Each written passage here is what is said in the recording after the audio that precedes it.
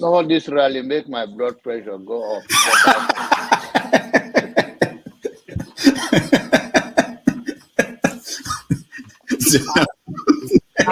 and I am ready to die defending Nigeria in whatever way. When it is God's time for us to go, it is you no took more my going time to be to on the talk. You are ready to defend Nigeria. I gave you my time. No, Please, I'm coming. please. I'm coming. Alexi, hold on. You already started. Tinubu is a criminal, yes, of course, a categorical grade 1 criminal. The only person more criminal than Tinubu in Nigeria is probably Babangida. But he's a criminal, and is he fit for purpose? Absolutely not. Should Tinubu be the president of Nigeria? Categorical no. Is there a better option than him? That is subjective. So show me who he is.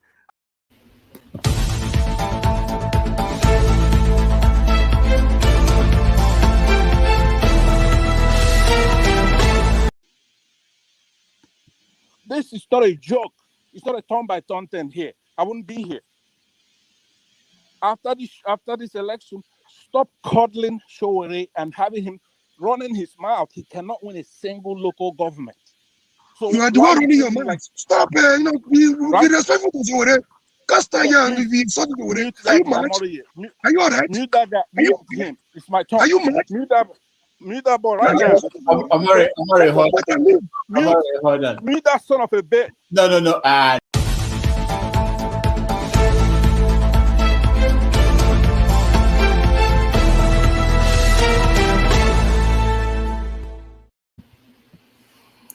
Good morning, everybody, and welcome to Have Your Say. We are here today on behalf of, my name is Alaba Ferreira, and I'm here today on behalf of Rudolph Okonkwo to host, to be your moderator for today's show, Have Your Say. And today our topic is we are Nigerians. This is who we are, and how can we build a better nation? Today we would be covering a few historical perspectives of the basic of what describes a Nigerian character. What are the characters of a Nigerian? We will describe that from the perspective of the first Governor General of Nigeria, Lord Lugard. We will look at it from a current Nigerian perspective. We would also delve into our historical past regarding having positive characteristics as Nigerians, and also what are our negative characteristics. But before we start today's show, I want to first of all thank those Nigerians that continue to be active on the cause of liberation. I want to make mention of Idris Abdul Karim, the musician, the likes of Charlie Boy, Macaroni Fast, and other artists who are using their arts to conscientize the nation. Also, one must not go without saying a big thank you to the likes of David Udein, Dele Farontimi, Aisha Yusuf, Omoye's Corner, in DJ Media, in Amdi Kanu, Dr. Charles Akboki, Mr. Elvis of Niger Watch and Mommy Diaspora of Niger Watch, Adiola Fayehun, Rudolph Okonkwo, Mayegun of the Temple of Truth, and a host of others that I can't remember their name. Also, all members of these panels that come on board to discuss topical issues that affect Nigerians, I want to say a very big, both as panelists and those in the comment section, I want to say very thank you. Thank you. Thank you very much for all you do to save our country. In these days of making money and consumption, for being creative in using what God has blessed you with to serve a higher purpose, on focusing on the pains and suffering of the people, and to push for their liberation and a better future for the country. Nigerians do not need active activists. We need active citizens. We lack visionary leaders. We are ruled in the absence of vision and purpose, which has been corrupted. And we continue to strive to seek that we have citizenship. Comparing Nigerians to Kenya, the highest office in the land, which is that of the citizen, is missing in Nigeria. We are not yet citizen, and we continue to strive for this greater purpose. So for today's show, we would just peruse through a few headlines that has been in the news. We will not cover the headlines today as our subjects of discussion. We would only run through them briefly. A few things that has been on the headline in the last 1 week is the fact that $500 million has been spent for women projects, according to the person in charge of women empowerment, Kennedy. Also in Nigeria, a few other items in the news include, but are not limited to the following. Obi demands the release of Nnamdi Kanu from detention, and the Dangote refinery had an explosion. Other items that has been in Nigerian news that are not limited to this is Nigerian news is always bedeviled with several headlines that are mostly negative. But there's always a few positives, but it's always hard to find. Other items in the news, in Nigerian newspaper headlines, include the fact that Zamfara government rejects Tinubu's permanent secretary appointment. Other items include federal government is not planning to run 4 budgets according to the presidency in its response to criticisms from Obi. And then in the news is the fact that scores are killed as terrorists bomb a wedding in Borno State. And like I said, we will not be discussing the news today or the headlines. We will be focused on the concept of who are we as a Nigerian? What are we? What is our character? If you look into the Nigerian concept, before it was established, before Nigeria became Nigeria, a journalist named Flora Shaw suggested the name Nigeria.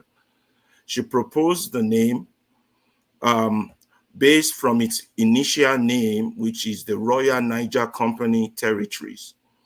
Nigeria is a country in West Africa. It was colonized by the British in 1884, and the colony is established at the Berlin Conference, which divides Africa by the European powers.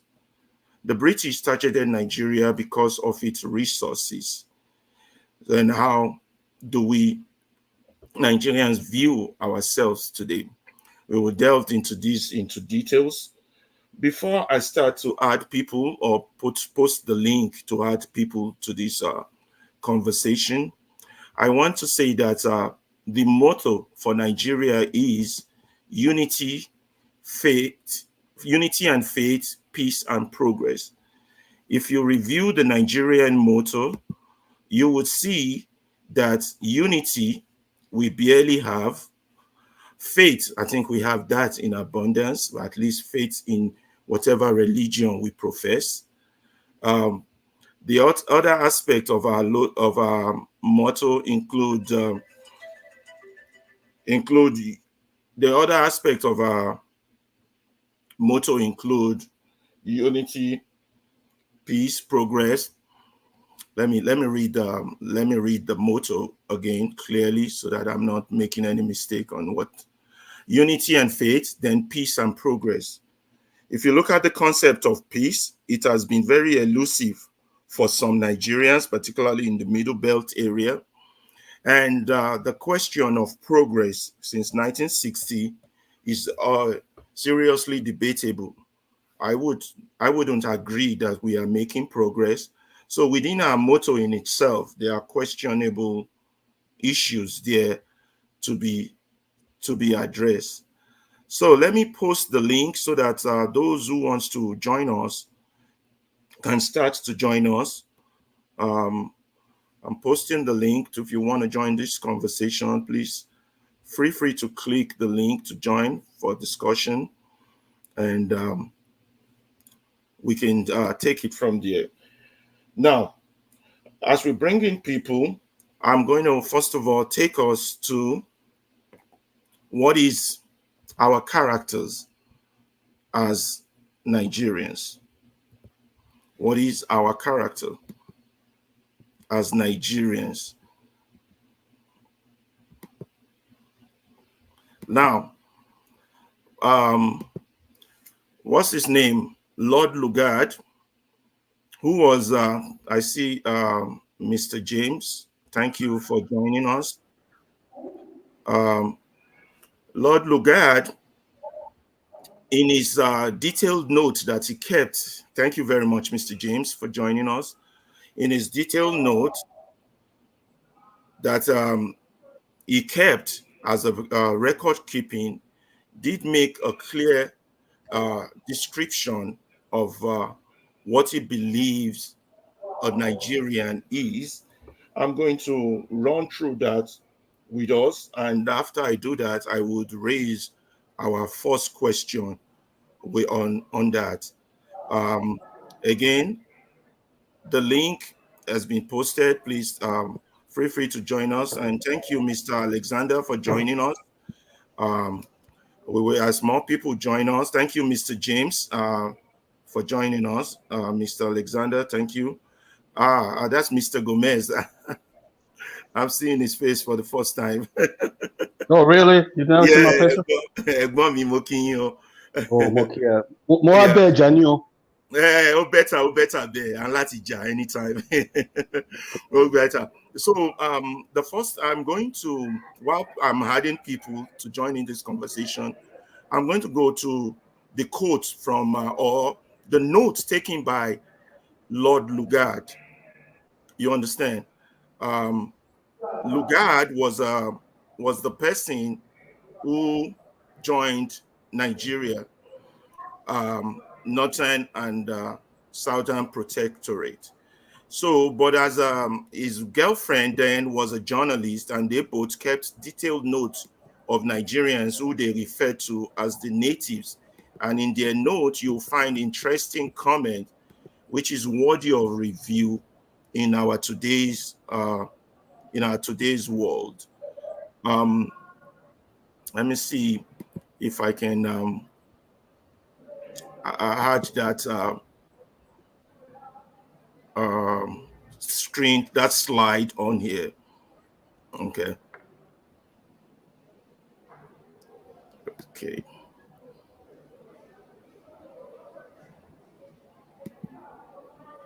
Okay. Okay. So that is being shared now, is the picture of Lord Lugard.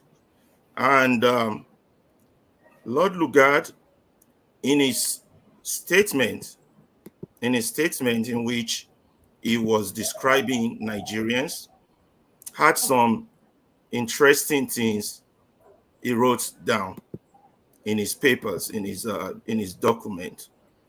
And those things, I'm going to go over them a little bit and read them. I still got some more people joining us. Let me acknowledge them. Hold on. Okay. Mr. I'm going to add a new person that's just joined us, but let me read Lugard's comment about what it considers a Nigerian is. In his papers, Lugard wrote down that in character and temperament, Lugard wrote, the typical African or Nigerian of this race type is happy, thriftless, excitable person, lacking in self-control, discipline, and foresight.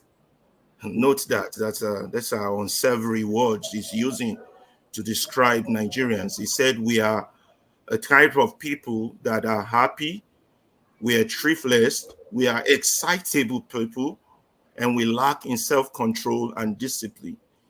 He also goes on to say that we are courageous and naturally courteous and polite. We are full of personal vanity with little sense of veracity, and that we are fond of music and we love weapons as an oriental Jewry. These are very strong words. I don't know if I should be reading these. So he also goes on to describe us as that our mind is far nearer to an animal world than that of the European or Asiatic world. That's very bad. He goes on that through the ages that we appear to have evolved no organized religious creed. Although some of our tribes appear to believe in deity, religious sense seldom rises above pantheistic animalism and seems more often to take the form of a vague, so it says our religion seems to take the form. This is real bad. I don't know if I should be reading it. It said, through the ages, the African appears to have evolved no organized religious creed, and through some tribes appear to believe in deity, the religious seldom rises above panthetic animalism, and it seems more often to take the form of a vague dread of the supernatural. He goes on to say that we lack the power of organization, and we are conspicuously deficient in the management and control alike of men or business. He goes on to say that we love to display of power, but fails to realize its responsibility. He says that we will work hard with less incentive than most races. Wow. He goes on to say that we have the courage of fighting animal instinct rather than a moral virtue. These are the writings of the governor of Nigeria. I think these are very damning conclusion. So what's the relevance of me reading this? Because reading this to me is just to get us to the question that we want to address for today. You understand? The question we want to address for today, which is the first question, that is, which is as a Nigerian today, hearing I want to call it rubbish that man wrote down about Nigerians. What's your view about Lugard's comments? Historically, we also have to note that in 1894, this same Lugard joined the Royal Niger Company and was sent to Bogu to counter the French inroads into the territory of Africa. And in 1897, he was made responsible for raising the Royal West African Frontier Force from local duties to serve under British officers.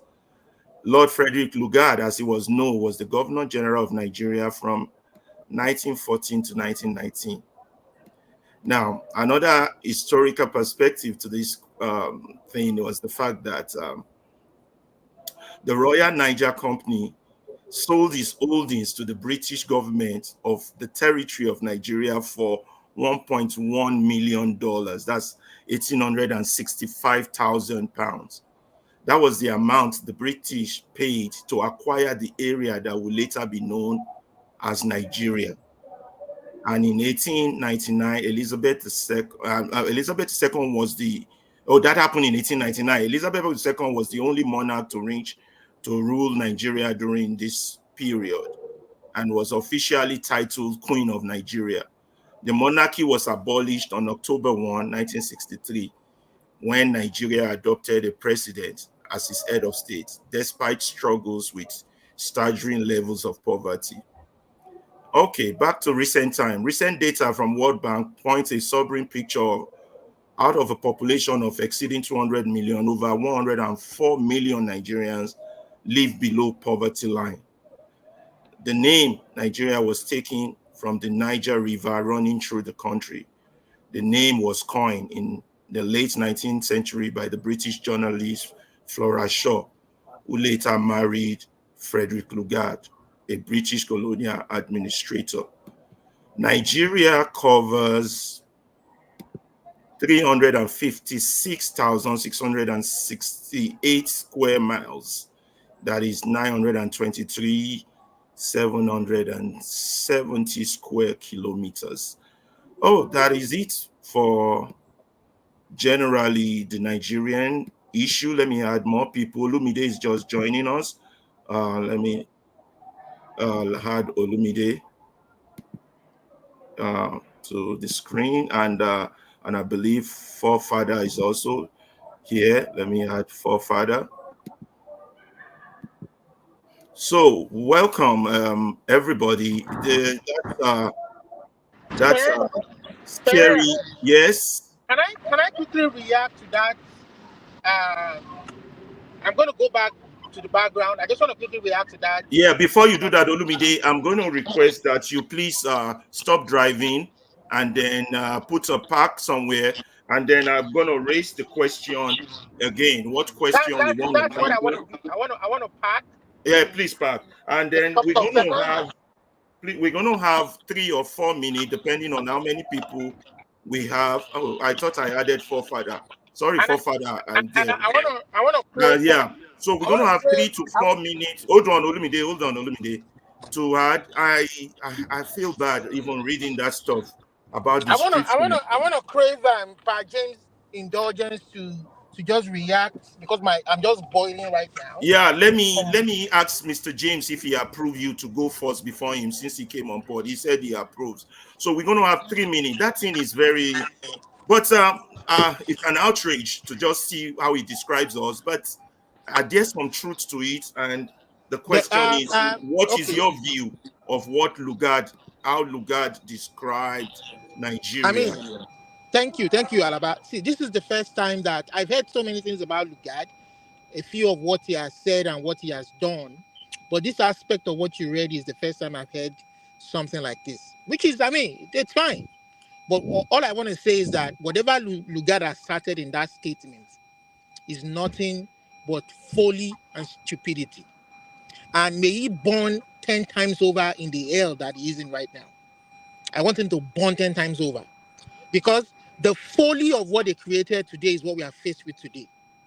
See, the white man, see, today we are faced with all the chaos they have created in this world, in the nations they have colonized, that they have mashed together, disturbed and put an end to the people's civilization. You understand? The way they would have developed naturally themselves.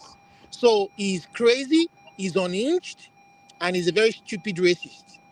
You understand? I'm short of words to describe him. But may he burn 10 times over, in fact, 1,000,000 times over in the hell that he is in right now, with Flora Shaw, whoever the wife is. Now, this guy, see, they may be technologically more advanced than us. I think at that time that they came to Africa to colonize us, or to Nigeria specifically, to that geographical region, you could say that they were more technologically advanced than us. Even in history, there were races in the history of the world. Even if you read the Bible, the Assyrians who conquered the Jews, the Greeks who conquered the Assyrians, the Romans who conquered the Greeks.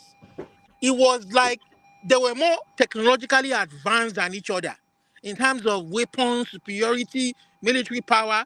But when it comes to morals, when it comes to that religious creed that he was talking about, we were organized. We had our own religion. We had our own way of doing things. We knew not to sleep with a neighbor's wife, another man's wife. You know, we knew not to steal. We knew all of this, morality, wisdom. Maybe they were more technologically advanced. Maybe with time, with the kind of migration that we have today, a much more sensible, where people can move to other parts of the world and then learn, come back and develop their own country where they are from, like the Asians did, the Chinese did. You understand? When they learn the ways of the white people and develop their technology, and now they're very technologically, you can say, are par, if not more advanced than even the white population. You understand? But they mashed us all together, disturbed our civilization, developed disturbed the natural way that we should have evolved and developed. You understand? And then he is there making a statement that doesn't make any sense or any meaning. May he rot in hell a million times over again, like I said initially. So what he has said is nothing but bokum and nonsense. But Olumide, I'm not trying to play the devil's advocate. I detest what he's saying. Do you see any fact in it? Yeah. That's what I'm saying. There's no fact whatsoever. It's all racism. It's all lies. It's all looking down on the people that they came to meet, all for one thing, to come and plunder their resources to use to develop their own country. They were more technologically advanced than us, fine. But in terms of morality, in terms of religion, in terms of organization, in terms of even when they came, there are other documentaries from other people from their part of the world that documented that when they came, that the Yoruba kingdom was like a republican way of life. There were settlements that were independent. They had their own chiefs. We had the Ogboni Council. We had and even in the East, the Igbos were organized too. They had their own way of life. In the North, they had their own way of life. But when they were about to leave and they were pressured to leave, just so they can continue to plunder and use their resources for their own gain, that was why they created that chaos before they left. So there's no truth in whatever he said. They were more technologically advanced. That's true, but that is not a new thing. Like I said, even in the Bible days that we read, the Assyrians were more technologically advanced than the Jews. They conquered them when they went to war.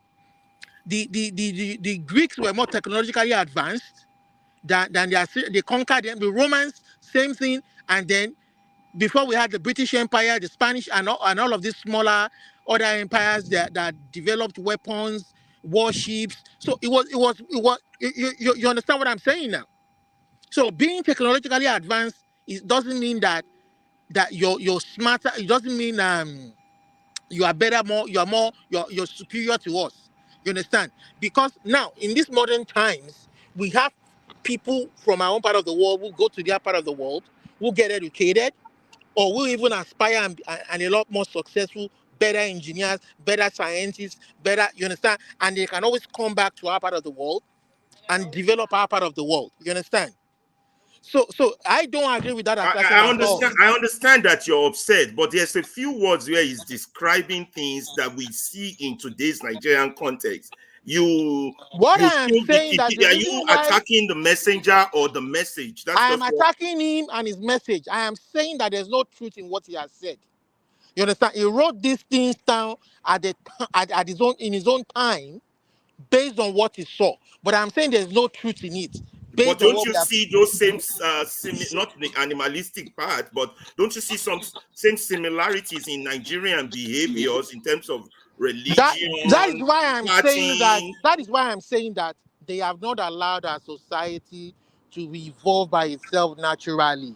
Do you understand what I'm saying, Alaba?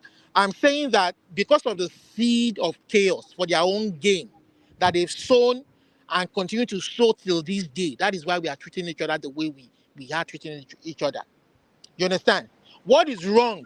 Czech and Slovakia, when they told themselves that enough was enough, we can't live together, let's have our own separate countries, they sat down on a round table and did it amicably. What is wrong with Africans, Nigerians doing the same thing?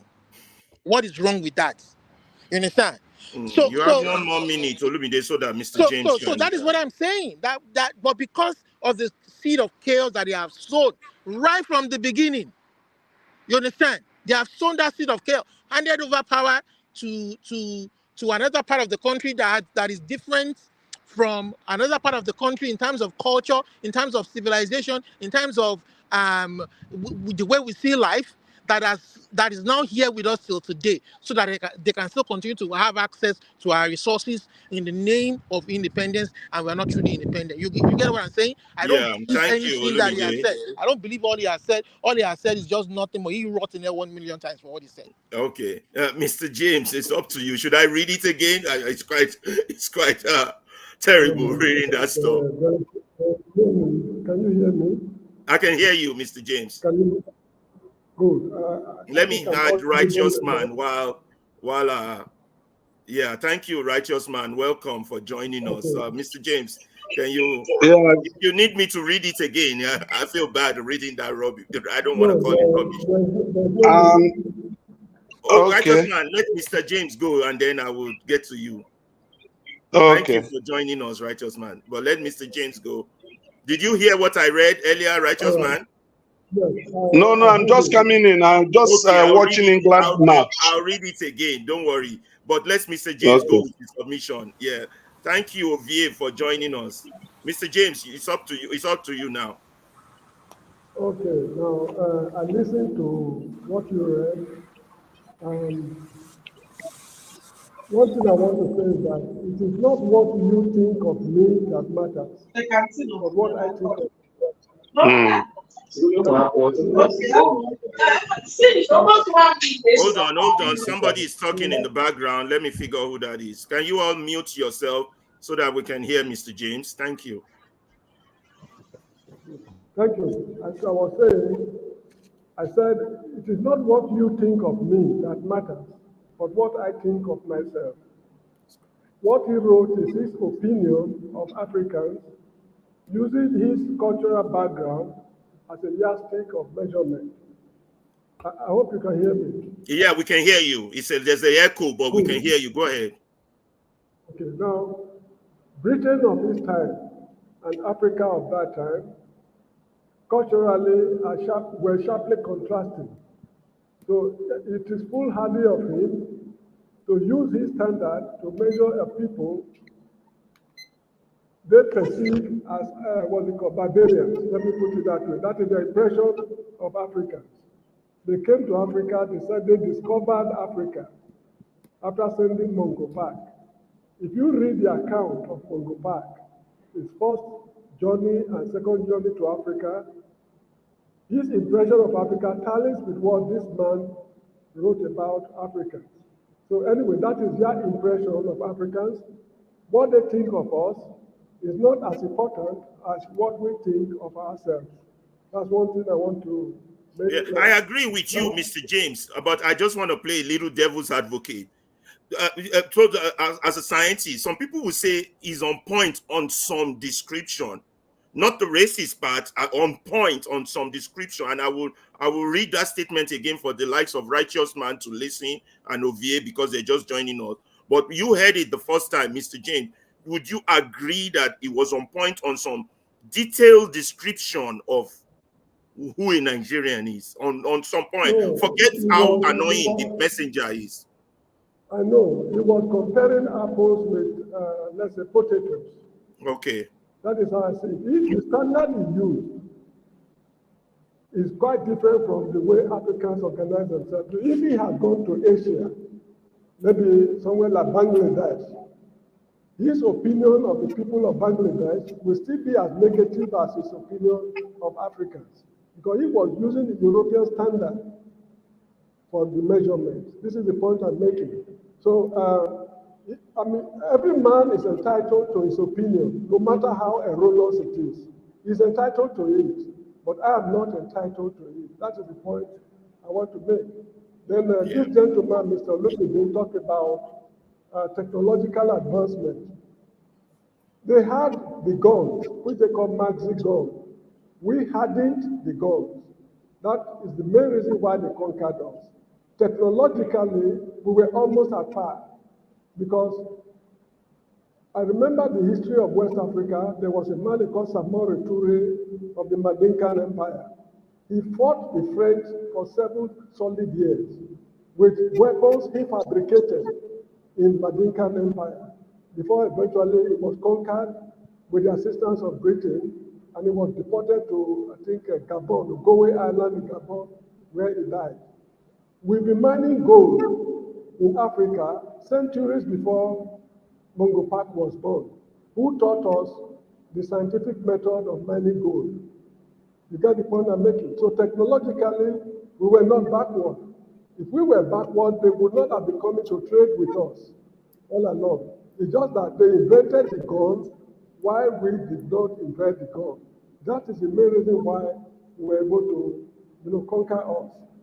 Okay. However, may I continue? Yeah, conclude. You got 1 more minute, sir. Okay. Anyway, they conquered us again for one more reason: hospitality. The African was very, very hospitable to the white man. They came as explorers, from explorers to traders, before they brought colonialism. If we rebuffed them right from the word go, the situation would have been different. But we did not rebuff them. In the Bible, although I'm not a Christian, in the Bible there's a place where it is written that you should do good to strangers, because unknowingly you will be helping angels or something like that. That was the philosophy behind what Africans were doing when the Europeans came. They were very James, just for the purpose of clarity, I don't mean to cut you, sir. I just wanted to say that I didn't say that they were more technologically advanced, but we had our own technology, but one race will be more technologically advanced. That's what I meant. Yeah. Thank you, Mr. If we had continued, we would have developed along our own line. Yeah, okay. It's a nasty. Interrupted the whole show. Thank you, Mr. James. It's a nasty read, but for the sake of Righteous Man and Oviedo, I'm going to have to read it again. Just ignore the messenger, which is Lord Lugard, who I always blame for joining human beings to cows. He's describing us Nigerians, what they meant in his journal, and this is what he wrote down. In character and temperament, wrote Lord Lugard, the typical Nigerian of this race type, or he didn't say Nigerian, he said African, of this race type is a happy, thriftless, excitable person, lacking in self-control, discipline, and foresight, naturally courageous and naturally courteous and polite, full of personal vanity, with little sense of veracity, fond of music, and loving weapons as oriental jewelries. His thoughts are concentrated on the events and feelings of the moment, and he suffers little from the apprehension for the future or grief for the past.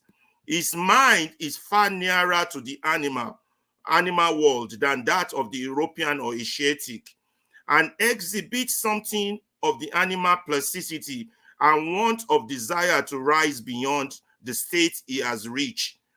Through the ages, the African in this area appears to have evolved no organized religious creed, and though some tribes appear to believe in a deity, the religious seldom rises above pantheistic animalism and seems more often to take the form of a vague dread of the supernatural.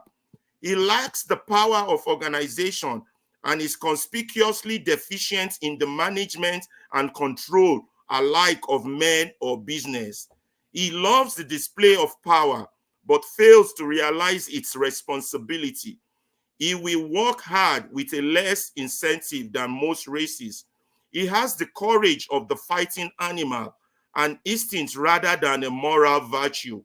In brief, the virtues and defeats of this race type are those of attractive children, whose confidence, when it's won, is given ungrudgingly as to an older and wiser superior, and without envy, perhaps. The true trait which has impressed me as those most characteristic of the African native are his lack of apprehension and his ability to visualize the future. Page 70 of the Droit Mandate by F.D. Lugard, 1926. Back to you guys. Who's next? Is that Righteous Man? Go ahead, Righteous Man. Are you there? Did you hear that? That's a very sobering reading. I feel bad reading that. You can skip me and let the next person. I will take after the next person. Okay. Did that reading affect you that much? It did. It did. I'm sorry. Okay, who's next? I think it's Ovie.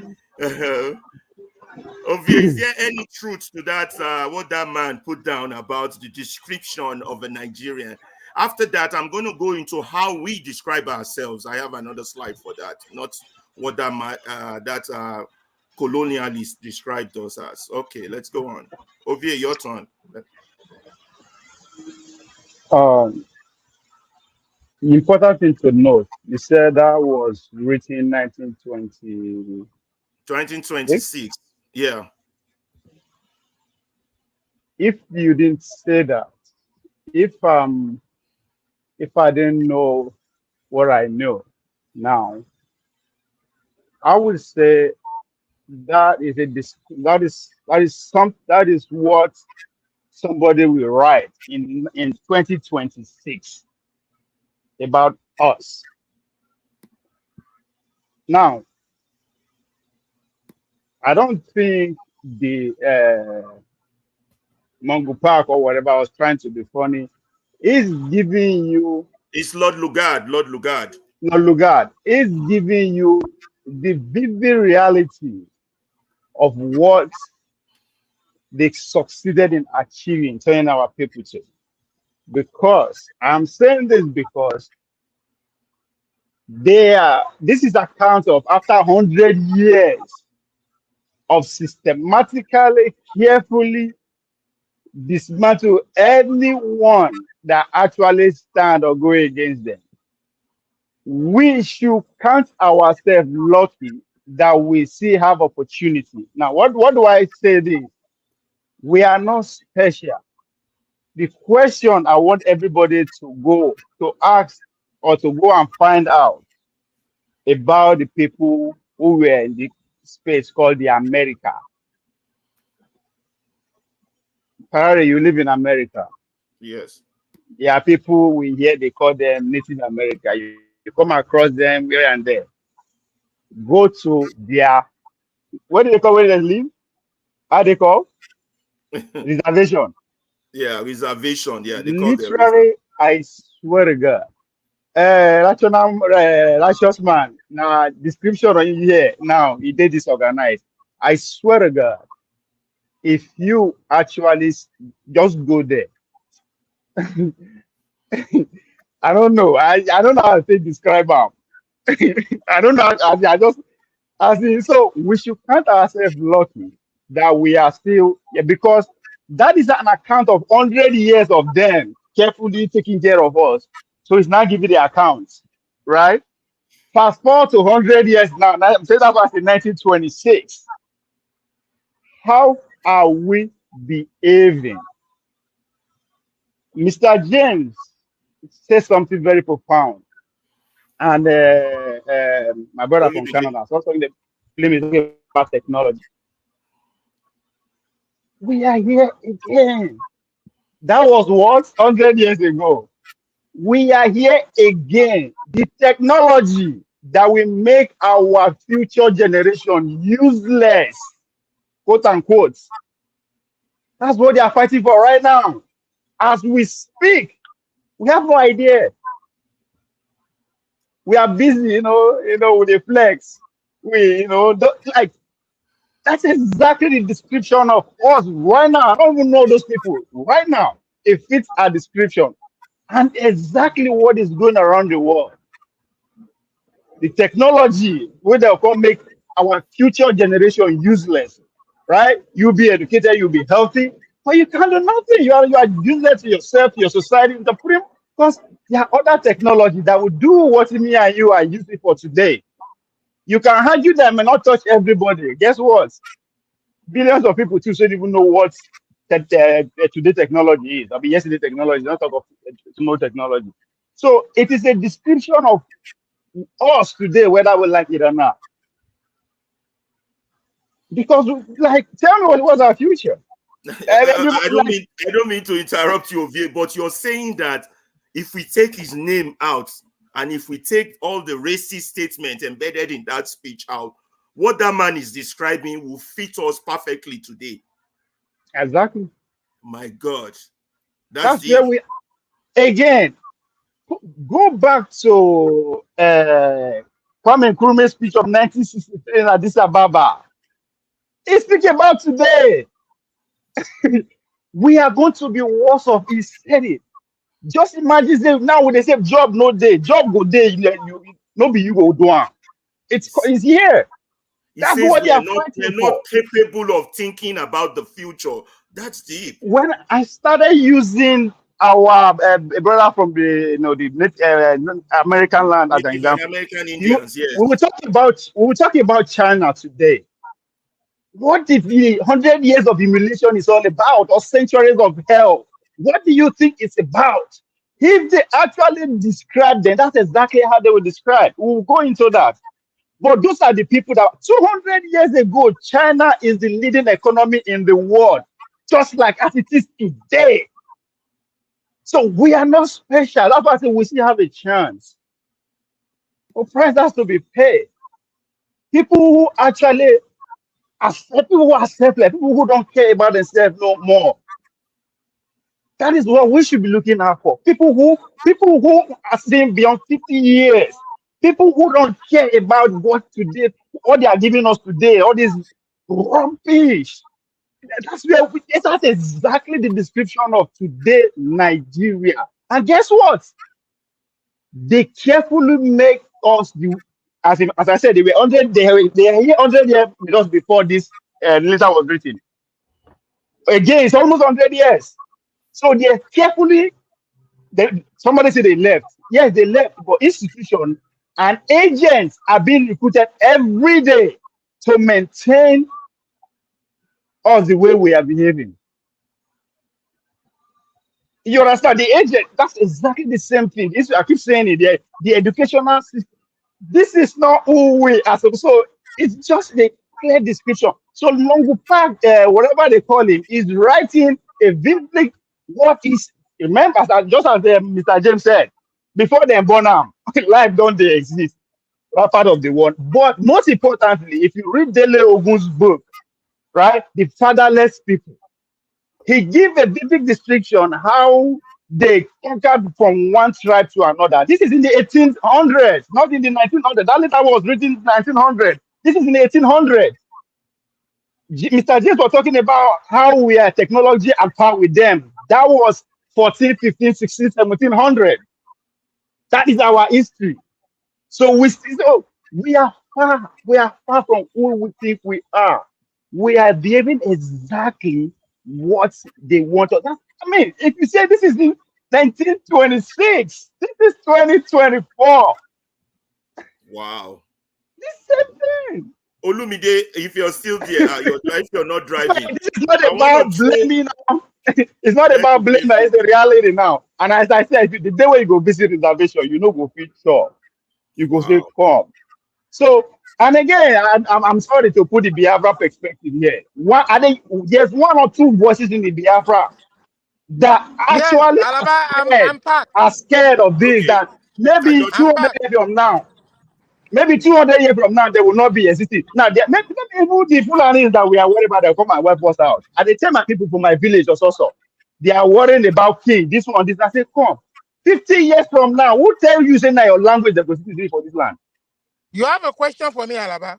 Yeah, I was wondering what Ovie was saying and said, if you take away the name Lugard and you take away the racist comments embedded in that speech, that the man was describing, if he had written that today, that would exactly describe us also. But when somebody in the comment section is saying that we are not thriftless, personally, I don't know the meaning of the word thriftless. So what I am saying, Alaba, again. Before that, I want you to comment on that before I call on Righteous Man. Sorry, Righteous Man, I'm not ignoring you. So what I am saying is that what Lugard or regardless of whoever said is wrong, because they are the ones that created this chaos that we are currently in. Go to Congo, go to Kenya, go to wherever they colonize. go to Miami, go to. So I don't know what Ovie is talking. Ovie is talking Okay, trash. before I agree with you, Sorry. Let me explain what Ovie I is mean. talking trash. Let me explain. You said they are the one responsible for all this chaos. That's right. That is what happened in the 1800s, leading to 1926. The systematic, this thing that they are doing to us, that's what they did to our people between 1800 to 1926. Just forget argument. For God's sake, it's not about argument. I am saying that what Lugard said at that point in time in 1926 was nothing to have described us in that fashion when he came and landed on our soil. No, I'm a moderator. I'm not You supposed are to be not. talking Hold on. I am Sorry. saying that that remark is a racist remark. Hold To on. You say are that getting we it were wrong. not organized, to say Olumide, that we hold didn't have on. a form of Olumide, civility. please. Olumide, please, hold on. Lord Lugard is describing what he saw in 1926, not what he might have seen I in am saying that 1826. he is Hold on. wrong. Oh God. He is Can you please wrong. hold? Oh Olumide, my can we God. just Oh my agree God. to Can you disagree? hold on, You're please? saying Can it's you hold wrong, on? agreed. It is not argument. This is not about wrong and right. You are just missing let's say the date here now. Lord Lugard is describing what he saw, what he met in 1926.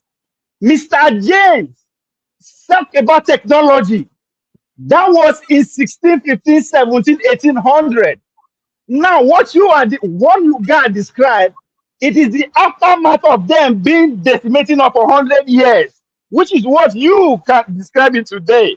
So what he is describing, it's not who we are, but it is who they made us to be over the period of 100 years. Hold on, Ovie. Somebody just put the meaning of trifles on the chat comment. Thank you, Trotosas. He said spending money in an extravagant and wasteful way. Oh boy, we still do that now. You not see the video Listen, that's already. what I'm saying. What Olumide is not wrong, right? But what Olumide is saying is that we were not like that. Yeah, we were not like that before 1900s, right? But that was written after them, at least over 100 years of them doing what So they are doing to us now. Ferreira, Yes. you know what? If you are agreeing with Lugard in that regard when he made that statement, then Yes. you understand? Yes. What? So you are agreeing with Lugard that you people couldn't have used your resources to your own benefits anyway. So we are right by come and use it for you people by taking over it.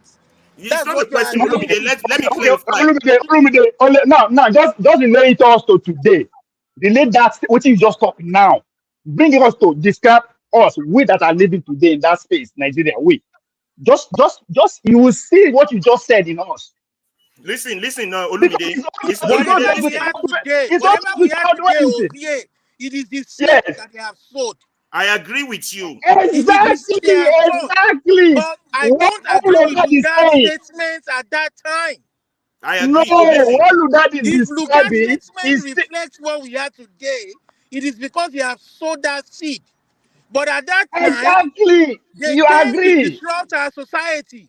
I don't in any way Then agree with what he has said at that time. no. See, just change the date. If you are to describe us in 2026, how will you describe us? Exactly Olumide, the way you got. So yes, you are right. No, in Then hold 1926, hold on we now. were an evolving Ah, society. They were hold more on. technologically advanced, Let me but we were agree an with you evolving now. Okay, society. let me agree with listen. you for the sake of understanding. Let me agree with you. You Well, understand? maybe I can't speak for your community, but I No. can speak for my Yoruba community that we were Can you advanced, we were can you just organized, hold on for a we were minute? civilized, we had our own Can you religion. can you feel on? Don't they So tell you? so Don't they I go? can't speak for Can you you. I just can't hold speak on? for your community over here. Olumide, okay, Let me just hold on okay. for a minute. Hold on. You understand? Let me agree with you. What Lugard is describing, it is not what we are. It is what they made us to be. That is Can why we I agree on put that? they. Olumide, can we agree on that? It, What they made us to be. Can we agree on that? That's right. What we are today is they are responsible for it. Oh, That's right. I agree. Is that not so, what so, Fela so, was so what's calling? the argument? Listen, So what are you arguing about? listen. It's not Is what I'm that arguing about. Olumide, Ovie, can you be Ovie 1 minute? But what Well, I am Olumide, saying is that ab initio, when Lugard landed on that soil and described us that way, that was Bukom. Bukom. No, they've already bastardized us to that point. Before it's again. The fact that just look your last statement that even though you narrate to the Yoruba people are already advanced, that's exactly what Mr. James said. That yes, our technology up to par. What you cannot factor in is the date, the period. Ludad is describing what he met after hundred of years of them systematically making us to their own expectation. So that's why it's easy for him to describe. He's giving an You have I to swear to tap God. now because I can't have you on driving. But while we are on this topic, Olumide, I just want to tell you, I'm going to move you to the backstage where you can hear me. Olumide, now, I just believe that if the ambassador of Britain, if the ambassador of Britain to America, or whatever those that were people with their mother, they should write the same comprehension about us today. I swear to God, on the same thing. It will not be different. No, the words he used are correct. He said we are thriftless. We spend money extravagantly. He said we don't care about the future. That is true. What my brother, what my friend is hold on, what my friend is trying to hold on. What I wanted to tell Olumide was that is that not what Fela was talking about? That they don't release you now, but you never release it yourself. Is that not, you're right. Exactly. That's what Fela was talking about. Yeah, exactly. What Olumide you have to stop talking because righteous man has to speak, and I think Mr. James has a comment. Let me just make this statement if you don't mind. Make that statement, and then we go to Mr. James. 1 minute, righteous man. What Olumide is finding hard to understand here is that the way they behave so is still systematically orchestrated. So if any of the ambassadors want to write about us, now the same thing he will write. He is not seeing that part. Thank you. Sorry. Yeah, Mr. James, 1 minute. I think you're raising up your hand before I call on righteous man. No, I wasn't. Give righteous man the chance. Yeah, but what's your view on Ovie's comments to that? That if you take the name out and take the racism out, it's those words will still describe a typical Nigerian. Well, I think to some extent, not totally, to some extent is correct for one reason. To some extent. I remember reading one Charles Dickens book. Unfortunately, I can't remember the title. He said that African kings are very cheap because just giving them a bottle of gin, they are ready to give away their inheritance. I can't remember the title of the book. Anyway, but you see, one thing is that they were assessing us by their own standard of, let me say, morality. That's right. Yes, they are using their own standard to judge us. And up till now, they don't want to acknowledge how we have our own way of doing our things before their arrival. That is one thing we must take into account. It's just like the Bible. Those who wrote the Bible, they were very close to the Jews or the Jews themselves.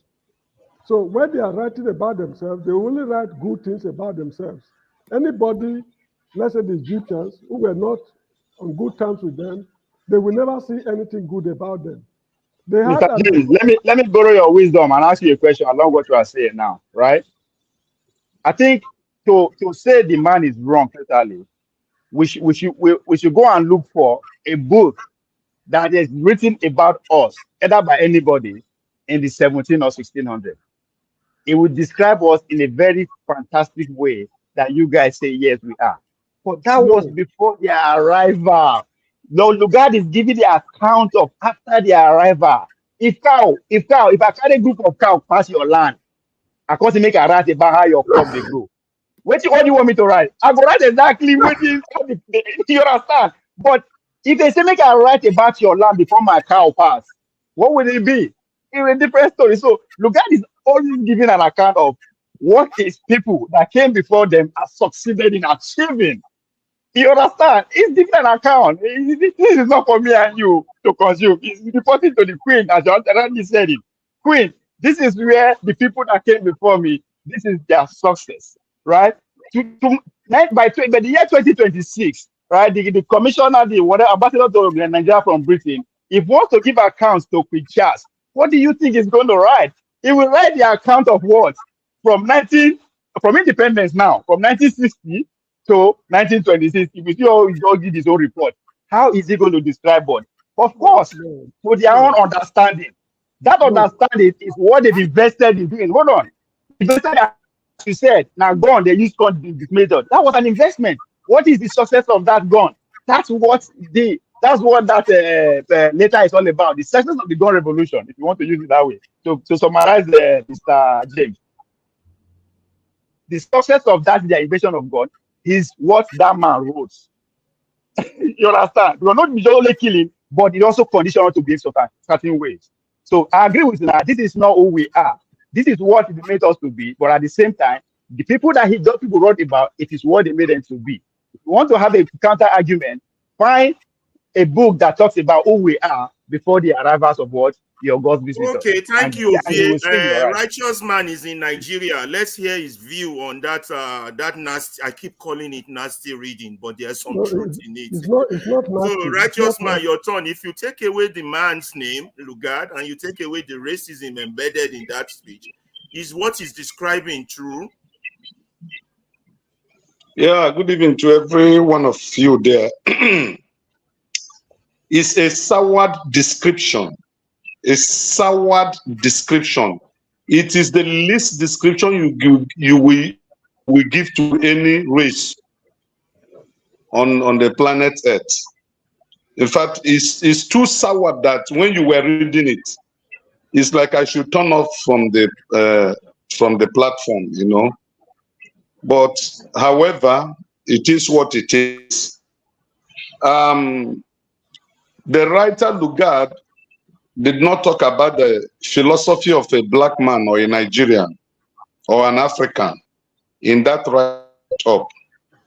And you know, before the advent of the colonization of the black race, the Arab did worse than the Europeans did. The Arab invaded Africa with religion. And that religion is still playing a very dirty part in our life today, in everything that have to do with us. And when the Europeans discovered that religion was a tool, because they introduced Islam to Africa before Christianity was brought to Africa as a tool of colonization. Now, the weapons they used in conquering Africa or conquering Nigeria was not actually gone. They used religion to disarm the black man. Because when they were fighting with Nigerians,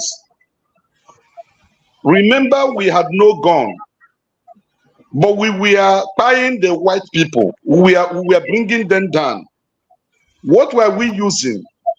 What was the technology behind bringing them down? The technology was our traditional African culture. That thing they call juju.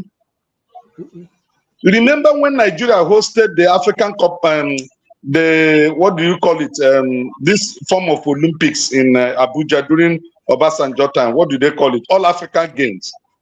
You remember they introduced one Yoruba guy who lightened the, what do they call that thing? Ovieka is an athlete, so he's supposed to, that thing they normally light to, to announce the commencement of the game. Touch. Yeah, the touch. Do you know that Yoruba guy that represents Shango use his mouth at the center of the field and lighting that thing, and that thing catch up with fire and was burning? That torch, without necessarily holding any physical object, without climbing to the stadium, he was at the center of the field to lighten that thing. That was the technology Africa was moving with, and that technology was disarmed, because it is in that technology that was hidden some secret revelations that's supposed to launch us into today's civilization to catch up with the rest of the world. Now, let me give you an example of what I'm saying. My dad told me that his dad does not go to any meeting by trekking. What he does, there's a certain leaf at the back of their house. Then my granddad will cut that leaf, step on it, and make some incantation, and he will appear at the venue of that meeting. Okay? That was a kind of science that Africans were known for. But when they introduced Islam and Christianity, they told them that those practices were evil, that they were not good. They disarmed us, and even the black people that were around then that, were practicing this thing, were killed. And the moment the black race was disarmed with religion as a weapon, we became flat. So we were living on the basis of the information they give to us. And up to today, the slavery still continues. You discover that most of the best brains in the land, let me end it in Nigeria, as Nigeria was the vocal point there. The best brains, let me say most of the best brains, let me not say the best brain, most of the best brains in Nigeria are today migrating to this Western world to continue to engender their growth and civilization, while Africa is left to rot. So the colonization is still on, the slavery is still on, but this time they are not putting chains on your necks and your hands and your nose and the rest of it. This time they use visa. Visa is that chain. The moment you go now, it's a civilized way of enslaving you. You have to obtain visa. That visa is the chain of the slavery chain that you must use in order to come to their land. And they subject you now to do the works they want you to do. And then you know, righteous man, I think you're right. The visa thing, and they are taking the best among us. They're taking the best out to develop their own land. I think that's but wait, I have a question. Now I trained them before. Now I trained them. Now we train them. Yeah. No, yeah, the good question, Ovie. Now them train also. They give you curriculum, they give you everything that you are studying, and then give you. So where you go fit in? You study computer, where you want to go? So then I then train you. We are more Americans. Let me get narrow it than the American than any other part of the African continent. And that's when now you discover chemistry as it is today. Now you tailor it the way that they study for Nigeria. The medicine and everything. Is it your own? No. Medicine. Let righteous man finish. The medicine that is being practiced today started from Africa. The medicine, this even arithmetic, this physics, arithmetic, science, it started from Africa. They modernize it to their standard. Yeah, that's what I'm saying. Yes, they modernize it, and that is life. Life must not be stagnant. There should be space for life to grow. So from one generation to another generation, civilization, it is a continuous thing. It doesn't end with one generation. Okay, the clash of civilization that the white had with Africa kept Africa where we are today. I don't want to, you see, describing Nigeria with that kind of letter is describing the entire black race. You're right. You understand? Right. The cradle of civilization started in Africa. So when you describe Nigeria with that kind of lettered, soured words, it simply means you don't have respect for blacks. And like Ovie, I want to concur with Ovie in one aspect. Fine, that description fits in what we are today. Because what they introduced to us is a projection of what we are going to be after in the next 100 years. And we stupidly fall into that trap. What that they described that time was not what we were. But we are what it was described 100 years ago. We are right now in that description. We fulfill that description. That's just it. And which way out? Until there is balkanization of African states by Africans, we can't make a headway. I may repeat myself again. Like Europe, balkanized Europe, according to their culture and tradition. That is why a country called Lisbon in Europe is less than 2 million people, but they are a nation. They have the military, they have everything. Their GDP, their economy is very strong. It's one of the strongest economy in Europe. But they are less than 2 million people, and yet they are called a nation because of their culture, because of their tradition. Okay, coming to Nigeria, now look at what is happening here. They are playing. You have 1 more minute so that Wale can talk. Okay. Okay. Let Righteous Man finish first. Go ahead, Righteous Okay, Man. coming to Nigeria. If the British had allowed the Nigerian state to function like the Great Britain, UK, United Kingdom, where you have the North Island, you have the West, you have the English people, and I think the Scottish. If they had allowed us to be a confederate state in Nigeria, I am telling you, Africa would have been let loose. How can you, I mean, look at it, that as at that 1960 something, 1950 something, that the eastern zone of Nigeria was the best economy, the fastest growing economy in the whole world, in the whole wide world. Thank you. If you have let that confederation to continue like that way, you think that we wouldn't have developed to the extent of going to the space without the help of the Europeans? Yeah, well, I rest my case, but that letter is a soured letter. Wale, I hope I don't have to read that nasty letter again. I hope you heard it. That thing was, but there would have been argument that there are truth in it. If you take away the man and you take away the racist comment, if you put that letter in today's world, it fits us perfectly. I just learned a new word today, thriftless. We spend like crazy. We are thriftless. With the way they describe us, we don't care about the future. It just go. Did you hear me read it? I put the link up there too for anybody who wants to go check it out. Yeah, without even dwelling. Thank you, Mr. Alaba. Without even dwelling too much on the letters and everything, it boils in me to see 100. Well, after more than or less than 100 years, we are still. Even if someone call you idiots, it's entirely up to you to accept that, okay, yes, I'm an idiot. Or you go back and look at what you are doing for them to call you idiot and correct it. They can call us anything they want to call us. They can even do whatever they want to do to us. Now, let's move forward. Who are we today? What do we really want?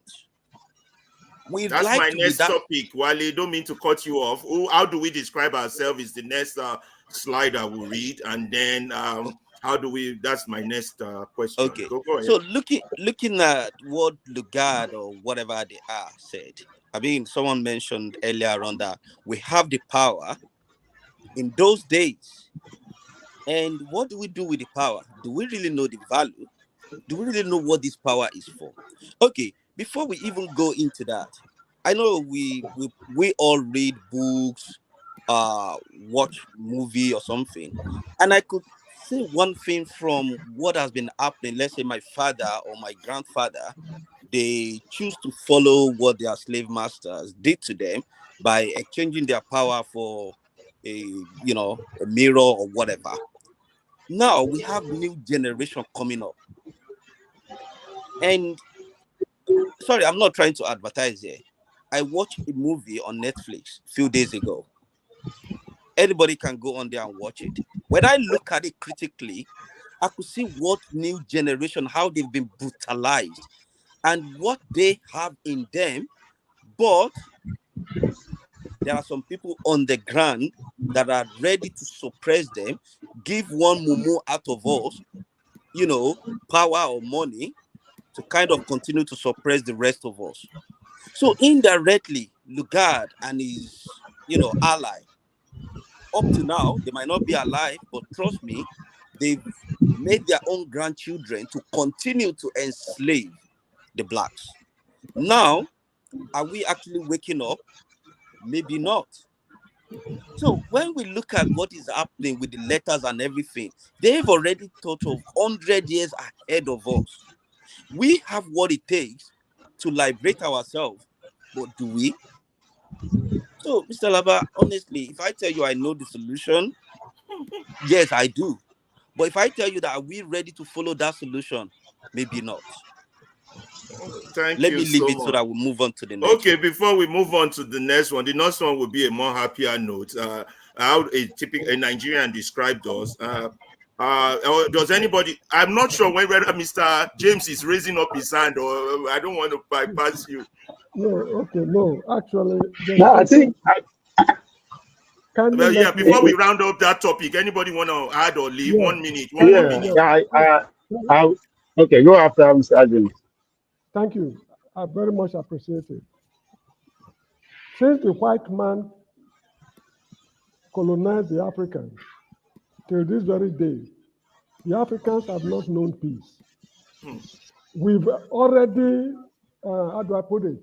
We've already acknowledged, we know exactly what went wrong.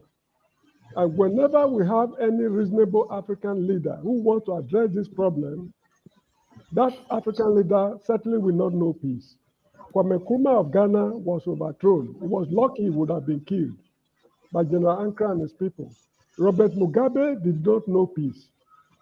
Murtala Mohammed of Nigeria, February 13, 1976, the day he was killed. Sukabuka Dimka was at the British High Commission in Lagos that morning Gaddafi. before they went to, waylay the man and killed him.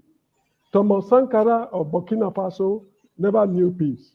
Mengistu Haile Mariam of Ethiopia did not know peace. Muammar Gaddafi, what offense did that guy commit? Absolutely nothing. Even here where I reside, Yahya Jammeh of the Gambia did not know peace. He was a very lucky man. They would have cut off his head before he relocated into exile in Equatorial Guinea, where he is at the moment. The white man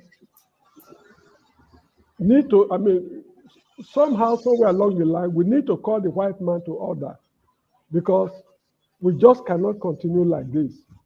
It is only when we have useless African leaders that they parley with them, like this man in Kenya right now, who has caused the mayhem in the country.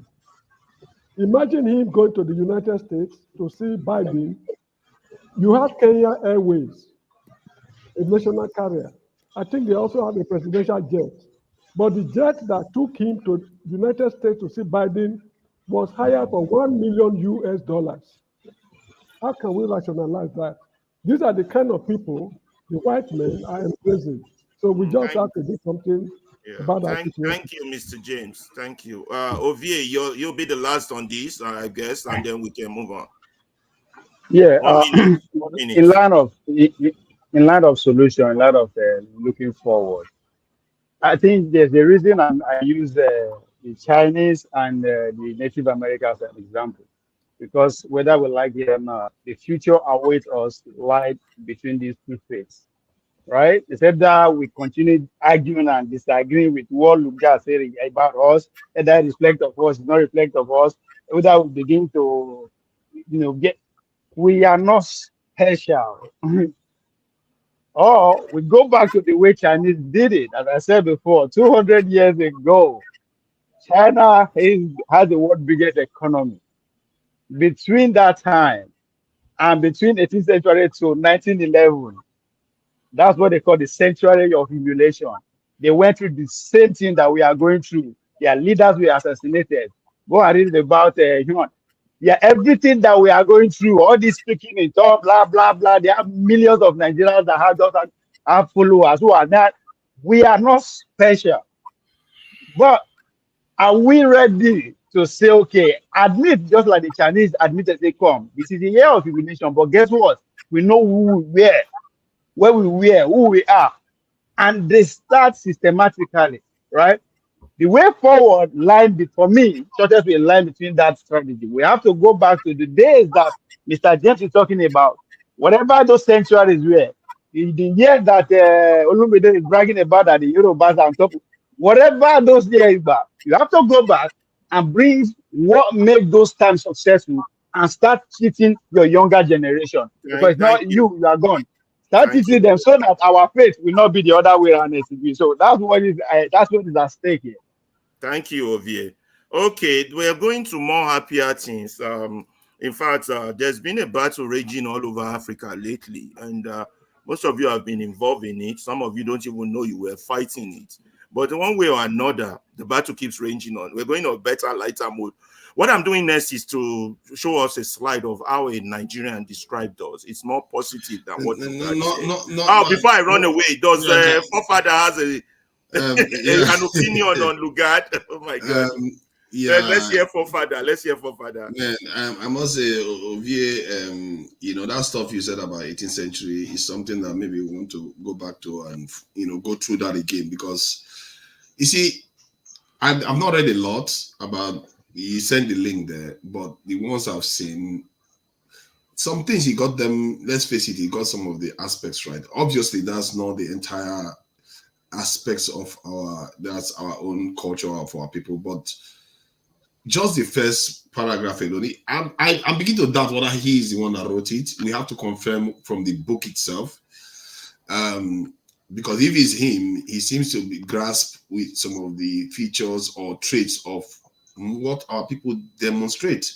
No, he's an Forefather. The guy was an intelligence officer for the US, for the British people. Sorry, the date is very important. Fatherless people, Dele Ogun, people like him are intelligence officers that were sent to all these countries to do intelligence job for the British. They're not just ordinary people. Sunanja, factoring the time, this is in the 19th century. It's not talking about the people they met before that time.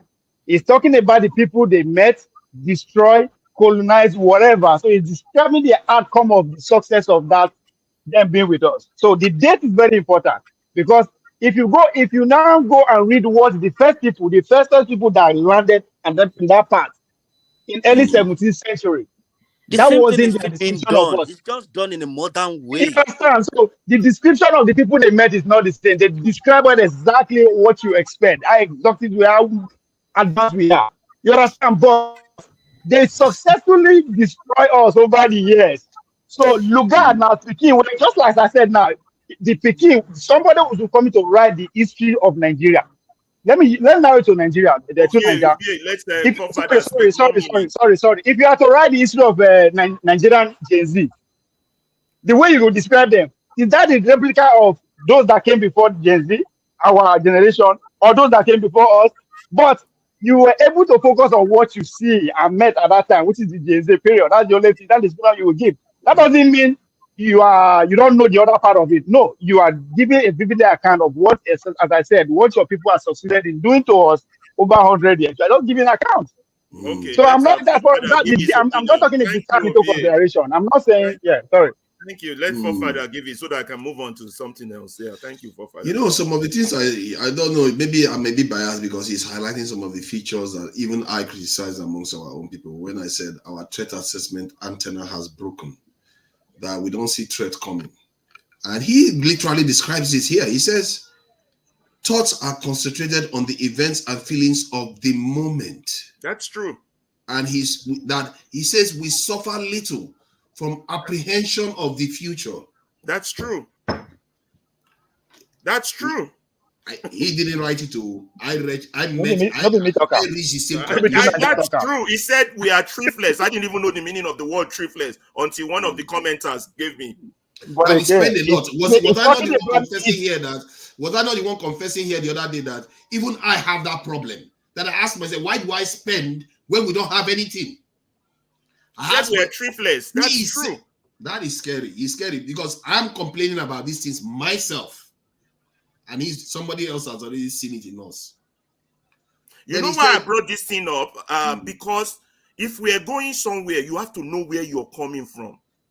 That's why I brought you to. If you want to go somewhere, before you start defining where you're going, you need to know where you are and where you're coming from. If those 2 points are missing, you're just going to be in circles, and we've been in circles for years. Anyway, Forefather, are you finished so I can move on to the... I just want to deal with that paragraph because it's one of the worst problems we have. We cannot, it says we suffer little from apprehensions of the future. In other words, that's basically saying we can't analyze threats. Apprehensions of the future, something you should fear in the future, we don't understand it. And I've used that stuff about 2 years ago. I said, our people our threat assessment is completely broken. We don't know who our enemy is. And on this panel, we see here people telling us that we don't have enemies. On this panel. Do you know why? Do you know why? Because all our elites, from the street leaders to religious leaders to traditional leaders to our governance, anytime we threat happen to them, what they do, they move. So we train our psyche to all that. Anytime we and you fit threat, that's why we end up where we are now. It's because we fit threat back home. That's why we run. So what are you talking about? Sorry, the panelists. Let me just quickly summarize this. Honestly, everything we've discussed here now, I could see how the Gen Z kind of look at it. What is the future? And I'll quickly summarize this movie I was telling you. Honestly, exactly what is happening to us. They just make it in a way to kind of let us know. Today. Yeah. So what happened? There is a power in us. And somebody see that power. But because we don't know how to make use of this power, people will saw it like, wow, this is really great. Okay, what can we do to make sure that Ovie is the owner of this power? Okay, let's arrest him. We have the power. And everyone that has the same power or who are very similar to what he can do, let's keep arresting them. Honestly, watch that movie with a critical eye and you will see what our problem is, what the future holds. Now, let me quickly summarize it. Ovie, Forefathers, Ferreira, you all are the one who can rescue the future. Only Forefathers could see that if you can get Ferreira, you can get Ovie, you can get Righteous Man, you can get about 4 of us. But Ovie is like, no, I don't want to be part of this. You people are mad. He's angry. But without the 4 of us, there's no unity, there's no future. How are you, Forefathers, going to get Ovie to reason with you? How are you going to get Ferreira to say, look, we can only win these people if we all come together. But these people are so powerful that they are ready to kill you. What are you going to do? That is how this movie portrayed it. Honestly, watch it, you will see where the black man's power is. It was acted. For anybody who has been in London, look at Peckham. You will see black kids stabbing each other, killing each other, doing some kind of gang. You just look at who caused us. What is our problem? Where does it come from? So when I look at how we discuss things with the old generation, then I'm thinking, the children we are giving birth to, this new Gen Z we call them, are we going to continue to allow their life to be wasted? But you'll be surprised that are genius among them. What are they going to do? How are they teaching others who cannot see? You will see some girls that somebody mentioned yesterday that when this girl TikTok on Kenya issue, that this is essential, this is not essential. And someone said, our own girls in Nigeria, they only think of BBL. Not all of them think straight, use the power of social media they have. Rather, they want to be on Big Brother Niger, how they will show their bomb and their... Not all of them, but majority. Now you see, what can we do to educate these people and wake them up? I say, look, you've got the power, you've got the potential to make the future better. But what are you doing? Okay, what thank you, doing? guys. I think, Paradi, sorry, I'm not. I think this actually tailor, seamlessly into the conversation we want to have. How can we make Nigeria do Nigeria that we want, right? So I think it's, but it's already to make an introduction so that I can continue to. He has a question. What are we doing? What can we do? I think it's all factual the conversation that we're going to have, if I'm not mistaken. But I just wanted to put that in. Who has a question? Oh, no, No, not the question. do we continue the conversation or you Oh, want to? no. I want to I move just want us to say on. something. I want to move us Yeah, so on now. that's Thank you. I don't know we're ready for me. I will get back to this on a different On a different, way, we'll get back to because it. it's quite broad. It I is don't broad. think I think it bled into the conversation. Now, your question of the day is that how can we Nigerian build Nigeria that we want, right? Yeah, it led into today's Everything topic. is It does. It everything we're does. talking about so far is just exactly how my brother on the screen finished right now. That's he put it. Yeah, I it mean, he led make it into personal in today's terms of topic. question, but exactly Yeah. that's what I was saying. Okay, So do we just continue the conversation, or you have something to introduce? I have So something before we more. go. Let me take us into something we've all been talking about lately, which is very interesting. In the African scenario, it's about the issue of very serious issue in Africa is the issue of this thing. Let's hear it out. Hold on. No.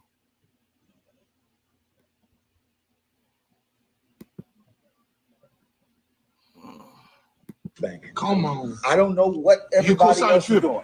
Not only do I co-sign, I would go above and beyond. If there were more words he hadn't already said, I would say more words. I would say that I would not be surprised if the hands of my Savior himself cooked this rice. No shock at all. And look, that rice is spirit-filled. Debate ended. And the way he was reacting, I thought he was overreacting. It was incredible. Yeah. Here we have it. Okay. So at least we know we are winning the jollof rice race. I just wanted to be a little bit comical on that one. But on the Nigerian situation, here is how a Nigerian describe us, our character profile, and it's very positive. And I want to review it, not just let us leave with just Lord Lugard, because I have a follow-up question to that person's description of who we are as a matter of fact. Let me put that in there. I'm doing better today on this technology thing. Oh, let me add Blackstone. Sorry. Alaba, I think I would rather have that body judge or power this one do moderation than the way you are doing it. Okay, at least I just had Blackstone. Thank you, Blackstone, for joining us. And let me add Olumide. Thank you. For bringing me in. Yeah, thank you, Olumide, for joining us. Even Mr. James is losing patience with your technology ability. Come on. my technological ability is a disaster. It's like that our Nigerian elite ability for them to lead us. Your technological ability is at the same level. Okay, this Nigerian, let me read the name. This person rightly described us in a positive way, and I think it's fair to put that out there. You know, let's do that. Let's share screen so I can read it. Understanding Nigerians, he said, a mini character profile. Please, as I read what this man, I don't know if you all can see it clearly, but I will read it on my part here. Please focus on the positive, because it will affect our next question on how can we use this positive, you understand, to help build our nation. So let me start the reading. The person's name is Mary Olonye. I pronounced that pretty bad. Mary Olonye. Understanding Nigerians, a mini character profile. Mary Olonye. The person is a writer and editor and the co-owner of Selma Travels and Tour. Okay. He said, Nigeria is so often misunderstood due to lopsided coverage of the country and its people by Western media, and by the fact that a relative minority of thugs, corrupt criminals, and terrorists have hijacked the reputation and perception of Nigeria and Nigerians. Did you hear that? That's interesting. To understand a country is to understand its people. So let's start there. There are no people anywhere in the world quite like Nigerians, and here are some of the reasons why. Nigerians are proud, confident African people. This confidence is often misconstrued as brashness or arrogance, but it is not. But that's not it all. Nigerians are simply supremely confident and do not require nor seek any outside validation or approval of who and what they are as Nigerians and Africans. Nigerians are proud of their culture and tradition and love to share them with anyone who is interested. They would extend invitation to Nigerians and non-Nigerians alike to join in the festivities and celebration. If you ever observe or attended a Nigerian event, you know that you will be treated to Nigerian music, dance, food, speeches, and all around good time. All the while, you will be made to feel welcome and valued. Nigerians are highly educated. In the United States, Africans are the most highly educated immigrant group, and among them, Nigerians in particular have attained the highest level of education. Education is highly valued in Nigeria, beginning with childhood and continue to adulthood. Family. Well, for Nigerians, there's nothing more important than family.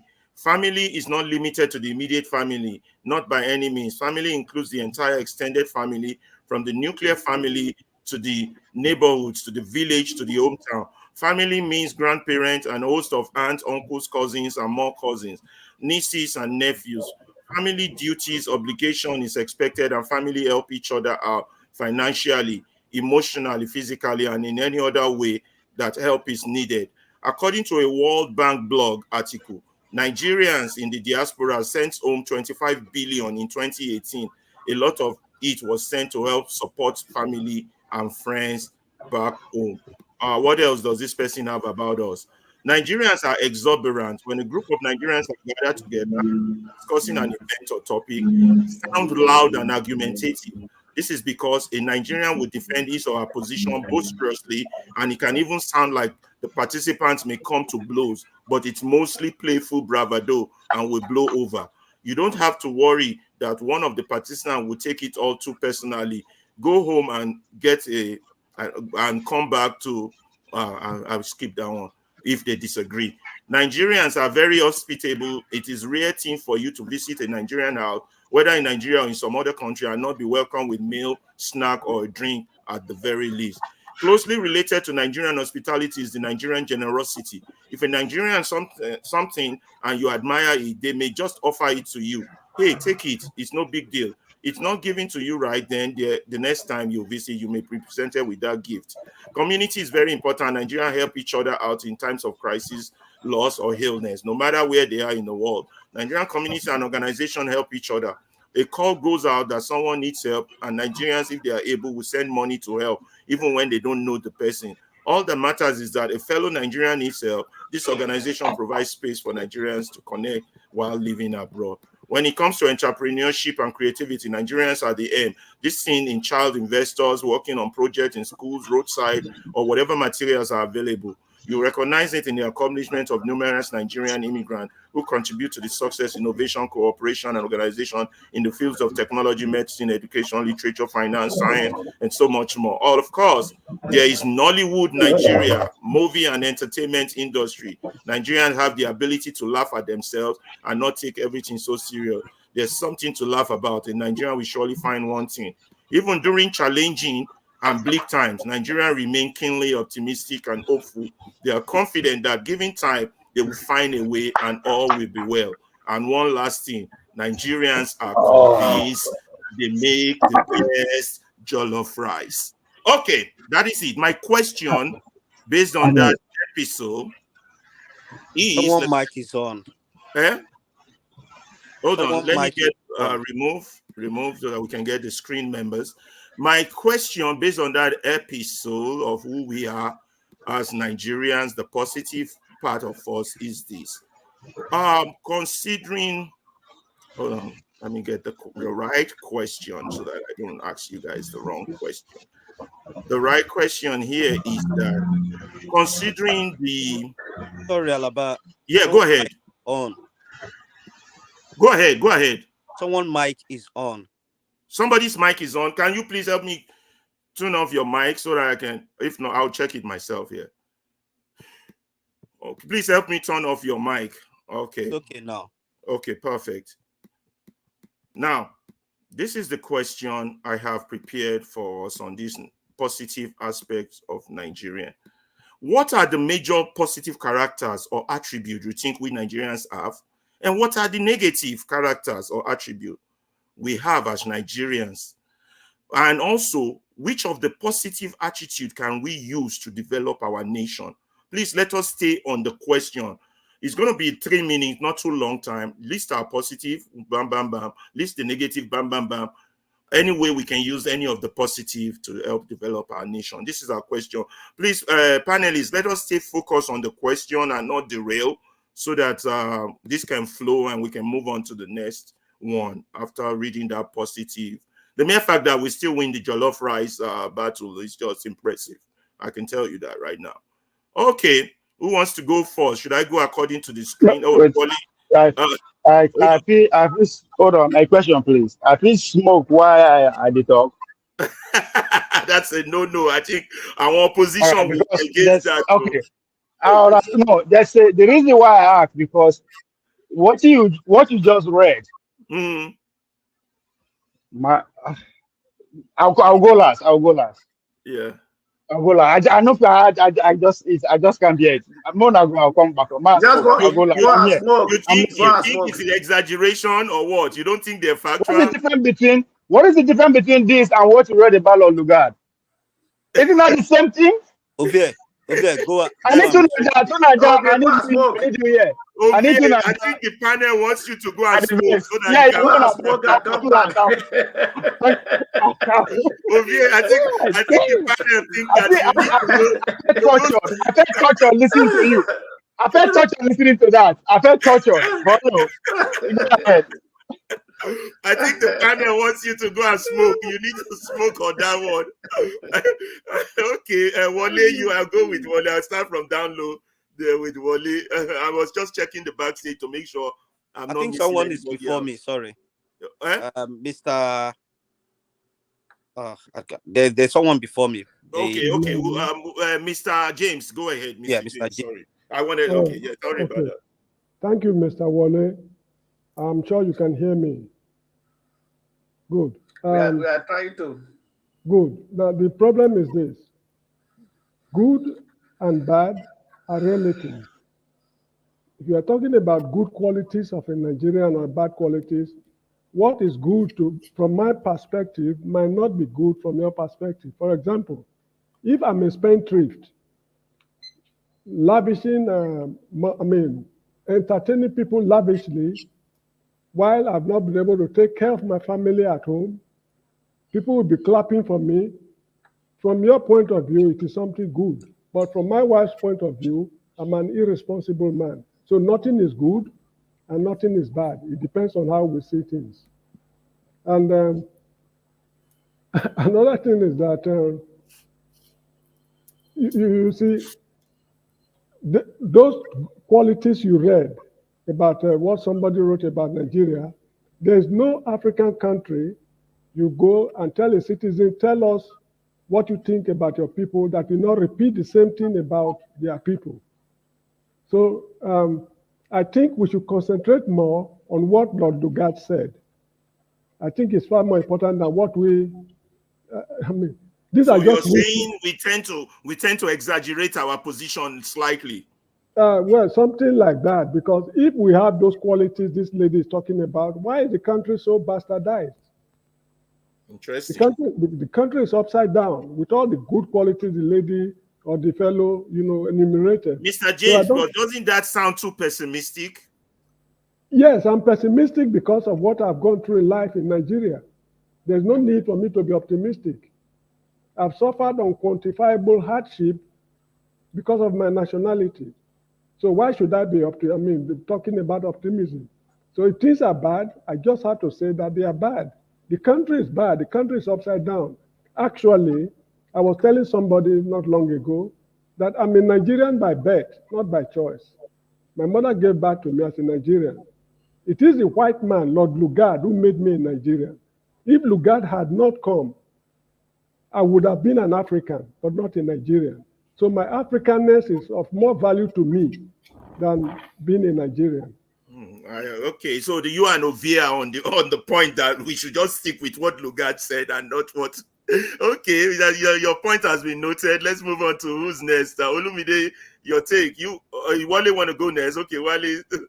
Yeah. Let's go, Wale. Yeah, thank you, Mr. Don't forget the question: positive, negative, Yeah, and how do we harness the positive? definitely. Thank you, Mr. James, for the wisdom. As an elderly person, so you've nailed it. Now, looking at the positive, it's not a bad thing to have those positive, right? But the problem is, I would say it for those who might understand the proverbial aspect of it. How would you be living in the ocean and you still be washing your hand with saliva? Does it correlate? Does it go with each other? The salt water if you burn your hand. I'm just Yeah, being so you are sarcastic. washing your hand with saliva, whereas got you. you're in the ocean. Does it make sense? Like Mr. James rightly said, how would you be so lavish out there, flying a private jet, using 1 million to hire a plane, but your people cannot even afford a better food? Your wife cannot your children cannot go to a better school. Your wife is complaining, but you are showing lavishness out there. It doesn't make sense. So yes, if that is what we are in a positive way, are we actually putting that in the home front, or we're just showing the world that, oh, we're very good at this, we're very good at this, but whereas at home you are living in abundance, but you are still you are a butcher, you are a son of a butcher, but all you can eat is bone. Does it make sense? Yeah, it doesn't make sense. Yeah, you could dwell on that positivity, those positivities, but is it in actual sense? There is enough for every single one of us in that country to eat and to live peacefully. But because we have been part of those who think, oh, there is enough, I can oppress Mr. James, I can oppress Mr. Alaba, I have more than enough, everything should belong to me. I don't care if you don't have or anything. That is the mentality, the selfishness in us. Until we take it out, that is where everybody will live, comfortably. But if you want to, I'm not saying all fingers are equal. Some people are still going to be taller than the rest, but everybody have their own usefulness. Even the little thumb that is shorter has its own usefulness. But if the taller one is making the rest of the fingers feel inferior, then what are they going to do? I will Wale. keep it that way. If we are living in the ocean, we are still washing our hands with saliva. Does it make sense? Okay, thank you, Wale. But I want to highlight one of the comments from Todd Osas, and I said, my positive for Nigeria is that Nigerians love good education. However, our leaders are denying us. I think, that's my view, that education is a positive. We love it. If we were not being miseducated, if we get the right form of education, that's a powerful tool to change our country. That's just my view. So I'm agreeing with Osas right there. That's one positive. So before I go on, go ahead, Wale. Sorry, quickly, Mr. Rystone, Mr. Blackstone, please just give me 1 minute. Yes, we are educated, but don't forget we have educated illiterate. I know. That's why I said the right form of education. Yeah. Yeah. And also, when we talk of our leaders made us this, who are these leaders? They are my uncle. They are your brothers. That's right. They are your mothers. At what point do we allow them, despite the fact that we know that they are worst of us, we still allow them to carry on? So is our fault, it's my fault to allow my brother, who I know is very corrupt, is a thief, to allow him to be there, and I fold my hands, I did nothing. So I'm part of that problem. Yeah. That is what I have to say. Even if Wale. or whatever, I'm still part of that problem. Okay, I want to go to Righteous Man. I hope I'm not jumping anybody because he's in Nigeria. We have to always give him preference. Let me not start. He has money to buy data. Please let me talk. He has money to buy data. Don't worry. So, Righteous Man, I want to go to you. So, what have you? I read that long list of our positive by Nigeria. So, what are our positive? What is our negative? And how do we harness the positive in our people? You have 3 minutes, Righteous Man. Are you there?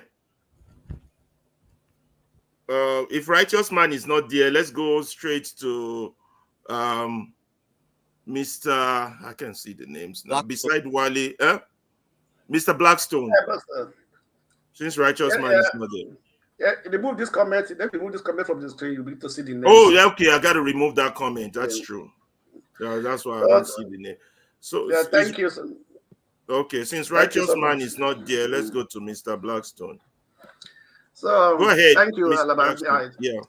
I think sometimes we are misunderstanding the point of that lady article actually, right? Every country have its own positive and negative side, negative attitude or negative things and positive things, right? Like you said, is how do we harness the positive things that our positivity will speak much more better than much more louder than the negativities, right? Nigeria is a great nation and we are a great people. Sometimes I do ask myself, where do we get it wrong? Right? Where do we get it wrong? And I think we have to go back and examine where we got it wrong. Then we cannot be able to move forward because we have to understand where this problem started from and how then can we mitigate these issues. Yeah, Nigerians are people who love education. There are people who love life. There are people who love enjoyment. They love to have the best things, right? And that is one of the reasons that have brought a more negative aspect into our society. And one of those negative aspects, which is not supposed to be negative, but the way we have embraced it had made it negative. That is the issue of money, right? Money is not bad on its own, right? But the money that the love of the money that's we're supposed to use to build our nation, right? We have turned it to a means of corruption, whereby a single person can take billions of dollars out of the economy of Nigeria, and nobody will do. He said he will stand strong. He will stand strong, stand firm, and he will defend himself or herself that he or she is doing right. And the common people who are suffering, who are lavishing in poverty out of this heart of the corrupt people, are also the ones also praising them. So when we can be able to understand that the officials, the politicians are supposed to serve the people, to serve the nations. They're not supposed to go there and become lords and boss or leaders that has no compassion for the people, no compassion for the nation. That is where the negativity of everything came from, because we believe that since you are rich, since we worship money, we respect money. So anybody that is rich and has money, nobody cares how you got the money. As long as it's rich, it's riding on big cars and everything, he's now a big guy in society, and the common people worship him, right? That have done resulted to everyone having that idea that I want to be strong, I want to be big, I want to be rich. You can be rich is good, but be rich in a genuine way. Be rich by not impoverishing, by not creating problem or making other people, by not taking the commonwealth of the people. Don't steal the commonwealth. Don't use your position, your office, right, to impoverish the common people. You're supposed to serve these people. Is that you have been appointed or elected to serve these people, and at the end of the day, you are turning around to be a different thing, and now the people that are supposed to serve and rather not serving you, right? So this is where the negativity comes in. So we have to go back and see how can we be able to fight against this attitude of Nigerians that once you have money, you are a boss. Once you have money, you are a king. Once you have money, you are anything that is above the nation, right? So that's where the negativity comes in. That is where the issue of corruption comes in. Okay. And that's why we have this so-called bad reputation all over the world. Wow, thank you. Thank you very much, Blackstone. You see, I highlighted on the screen there by how you make it. What sometimes we misinterpret what education is. And we have this education by fire or force we have, which is not real education, which is not critical thinking form of education. That's what the person is saying. The education by fire or force does not create critical thinking or refinement needed to change a bad condition. And you're right, Blackstone. How do we view success? Yes, we might use our positive, we like education, but our mentality has been warped. We've been upbringing has trained us to believe that money is everything. And if money is all you have, you are still poor.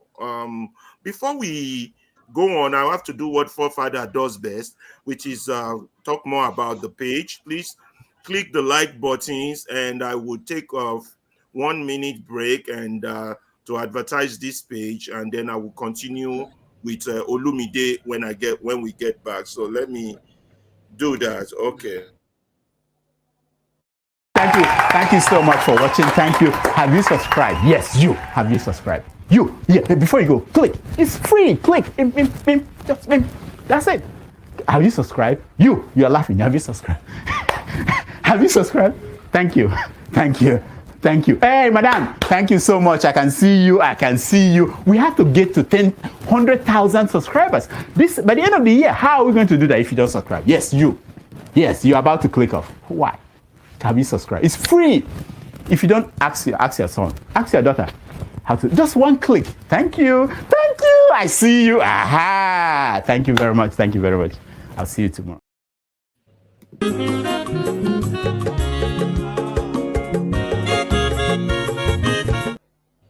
Okay, let's back to business.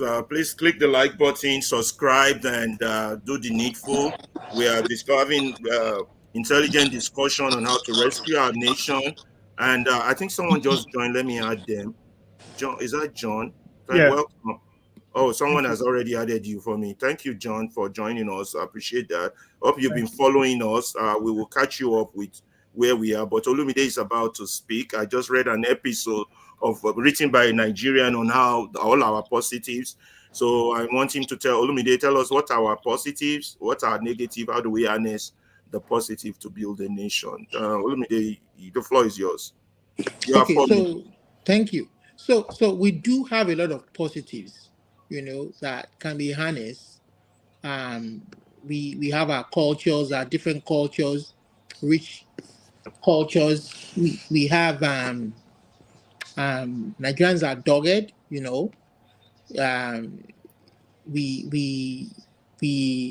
are brilliant, But I think the major challenge that we have,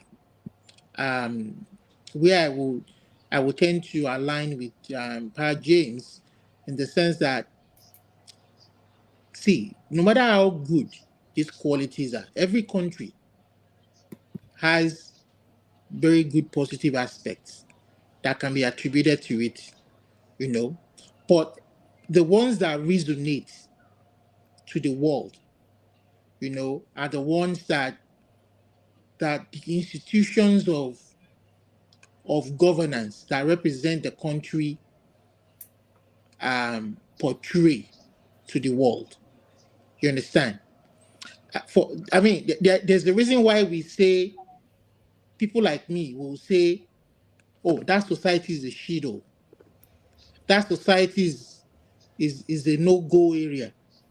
Because the very institutions that should protect governance have not done their job properly.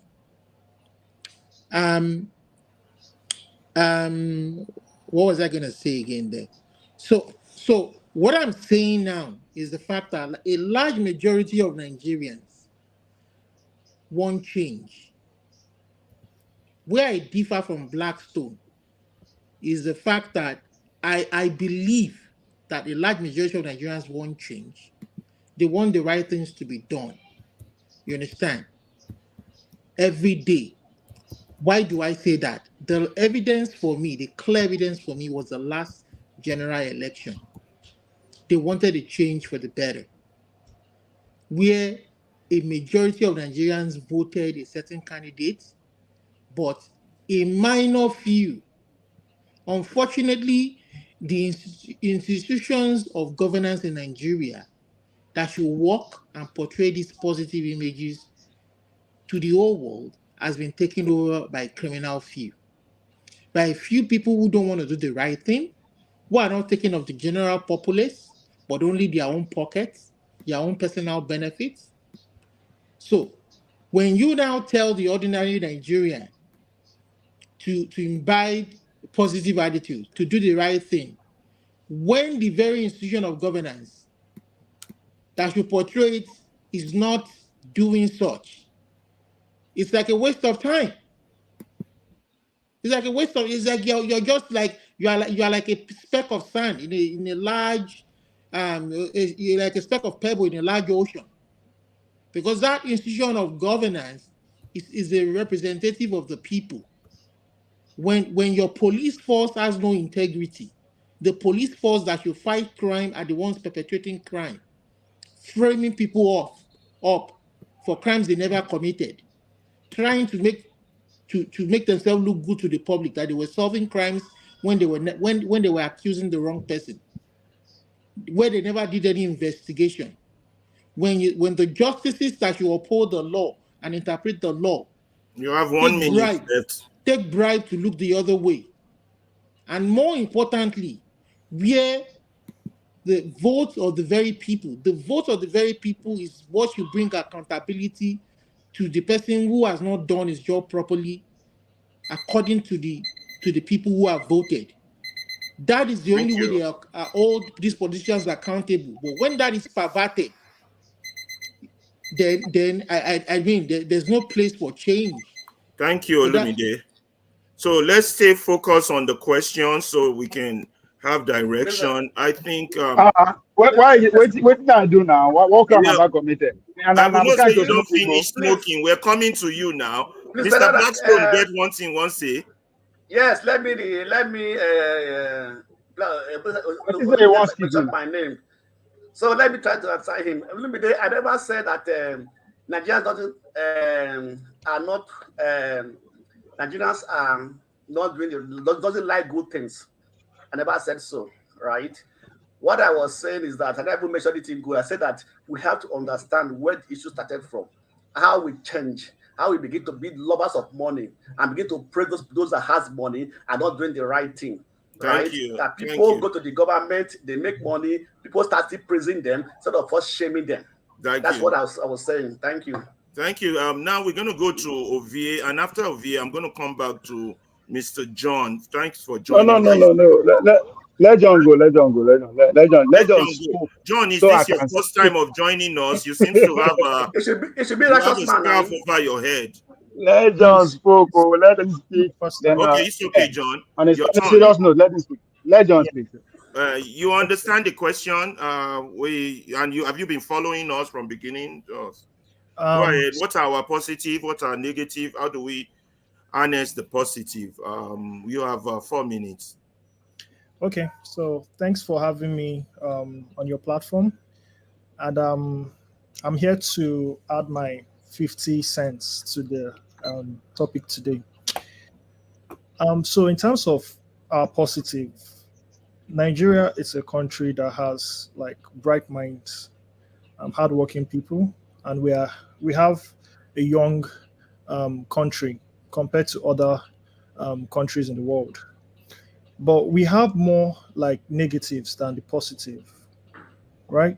The negative about us is lack of being futuristic, making the ultimate sacrifice for the future generation, our greed, our shortcuts to achieving things.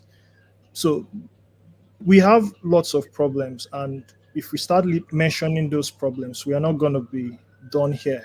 But I think the most critical problem starts from the creation of Nigeria itself.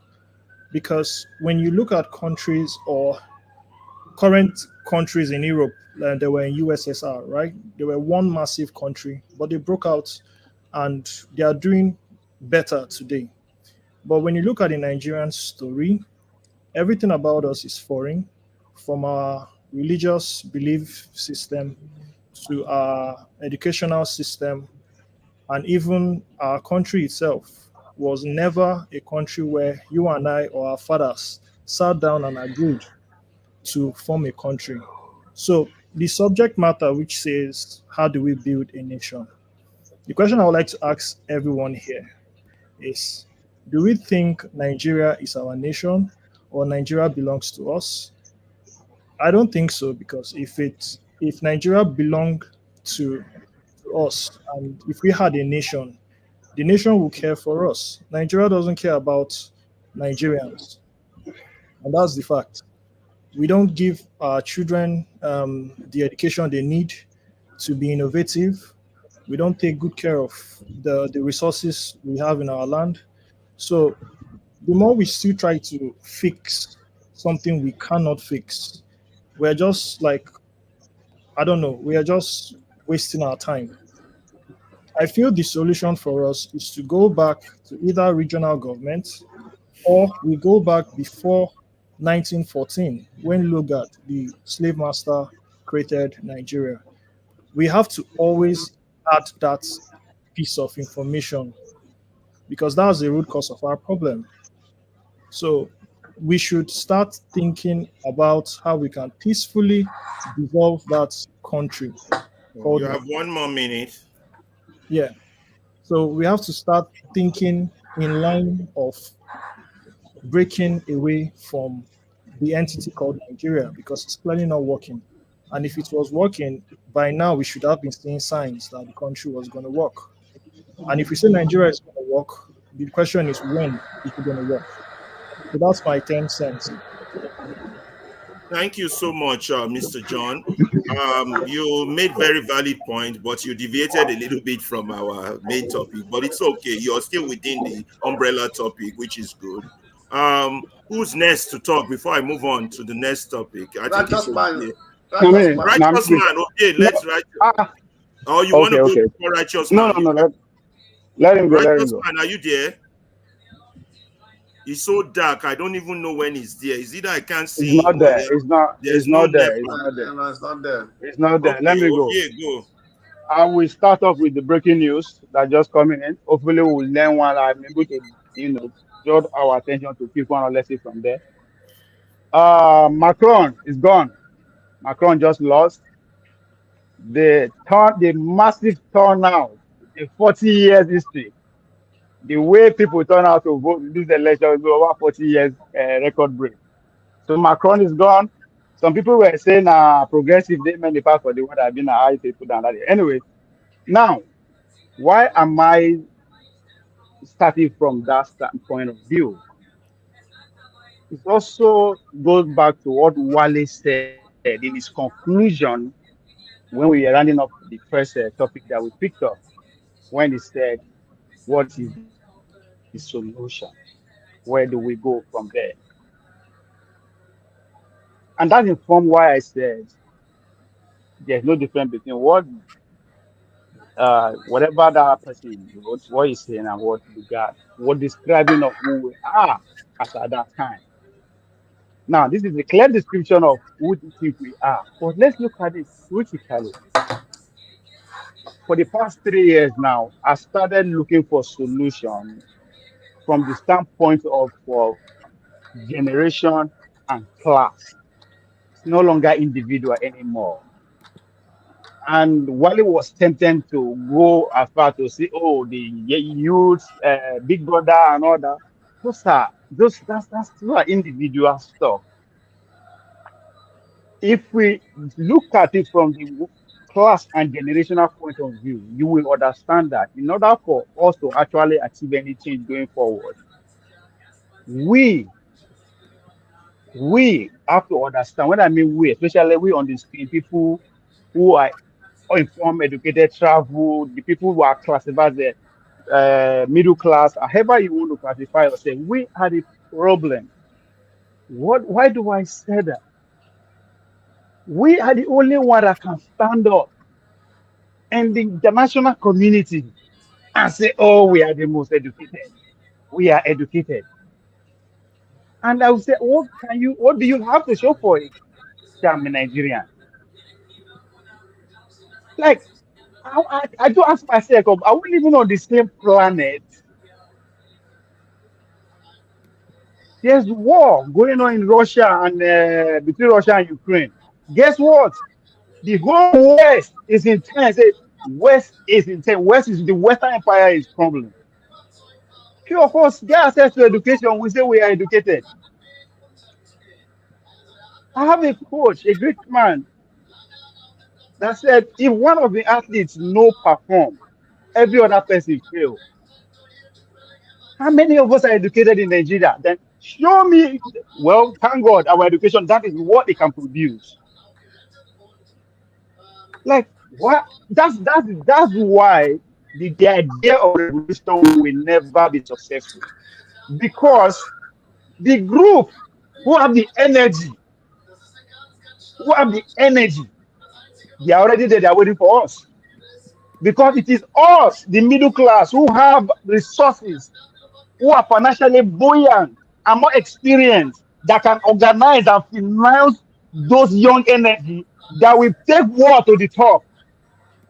But you know why that cannot happen? We know why the educated order are so out of sight that we cannot make it happen. You know why? Also falling to what Shewori said. We are more inspired to become PA, essays. We are just eager to go there. That knowing that the only way to get there fast and solidly is to actually sit down with those who are immiserated with poverty. That me and you have forgotten because we are educated. We say, oh, Nigeria is educated. That is what we have to show for it. We are the problem. By the time we're beginning to see it from that perspective, we will have inching a step closer to actually get the country we want. The Gen Z, they've shown us they're ready 2020. That is what any generation at that level will do across the globe. But you know why we are having argument if it's successful or not? Because we fail. We fail to mobilize resources that will sustain that energy. Because we are not organized, because we are selfish. America, they'll quick to tell us in America, Nigerians are the most motivated immigrants. We don't even have a community to talk for it. I don't see any Nigerian billionaires.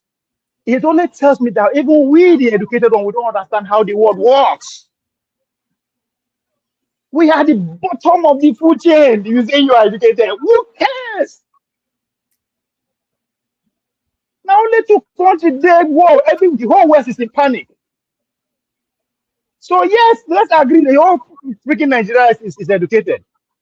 But somebody make point of the black race, the whole continent is a shithole, whether you want to admit it or not. That is what our education can produce. So it is not about me and new education. It is beyond what do we have to show with our education. Round up. Thank you. So if we fail to use our education to actually organize the energy that is at play right now, we will have another 25 years to wrestle with. Okay. By that time, we don't get power. Thank you, Ovie. Before I go to forefather, I want to read this comment from one of the commenters on the comment section. If one of the wheels is not performing, the whole movement is compromised. So we must identify the faulty wheel, fix or replace or remove it.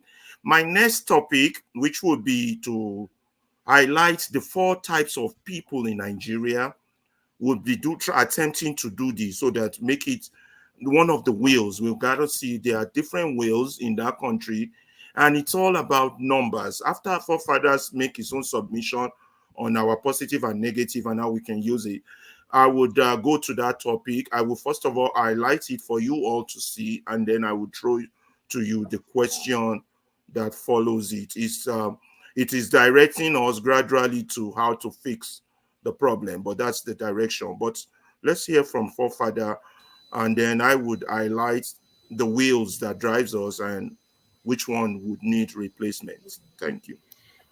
Yeah, thank you. Ferreira. The positives I see in Nigerians is that Nigerians are the most alive people that I know on earth, and they are most ambitious people, hardworking, driven,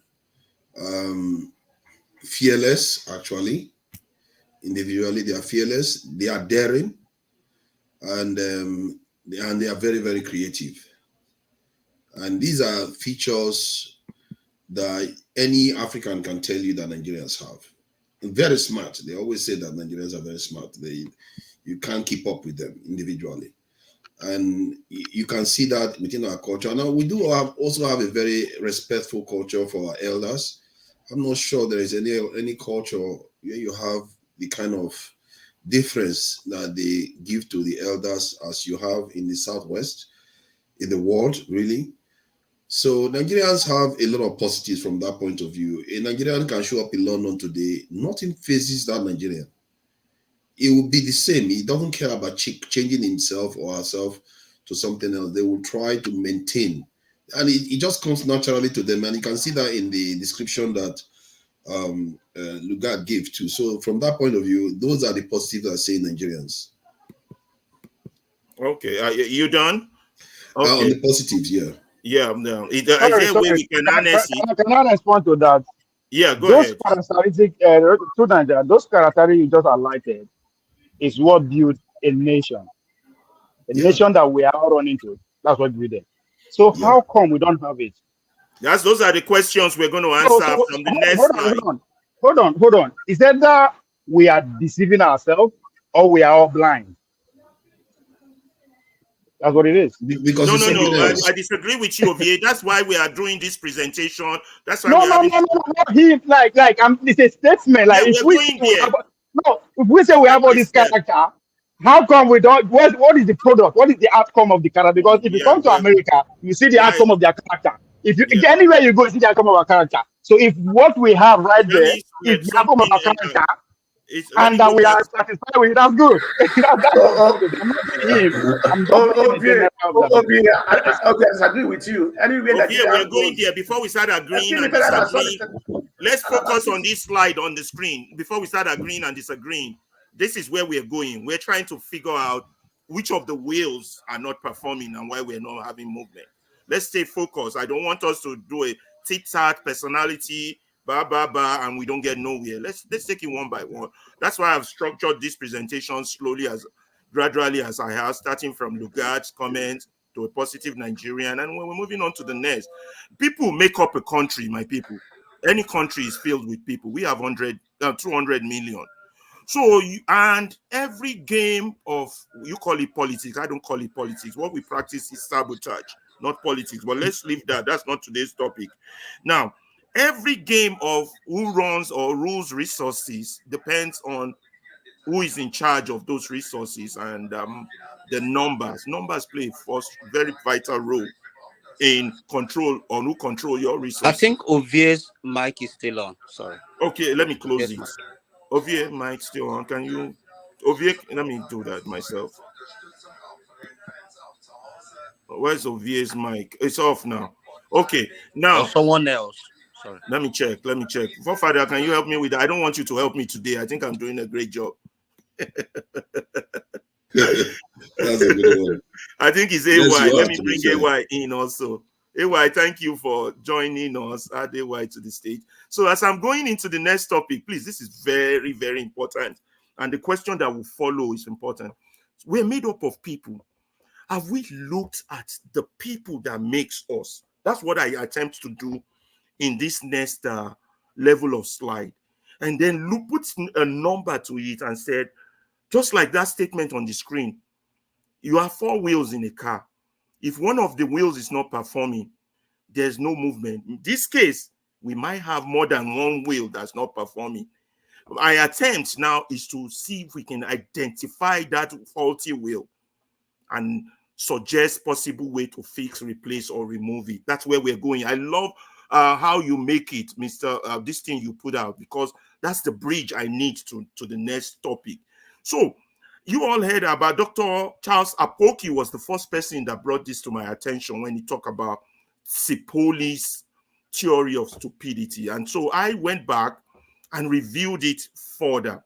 Let me go to my technological page and had the page on the screen. Let's go to First of all, get rid of that one, and then go to,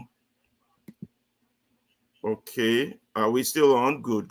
Then go to, you're doing good, Ferreira. Don't let them scare you.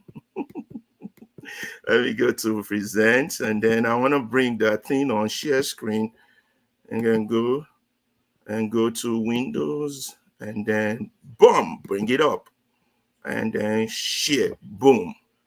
Okay, this is where I want. There's this guy called Cipolla. He identified two major factors among human beings when exploring human behavior. Are you with me, guys? Let me try and be on that page. He says human beings interact with one another and their environment in two forms. One, benefits and losses that individuals cause to themselves. That's one. Two, benefits and losses that individuals cause to others. He was talking about human character. So I went back and reviewed the Nigerian situation and said, yes, like that wheel concept of a car. We actually have 4 types of human beings in Nigeria, our entire 200 million. We can statistically group them into 4. Let's call that the 4 wheels of the car. On the upper, and he puts it in a graph form, the upper echelon of the graph on the right section would have intelligent people. That one, in my own perspective, you guys could correct me if I'm wrong, I would say we have about 1%.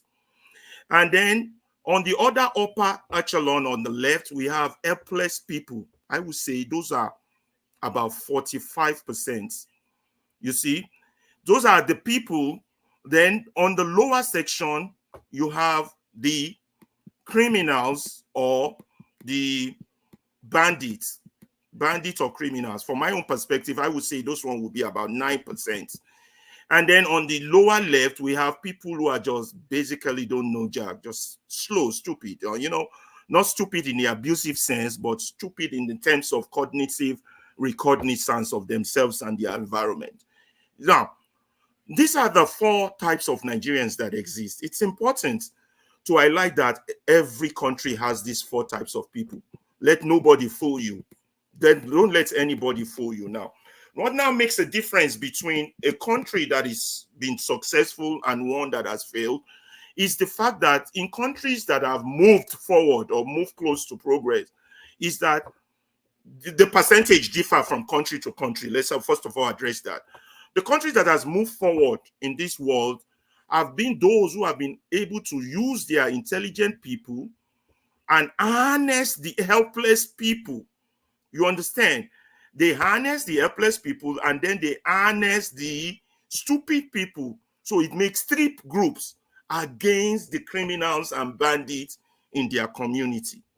While countries that are not moving forward, like the African countries, are countries who have not been able to harness their, even though they have intelligent people, but their intelligent people have not been able to harness, when I say harness, I mean drag them into your group, into yourself, join them together, harness their helpless people.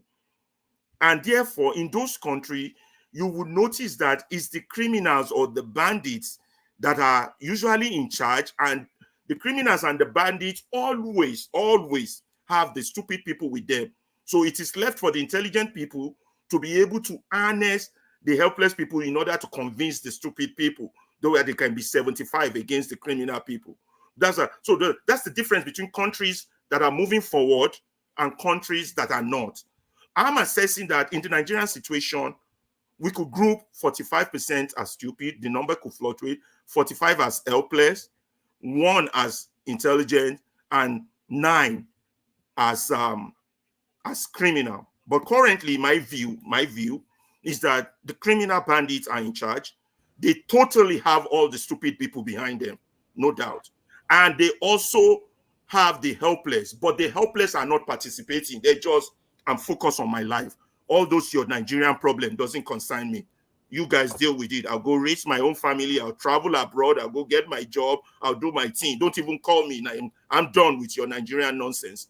Those are the helpless people. They don't partake. So the criminals and the stupid are together against the intelligence, and they run the country. Now, Helpless people contribute to society but are taken advantage of by it. Intelligent people contribute to society and they leverage their contribution into personal benefit. And stupid people, on the other hand, are counterproductive to both their society and to themselves. While bandits, on the other hand, are solely for their own self-interest. They don't care about society, even if they always possess a net detriment to society's welfare. You know, so they contribute. Additionally, this category contributes to ineffectual people either exist in its own right or can be considered to be in the center of the graph. Now, there's one thing you need to know, 5 things you need to know about those who are in the stupid category. People always underestimate them. Everybody underestimates the number of stupid people in circulation in a society because they think they are stupid, but they don't understand the damage they can do if they are not properly channeled to have a scalar quantity. No, a vector quantity. That means to have direction. Don't just make them scalar. You have to direct them. Now, the probability that a certain person will be stupid is independent of whether they have a PhD or they are a pastor or they are a lawyer or it's independent of that kind of, they might be the most educated person, but they can still be in that stupid category. So they can be the chief judge of the country, they can be the chief justice, they can even be president, they can be commanding officer of a military battalion, they can be anything. That ain't got nothing to do with that effect on self and society thing we're talking about. On the third rule about these people is that a stupid person who causes losses to another person or a group of persons, while he himself is not gaining anything, or even possibly is even losing, a stupid person will do that. Now, the problem we have that concerns Nigeria is the fact that the non-stupid people, they are always underestimating the damage and the power of stupid individuals. They don't understand it. And they are very powerful in the ball game. In particular, non-stupid people constantly forget that at all times and places and under any circumstances, to deal or associated with stupid people always turns out to be costly mistake. And the last one is that a stupid person in that category is the most dangerous type of person, because a stupid person is more dangerous than the criminal, the pillager. So based on these 4 groups, my people, an analysis, I'll put up the graph there. My question is this, please think about this question carefully as we go on, is that based on these 4 groups, as Nigerian, what group will you identify yourself with? And what group will you put your political idol? That's number 1. Number 2, name what group is your political opponent in? And lastly, supporters of Nigerian political parties, APC, PDP, LP, Showere's party, how would you group them based on these groupings by Cipolla? That's the question for discussion. And I think I budgeted a lot of time for this discussion, close to 8 minutes or 10 minutes per person. So for me, I think we begin to look, that's the mirror I'm talking about, putting before ourselves, our country, our people, and saying, okay, there's 4 wheels on a car, my people. Which wheel are faulty? Which wheel do we change? So let's start with ourselves. I'll still put up that question. Let me go back to that graph, to that thing, so you can see the graph. I don't know if I'm clear in explanation, if I need to explain further. Do I need to explain further, or you guys got it? It's good, we're good to move. I think we got it. I think we got it. Okay. So let's just go straight to the question part, right? I'll leave on the screen the graph so that as people talk, should I do that? Should I? Maybe not. We want to see people's face as they're talking. Okay, let's go to answering the question. Let me take this off so that we can go back to the discussion, and we can hit the question. Stop screen. Yeah. Okay, guys, who we got? Righteous Man is back with us. Who wants to start on this? Should we do it? I'll call Forefather, help me out. Thank you for the Start lecture. with new people that just join us, or start as the screening. So we have 10 minutes. This is a big one. Please, guys, let's stay focused on the question. Let us not interject. If we have any comment or addition, let's put it on the private comment section so I can address it. Let's have a very mature conversation based on this. Remember the question: which group do you belong to? Which group does your political? New people. Huh? How do we set it up as we are on the screen? Mr. James is raising up his hand. I'm begging he wants to go first. Yeah, we should do it. Go with him. Let's follow the screen. Let's follow the screen, starting with forefather or starting with AY. No, with forefathers, Ovie, myself. Okay, let's go along the screen. We start forefather. You got the microphone. Do you want me to read the question one more time? I think it's okay. I got the question about where do you belong. Identify yourself. What group will you put yourself? What group would you put your political idol? That means somebody you love. Then name and what group is your political enemy? And lastly, I'm with the new voice. You have 8 to 10 minutes. Let's go. Personally, those groups are as a result of other factors. So I find it hard to place myself in any of them. Because if I say I'm a stupid group, it's going to look like someone will say, no, you belong to the other group. So it's hard for me. It's up to people to judge where I belong in that group. And I can't even objectively say I know what I'm doing. 5 years ago, I would say I've changed. So all I can say is that when we are talking about the entire the concept behind what you stated, those groups exist in every society. That's correct. They exist in every society. The factors that affect why they become functional is what we discussed some weeks ago about collective intelligence. This aspect of collective intelligence, if we don't know how to harness it amongst our population, it's a totally different thing. It's not IQ. You can have the most intelligent people in the country, like all of them, above average IQ. You still not perform very well. You just have to have that collective intelligence to make the difference. If you have very highly intelligent people and you have high collective intelligence, then the results will be through the roof.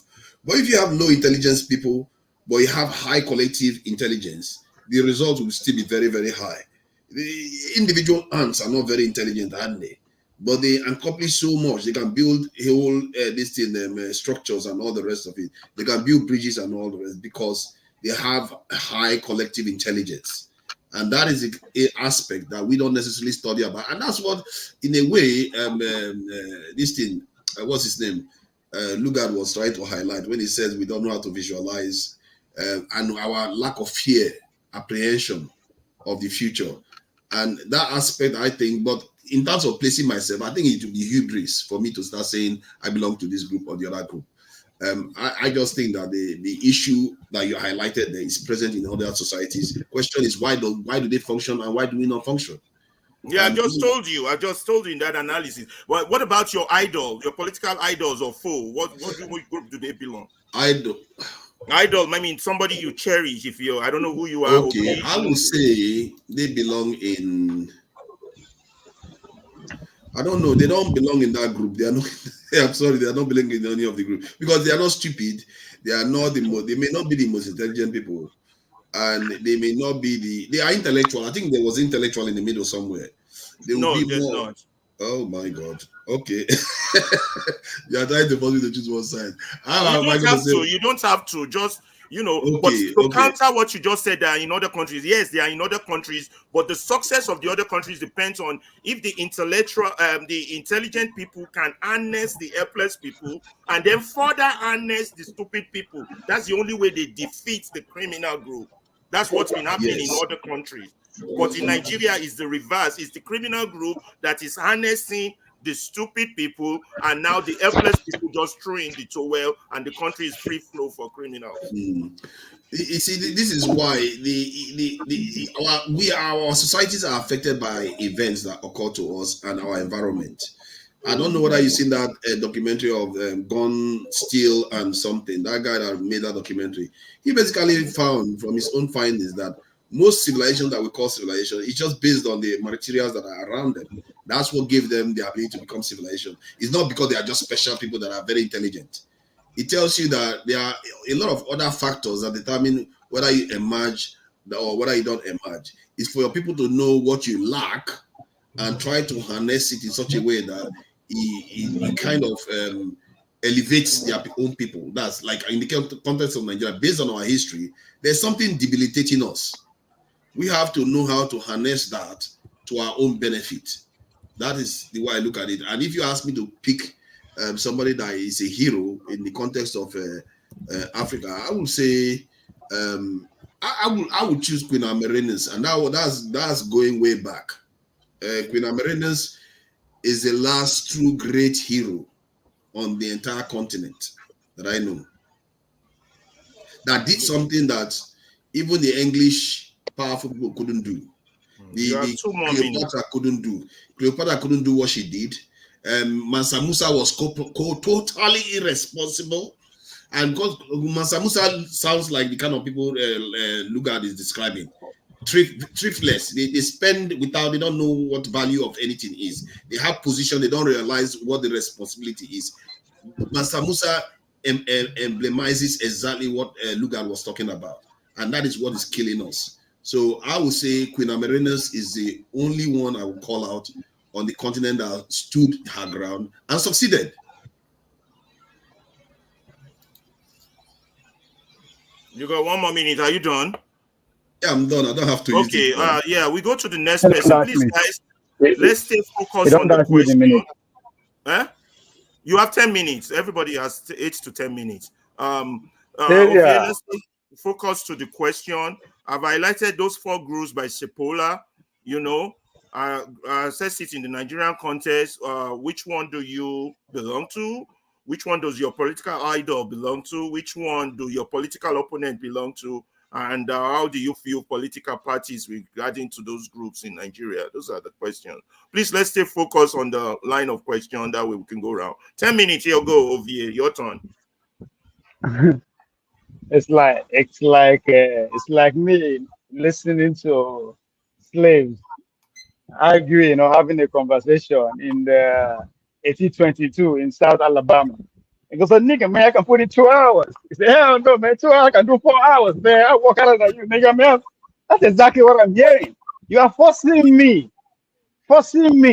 to group my people. Stupid, lazy. Those are elitist language at this point. You say, make I tell you to Nigeria, that's where I am today. There's no how forget Chipota, forget theory. The situation we have in Nigeria right now, we have a group of class of people cut across the country who believe power, they will keep it as long as they can. Then we have those up and coming ones who are doing everything they can to get into that angle. Then every one of us.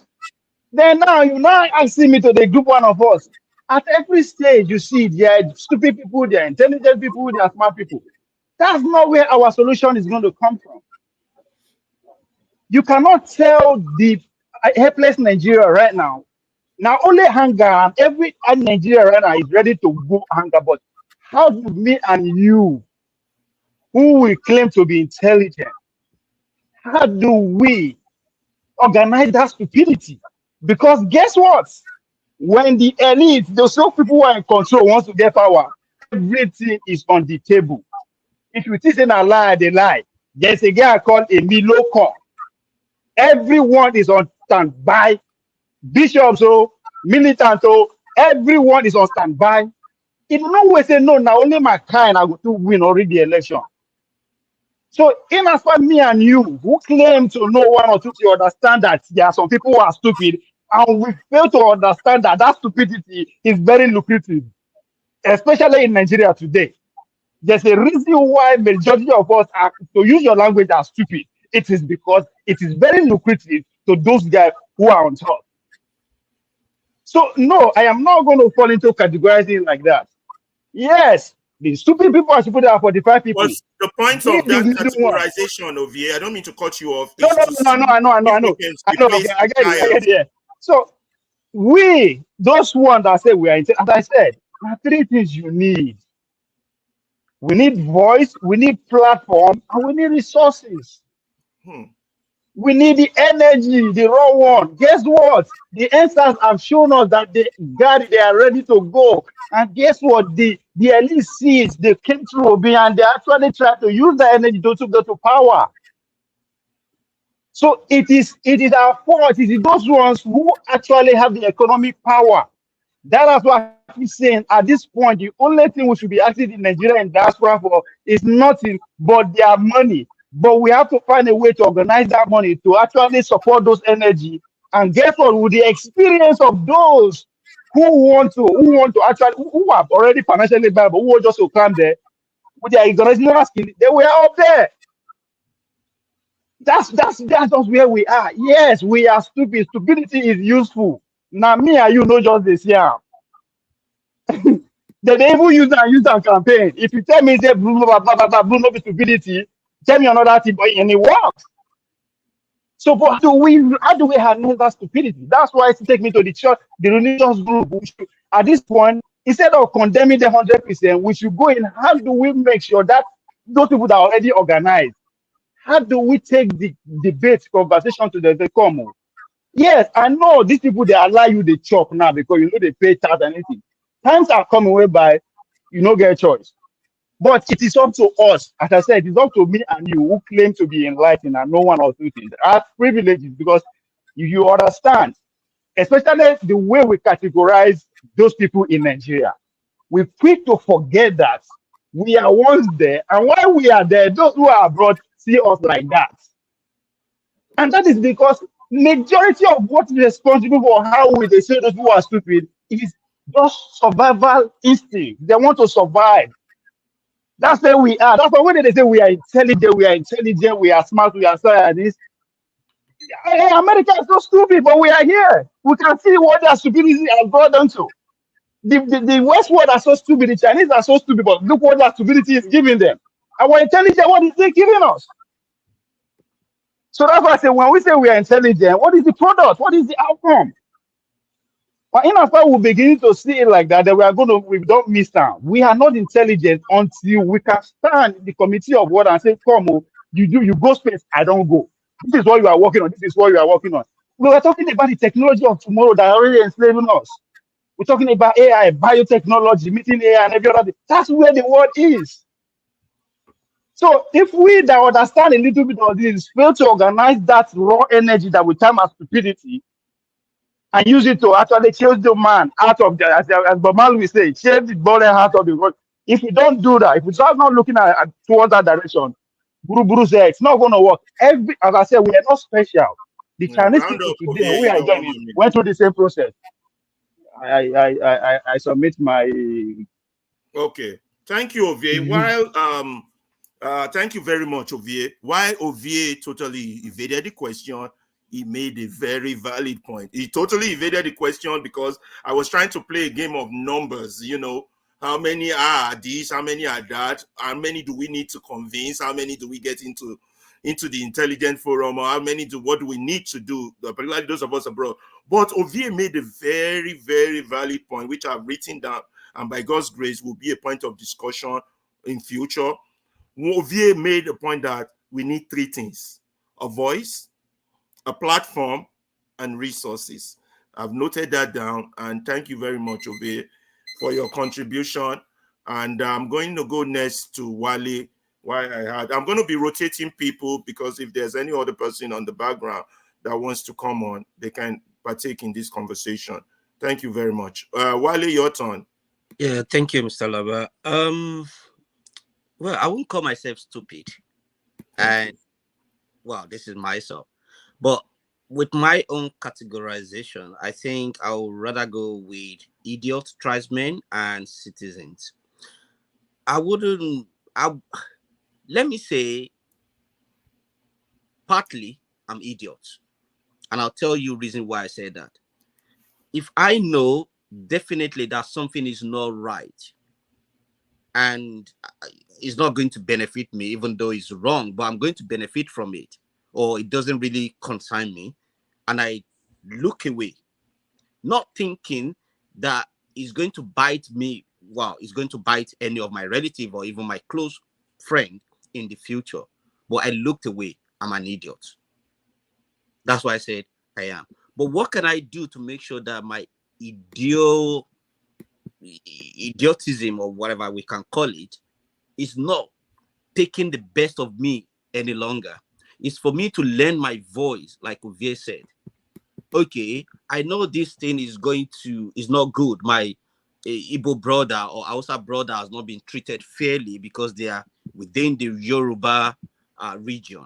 And I keep quiet because, it's like when this flood happened in Lagos and an Hausa man tried to rescue someone and the water was about to take him and people said, oh, maybe Aboki ni Abegi. Is Aboki not human being?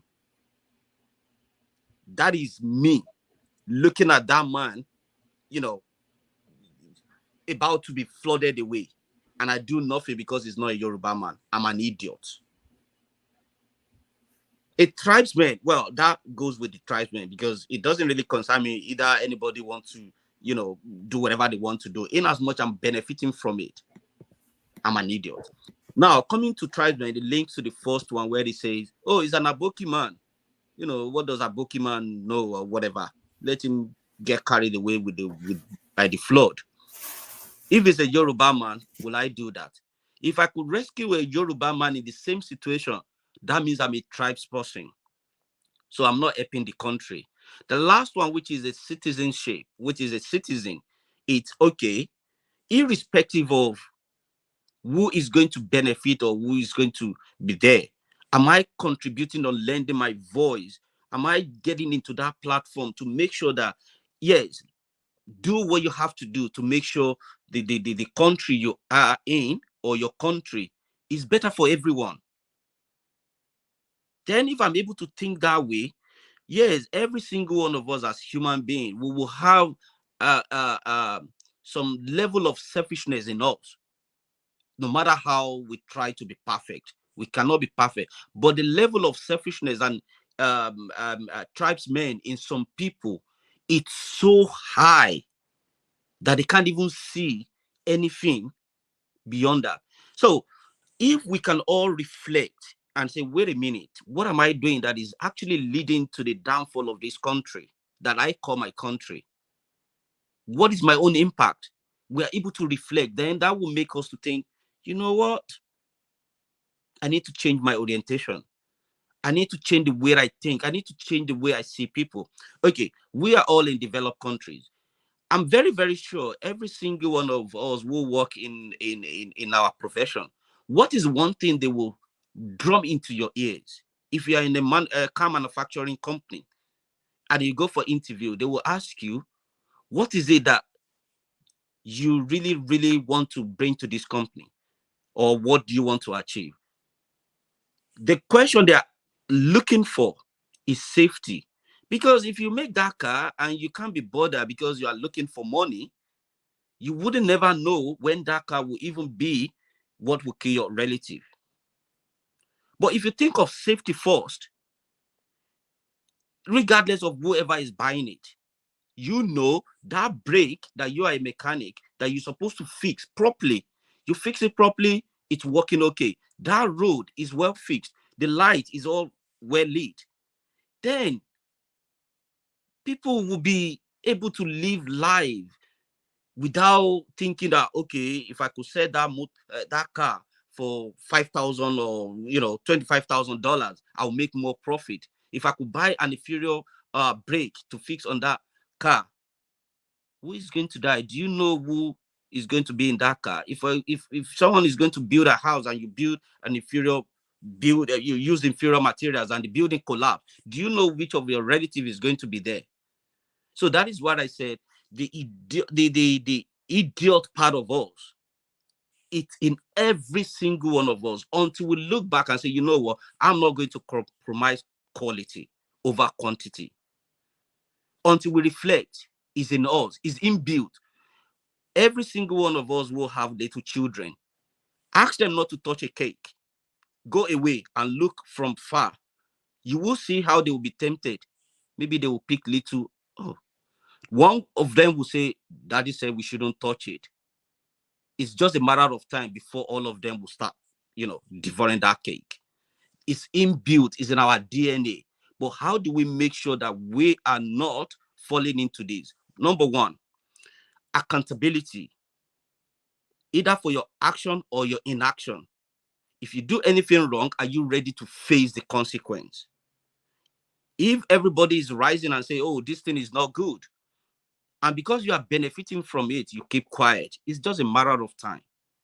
But if we are going to build a country, we'll call a country, then it doesn't really matter if Alaba is my uncle or is my brother. If we does the damage, it should be ready to face the consequence without my mother interfering and say, oh, are you going to jail your brother because he did it because of a country? Fela said it. Nobody won't die. I won't build house. I get mama. I won't get Peking. I won't buy this. I won't buy that. That is what is killing. Thank you. I know I haven't talked about idol. Probably maybe I don't have a political idol. My political opponent, everything is in every single one of us. With Nigerians, they are helpless. Thank you. Yeah, I'm not in the habit of paraphrasing people, but I just want to pick out key points that Wale did make, and they are very important. That's why I'm picking them out. Rather than those 4 categories I highlighted, he highlighted his own 3: idiots, tribesmen, and citizens.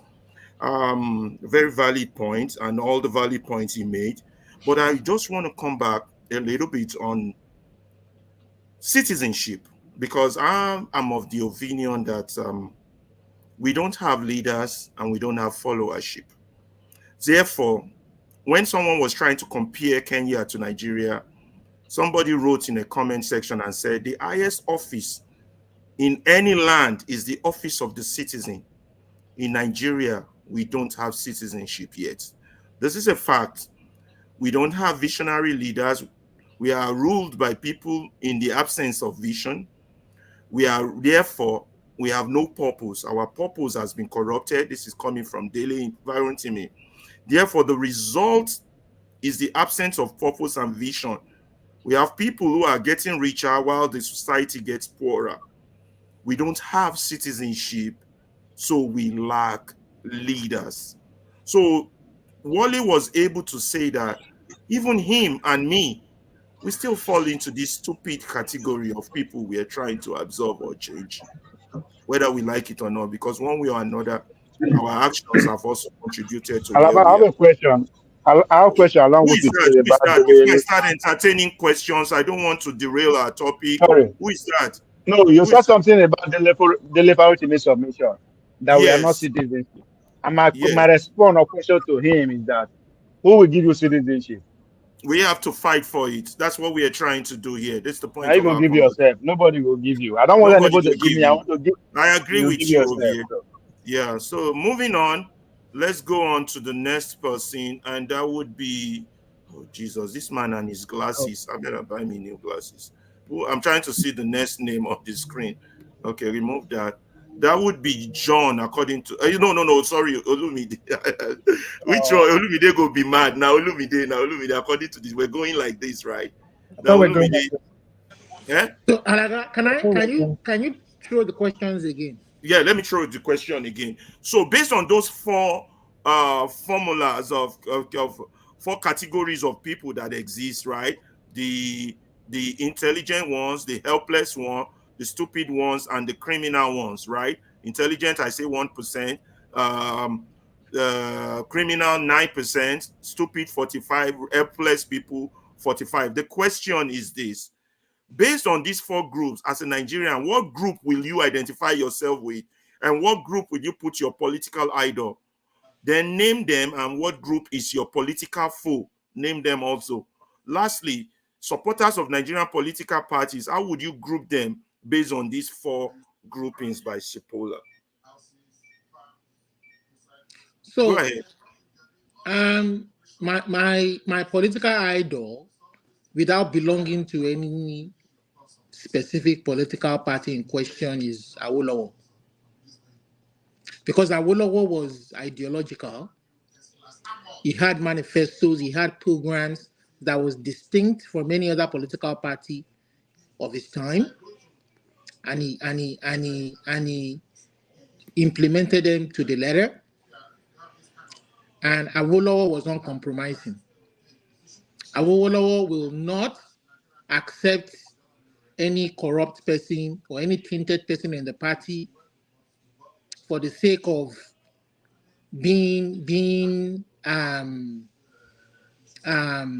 for the sake of, I mean, what they do currently in Nigeria, where they jump political parties, where they say, oh, come with your baggage and your sins are forgiven, like Oshemole did. In today's politics in Nigeria, they practically lack ideology. There's no distinction between APC, PDP, or any other person, or any other party out there. And for me, the only party out there today that has been very principled, they've not been opportune to be elected into any office, maybe by I won't say by default, on purpose. The AAC, led by Showore is principled. He has refused to identify with corrupt individuals or corrupt parties. Reason why he has refused to form any so-called coalition with any other party that he feels is not aligned with ideologically. So for me, I think the primary problem, it's difficult for me to kind of categorize people into this or that. I mean, even the Labour Party itself, you can see what is happening today to them. I mean, everything happening to them has just shown that they don't have. I have to touch the phone. Okay. They're not principled. They're not principled. So I would say the same for the obedient movement, because this is a group of people who wanted to, their hope and their intention was to take the country back and put it back on the right path to what a true country and nation should be. I think the primary challenge facing us, Ovie, I think I see the point Farotimi was making. See, you yourself will define your citizenship, but I agree with you partly. But with Farotimi, I agree completely that the institutions of governance is very important to defining citizenship. You're being in America an example there. You see the way the institutions work there. No individual will disagree with the government or criticize somebody in power, and then the next day they are sending the very institutions that should protect the people against that very person. It doesn't happen in America. You will have your say, you will have your, you may not have your way, but you will have your say. And then our vote, the moment your votes don't count, where you cannot bring your elected leaders to account, that is the very basis for democracy. That when that elected leader has not done what is expected of him as a leader, to make the institutions of governance that we have created to serve us the way it should serve us, then they must be brought to account during that time period when that electioneering comes. But when a very set of people begin to rig themselves, corrupt our institution, then the essence of citizenship is of no use, it's void. I think that is what Dele Farotimi is talking about. You exist in a country, but you don't have any benefits of a citizen. Most of us were not born in the countries that we are in today. But we can talk about the very benefits that we've enjoyed from the very moment we landed in this country. Ovie, I can't let you interject. So you've had your chance of it. You gotta have to hold on a little bit. Okay, I will give him that few minutes. That few minutes I have left to ask that question. Thank you. You didn't even ask me my political leader, be whatever you I asked. did. You skipped it. That's why I said you evaded my question. That's why I've only picked one. No. See, okay, then I will go with that. And I will also answer. No, Olumide, I totally agree with Dele Farutimi. I'm not disagreeing with him. And you too, now, because you are in the spirit of argument, you go for see my point. I'm saying, yes, we are not citizens. But the idea that we are going to wait for them to give us citizenship, now we are going to wait for notice. That's why I said, who is going to give? But now we will go define and take our citizenship from those people where they destroy, as you said, our institution. So we are the same. I'm just proposing a way forward, right? I agree with him, just as you agree with him. I'm proposing a way forward. But yes, you cannot resonate with me, and which is you can is somebody who is fortunate to be among the was educated and he was educated along the feudal laws where the British were creating in the northern state at that time, the northern before the amalgamators.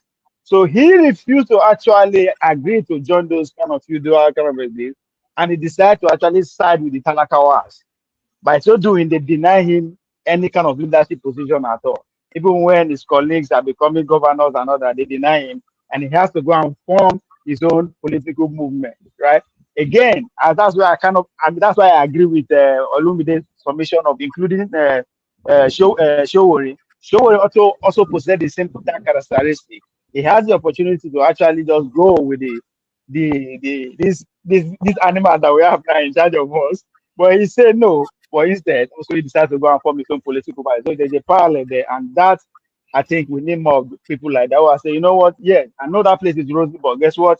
I'd rather go with the people who are down, and with them, power lies. So that's where I stand. You had a question. I saw you raising your hand. You had a question. Yeah. Not for you, Olumide, but of counter, not counter. First of all, I want to thank Equity, Fairness, and Justice. That person been throwing some.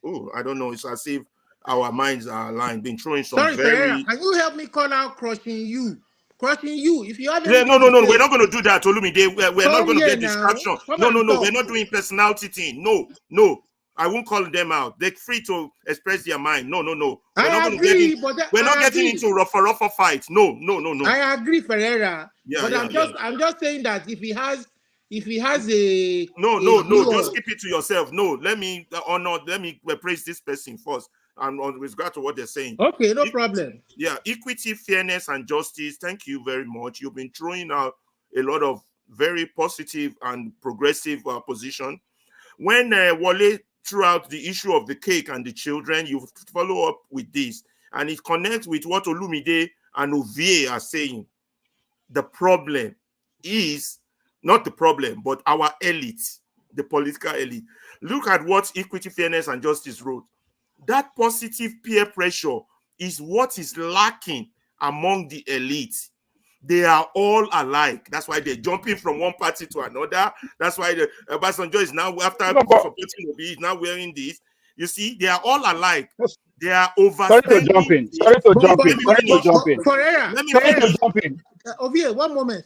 Let me finish, guys. Please don't interrupt, please, guys. I'm sorry, Ovie, Ferreira. Let me finish. Perhaps one thing. Let me finish, Olumide, please. You said they are all alike, overspending thieves that constantly need to keep stealing. Equity, Fairness, I wish you could come on this panel. Man, you're just throwing it out there. Okay, 1 minute for Olumide, 1 minute for Ovie, and then we go to Ovie, Ferreira, fellow panelists, I think the one thing we are also missing is the fact that, even the very elite that we are depending on to come out and take the forefront, they don't have the guts, or they That's are what also this person is saying. Or they are also in cahoots. They are the same with the system. They are the same. So the very people who want change and have formed the vehicle for change, we may not belong to his political party, but he does want change, and he has chosen the right path. Sure, as the political Some people will vehicle. disagree with you because sometimes change requires more strategic thinking than what Sowore is doing. But let's agree to disagree on that one. No. I'm Ovie, saying well, that your 1 minute. Olumide, you've had yours. Ovie, your 1 minute, please, before I at go least to Righteous he has Man. taken a step. Olumide, no. You've had yours. Okay. Ovie, 1 minute, quickly, before I go to I Righteous think Man. I can't agree more with equity, fairness, and justice when it's even though there's nothing like equity, fairness, and justice, but I agree with him that passive peer pressure is what it's like. And the sole reason is because their whole source of survival is based on one thing. The government. Yeah.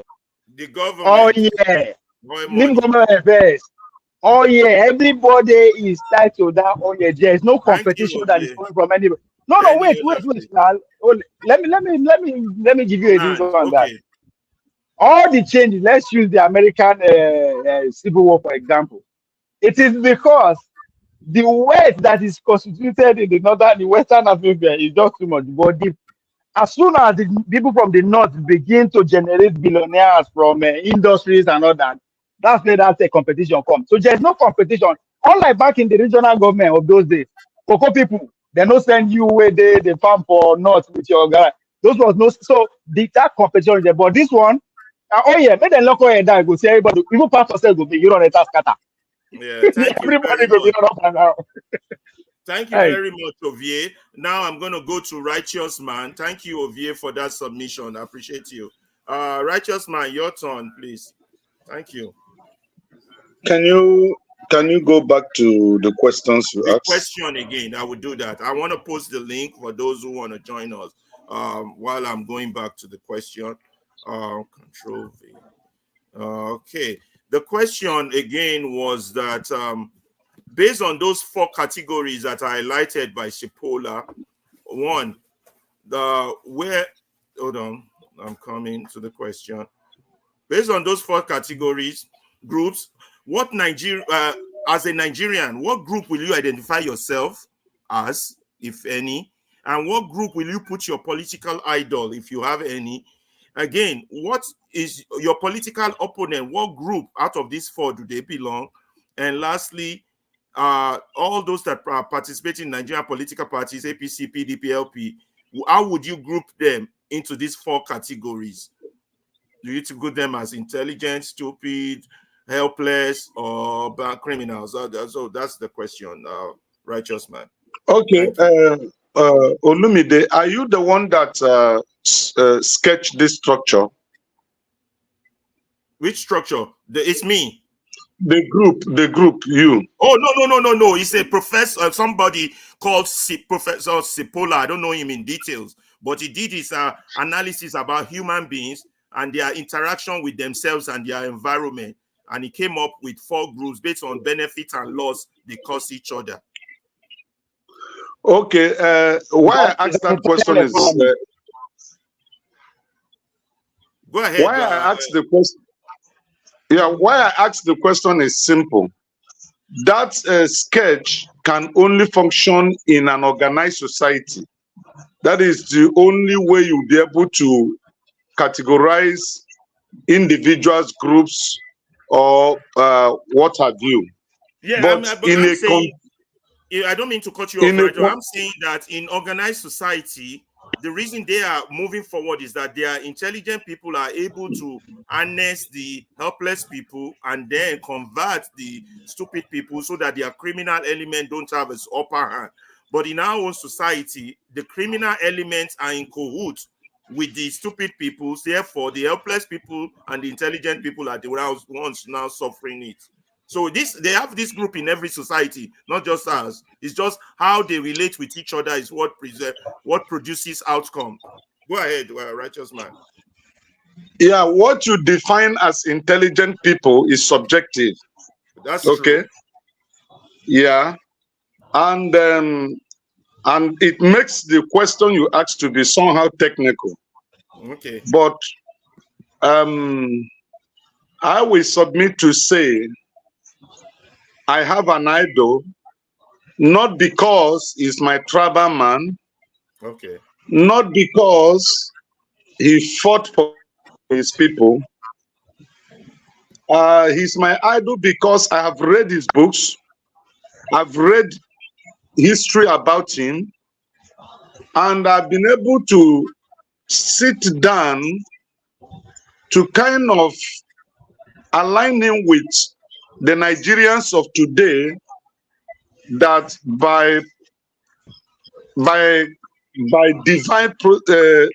divine intervention, they find themselves in one Western country or the other, and they are doing well. And because of the situation of things in Nigeria, they wouldn't want to come back.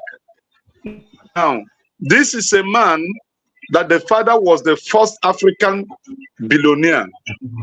This is a man that was one of the first privileged Africans to go to Oxford University. This is a man that had everything going well for him.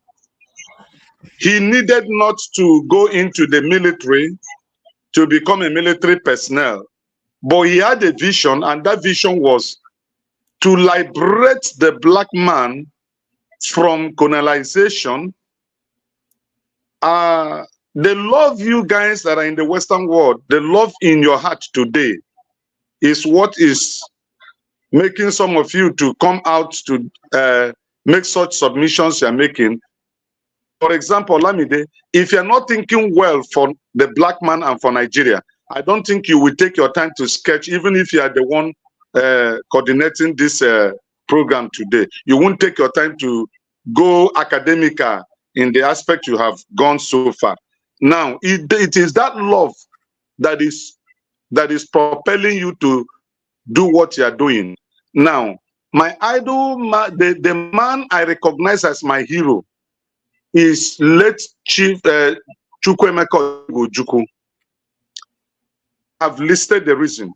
Now, if you go back, I watched recently the Aburi Accord, because I'm trying to look at where he went, where he made mistake. What was his vision? What was he aiming at? Why Biafran war? Why the civil war? It took me back to watch a documentary. That documentary was anchored by a young man, you know, giving the historical facts of the pre-war time and post-war time in Nigeria. And I discovered that actually it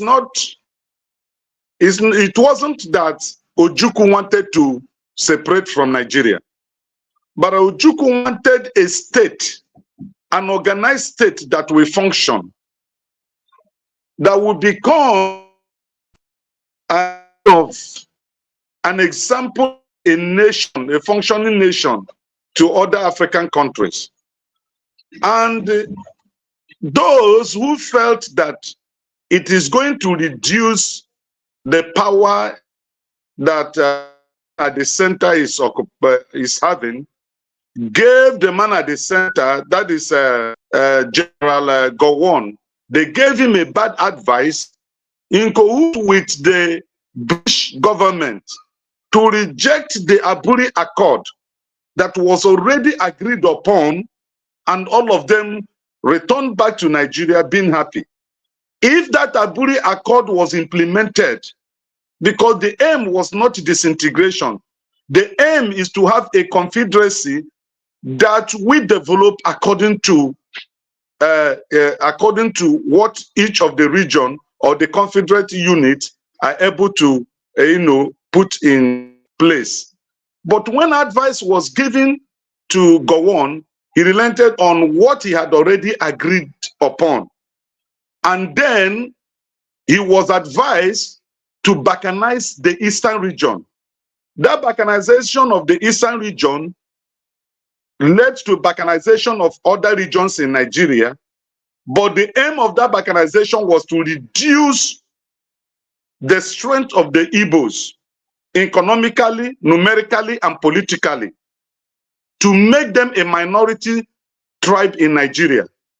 And that aim now defeated the dream of building a united Nigeria. Now I want to cite example. In that 3 years war, the Igbos were able to manufacture Ogbunigwe.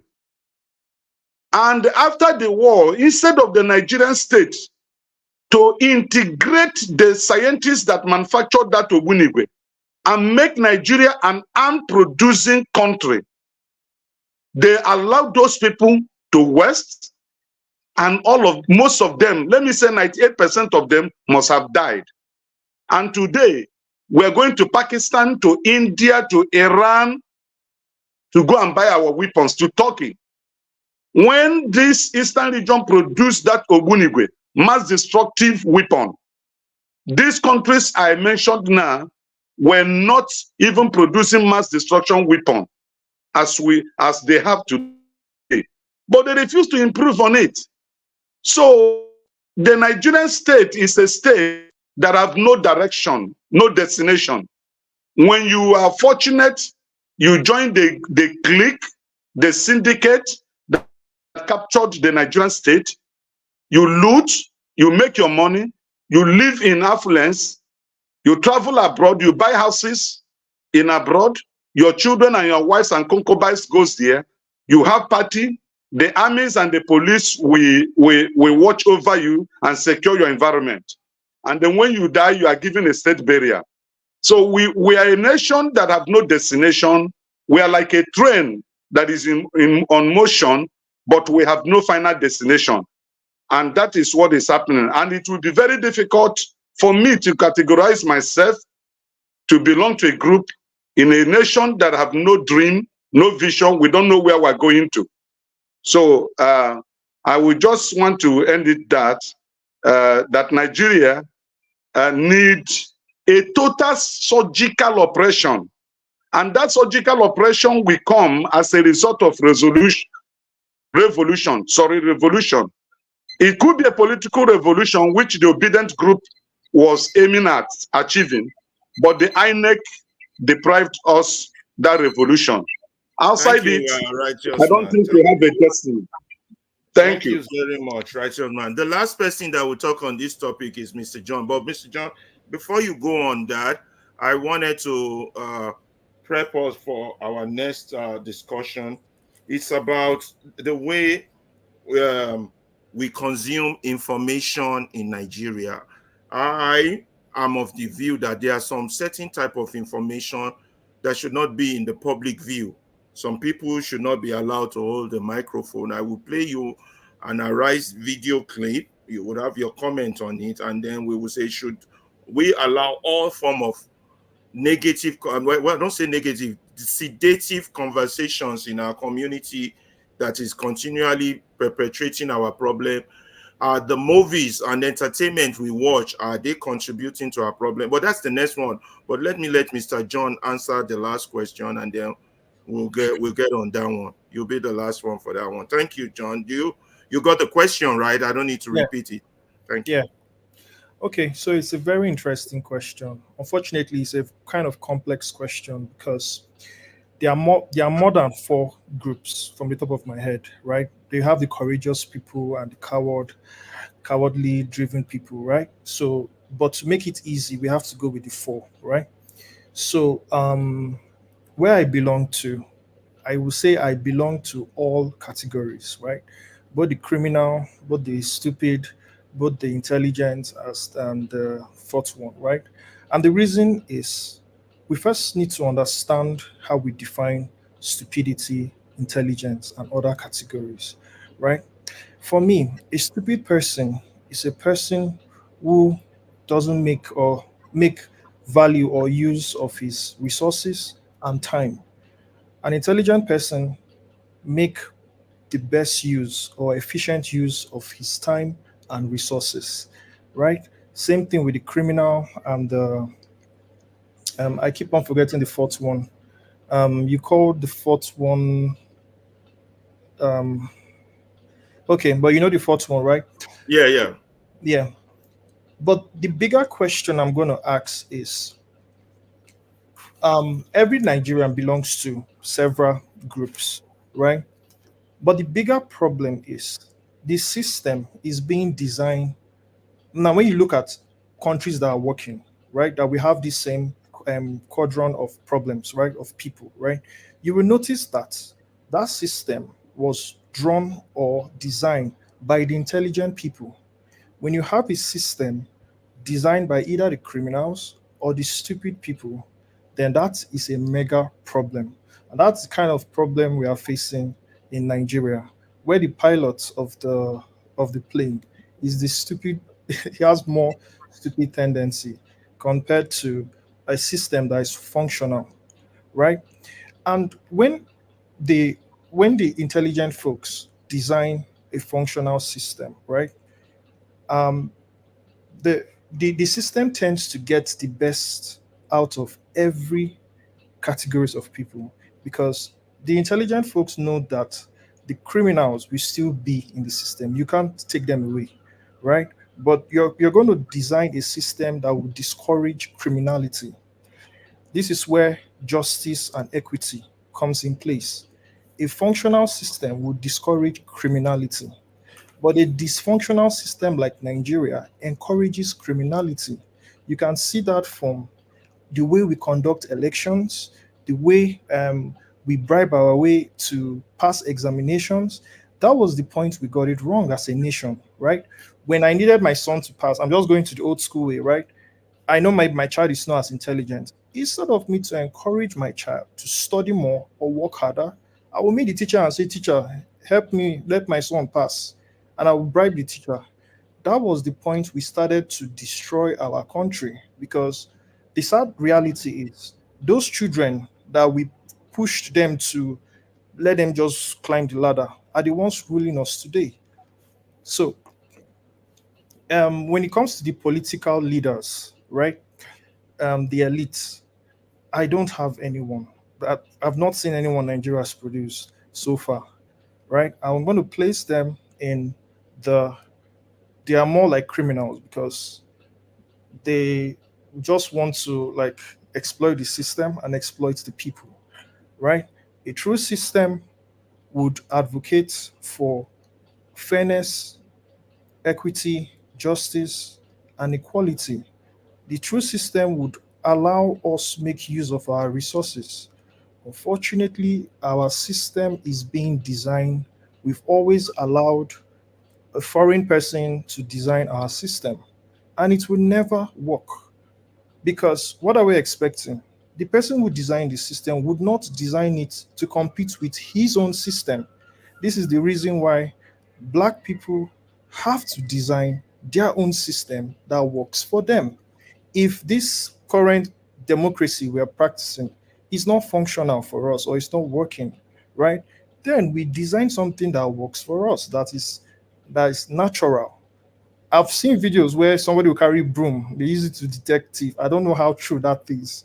But if that's the system we feel works for us, I would rather we go back to those systems that works for us than to use artificial systems that are not working for us. So like I said, this is a very important point. It's not as easy as just placing yourself and say, I belong to this system. But the tendency, or from my experience, we all belong to certain areas of the puzzle, of the charts, based on certain areas, certain things we do in life. That sometimes we make stupid decisions, right? It doesn't really mean you're a stupid person, right? But it's just that that stupidity will always have or a price or a consequence. So Mm, I think, Thank, yeah, that's it. Thank you very much, Mr. John. You really made a very intelligent submission, and I thank you for that. That was very good. Okay, I want to go on to the next one. The next one is about the type of information within our Nigerian sphere that we consume. I'm not talking about just the news. I'm talking about our entertainment, music, our Nollywood, the plays, the rights. Does it reinforce our criminal situation, or does it change it? I have two videos I want to show you. One is if that of the video wedding thing, and that's been all over the news. And then another one is one of an APC chieftain, you know, talking about the positive results of their government. So I want us to review review the type of information we consume. I used to have a lecturer, Dr. Lawal, who used to say, you are what you eat. That means if you eat meat, you'll be meat. If you eat vegetable, you'll be vegetable. The same thing with information. Are we what we consume informational-wise? Is that what has turned us to be like this? But first, let me go to those videos and play a little of them, and then we will take it from there. Okay. Okay.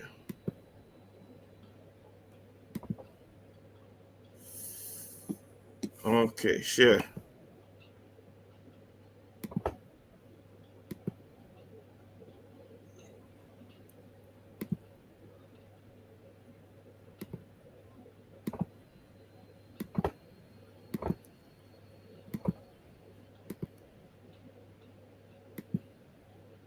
Hold on, I'm not getting the voice out.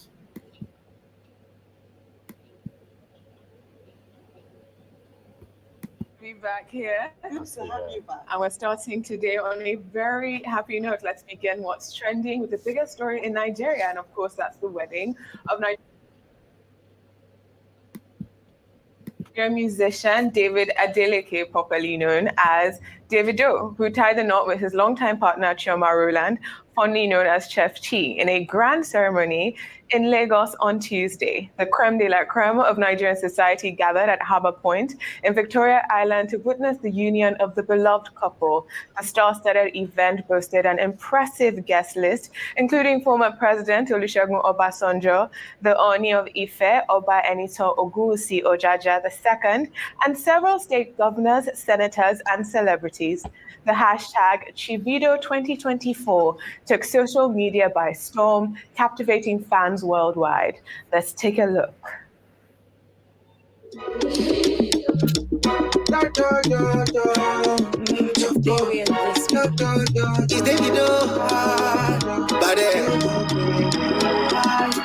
Shake it. Say one okay, she don't give me something. Roja over. I don't even tell you govern like she do me karajika. Make I no feel it. Me way be John Cena. I say I swear you mine, die. Baby girl, now you be God design. My life, as your face they show, now show your shoe design. Now you gonna be my wife. You got to be my wife. Call you up, pay the price. Yeah. Oh Gigi, awa. Okay, coming up on my Lulu fair, I need your life for my. I'm fem genyeki obi mohimani maka. Plenty killing from my life, now you I choose. I don't wonder if everything approves. If I do you wrong, my baby, oh I'm sorry. You say I get too many girls that on a story, but now you dey my mind. I swear, say now you dey my mind. I swear I know the lie. I dream about you all the time. Cause girl, you blow my mind, and I know 59. Girl, you do me bad. Yeah.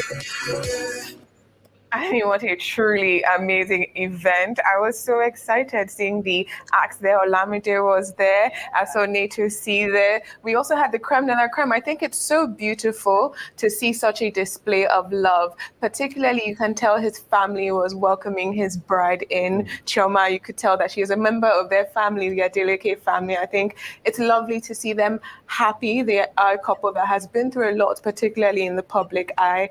But I think yesterday's event was absolutely wonderful and lavish, and that she is receiving a new car, I'm sure, with a lot of gifts. I'm sure they got a lot of gifts yesterday. What do you think? President Olusegun Obasanjo was there, former governor of Akwa Ibom State. I just saw him there as well.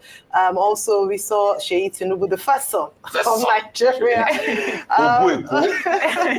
So many, star-studded, and so congratulations, Chivido 2024. I have to say that everyone loves a beautiful love story, and obviously there are mixed reactions, but I'll concentrate on the positive people on social media. Definitely perhaps one of the number one trending topic yesterday. Definitely. Even if you didn't want to attend as an online guest, you were flooded by pictures if you visited social media. So you just had to be a part of that ceremony. Davido, Grammy Award nominated, so he had to do it big, he had to do it large. And then he comes from a big family of superstars. His uncle is the governor of Osun State, Governor Adeleke, and it was beautiful to see both of them just connect. People were saying, this is the real father of Davido. Yes, they vibe together so well. He looked so well. I commented to someone yesterday about family values. I just really enjoy watching the Adelekes and the way that, at least to us in the public eye, their family dynamics work. Yes. I love how they seem to be respectful, honoring, and pushing one another, supportive of one another. We saw that pair with B from B-Red to Nico's leaving. All of them turned out and were really, really supportive of Davido. Now, Chioma was a resplendent bride. And by the way, it was the FAR events. Funke Bokno Bruce is the FAR events that produced this event. And it was, the beautiful outfits and the culture on display. Definitely. The wedding industry in Nigeria has gone beyond celebrations. It's also an opportunity for talents to be showcased, not just to the Nigerian audience, but to the African and international audience. Tubu Bereni did a lot of her outfits. Kuto Vaitabik as well did her first, this red one that she's wearing here. Ugomoye did Davido's outfits. It's an opportunity because if you look at or listen to other parts of Africa, how they watch our weddings. Yes, and even get the makeup, ideas. Banks DM Fantastic work. An opportunity for a showcase of vendors, not just for the bride herself or the groom, but also for her wedding guests as well. So all in all, I know a lot of people smile to the bank in terms of probably making the food, the decor. I know Kewa's Kitchen did a lot of the food. Salt Lagos was also part of the dessert. So it was the creme de la creme of the event industry. Definitely. And they put a great show up. I wish them all the best. I hope that, all the things they face in the public eye, it's now time for marriage. They say wedding is one day. The marriage itself is the real work. But beautiful show and display on there. Congratulations to the Adeleke and Roland family. Definitely. Rufai, are you one of the online in-laws of Davido? Yes. I'm so happy, because he's been through a lot. We don't want to rehash the very sad memories, but it's been through a lot. And it's not also easy when you're in the public eye, So he's had to learn. He's had to grow. He's had to go through a lot, There's no one size fits all of how you'll be a judge of the public eye. Definitely. Some people love you, some people hate you. It's just incumbent to you to keep doing what you are doing. And that.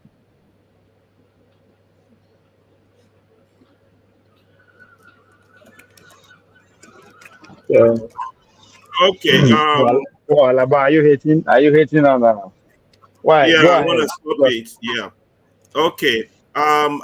Before I go on, the topic is the things we view as entertainment. Is it contributing to our problem?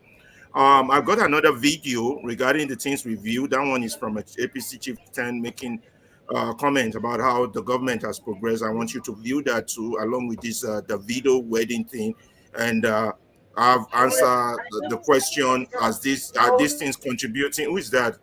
Mary background noise. So I want to read Equity and Fairness Justice. This man is becoming very radical, man, and I like his views. He said, when I saw this headline that Arise covered this, I just shook my head. I refuse to watch the waste of resources amidst extreme suffering. Arise is not a very serious platform. Really? That's interesting. So our movies, our Nollywood movies, do they reinforce the big man concept, big manism concept, the haves and the have-nots? Does it perpetrate our problem? Before we start answering that, let's look at this second video of this man that's a Tinubu supporter coming to talk on Arise, and we'll play a few minutes of him, and then we'll start talking after that. Okay, let me add that to the screen. Yeah. Okay. Share screen. Okay. Share. He said that his renewed hope policies have been, they seem to be hitting the right mark, hitting the right spot. But Would you say that you envisioned a Nigeria where we have high inflation rates, higher than when he came into office?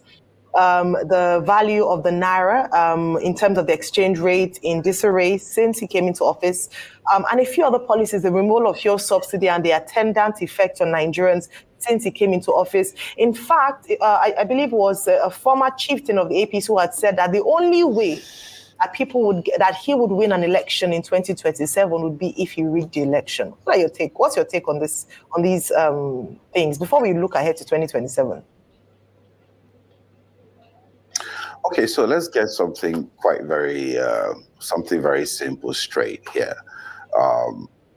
President Tinubu did Nigerians a favor by telling Nigerians the truth that there is not going to be more subsidy. But who removed subsidy? It was President Buhari. I mean, respectfully, an elder statesman, but I think he did not do the country well. My question is, 2 years to his second tenure, why didn't he remove the subsidy?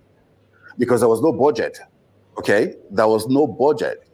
There was no money meant for subsidy. So we get this thing wrong. You know, when President came in and said, no more subsidy, he was telling us the truth. He told us, he did us a favor so that we don't have high expectation. There was no money for it. So when we say that, you know, so look, the president, okay, is giving his best, looking at what the former president left behind. And I look at this being mean because I feel that the former administration did not look into this very well. I want to be careful the way I use my words because President Buhari is a very respectful person. But I want to say the truth. He didn't mean well for the country, because you see, a new president is coming in. Things were so very bad. The economy had crumbled. Let's say the truth. Why didn't he prepare the country, provide things that could give succor, could make life easy for the common people before not budgeting for subsidy? That's one. So I want to correct that impression. And talking about the currency, talking about inflation, all of that. I mean, the President Buhari's tenure, the country we were under recession every day, every week. So you have a president has come in with a country that was shattered and broken, night and day, doing his best to be able to put it together. Okay. And let's not forget. Okay, Mr. Teso. Thank you. Let's set the facts straight because it's a public television and the facts reign supreme. Mr. Teso, the first statement you made that was not correct. Very well. God bless you. That was factually incorrect. You said when the president came in, there was no budget for subsidy. That's not true. According to the 19th of August 2022, FG said they were to end subsidy at the end of June 2023. The president came in May 29th. There was still about a month more based on the budget for subsidy. Secondly, you said under Buhari's regime, we had a recession every week. That's not also factually incorrect. We had recessions, yes, but it was not every week. Thirdly, I'd like to ask, do we still have... I exaggerated that. No, okay, good you clarified that was an exaggeration. Don't do now. Thirdly, President Tinubu said he had pulled out subsidy, but as we speak today, we're still paying subsidy. Because when you look at the prevailing price on the West African coast, it's over 1,000 for a liter of petrol, and we're still paying about 700. Recently, the government released a document called the Reset Document, where they put in themselves that over 5 trillion was a mark for subsidy payments. But they had to withdraw that document, but subsidy payment is still been going on.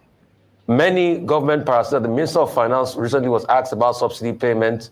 He tried to wriggle his way around it. At a ministerial program, the Minister of Oil and Gas did say, officially, we are paying subsidy. So subsidy is still being paid. As we speak today, what has President Tinubu given Nigerians as regards this renewed hope campaign? He has added 11% inflation to our country as we speak today. Inflation is at an all-time high. Can you respond to all of those things? Oh, yeah, sure. He has given a lot to us. Look, I can tell you that the level of insecurity has reduced drastically because of the rusty house we had before he came in as president. You might or we might not see the effect immediately, but trust me, he's doing a lot, and a lot has been done. So let me give you an example. There was an incident recently in Abuja where a brigadier general was killed, and kudos to the CP FCT. Within 2 days, those bad people were caught. Okay, I do not want to, and the president is not living in denial that things are difficult. Yes, things are. Okay, there are challenges. But the question is this, is he trying his best? Is he doing his best? Is he giving his best? Yes. We might not see, we might not see the effect immediately, okay? But things have been done. And then this brings me back to if someone tells me that I just want to touch on is so expensive, yes, yam is expensive. Cooking material, I mean, foods is expensive. Oh, let's stop. What are the governors doing? I just wanted to talk. Only you talk and say you should not eat everything. Why you can't? I just wanted to touch on that small. Say, okay, I'm talking about the type of information we consume. First was that Davido wedding, and then a guy like this on national TV, and I'm like, our Nollywood movies. Do all these things contribute to our demise or detriment or whatever word? That's the question. So you all have time. I think. Can you hear me? I'm listening here. Go ahead, Ovie. Yeah, we can hear you. Ovie, go on. I can't hear you, Ovie. Okay, I say now you be like it's not. I know how do I pray? First of all, yeah, I don't know why you are hating on the video. Me, self, I do the same thing. I do my community donation. I do my own wedding. I should do the same there. So I can't hate. See, I will go with. I go with. I hope you get my point. I go with what's the middle fight? Well, allow the poor boy has been through a lot. Okay, he's been through a lot. Let him live his life. I don't have anything against the video wedding. It's from now billionaire, but it's not if he's making money from us alone with the news and the plan, that's a different case. This guy is from money. It is rich living their life. But most importantly, and this is where I want to start from. The first letter you read, Lugard. Yes. Yeah. Lugard. And the second one you read, and the second one. Yes. So can you see it now?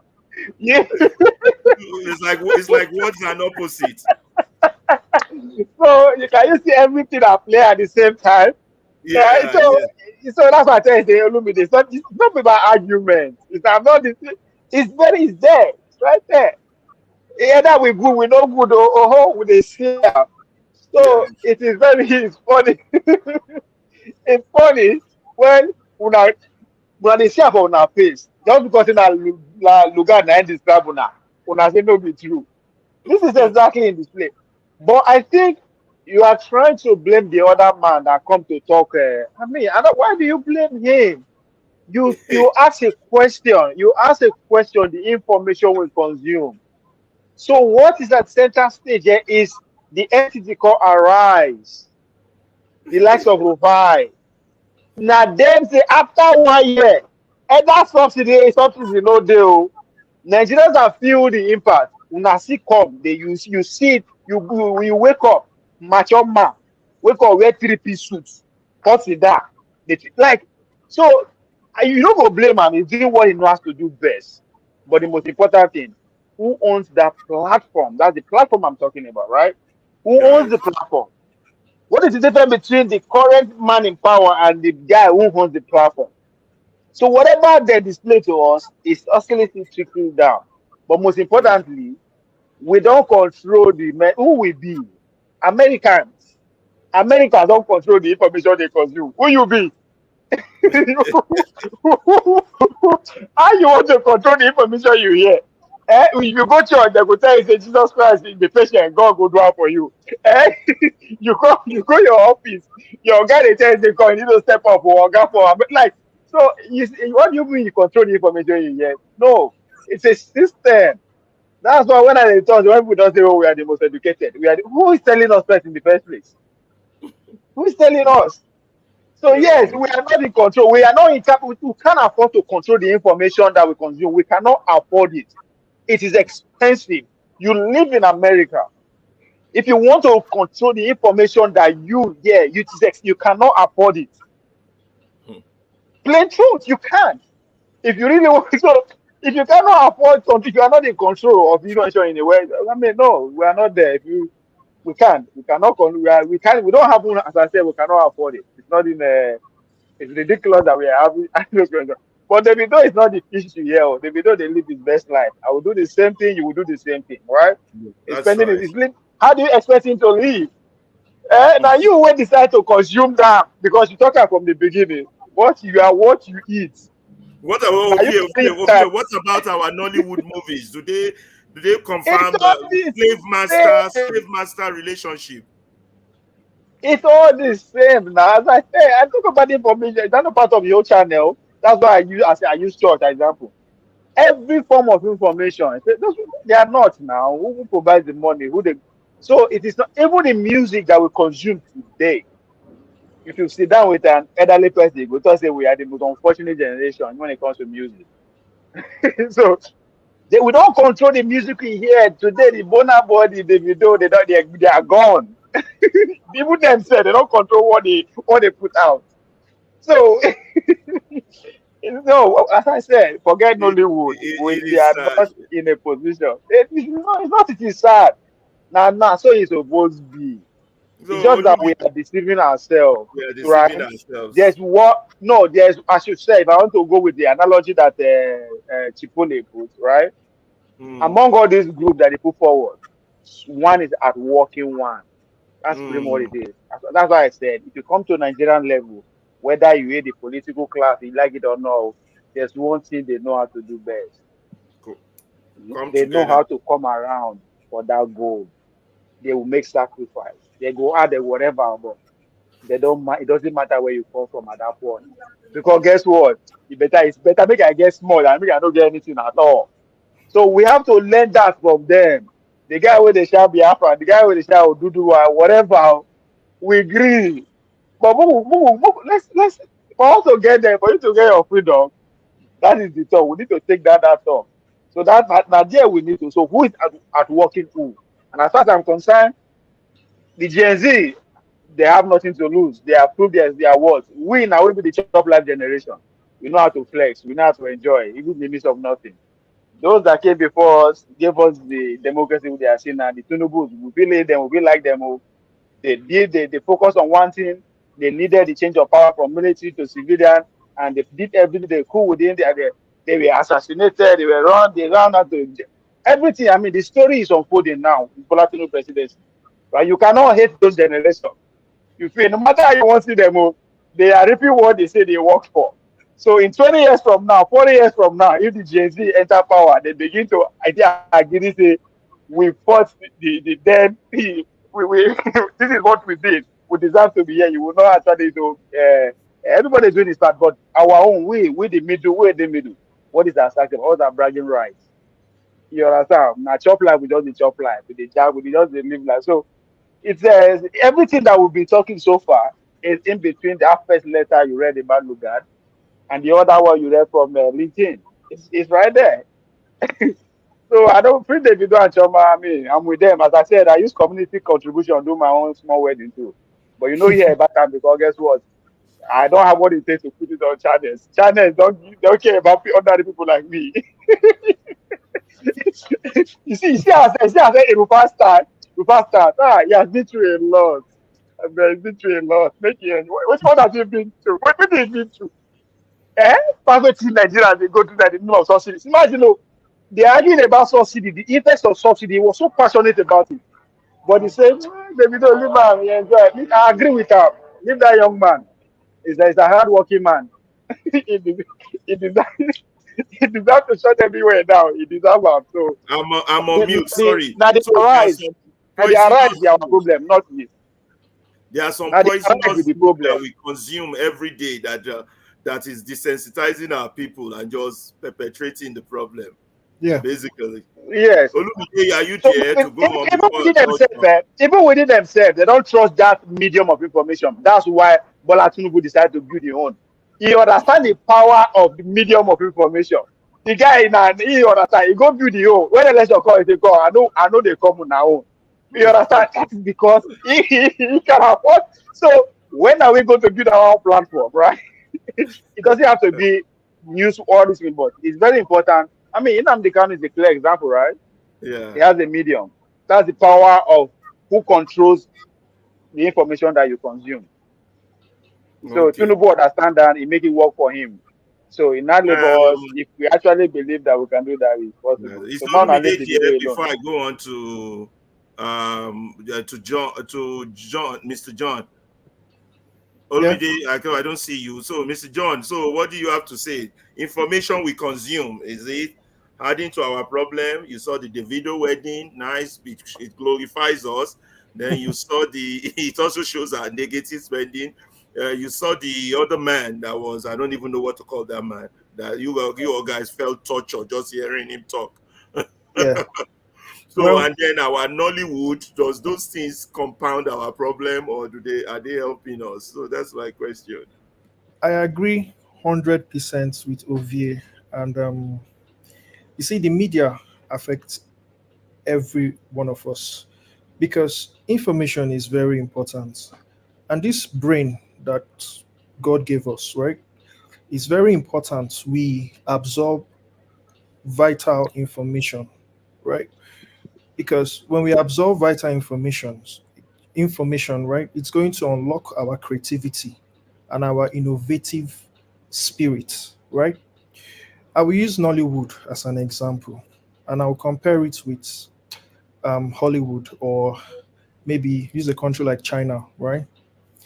If you look the content in Nollywood versus the content you can watch in Chinese movies or American movies, right?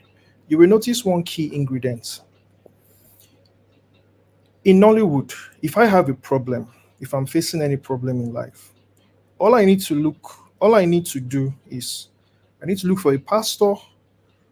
They will pray that spirit. When they pray, you will see one bulb will leave my head, piang, and the solution, the problem has gone away. But when you watch an American movie, although they have various type of American movies, but there are some movies like I can recommend, maybe Gifted Hands, right? It's about Ben Carson. So he was struggling in school, right? And he had that moment where, like, he started going to the library, reading. He became a world-class doctor, a surgeon. When you watch movies like that, right, it can act like a reference point to unlock your own creativity. But when the kind of media that's coming out from our airspace, from Nigeria, is, you see, that spiritual, it's mostly spiritual. Everything is spiritual problem. You have spiritual problem. The people absorbing that information will always think the solution to their problems would always be spiritual, when the solution to the problem could be creativity, because creativity solves problems. That's the reason why God blessed us with that. If we are not using our creativity to solve our problems, they will always be there and they will get worse. So, God blessed us with that. If we are not using oops. Oh, so for Davido's wedding, well, I wish him a successful and blessed marriage. He's a celebrity. If Taylor Swift was having such a wedding, right, you expect fans to be there. But it's more about the priority. of our, Holy what do we shit. prioritize as a people, right? Do we prioritize knowledge? Do we value things like that? That shows you where we are as a people. And that's why when you bring us back to that question, when you said intelligence, right? Intelligence is it varies. What's the point of intelligence if we are not using it? So our media, when they change the kind of content they air out, it's going to make a massive change. But the oppressors won't let that happen. Notice when we had Fela, the kind of songs that were coming out from Fela, it was always criticizing the government. Now notice the kind of songs we sing today from our Nigerian musicians. They don't criticize the government. They just sing about getting money, sparing it in the club, and it's reflecting. That's how the youth want to live. They feel success is when I can go to the club and I spray money. That makes me successful. But an intelligent person can say no. Success is when I can build something like maybe Twitter that makes an impact to people's lives. So this is my 10 cents. Yeah.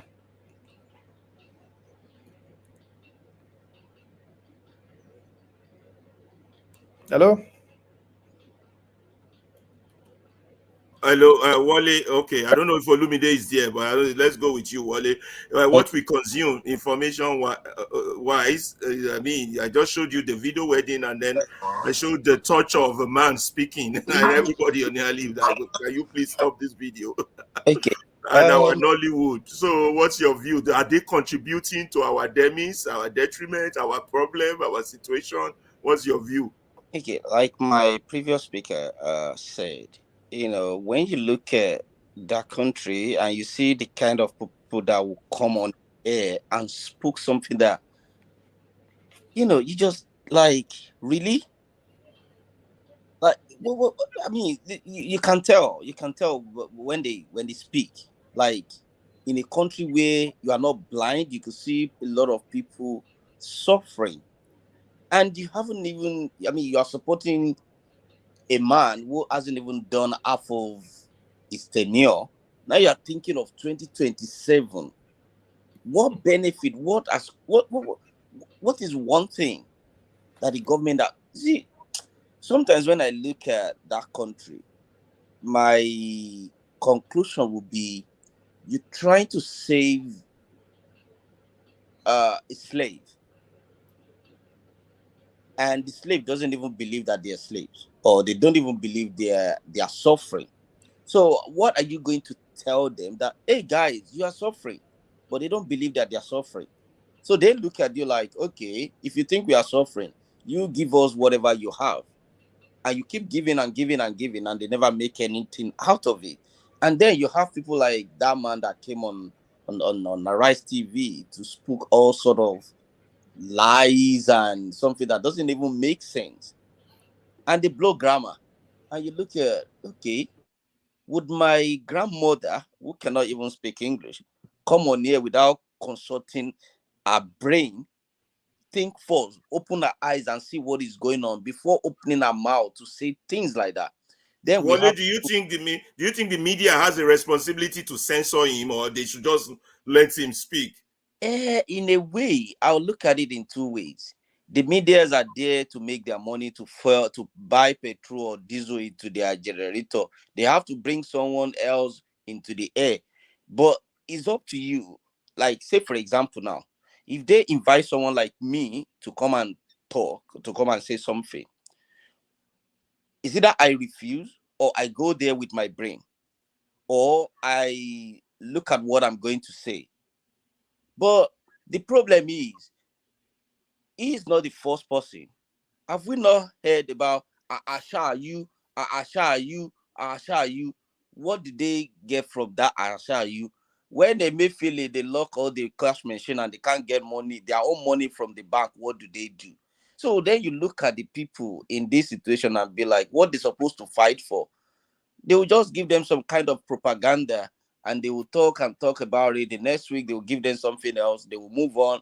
What has happened to Bettergate? What has happened to Yaya Bello? What has happened to the national anthem?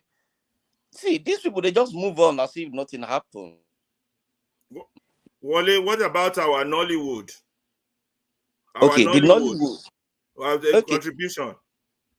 Nollywood, in terms of culture, I would say maybe they are trying, but when it comes to innovation and moving forward and what could be the solution to the country's problem.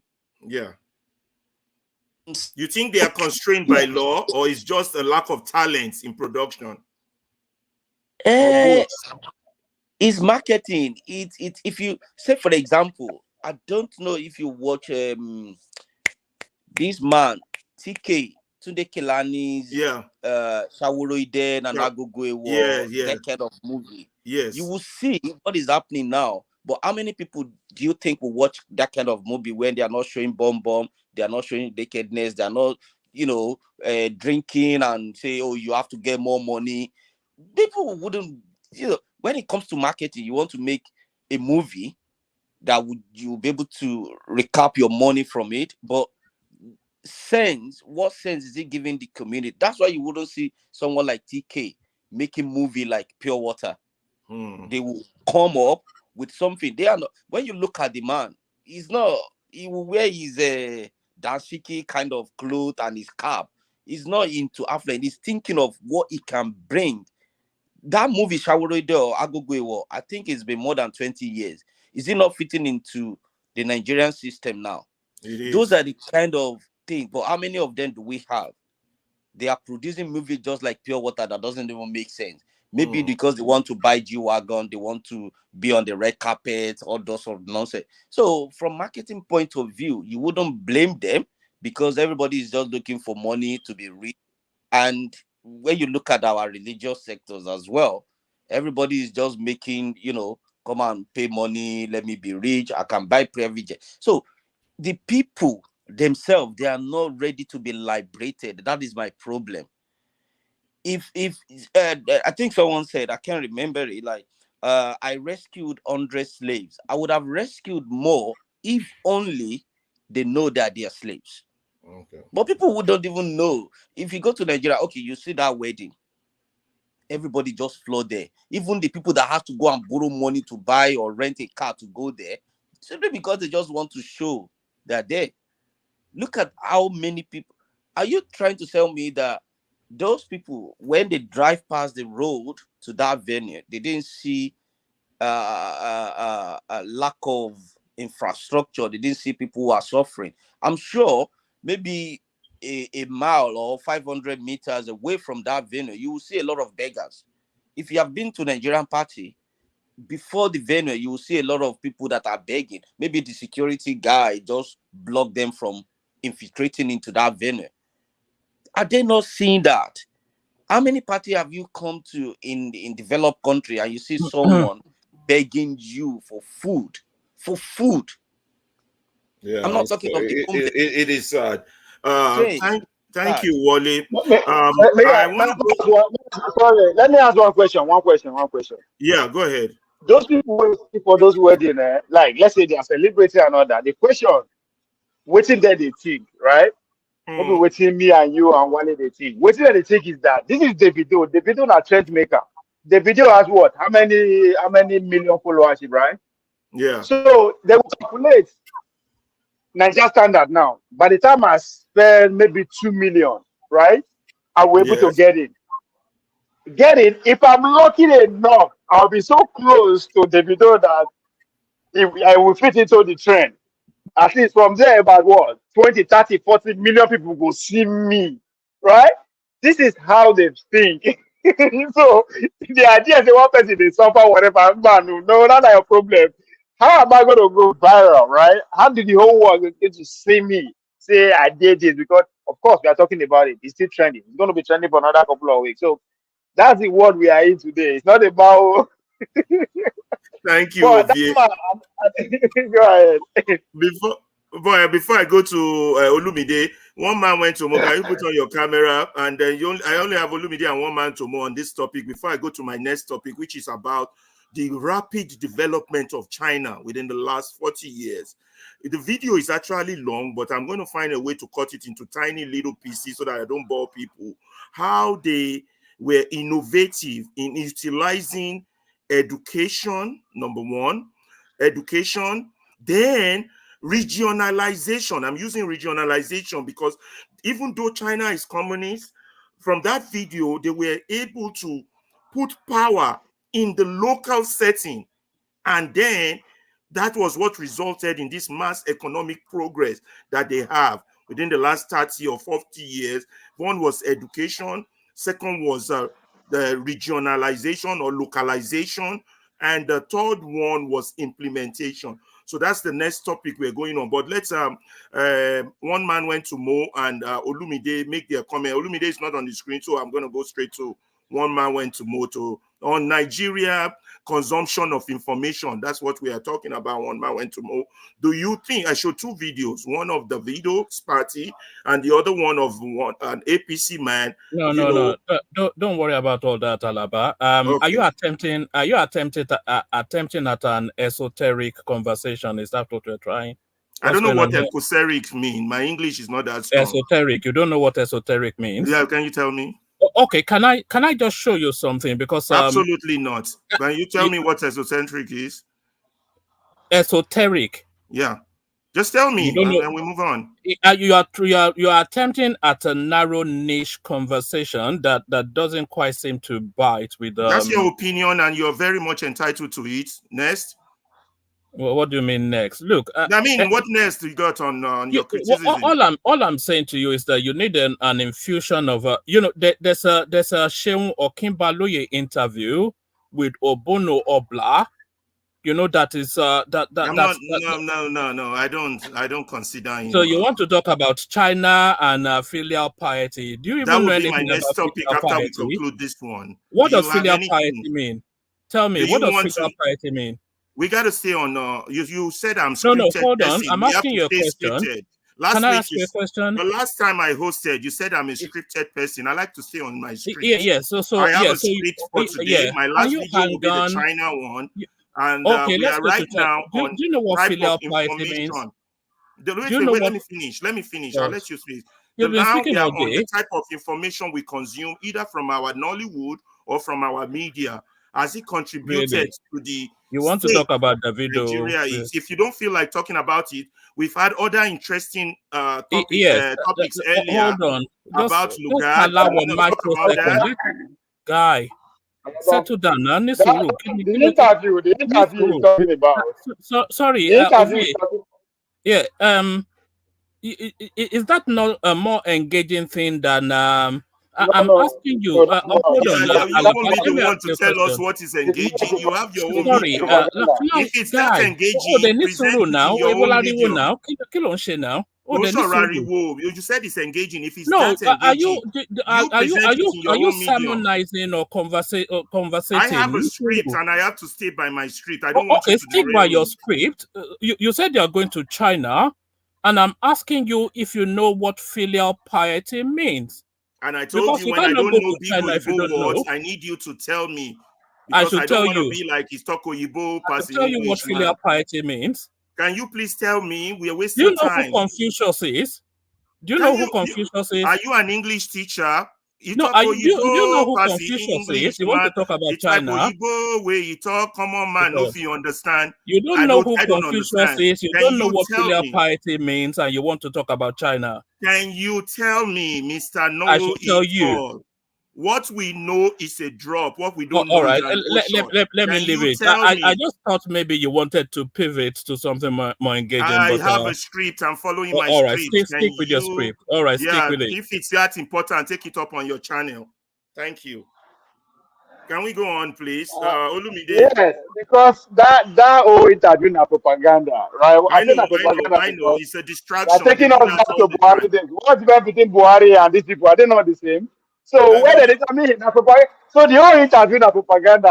I'm happy that he shut it down. That is what they want us to call on. How they group testimony. Nobody help them testing the money. Are you guys not feeling now? So we see that is all border to the information you are talking about. Exactly what you are talking about. we don't control what we hear. See, now they are trying to force us to talk about Buhari and Teti. The same thing, how good not Teti, how Obasanjo Teti. We go talk about that most, this and this will go finish. So propaganda. So it boils down to the center of what we are talking about. Do we control what we consume? You know, That we is don't. Listen, all bunker. wait, look, that was a distraction. They want to change the It is a topic that I have distraction. scripted, and I'm not going to allow that. Let me tell you something about them. These people, I have them on my level 4. My level 4 says nowadays, this type of people don't defend what is right. They defend who they like or benefit from. They're smart, intelligent people, but only use their intelligence for negative against society, maybe for their own selfish interest or reason. Example is one man went to the moon and Kulata. To think that some are actually paid to explain and justify the evils that have overtaken this country called Nigeria, and that paid, supposedly educated, and fighting to preserve and promote Nigeria's sickening status quo.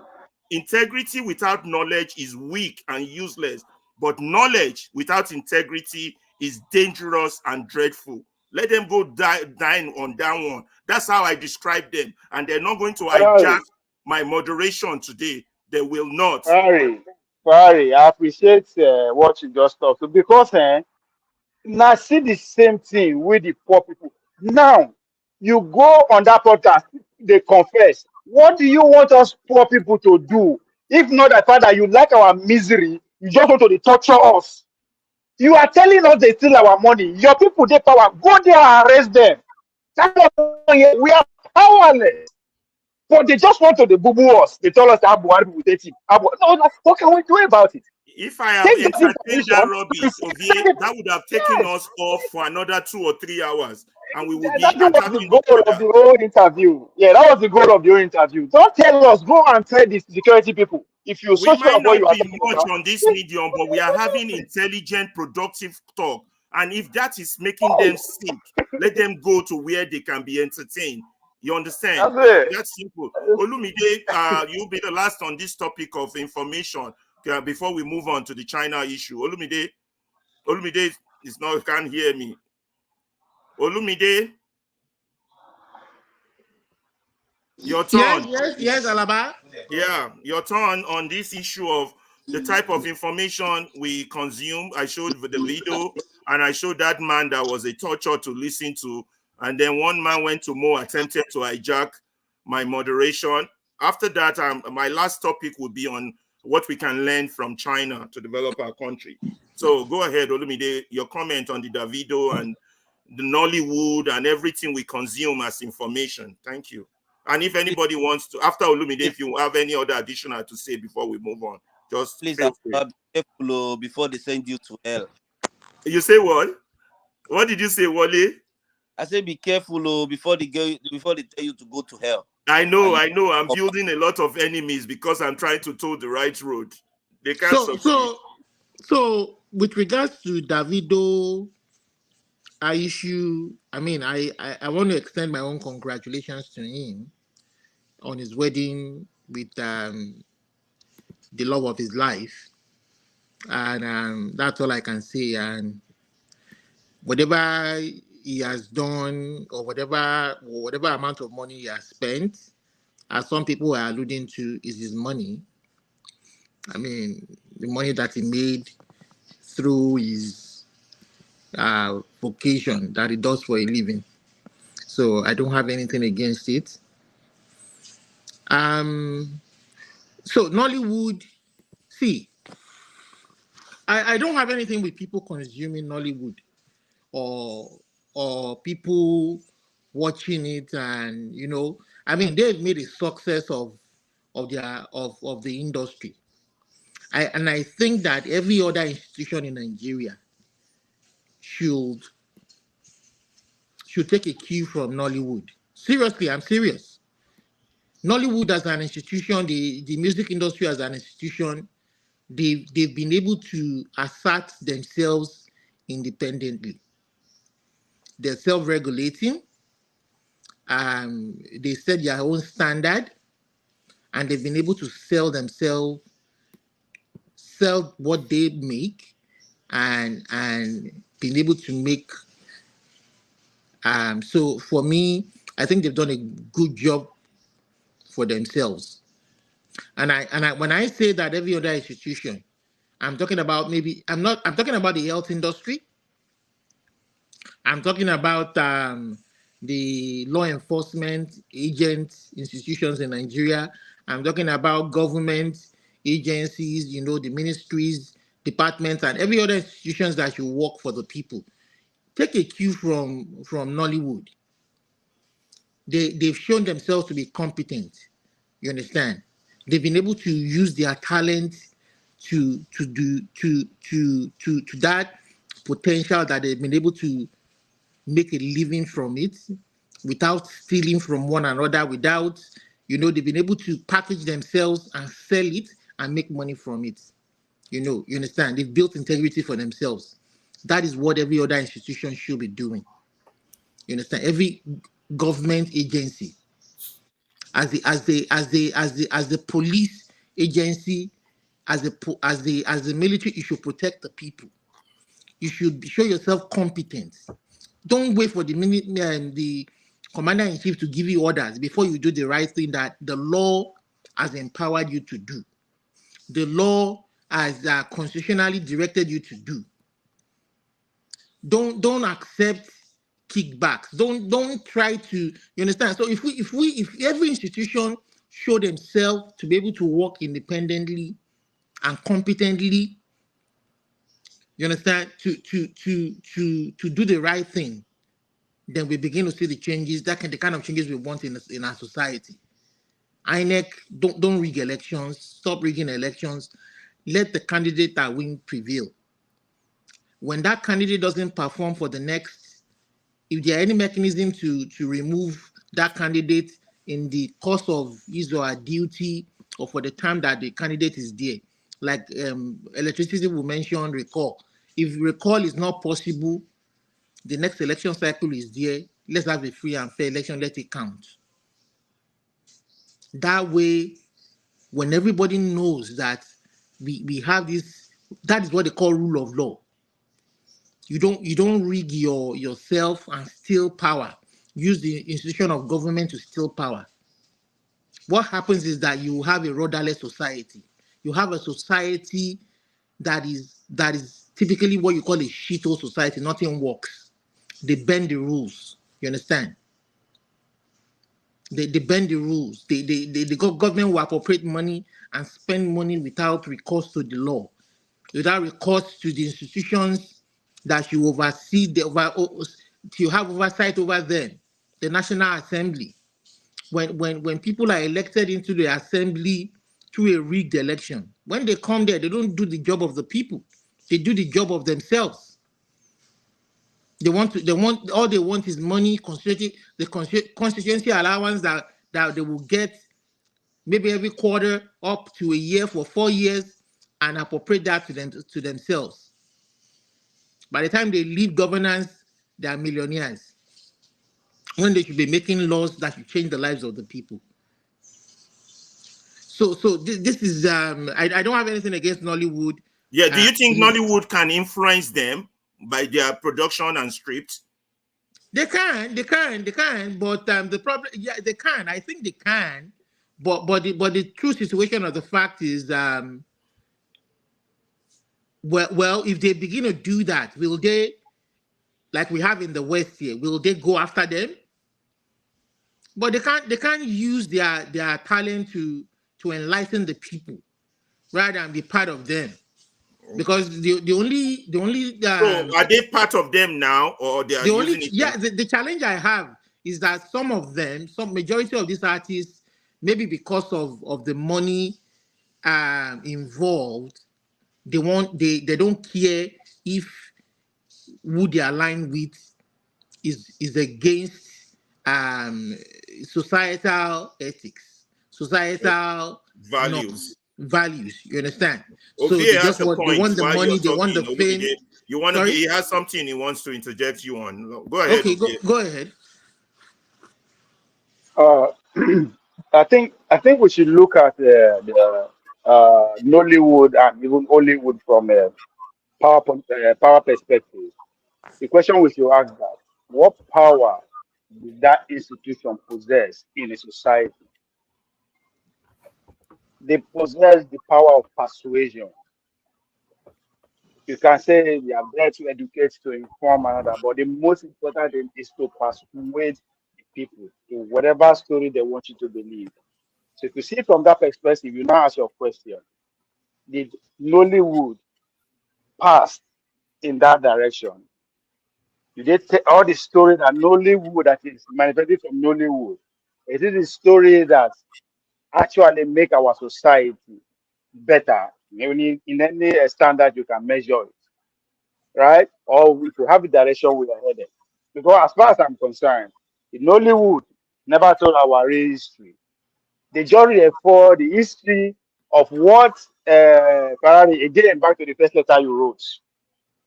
You understand the story or the Nollywood that you told, or the story of how the conquerors were here, what they did, the churches, and so I'm not saying 100%. Maybe if we dig into all those that Yoruba, all those tribal Nollywood movies, they tell story about before the white people come. Kudos to just other guy too. I think he lives in Canada. One Yoruba guy who did something about Oktoberfest, right? Shout out to people like Chimamanda Adichie who did Half of a Yellow Page.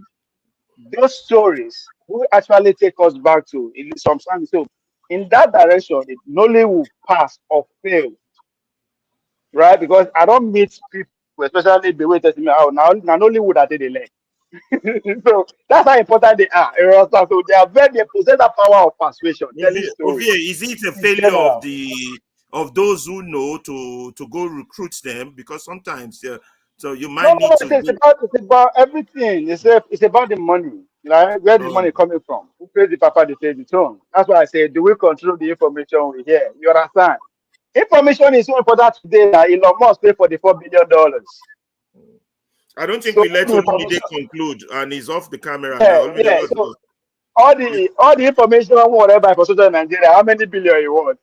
So that's how important information today is. In order for you to actually control what you hear, to avoid disinformation, that's what 44 billion of Twitter was all about.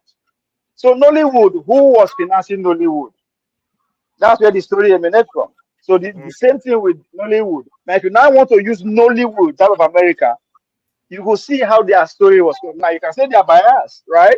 But it will enhance their own civilization. Today, the Western civilization, one of the great, thanks to Hollywood, has a role to play, right? The Nigerian today, in a way, right? The Nollywood played a part.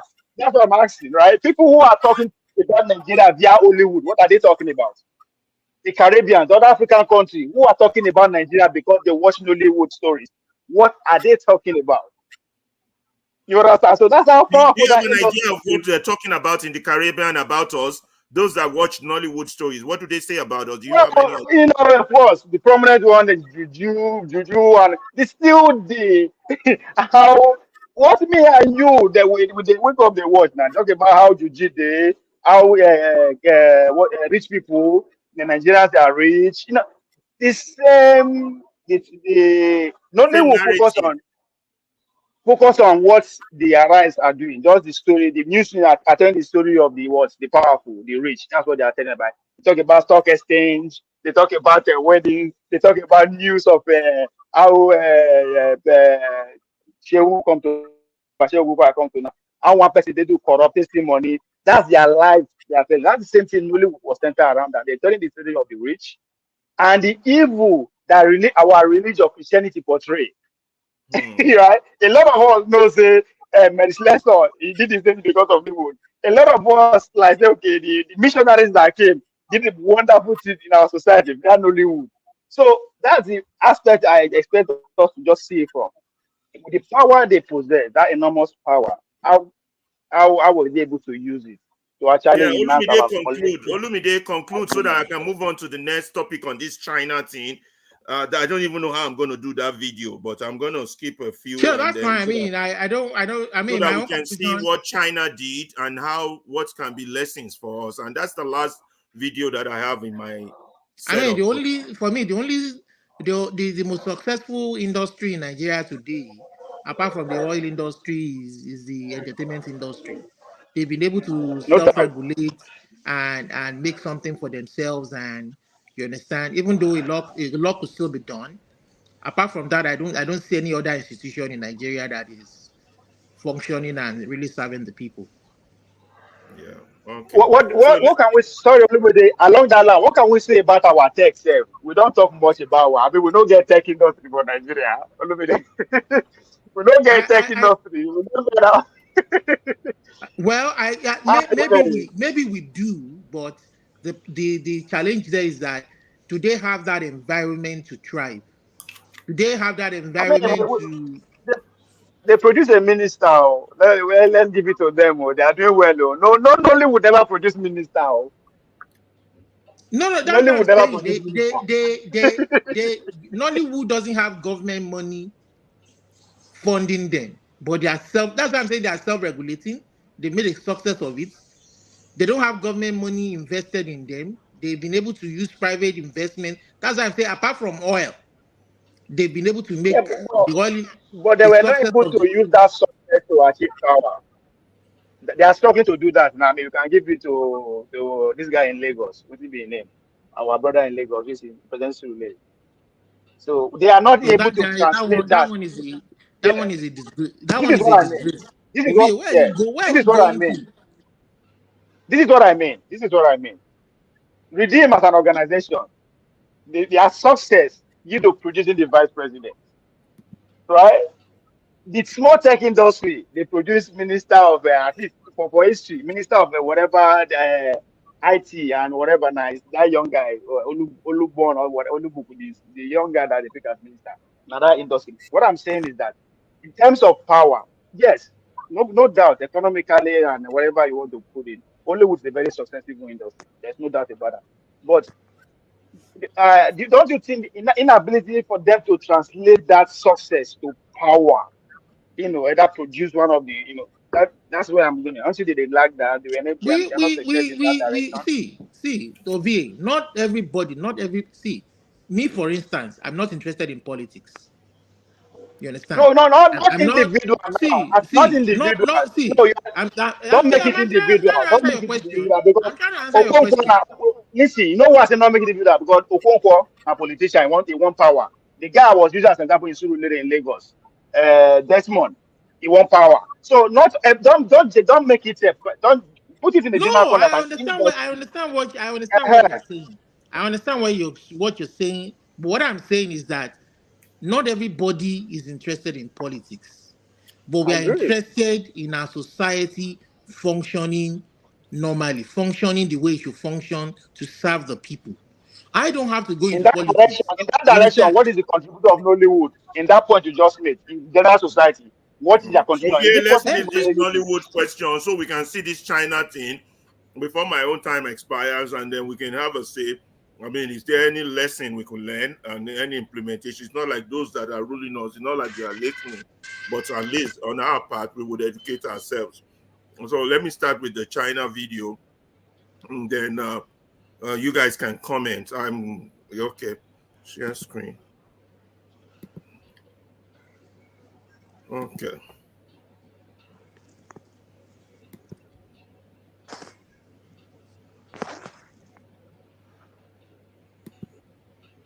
Change China's direction. Deng had a vision, and it was that China should become more prosperous. He shared Mao Zedong's concept that the only way for China to become more prosperous was to have stability, and he believed, as did Mao, that the only way you could have stability was through one-party rule by a communist party that kept all of the power in its own hands. But Mao's concept was not really stability. It was permanent revolution. And Deng didn't accept that. So when Deng came back after Mao died, his vision was that to get rich is glorious and that you do it in the most efficient way. But to achieve that, Deng first needed to outflank the hardline conservatives in the party leadership. And when he came back, he asked first to be put in charge of education. 而现代化就需要人才，这个时候国家最缺的就是人才。所以邓小平恢复工作之后，他首先提出要分管教育和科技工作。The first step was to undo the damage caused by Mao's war on the middle class. 1966, when the Cultural Revolution broke out, they closed down universities. They closed down all the examinations. There were a few people who received party recommendations to go to school, but schools were not operating the way they should.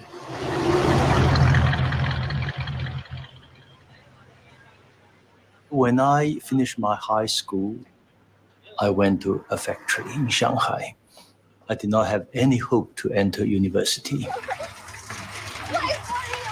A whole generation of China's youth had been sent to the countryside for what was called re-education, through hard manual labor to learn what it was like to be a peasant. I was the probably last cohort of people from high school that didn't have to go to the countryside to receive re-education. I was thinking of my life was just, I'm stay there for my lifetime. Just going to be in that village.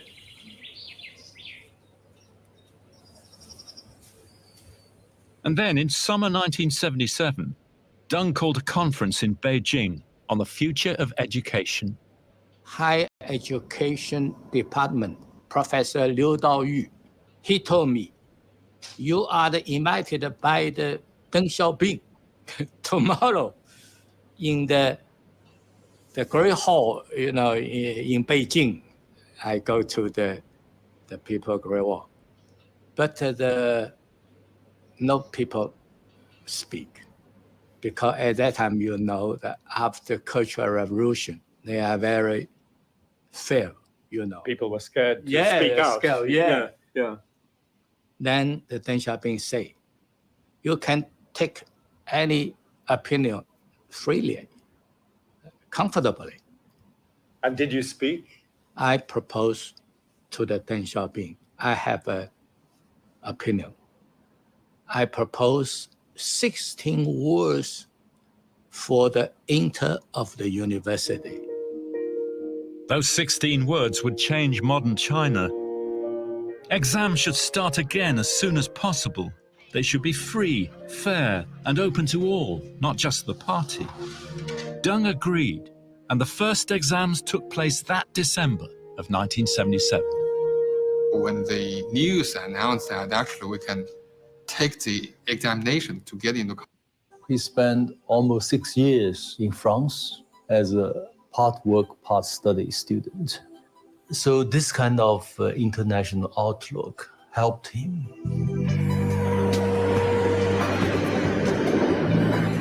In Japan, Deng understood the extent of China's backwardness. 新干线列车当年是210公里的时速，而中国的列车时速是60公里，反差如此之大，可想而知邓小平受到了什么样的刺激。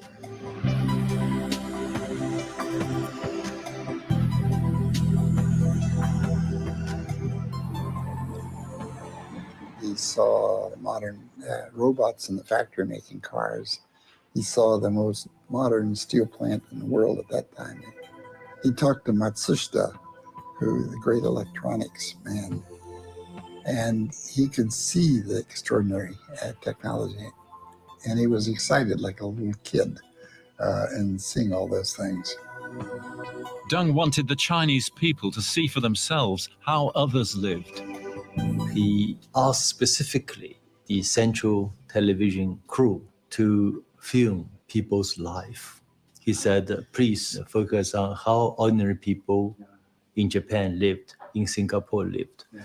It's an eye-opening for Chinese at that time. When the Chinese saw through the television, Japanese workers have refrigerators at home, It's awakening, it's a shock. Sensing the mood in the nation that autumn, Deng Xiaoping convened a conference about labor in Beijing. A big grey building on the corner is the Jinxi Hotel. Roy was there. Our relations with China for 20 years were frozen in a pattern of total hostility. During those 20 years, the relations between China and the Soviet Union deteriorated, and we couldn't take advantage of that. And that's what the secret negotiation. Engagement had a number of goals, some of which were self-serving on our part, some of which had to do with changing China, at which the West has been extraordinarily successful. There's no question about where the lion's share of influence has flowed. And much of the energy of engagement, and I'm not talking here about government to government, but the institutions, universities, in some cases, cities, counties, churches that were involved in engagement. A short drive into the Pearl River Delta, you could look straight across to Hong Kong, then still under British rule. 40 years ago, this was a vision of the promised land. This strait was the gateway to a better life for thousands of poor Chinese whose dreams of wealth often ended in bitter disappointment and even tragedy. 700,000 people, mainly young men, had attempted to cross over to Hong Kong, but many of them swimming directly across. 140,000 made it. Most were turned back, but many drowned. One of the coves here became known as the Cove of Corpses. The reasons for the migration, of course, were economic. You could earn over there 100 times the daily wage of a laborer here in Guangzhou. To change that, Deng Xiaoping found an ally in the new boss in Guangdong, an old revolutionary comrade who shared his views on reform. Xi Zhongxun, the father of today's President Xi Jinping. 这小组讨论的发言里面，习仲勋就说，广东那么困难，经济那么落后，主要还是上面捅得太死了，中央捅得太死了。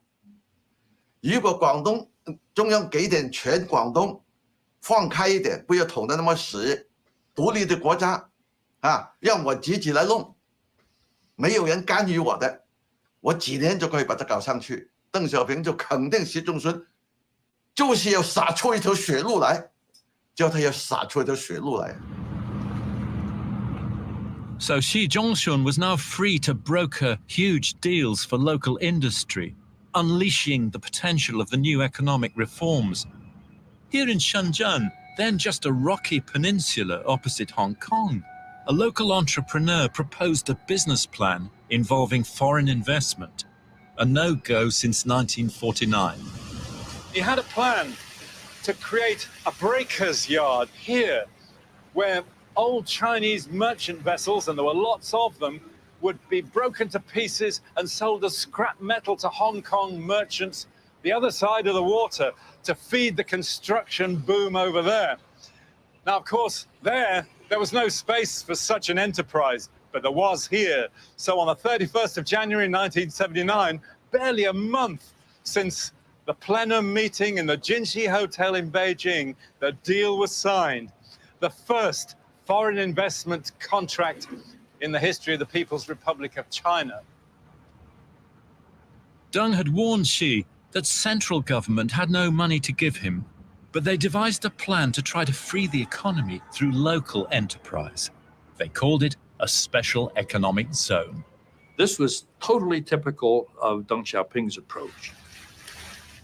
They set up these 4 experimental zones near Hong Kong and Macau.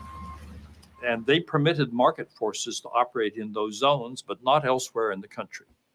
And when the zones were wildly successful, in large measure because Hong Kong took advantage of the cheap labor available on the mainland and moved their production facilities into these special zones.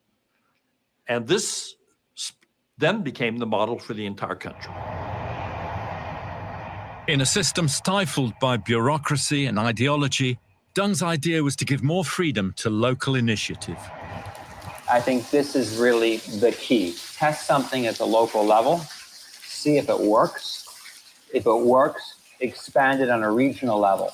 If there's pushback, pull it back and retool it and expand it again. Thousands of small businesses were now allowed to spring up everywhere across China. The first on the coast of Zhejiang at Wenzhou, which had always been less controlled by Beijing because of its location. You can see how Wenzhou's been shaped by geography.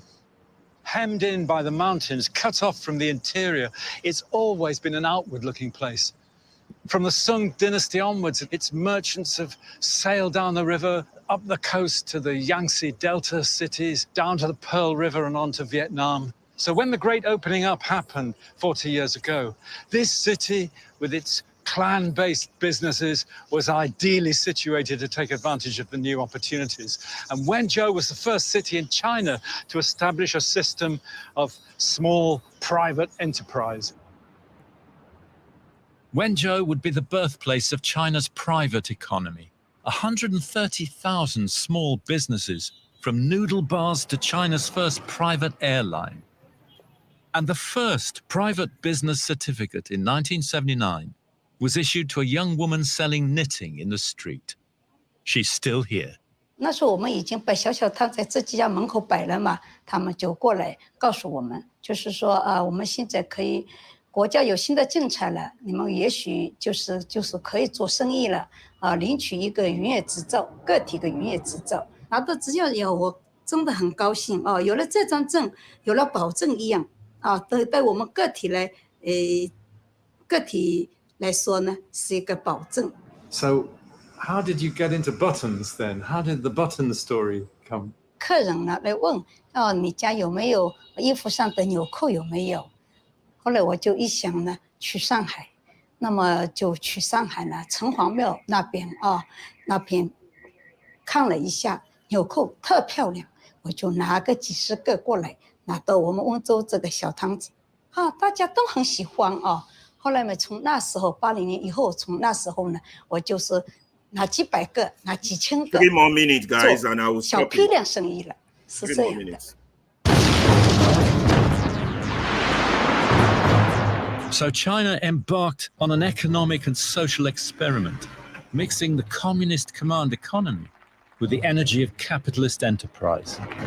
Deng Xiaoping took a position of absolute pragmatism. And the view was it doesn't matter if it's socialism or market as long as it works. And this idea of combining both at that time was something that international economists, Western economists, IMF, World Bank did not accept. But that's what they did. The Communist Party could push through big construction projects quickly, providing the infrastructure for growth.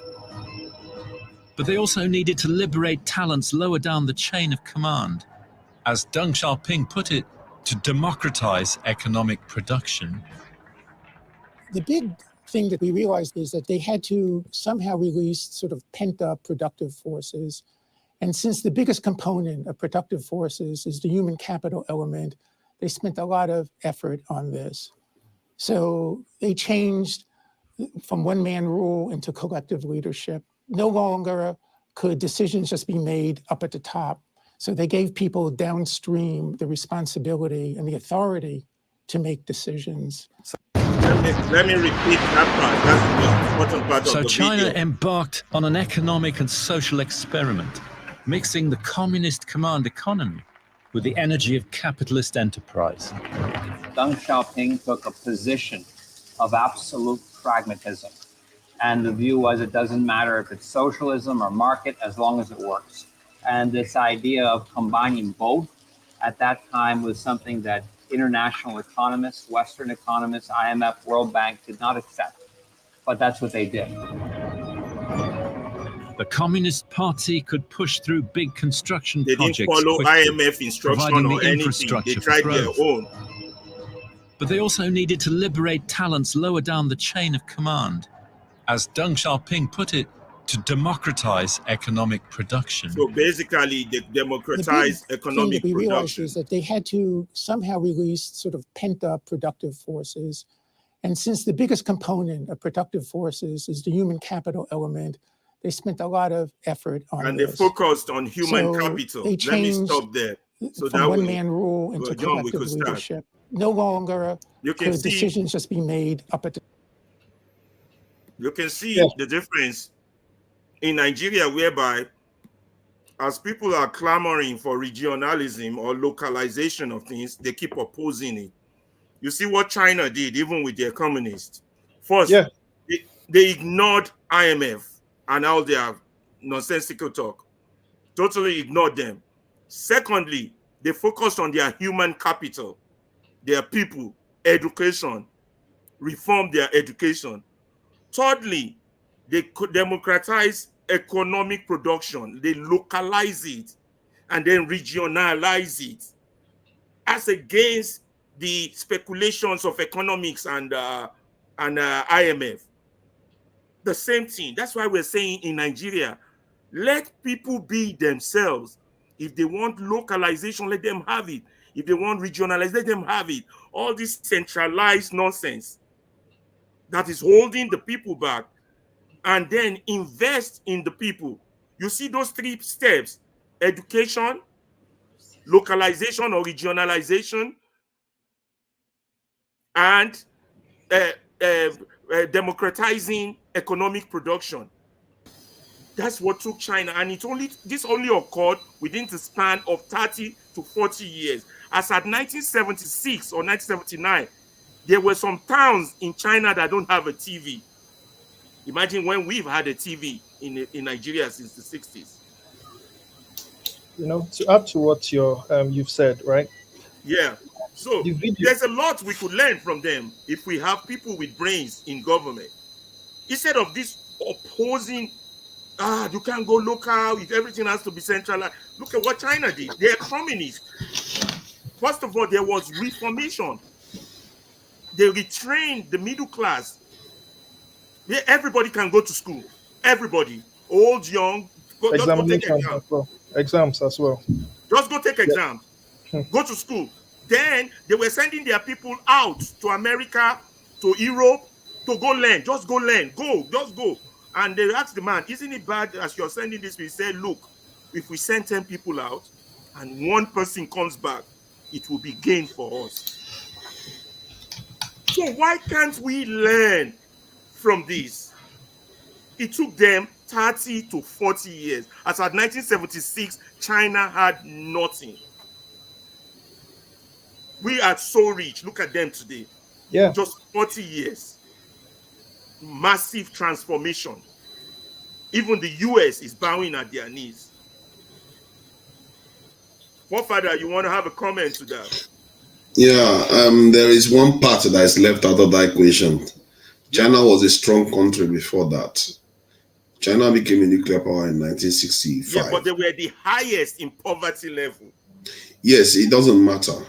You see, when you have built your security level to that point, America had to intervene in China so that China doesn't work with the Soviet Union.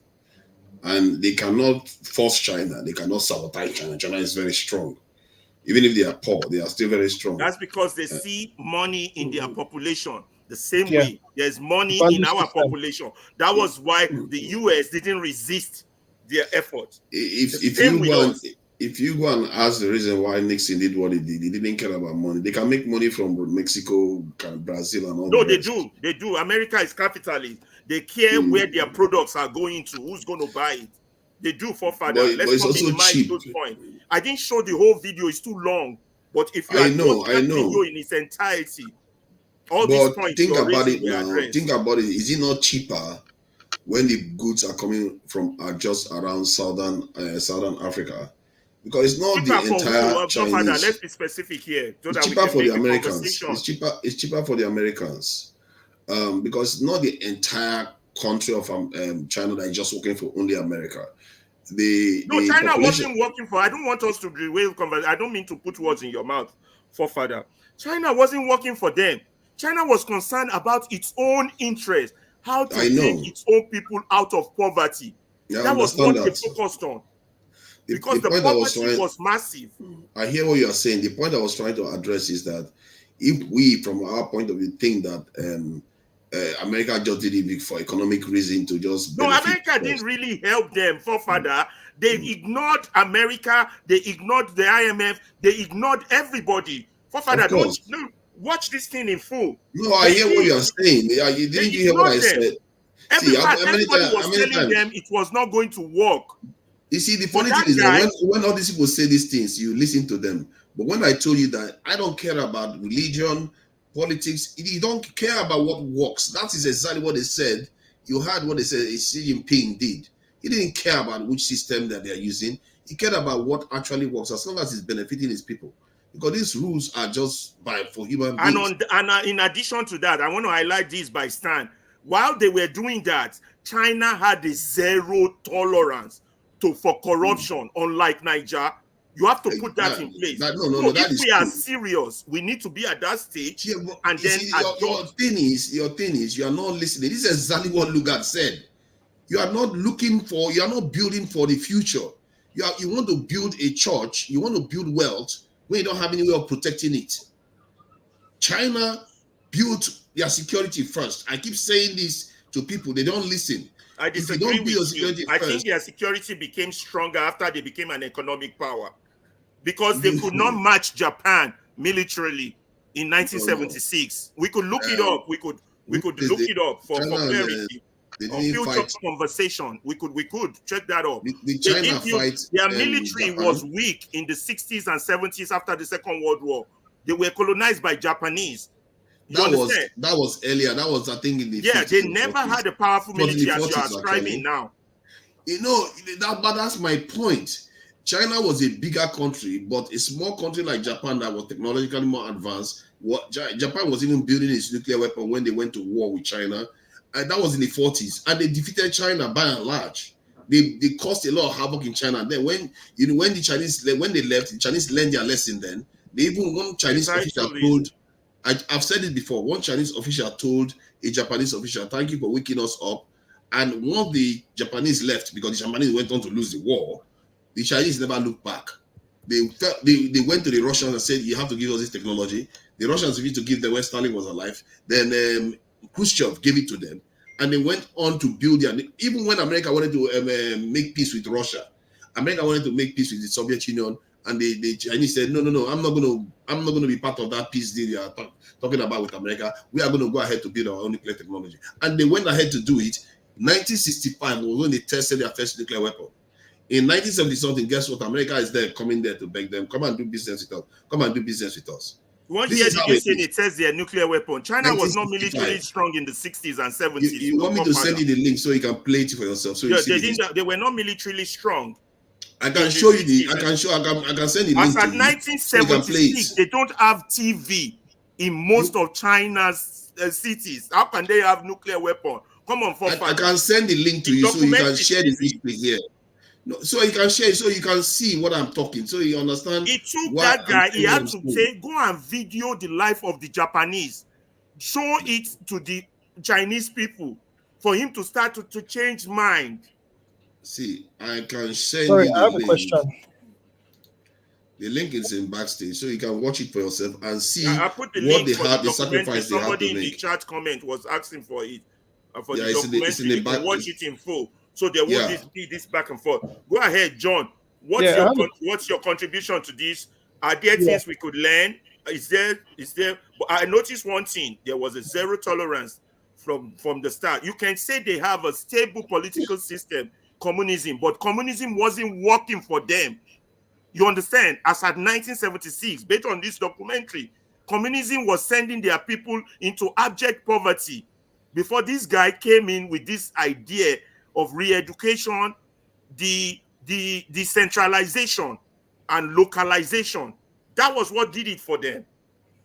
We could argue all we want, but I think that we should be careful about jumping to conclusion. Please, John. We shouldn't, but why are we resisting that point? It's in the documentary.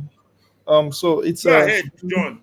It's a nice documentary to watch, and I believe that's a good summary or overview on China's developments over the years, right? But one thing I learned from that documentary shows you the step China took, right, towards their greatness, comparing that to the mistakes we've made as a country. You see, China paid attention to the key things, to the key pillars that makes a system to work. First of all, your educational sector is not a sector you joke with. Compare the educational sector. Now, John, please, I want to be typing it down because you're making good point. I want to write it down. Sorry about that. The educational sector is not a sector you joke with, because this is a sector that produces engineers, doctors, lawyers, the best minds, right, into the society. But how did we treat or what's the budget for our educational sector? What Good were we point. building after the independence? I will That's tell you true. the fact. In Africa, we were building more religious homes than schools and hospitals. And That's that's a true. fact. When a nation has poor priority, we don't prioritize what we're supposed to prioritize, there is a problem. You see, China was also colonized by the foreign I don't want to make Foreign it, I think powers. Britain. Yeah, Yeah, they were the colonized by Japanese. Britain. The Don't you think? Japanese first, then after World War, the Yeah, Americans took over or yeah. whatever. And I believe, knowing the British people, right, they would have tried the same thing they tried on Nigeria, on China. They would have, because they would not want to build a country that will compete with theirs. And that's a fact. But look at the things China accepted and what they rejected and what they maintained. They maintained their religion. China did not trade what they were worshiping or their own religion for something foreign, but they took the science, right? They took the science. But what did we do? We embraced everything foreign and we destroyed what makes us original as a people. So the bigger question is it too late for us to go back? Because I believe the strength of any country is based on the collective the collective strength or the collective mindsets of its citizens Of its people, yeah. yeah. So if we don't as a people have these strong mindsets, we are going to fold and we are going to be easily conquered. Let me share this link so that you see what I mean, because I don't know. I can do it from here. Let me see. So you see what I mean when what I was saying. It wasn't. Look at what Mao Zedong said about the invasion of China. Thank you for joining us, John Abba. Yeah, thank you. He says on 25th of September 1972, Mao Zedong said, "We have to thank Japan. Without Japan's invasion of China, we will not have been able to achieve the cooperation between the Communist Party of China. We would not have been able to develop and eventually gain power." When did It's good thing I never. This was in 1972. How does that relate to the fact that as at 1976 they were very poor? Then somebody came in and said, "We need to focus on the people." Started re-educating them, even sending them out. How does that relate to them changing their rules from centralization to regionalization and creating production, democratizing that is production? not the point How does that making. relate? I don't want us to derail. You are doing that thing that Lugard himself is warning us about. You are not listening. Let's do it. It's a debate. It's intellectual. Don't be threatened by it. Okay, good. It's a debate. Look at that it's now. Intellectual. Don't be threatened. Come on, say not your part. I say my part. Okay, and then this is 1972. This is 1972 when Mao Zedong said it. Then he said it because I remember when I was watching the documentary when he said it. I never forgot that. Why would he thank anybody for attacking his country? That is, it goes back to that collective intelligence that I'm talking about. He says, "No, we too should thank the British for colonizing us and use it to our advantage." But it's not the same because the British won. Let me explain now. You are just, are you here to learn?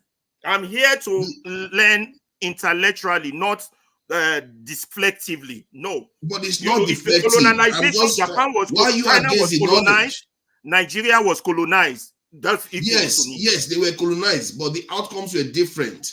Because that's why we're talking about the because. Let me know. The reason why the Chinese, when they were colonized, they freed themselves a lot earlier before Africa won, and then the Japanese invaded them, and the Japanese lost. You have to have lost that war because those people that won the war, I've told you before, if they win when the war, Japan lose, forefather, don't spread wrong information. During the Second World War, China was a colony of Japan. Yeah, but Japan lost the Second World War now. Japan lost the Second World War. It's a historical fact. Then America took over the colonies of Japan. That's how it works in war. But not China. They couldn't take over China. The British did. Don't forget they were allied forces. The I'm British tired. didn't take John over Abba, you China. have something to say? Go ahead. The British I'm didn't still take over moderating. China. I don't know why you are acting as if the British didn't take over China.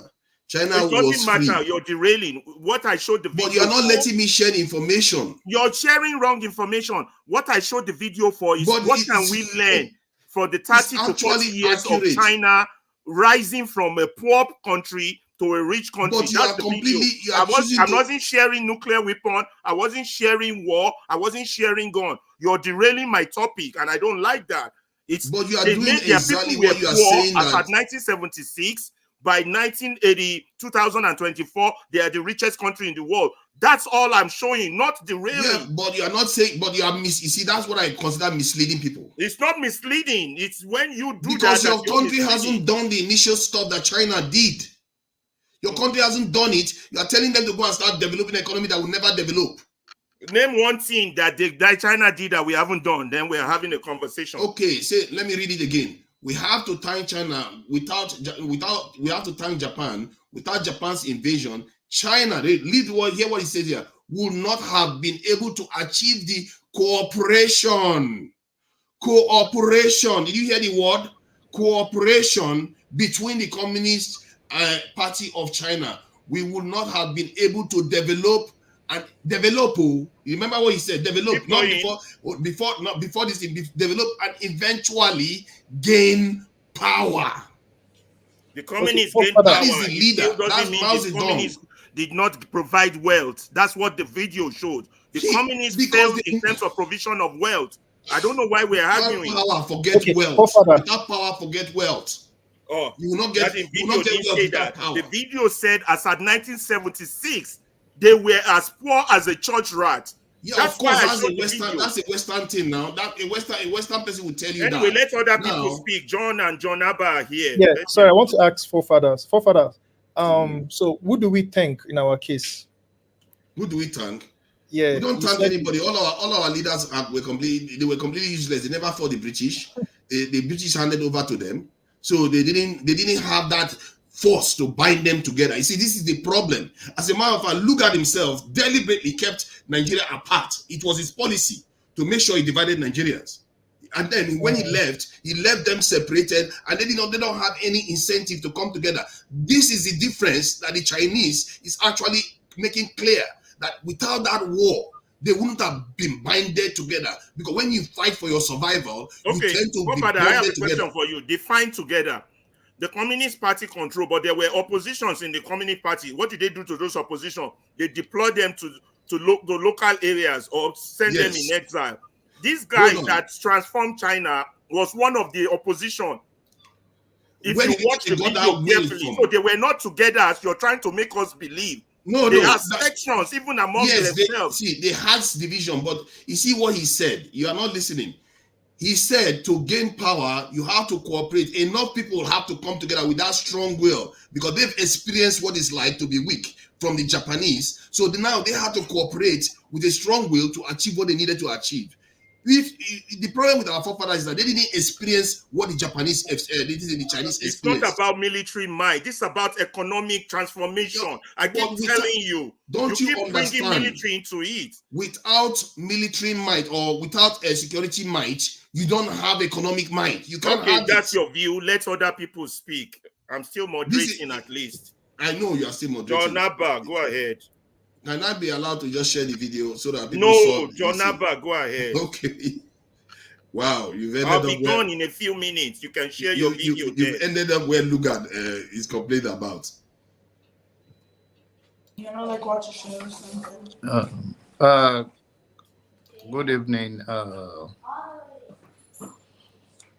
Ferrari. Good evening, forefathers and John. How are you?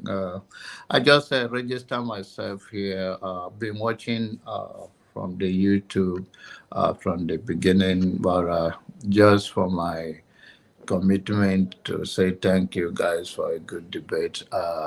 Even though we could have other view, but Ferrari dressed in a traditional Yoruba tie that represents the core value of a Yoruba man in Nigeria space. And I saw the Lugard message, although you made it clear that he's just playing the devil's advocate, just to have something to start with. And I've watched quite of everything, but it's my commitment that whenever I have a moment, regardless of most of my disagreement with you, I know you may mean well. We all have a different view of things sometimes, but just like you also talk about, I read from that about Nigeria and what we agree on and who we are as a people, that we can be passionate, just like what you and forefathers are going through right now. But end of the day is that is who we are. We are passionate about things and we express it. But also, as I round up my submission, in your measuring all the heroes of Nigeria, I don't know whether I was a deliberate act because of your own view or your own understanding of sorry, but I'm not saying in a wrong way, but I believe that he was measuring his name based the fact that he's an activist. There's no, in our current Nigeria is one of those that, for whatever reason, he may not even make it to the presidency, but he said, and we have seen how he pushed back. So I would have loved hear you mention him among your own heroes. And if it is not your hero and you choose for your own ideology reason why you didn't mention him, well, sometimes it's just to carry everybody along in this space. There are many people I disagree with, but doesn't mean that I have any bad blood towards them. I just don't do that. But other than that, it's a good conversation so far, and we hope to improve and define who we are as a people. In the economical aspect of it is what we are lacking. I think we are black people enough. We are a decent people on the surface of the earth. You can't count Nigerian out, but I hope one day we find a common or a leader that can do more than just we are educated, we are this, we are that, so that at least there will be fairness. But in the summary of my submission, there's no elite. Elite everywhere in the world are the same, and poor people everywhere in the world think alike. Thank you. Okay. Thank you very much, John Naba. Thank you for that elderly contribution. And I'll start and be behaving more. I'm giving you more your respect more as we go forward. I apologize. But forefather, this question on the screen is for you. You keep pushing your military might in over economy. North Korea is relatively strong, but no economic prosperity. How does forefather explain that? That's one of the commenters asking you that. 1 minute on that, then I can go back to John.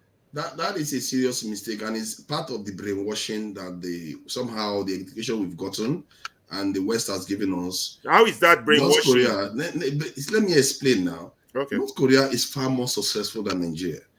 Russia is going to North Korea to ask them for help. He's not comparing it to Nigeria. He's saying has no economic prosperity. Stay with the question.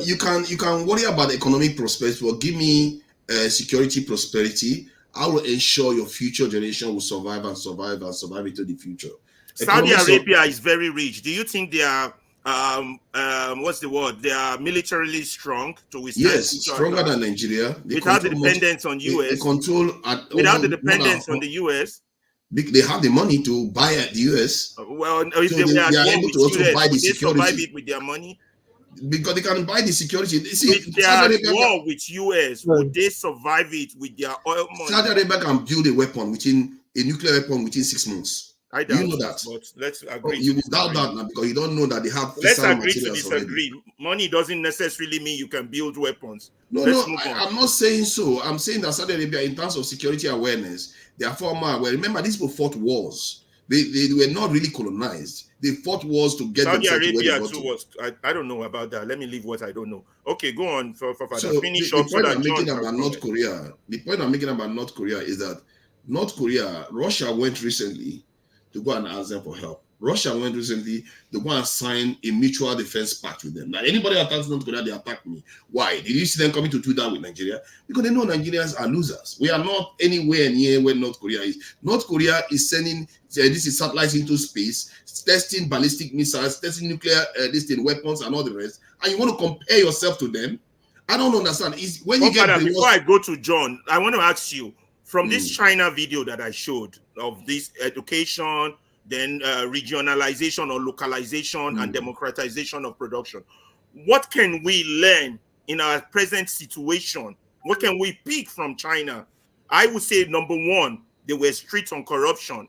That's something to learn from them. Because look, whether we argue here all day, China is not going to come build Nigeria. It's me and you that has to build it. Whether we'll argue about North Korea is not going to build us, whether we agree or disagree, all those things are not going to come here and help us. It is for us to come up with intellectual suggestions and learn from what other people have done and build our own home. So all this debate for the sake of debating is not getting us anywhere. The question is, and that was why the video was shown, what can we learn from what China did from 1976 don't allow yourself to be too tunnel vision that you don't see the flaw in your argument. Nigeria, I'm not arguing, I'm asking a question. Okay, good. Nigeria has had an autonomous zone, if I'm not mistaken. They've created areas where people can do business without necessarily worrying about tax. Do you see the results as the same as that of China? No, it's not.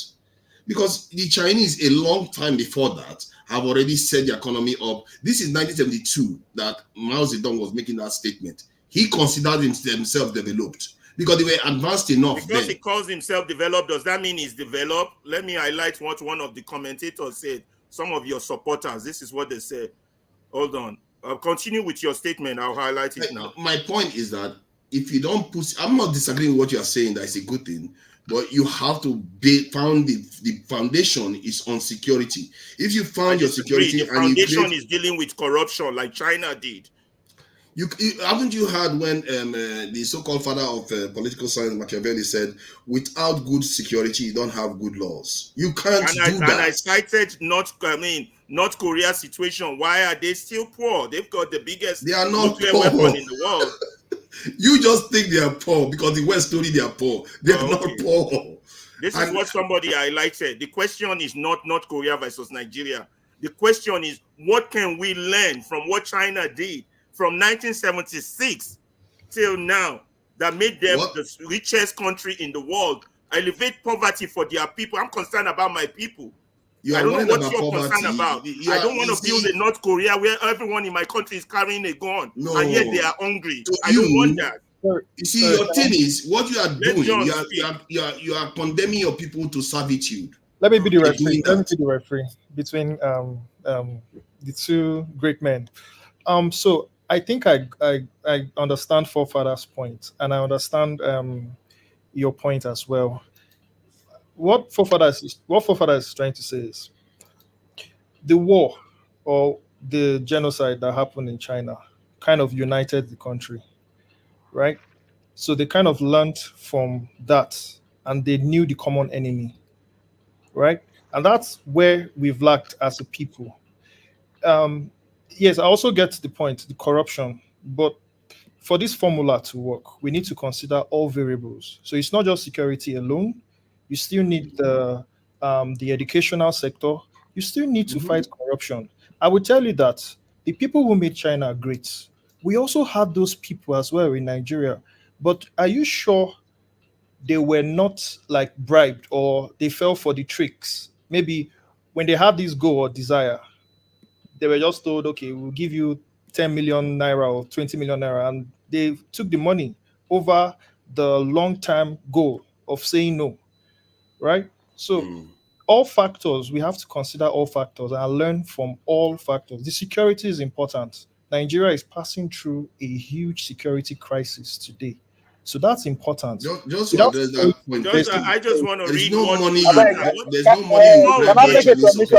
I didn't work. I won't go. Can I make a submission? Let me read what Kulata said. 15 seconds. China I started will leave 1 reform minute, in the please. 70s and saw results in 2000. Niger wants Niger to leapfrog the people that created gunpowder. You see Anyway, what I he's don't know what doing. that You means. see what Can I say Go ahead. something? Can Yes. I say something? Can I say something? 15 I think you seconds guys of are. I you think can talk you for guys are 30 getting minutes. to Nigeria wrong. You guys are getting to Okay, Nigeria let wrong. him go ahead since he agrees with me. What's the point of agreeing? What I'm talking about, just why you to talk over you. No, but on a more serious note, you guys are making the same question, right? I think dates and times are very important. I think that's where everybody, this is what they disagree. There is no way you are saying America to carry their two left leg, go China, go negotiate. It is because that is the only way. And it's the only way because, just as soon as I just said, they don't get nuclear weapon. You have to negotiate. On a good day, they don't have to negotiate with you. They take whatever they want. If you do anyhow, you see anyhow. That's how the world works, right? And that is where that humiliation, talking about economic prospect, they have experience. As I said, 200 years ago, they were the richest in the world. And again, from the beginning of that, the documentary you play, the work has already been done. And I think that's where Tuna just emphasizing on. But again, where why Alaba is not agreeing with him is where John comes into the conversation, right? Which is a question before Tunisia. To build a nuclear weapon, you need the knowledge, know-how base. Now you can argue that you can buy the knowledge, but the question before you go there, ask yourself this question: our refineries they can't build down for us. Alpha. Everything that we are actually added to come and build for us, what happened?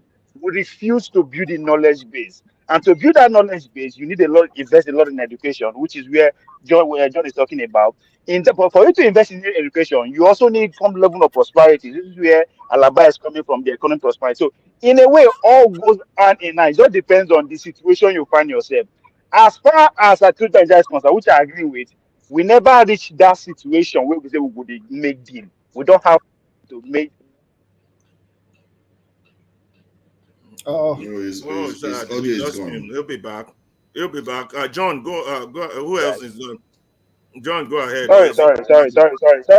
Let me just handle. Sorry, let me just handle. So, on what foundation are we? Which agreement we get? If they come today, say our refinery will negotiate them 95% to 95%, can we say no? We don't have anything. They go take them by force, and that's where to Nigeria is saying we are not there yet. We need to go back before the deals. What Maxidon did, clear the house, which Alaba agree. You have to clear the house. When you clear the house. Now that's coming together that Nigeria is a passing on. It's just like in Nigeria today. Let's say we go into war with any of the neighboring countries. Guess what? All the party, even the show that is example of fear, I don't want to follow them. We have no choice. That's a come. We are in a damn business. We have to come down as one and face our threats. But we don't have anything to face our threat. And that's exactly what is happening in America today. They are looking for that thing that will unite them. What they always work. So in a way, we need all of them, but which one do we need most? We don't get power. We need nuclear weapon. Let's not forget about. If any country get nuclear arms for Africa, I swear that is the beginning of our freedom. I thought Not by economy alone. I thought South Africa had nuclear No, weapons. they discourage them. They discourage them to forget it. They dismantled it, everything. You understand? Anybody, if we buy it, we can buy it. Just as I said, Saudi Arabia will give another 5-6 months because they have the resources to actually invite the knowledge base. So if any country in Africa gets small hands of nuclear weapons, that is the beginning of our freedom. Not good as a good example. Yes, economically they are nowhere. But the mighty, the fourth economic nation in the world today, Russia, go they beg them for assistance in case they attack us. So we need your help. Who won't come meet us for help? Niger don't go come beg us for help. Niger. Even for economy or even for weapon or nothing, we are not there. So we need bargain right. Niger not gonna come and beg us for the team. That's how bad. All right, so now we are saying the same thing, just that we need to sit down and say, okay, which one do we need for? If you get economy, you don't get weapon to sustain that they're going to take them from you. Which is our oil? We get resources. They are coming to steal it every. I mean, ship they go up every day for Niger Delta. We can't even secure that. That's economy. The power they have over us, they've taught us that economy comes first. That's the mistake. It's always you have if you don't have security, everything you build, the person that has security will take it. Okay, let's see what this commenter on the comment section said. Security cannot be achieved without money or economic power.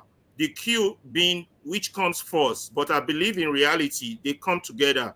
The splitting of air is unnecessary. Start one and two would follow. And then a comeback from Kulata. Let me highlight that. Alaba, China has been capable of advanced civilization in the past. So have we. That's my point. And they had 4 decades of reform to get where they are. We have 6 decades to decline. So I don't know what point was being made there. The point he's making is that we had economy too, but we didn't do the necessary like the Chinese did. As a matter of fact, the Chinese didn't even have economy. They were living on rations. If you had watched the video, you would know. They were living on rations during the time when they built their nuclear technology. We think we are hard done by. And John said something that could those people have been bribed? You see, that is the truth. They probably accepted it. Do you know why they accepted it? It's not their fault. They don't know what it's like not to have security. They've not lived through what the Chinese have lived through. If you had bribed a Chinese man any money then, they would never accept it. After they lived through what the Japanese did to them, nobody needs to tell them. You don't need to convince them. They know. They saw it. This is what why they have cooperated to do what they needed to do. It looks like Kulata keep throwing it out against you, forefather. He said Nigeria is always on your side. What did you do to him today? He said Nigeria has not demonstrated the capability of advanced civilization, and yet Nigeria wants to leapfrog the reform timeline. The Chinese leapfrog too. They didn't Answer have your brother to Nigeria. Yes, the Chinese leapfrog too. They didn't have it. It was the Soviet Union that gave it to them, and that's how Israel got it too. That's how South Africa. You have to leapfrog certain things, but you just have to show the skill to do these things. You can face difficulty because if you put off the difficulty, it's gonna come.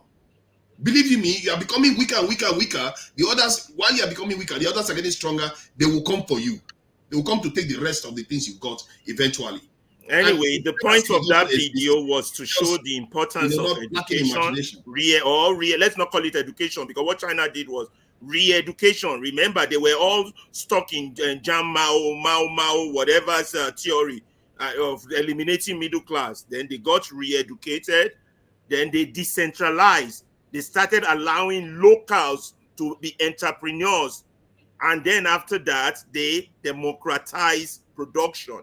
That's what we need to do as Nigerians. And of course, while all that was going on, it was a zero tolerance for corruption. We cannot have our cake and eat it at the same time. We have to take a zero tolerance level on corruption. No, I agree with you on that corruption. Possible reforms that these people took. Who else wants to join in this conversation? Because I'm slowly rounding up. That was my last. Seconds. I just want to add on 30 seconds. You can go for 2 minutes or 3 minutes. See, Vietnam recently convicted somebody that stole billions from their country to death. So, and this is why we have to bring capital punishment for people that steal from public office. They really need to start punishing them seriously. And in the context of this, I just found out, I didn't even know. Vietnam is a communist state. I didn't know. And they condemned somebody to death for corruption. Please go ahead. Yeah, that's like I said, this platform is a very educative platform. I've learned 1 or 2 things today that I never knew in the past. And my question now goes to, like, I'm looking at from Nigeria's perspective, what can we do, right? Do you think with the level of poverty facing Nigeria, because the way I see Nigeria today, the poverty is not going to be resolved anytime soon, especially with the policies we have in place. Do you think with the level of poverty, we are ever going to get to that point as Black people where we can re-educate ourselves? And I want you to digest this question very well, because you will know why I'm asking this question. I'm looking at the influence of the oppressors, right? They would not allow this re-education. So how are we going to bypass that? Before anybody answers that, can I take that on briefly? I already told, it was a long time ago, I came on here, I think that was around the time me and forefather first met. And I said, it took apartheid 50 years or more for them to destroy apartheid. And I said that the way I view Nigerian problem is that our problem is like apartheid, but it is worse than apartheid.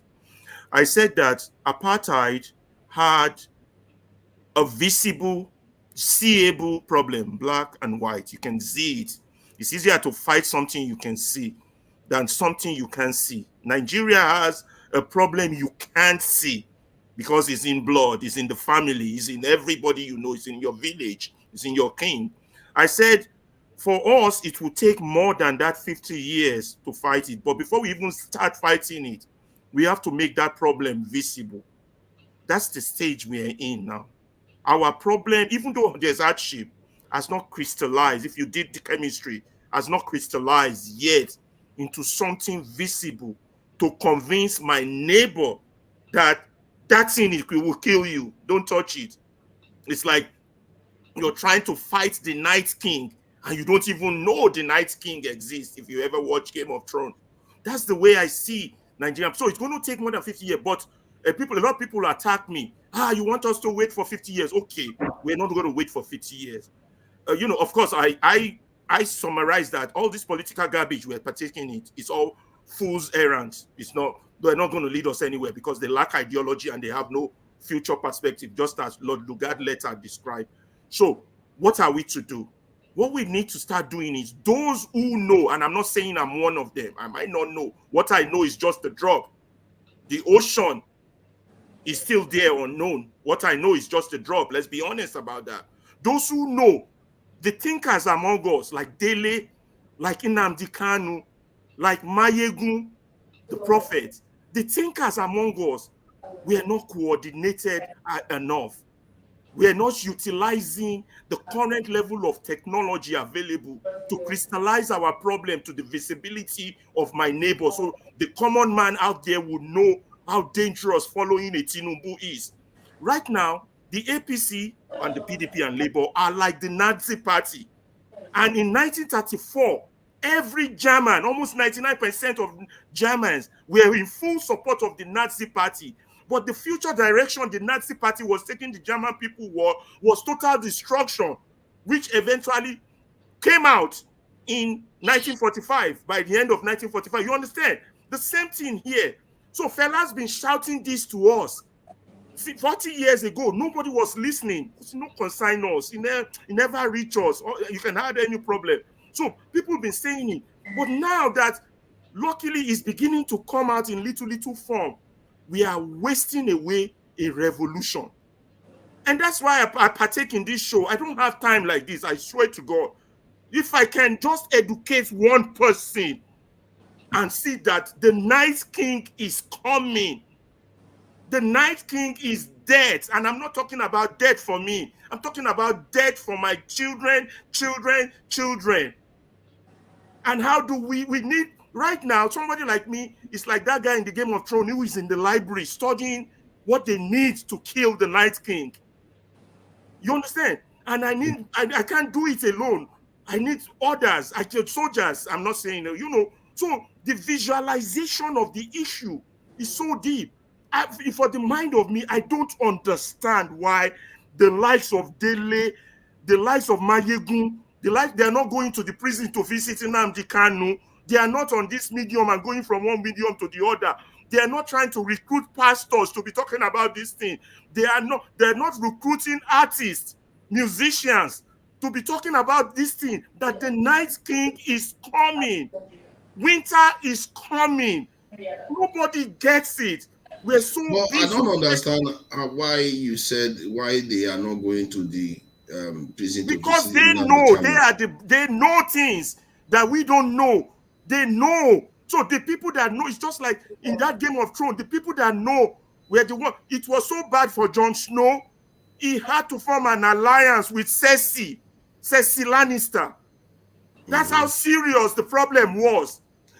What do you think was going on there? Collective intelligence was rising because they faced a common threat. No, because we as a people, we don't seem to understand that. Remember, they have to take the dead man to Cersei to convince Cersei that these people exist. Even then, yes, she wants to use it to her advantage. But did they not come together because of that common threat? They came together. That is what we lacked. We don't have enough incentive. We're not here. You're come right. together. They did. We're not here to win an argument. We're here to educate. They did come together. But look at our problem. The people in charge now, the status quo, see how they divide us. See how they put people on the comment chart, people on this thing to distract us. Instead of us talking of important things like the topics that we have raised today. Exactly. We keep fighting each other. We keep doing this so that we can never get to that point where we can connect that the Night King is coming. There's only one enemy, and that enemy is death.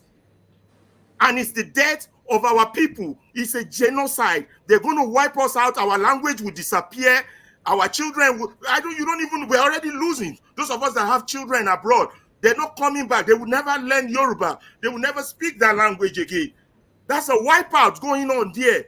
And our people are not waking up. And we have these fools ruling us who think everything is money and to do a one-day party. And there's nobody educating them. We need each other as much as we might hate each other. We need each other. And that is the truth. That's a fact right there. Let me make my comment. I think we have a wrong understanding of how our society transforms. In a society where there is no consequences for action, it's a human nature. China, America, any of those developed countries, they hold their people accountable. When the leader comes to power and have a clear vision, they know the obstacles, and it's the people. Oftentimes we think elite and the politicians responsible. You can say that, but then we have not found someone that change or create an ideology and make law of the land as strong, enforced, and hold people accountable. Whatever is happening in Nigeria, it happened elsewhere.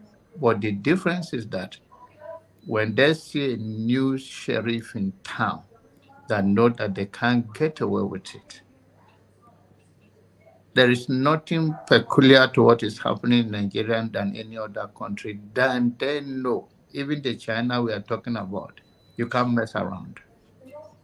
So if we find such person with a clear vision and with ideology that you do not have to die to face the consequences. It's not raining of curses, whether you gather in the church. Rather, if you break the law, or if you go against this common ideology to promote our diversity, to promote the well-being of the people and the sovereignty, if we get that kind of a person, trust me, Nigeria will be heaven on earth. Is the change of those things will create awareness and fear in the heart of the people. You don't mess around in China. Even in America here, it doesn't matter how powerful you are. If they mean you, they will get you. And if you cross the line, you will get it. And any other country. But I believe in Nigeria, we have not had a leader in such capacity. And we all understand that in as much as we have other good leaders in Nigeria or in Africa, and there are foreign intervention that remove them in one way or the other, yes, if we really get someone that can push back and do not have any alliance with them, it's easy to take Nigeria to the next level. They have to, they talk about education. I think we have also stated in this platform that Nigerians are the most educated immigrant in many countries around the world, including America.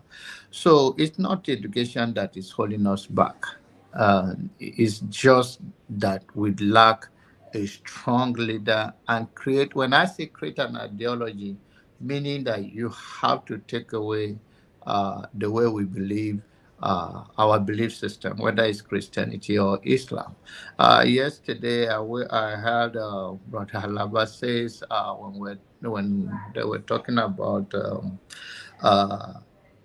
the God, this and that, and so the other God, the Sango, and the rest are very instant.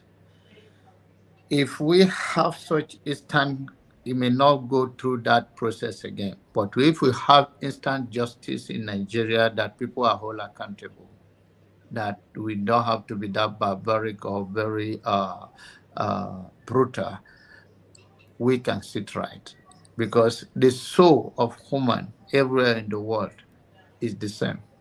Anywhere any human being want to find a corner, even the elite we are talking about is about taking advantage of others. That's what get them there.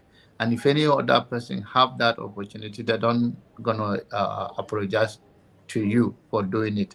It's the world in general is about interest and fight for survival. And when people come to your area and take advantage of you, they don't come with a motive of coming to build you. They come to rob you of your resources. And that's what we have experienced in many African countries, even till today. It's about taking the resources, and in most cases, the people that are strong, the people that follow them also are not happy because of lack of a collective vision. So I think it's more than just get educated, if we get everything you are looking for, if you don't get the right leader, it's still gonna go through the roof. Thank you. Sorry, can I add to what? Yeah, go ahead. Go ahead. Yeah, so that's a beautiful point you raised. But my problem with that point is, so if I get it correctly, the Messiah will most likely be like a leader that will take Nigeria to the promised land, right? But the problem is, should that Messiah arise, would INEC allow that Messiah in? Because INEC is a blocker. It's not taking or allowing the will of the people to rule. It's rather taking the appointed leader, which is a problem. I don't think Before John, what Jonaba, you are saying is that before you answer him, let me put it to John like this. The issue is that we have a car that has no tires, or one or two tires are missing, or the engine is gone, and we are struggling and fighting about who we drive it. Jonaba, you can now respond to him. That's the way I want you to look at it. Deep. We have a car, either the engine is gone or the 2-3 tires are gone, but we are struggling with INEC or 2027 on who will drive it. Which one would you fix first? Or which one should you be focused on fixing? Jonaba, you can respond to him. INEC is not a big problem, except you are looking at 8 years problem. We are talking about, I don't know how to put it on this platform here right now, but when we are talking about this ideology, it's not running for president for 4 years, or then maybe 4 years, or if you rerun and you are 8 years. That will not change a thing in Nigeria. When we talk about that, we're talking about a strong movement. When that comes and that person break through, whether it's through military, if it's not military, whether it's through, people use loophole now. Loophole is that maybe you say, okay, Nigeria, for instance, have signed with agreement or treaty with the UN that, okay, they're now going to practice democracy. And for that reason, if you attempt a coup, it's not going to be accepted and all of that. But we are talking about a brutal leader that cross, whether if you win. I personally, if you win and if he's doing the will of the people, I don't care whether it's 4 years or whether it's, it cannot be 4 years, it cannot be 8 years. It has to be something very, very spontaneous. Yes, but the level you say 8 years because somebody run for election 8 years, and that's not what Nigerian is decayed more than such, and the mentality of the people right now is difficult. But if you have a man that have that and rove above the phrase, well, the INEC cannot do that much. If that person come and the people say this is the people we are going for, you see, ask those people in those power, and they will tell you there's a pressure. You are not here is a pressure on them. So the awareness of the people by cultivating this in the mind of the people, and somebody think that you are ready. There are many leaders, but they think the people are not ready, because a leader alone that have a vision with how the readiness of the people, you will not go that far. And I don't think 4 years or 8 years of any leader in Nigeria right now, because you vote and you become a president, or even any foundation you lay right now for 8 years without changing the mentality. And when I say ideology, what is there? Are there Christian in China? Are there Christian in Japan? So I'm meaning changing the whole system of our belief system completely, and that is beyond 8 years. And I've not seen that in these people that run for president, not Tinubu, not any of them for now. Thank you. Yeah, I want to also add a point, if I allowed. Right. So very good response and recommendations. To also link the video we watched earlier, one missing component that I know is lacking in Nigeria today is love. You see, love is very powerful, right? A nation that lacks love would only lead to destruction, right? And the things going on today in Nigeria shows that this love, I don't know if we ever had it, but I believe we had it, because we've not seen Nigeria at this polarized level it is today, right? So for China, or the Chinese strategy to work, they needed love, right? Love and common interest. That was the formula they needed to make every other area to work. But our case in Nigeria, right? Do we love ourselves? Whereby if it's the solution or the right time comes for us to wake up or revolt, are we going to be united? So I feel we should. So I just read the comments. What is love? So, but love is very important. We need love to solve our problems. We need to love each other. That's a fact. If we lack love, we are just going to destroy ourselves, and we will not agree to see the common enemy. And the oppressors will always sell division. If you look how we're led into the civil war, right? This was even the John, I want to ask you one thing. We say they always sell division. Are they doing it because they don't know, or because they know but it favors them for now to just meet their own need? I just want to push you there a little bit. So ask the question again. Sorry. You said they would like to sell the vision and continue what is they're doing. Yeah. Are they doing it because they don't know of this future danger we're talking about, or they just don't care? They just want to get their own now and survive. Father can weigh in on that too. I think they are doing it two reasons, right? The first one is for their own interest. The best way to conquer you, they know, is to divide and conquer. That's the strategy that works for them, and they tried that in China. It didn't work. If I can divide you, I will conquer you, right? But when the country is united, right, the value system increases, and everybody will say no. Love first over money. Look at today. Youth can go do rituals. If you have love for your neighbor, like genuine love, you won't do that to your brother. So this is the decline in our society. There's absence of love. The love is dying. We are more tribal than ever. This version of Nigeria, we've never seen it. Is that not, when you say love, are you not just settling sentimentally because you feel the problem is insurmountable? I'm trying to play the devil's No, I advocate. feel love is an important ingredient. We should not neglect. See, love is power. I agree. I'm not against you, but I'm just saying, sometimes we Nigerians like to settle in the sentimental comfort zone rather than believe in put the religion of problem love, headlong. because if religion, we say, I'm not bashing any religion. If there's a religion called love, if we really love each other, right, we would be each other's brother's keeper. That's a fact. We'll be united naturally. So if I think can for we that, advertise the station for a while before we continue? Okay. I'm getting close to my sign out time. I still have to maintain a marriage. Okay, but it's been very interesting conversation. A lot of things came out. One that would be for future conversation. I don't know if Forefather is taking note. Would be, Ovie believed that going forward we will need a stronger voice, platform, more platform like this, or a platform that is coalesced into one, and more resources. So while we're talking of resources, Forefather, you want to do the jingle thing for Dr. Rudolph?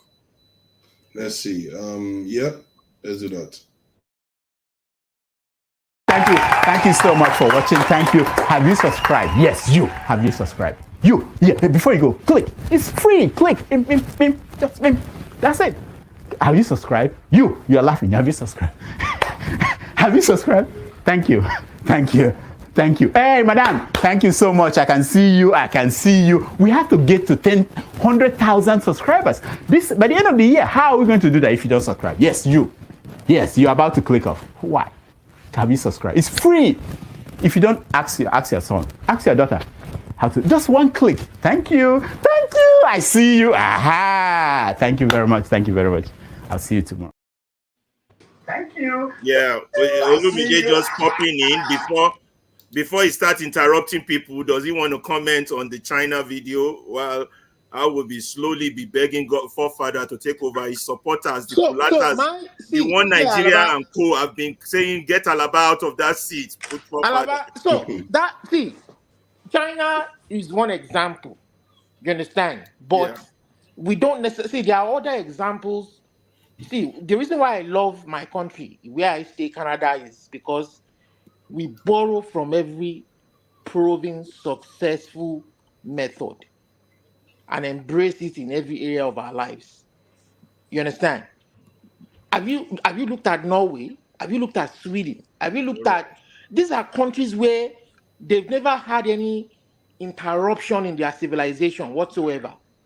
You know why I brought up China? Because of the decentralization issue and how those who are in current status quo are so against this decentralization issue as if it's going to hurt us.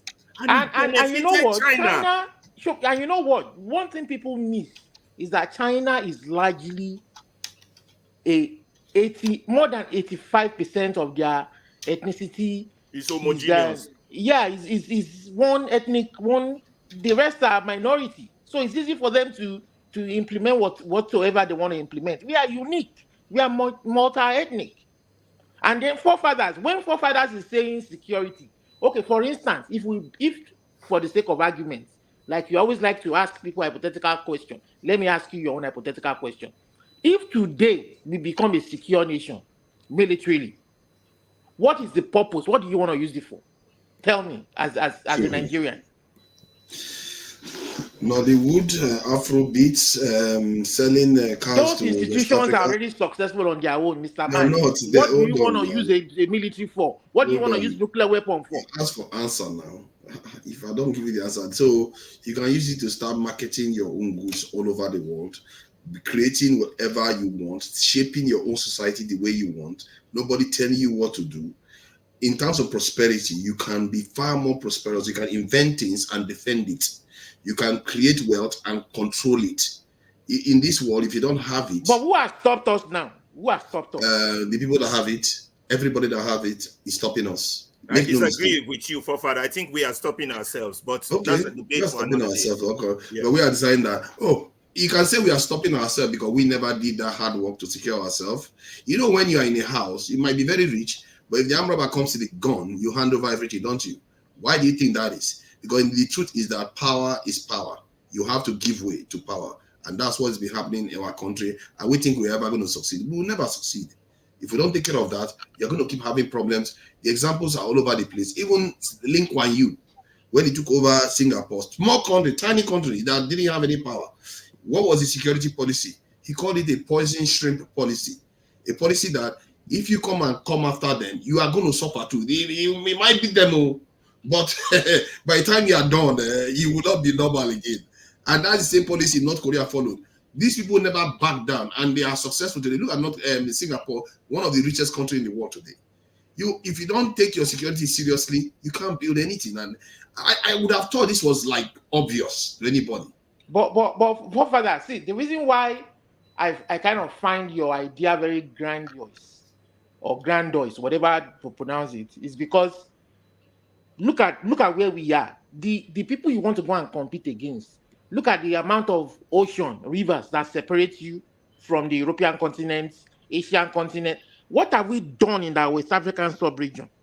Have we dominated that sub-region? That's what I'm saying. You don't need to trouble anybody. You just need to say, you know what, I want to be free. I want to secure myself. I want to make sure West Africa is safe. After all, they are my brothers too. And because if West Africa is safe, that's a good market for Nigeria. Nigeria will manufacture stuff and sell it to them, and we get the value added return back. All this is all people are doing to us. We can do it the same way. We make more wealth, create more wealth for them. They create more wealth for us. We'll prosper. We have our own space program. We have our own genetic engineering program. We have everything we want as a normal civilization should, as we should. Okay, Prophet, I like your dreams. Let's keep dreaming. So, Alaba. Yeah. In line with what John said, see, John, I honestly, I don't want us to drop the ball. Believe you me, I'm a Yoruba Nation advocate too. But if you people are speaking in light of Nigerians loving one another and being one, see, at no time in Nigeria's history has this ever been demonstrated, apart from the election, Abiola MKO election that was annulled, and this very one that happened in February. At no time was it ever demonstrated that we truly love one another when there was a coalition called the Obedient Coalition that came together and piloted a movement that chose that man to lead the country before a minority. See, the people dividing us are a minority few, but they are having their way over the rest of us, who are the majority, and not allowing the country to come together. There's no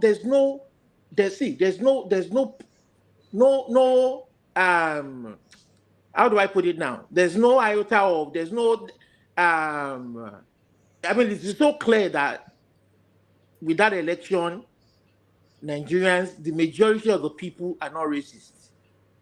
Whether from the north, whether from southwest, or from they selected somebody, they chose that one man, but the minority few, for whatever reason that we are all clear to today, decided not to follow the will of the people.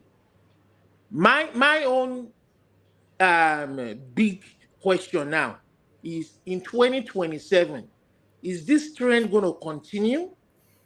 Which is not going to augur well for the country, because there's no way all of these lofty ideas and dreams that we all have, forefathers is talking about security and everything, we will never achieve all of these things if these people keep subverting the will of the people from the local government level to the national level. Let me stop you there. I know you've concluded your statement before you drag in the likes of Kulata, who are ready to drag this into the tribal. You mean the Agbado? Don't tell them that. Okay, I learned something today. Listen, Olumide, I learned something today from Ovie. He called me today before the program started. We should all desist from, they are Agbadorians, but we should desist from calling them Agbadorians or APC or this or that, because the moment we call them that, they get into their defensive mood. They don't want to talk. I don't know. But anyway, it's been a good presentation. That's all I got on my plate. I don't know if Forefather got more. His boys, his army has been urging to push me out. You have low turnout. You are a disaster. And I'm disappointed in Pastor Ovo too, joining the Kulata group to attack me.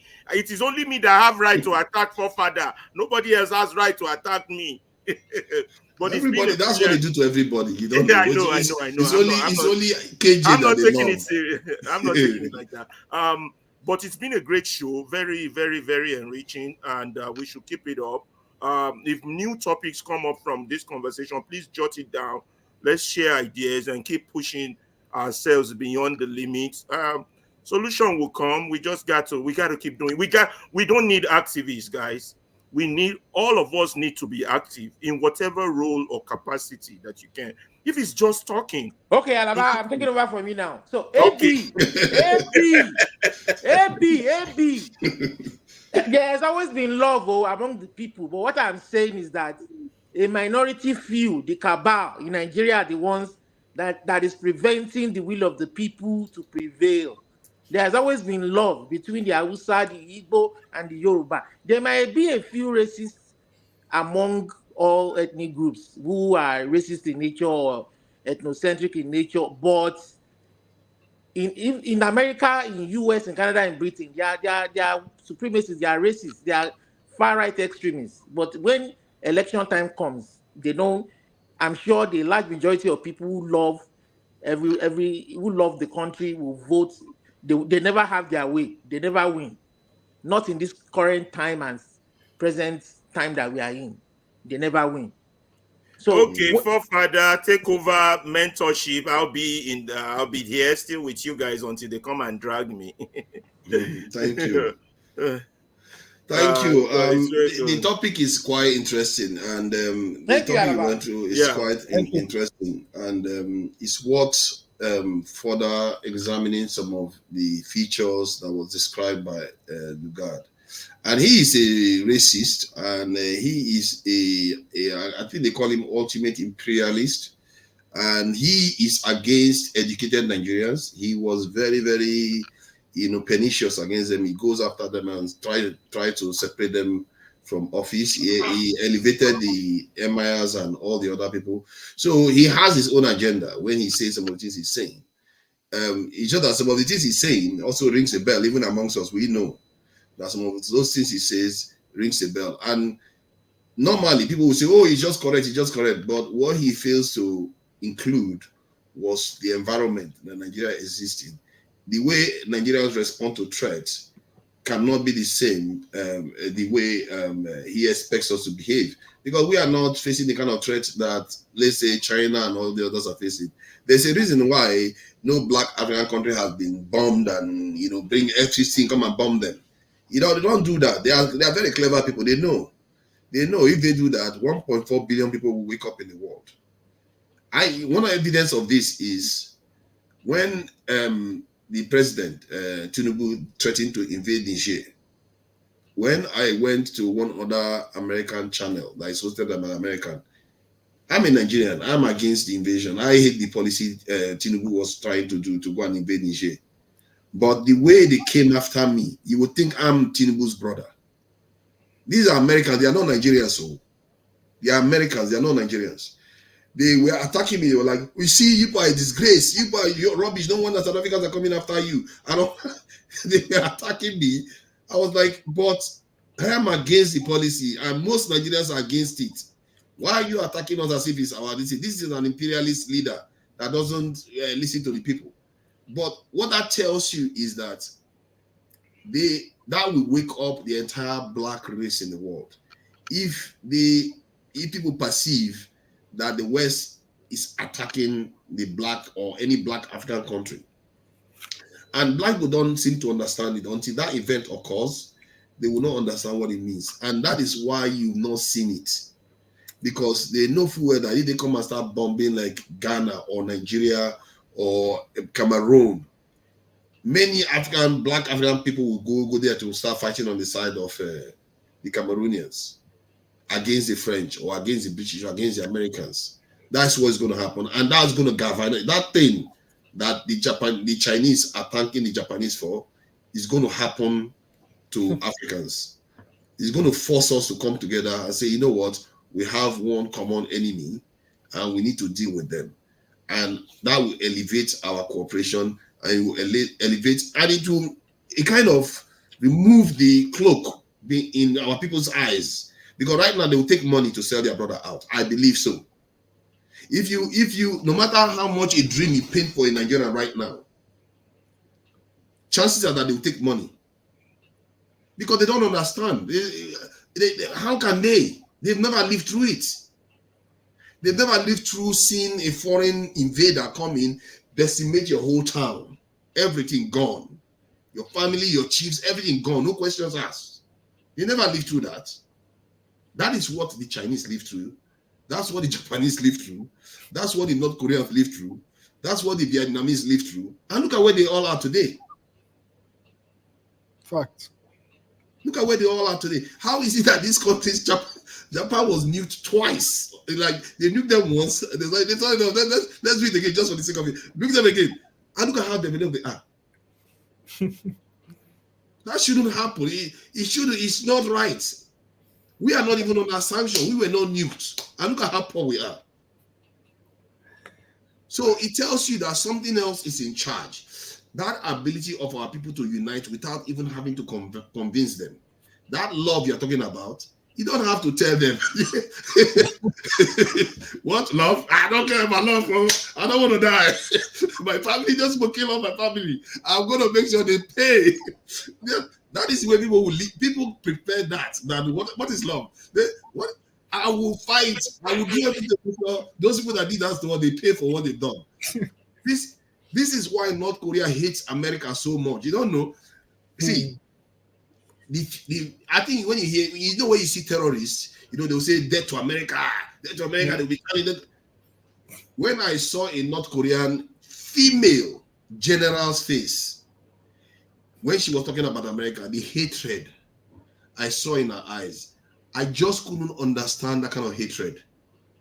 Because America to me then was the darling now. America, hip hop, hooray.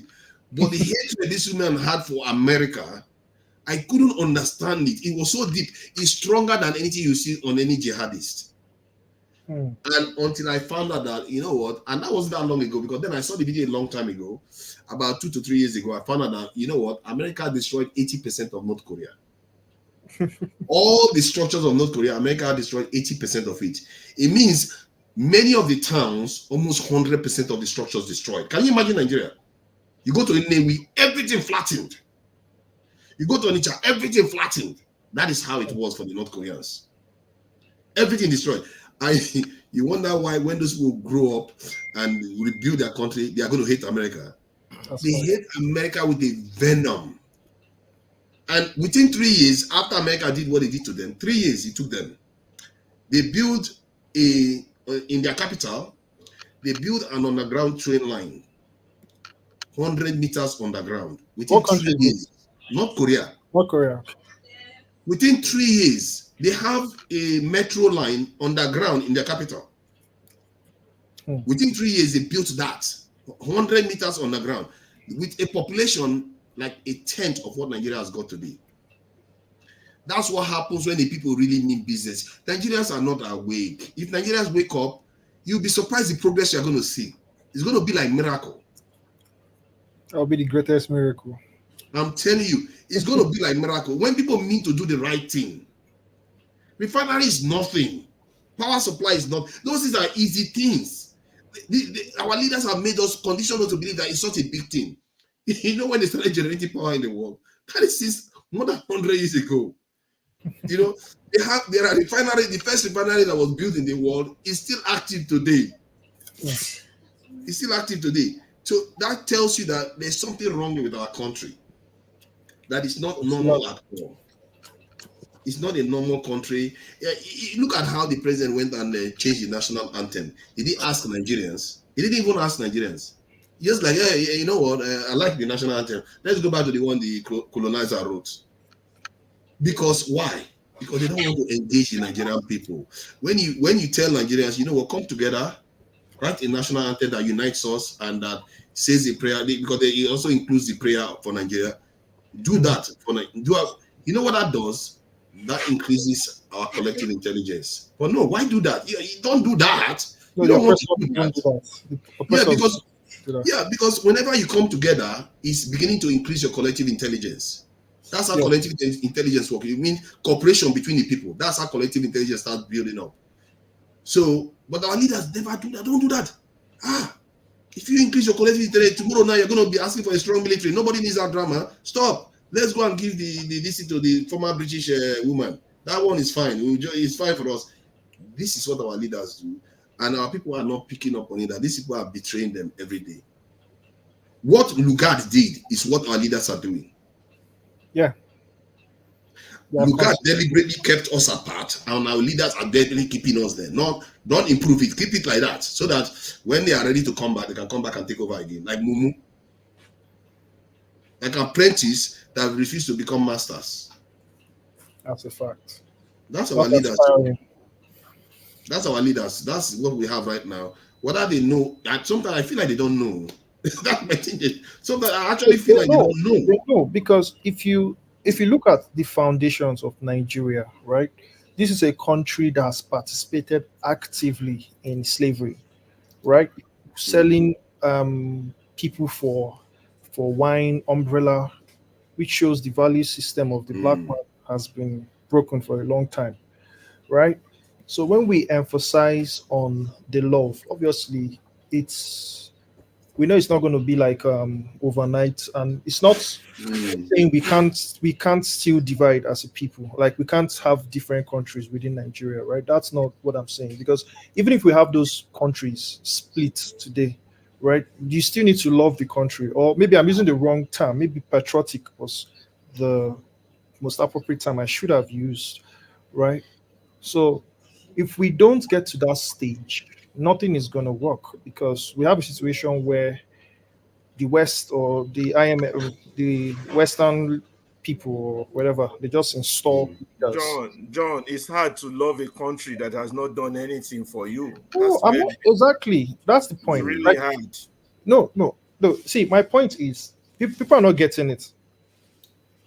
As Nigeria is today, Olumide said he's pro Oduduwa. I am also pro Biafra, right? I am also pro Biafra, right? But love, it's a very important ingredient. That's why I'm saying that it's not that those things are bad. We have to just try. China decentralized. They don't allow local people to go producing. They stopped it, and look at where he got them. They need to stop fighting ideas in Nigeria. They have to try ideas. Then if it doesn't work, they withdraw it. Then that's what China did. It didn't work. But you notice that China had a strong central government first before they decentralized.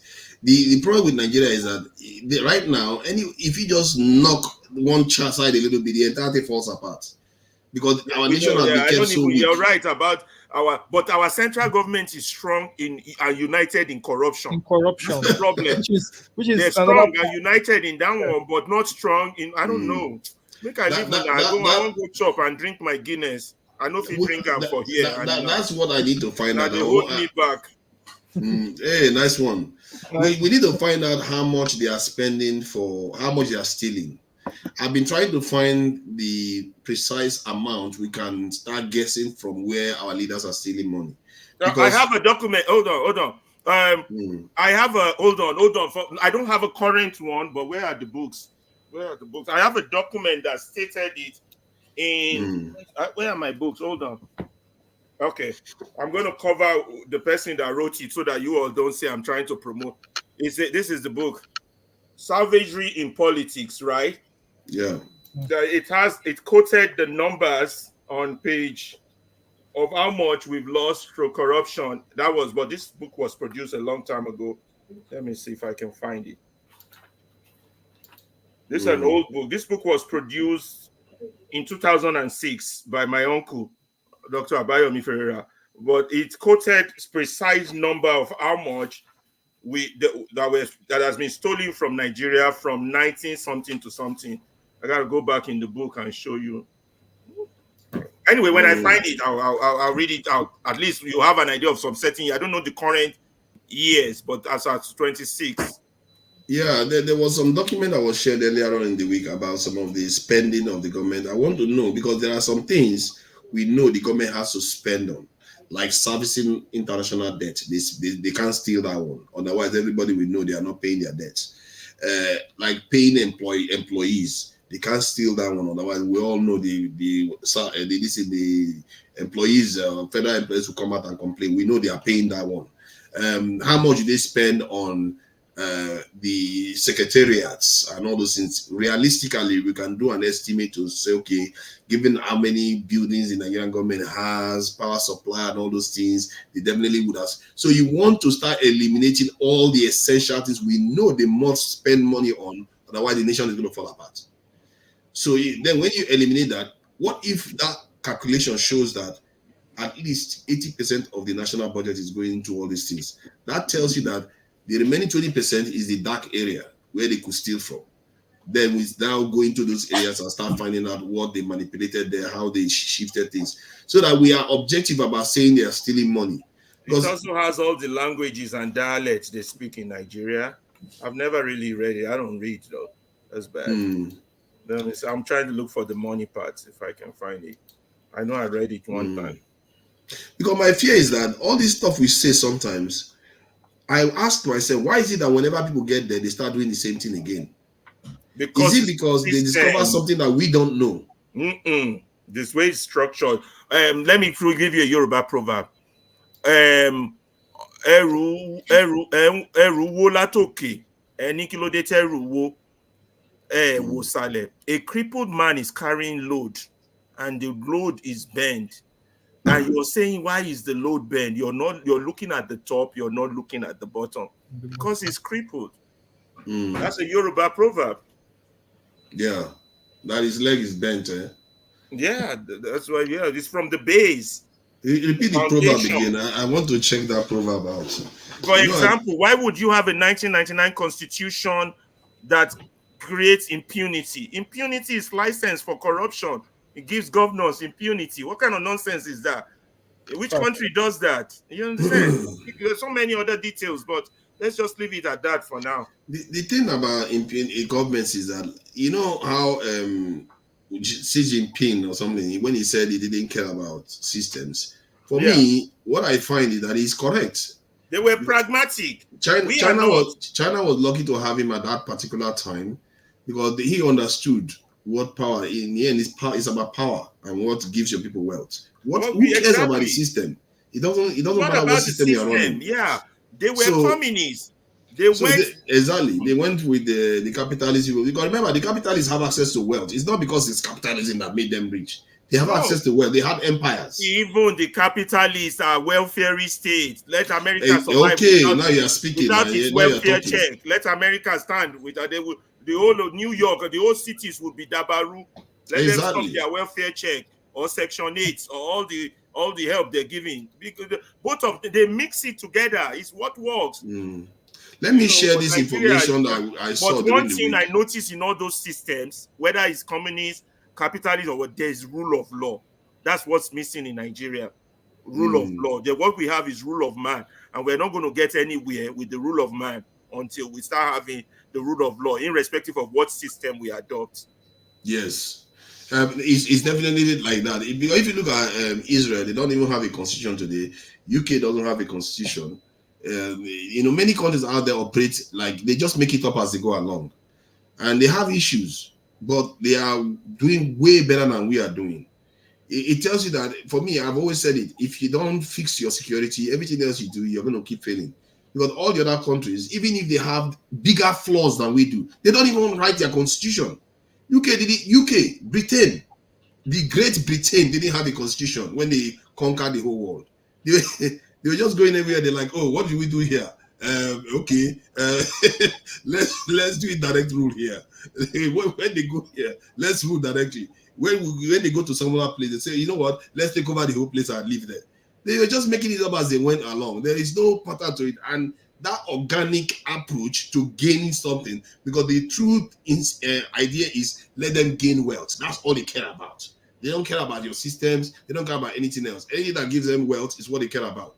And it worked for them for a very, very long time. And they've gone on to spread all over the world. As a matter of fact, they spread more than any empire in the world. Yeah, they were the strongest empire, to be fair. By far. They did that with an unwritten constitution in a country that is divided. Scotland didn't like English. English didn't like Irish. They all hated each other. And they did that anyway. What that told me was that, you know what? All these things we elevate so highly is not responsible for why nations do well. There is something else missing in our own society. And when I looked at it, I just said the only thing I see that is missing in our society is not that we are not educated. It's not that we don't have economy. We had a good economy. Nigeria was the largest economy in Africa just last year. But the only thing we didn't have was security. We never fixed that part. Since we lost power in the colonization wars, that is one thing we never bothered to fix. In the 70s, we were very rich. What did that do for us? In the 80s, we started falling. We started falling till today. We are still falling. So, let the wise learn from history. So you see the number I'm talking about. This is why I'm trying to get to the bottom of the Nigerian spending. You see, like this is income from oil, if I'm not mistaken. These are incomes, and they show how it is rising. And then they talked about expenditure, recurrent non-debt expenditure. So this is where something like salaries should be. But this is not 100%. So where is all the other money? Where is all the other money? I don't know. Is it all the money? I don't know. Maybe that's the money. I don't know. Let me see. Budget deficit 9 this thing. Okay, 9.8 trillion. So how much did you spend? Okay, this is the total expenditure, aggregate expenditure 27.5 trillion. And but I think it was more than that, was it not? I think it's from PwC, right? Pardon? Yeah, PwC, yes. Yeah, from PwC. So I want to know how much goes to salaries completely. And some things that we are sure, I wish somebody that knows about government is here. Some things we are sure the government definitely has to spend, that we are sure they will spend, so that we know where this theft is coming from. Because this accusation that people just keep accusing, they are stealing all the money, we don't know for sure. We're just making a lot of assumptions. We don't know for sure. Without a terrorist type of leader, Nigeria is going nowhere. We will be going around in circles. It's possible. You might be right. I think he's more right than he's wrong.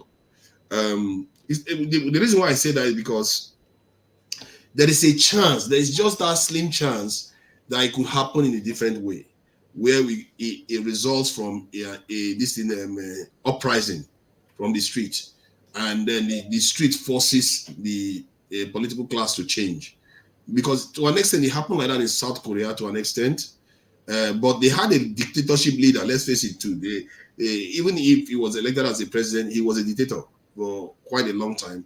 And he made all the changes. He created Samsung and made sure Samsung became a big company. You have to have strong leadership at the center.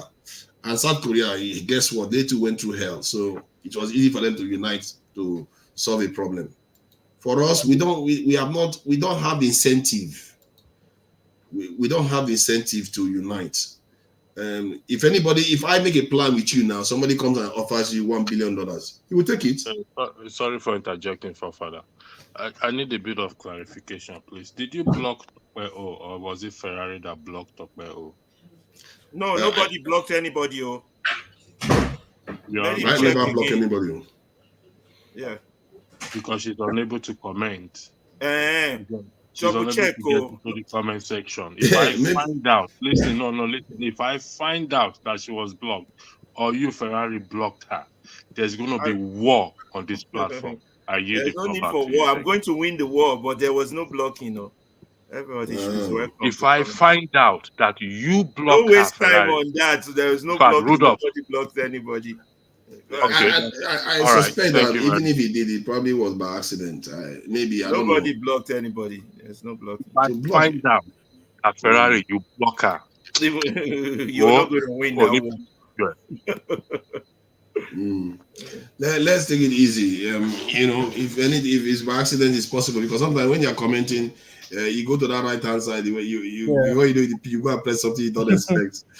You see reports block, so we probably. Yeah, I don't see that. I never block anybody. I don't care for blocking. They abuse me all the time when I'm on stage. It doesn't matter. You see, I don't think they mean it. I like to think that they don't mean it. They will be abusing me heavily. I'll be like, oh no.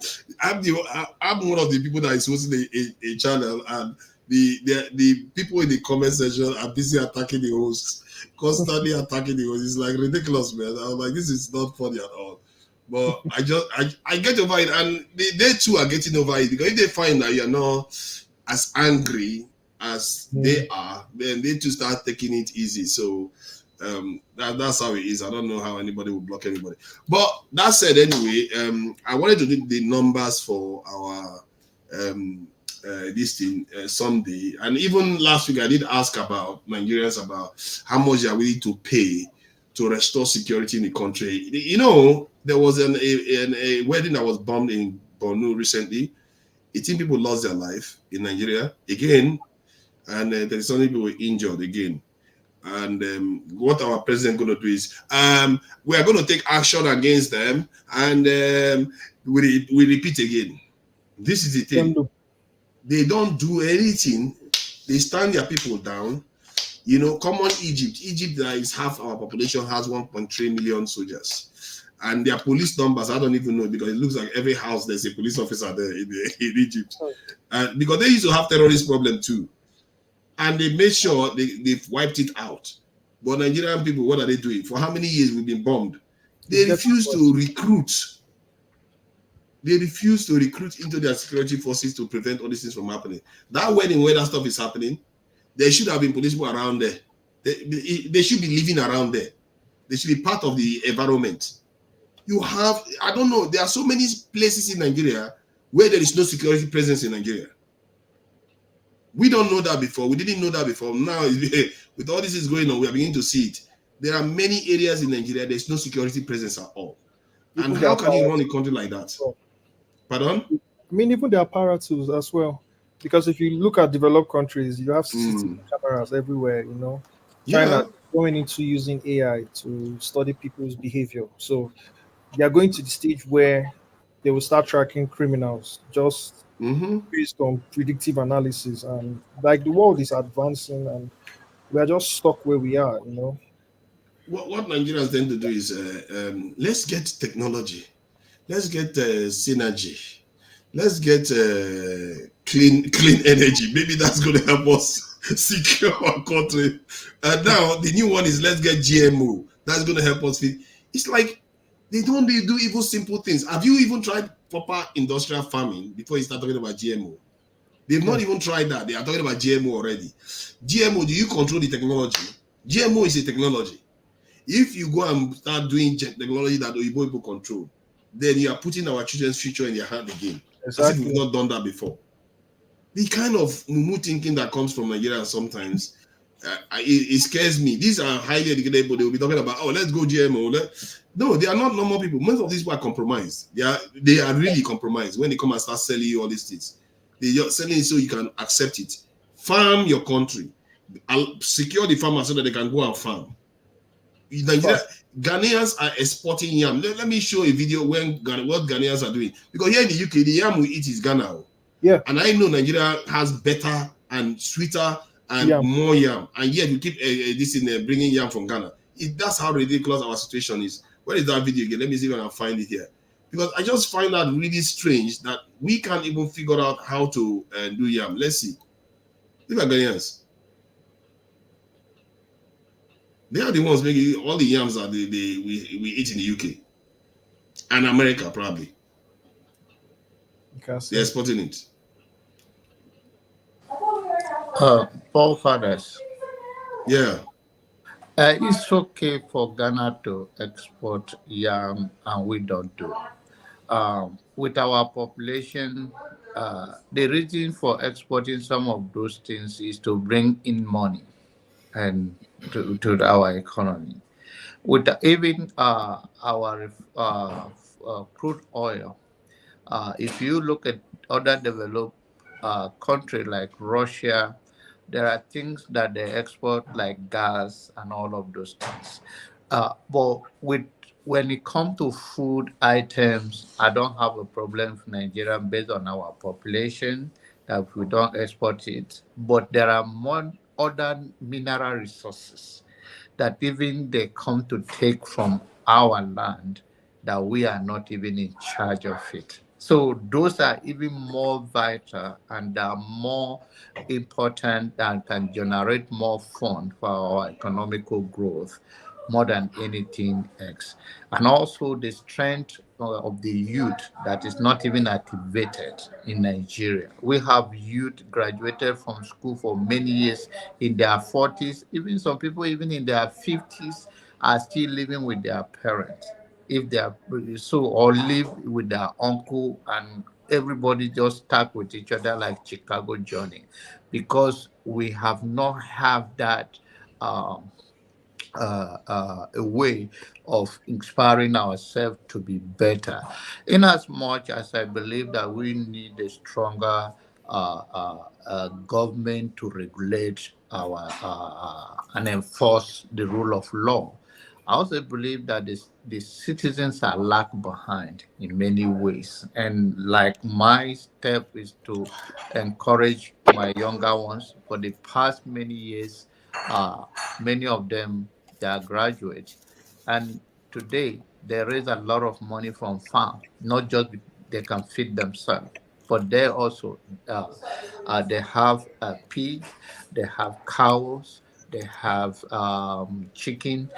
They now, so I believe that, and in those days they tell me to be like, if you're a farmer, you are a local person, and that mentality, our people need to be reoriented and be decolonized. That these are very vital things that save life of people, and it's a common thing. If you can go up to be able to sustain yourself in terms of feeding yourself, or let's say the whole nation can feed themselves, I think our problem will be reduced, if not more than 50%. And of course, we talk about other issue, the decay infrastructures, because in order to be well effective on that, you have to move goods from one place to another, and even human being to be safe. So we have other issues, but also I believe that the society must rise up. In Nigeria right now, somebody can confidently ask you to give them 1 million naira, and the purpose of it, some of them, is to even buy a wig for their hair. Put a wig of 1 million naira while they don't have, or want to use iPhone. And that orientation, we have to change it. Where those money goes, what is the need for that money? Instead of being creative. And also, if you can afford it, you shouldn't use it. But why? Do you even want somebody to pay for that when you have other bigger issue, and how to even activate yourself, how to push back, and all of those things is going on in our society. So I think we have a long way to go because of the uh, uh, the colonial mentality we have in terms of believing that things have to be done for you as a nation, or other people have to help. I believe that we have a poor negotiators in our society, or they are clueless how to exchange for what they have, or how to negotiate, or how to get connect, or how to get cut up with the movement of the 21st century. I think our people are, and I'm talking about the leadership in general.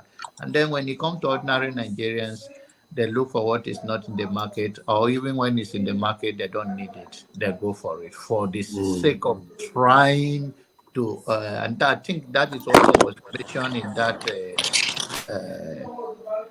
that comment or that statement read earlier, that Nigerians, we buy what we don't need. The real people, they are rich. Wealth is investing in long-lasting things. Why should you buy a wig of 1 million naira when you are even jobless in the first place?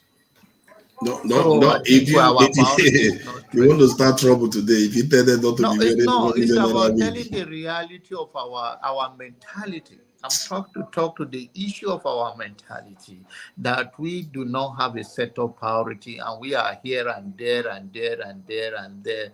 How can you have and now what make you think that way? And people will say, oh, they're doing it to please the men. I think a real African man, when you look in the African natural way, I think to me, and as far as you're a clean person, you are more attractive to me, since I know for a fact that that does not add any value to your life. I strongly believe. So it may attract other men, it may not, but it's not for me. And I don't think that when you are not working to even ask somebody to buy your iPhone of 1 million or 2 million, I don't think that's, I think they need to rise there to think about their life and what to do with trying to live a life or looking for what is not in the market. And even if it's in the market, it's not for you at that moment. It's sad, really. Look at, let me just show some of the content, the items he shared. He stated, one of the things he stated, it says, the typical African of this race type is happy, thriftless. Thriftless is spending without control, excitable person, lacking in self-control, discipline, and foresight. That foresight one is the one that scares me the most. Some of the, and he says this thing because they probably know that they are able to come into our societies, divide us, and fight each other. That is the kind of stuff he displayed. That's why he has to see it that way. He saw it that if he can come in and unite and work with one other black man to destroy another black man, and we can't even pick up on that. And then what are we doing with that? We trade with them for money. They give us umbrellas and we spend it, show off wealth. It's like some of the things they were describing. It was describing like children. This guy, somebody's unmuted. He was describing us like children. Let me see, because the way he saw us behave, which is how we are behaving, and in a way, I don't know what I would blame our people at that time, because that time was different. We had different paradigm going on. You know, we had the slavery culture. We have all kinds of different things. So for us to change from that to respond to this humongous threat that just showed up, yes, it's true. It must have been hard for us to readjust. But we know you can readjust. And now we have not still done that. That is the part that really bothers me, that how can we all see now? Before we didn't see the whole world. Now we can see China, we can see India. We've seen everything that's happened. We still haven't readjusted. You know, what is our excuse now? Well, I'll leave it at that anyway. This brings me to one topic that I wanted to discuss today. This topic is about free will. Whether we do have them in this life. Some people will argue that, you know, everything that happens to you is your fault, that you have free will to decide your fate. And they will argue that there is no way you couldn't have known why you did what you did. And while others will be like, you know what? You don't have that free will, because in reality, if they check it, if they go back in time, everything you do is affected by the events that has occurred to you throughout your life. That is not an excuse for you to say, you know, just because somebody did something, that person is guilty. It's because their life experience has made them that way. Like sometimes a wife can kill a husband, or a woman can kill her boyfriend, saying that the boyfriend has been, you know, mean to her, beating her up and all that, abusing her, in other words. Then one day they snapped and attacked the boyfriend back, resulting in the loss of life of the husband or the boyfriend. The law will tend to excuse that and say, you know what, because of her experience, she is not necessarily liable, criminally liable for it, that she didn't have much of a choice. So that is a choice at the same time. Some people go through those things, some people will run away, but yeah, that woman didn't run away. The woman decided to do what she did. So you can see what I mean by when I ask, are we free to think whatever we like? Because if we are free, we all know now, why is the country not fixed? We all know that it's good to get power supply. Why are we not getting it done? We all know that it's not good for people to be corrupt. Why are we not doing those things? What is preventing us from doing those things? Is it free? Do we truly have free will? Because we can know something, but we still fall for it. Some husbands know that it's not a good idea to cheat on their wife, especially in a system like in the way you believe in monogamy. You're not supposed to cheat on your wife, but they still do it anyway. So why do you think they do all these things? So, AY, thank you for joining us today. What do you think? Do you think we have free will? Hey, Don't start now. Don't start. Don't. Good evening from here, Mr. Jonaba. Where is Welcome. Ferreira?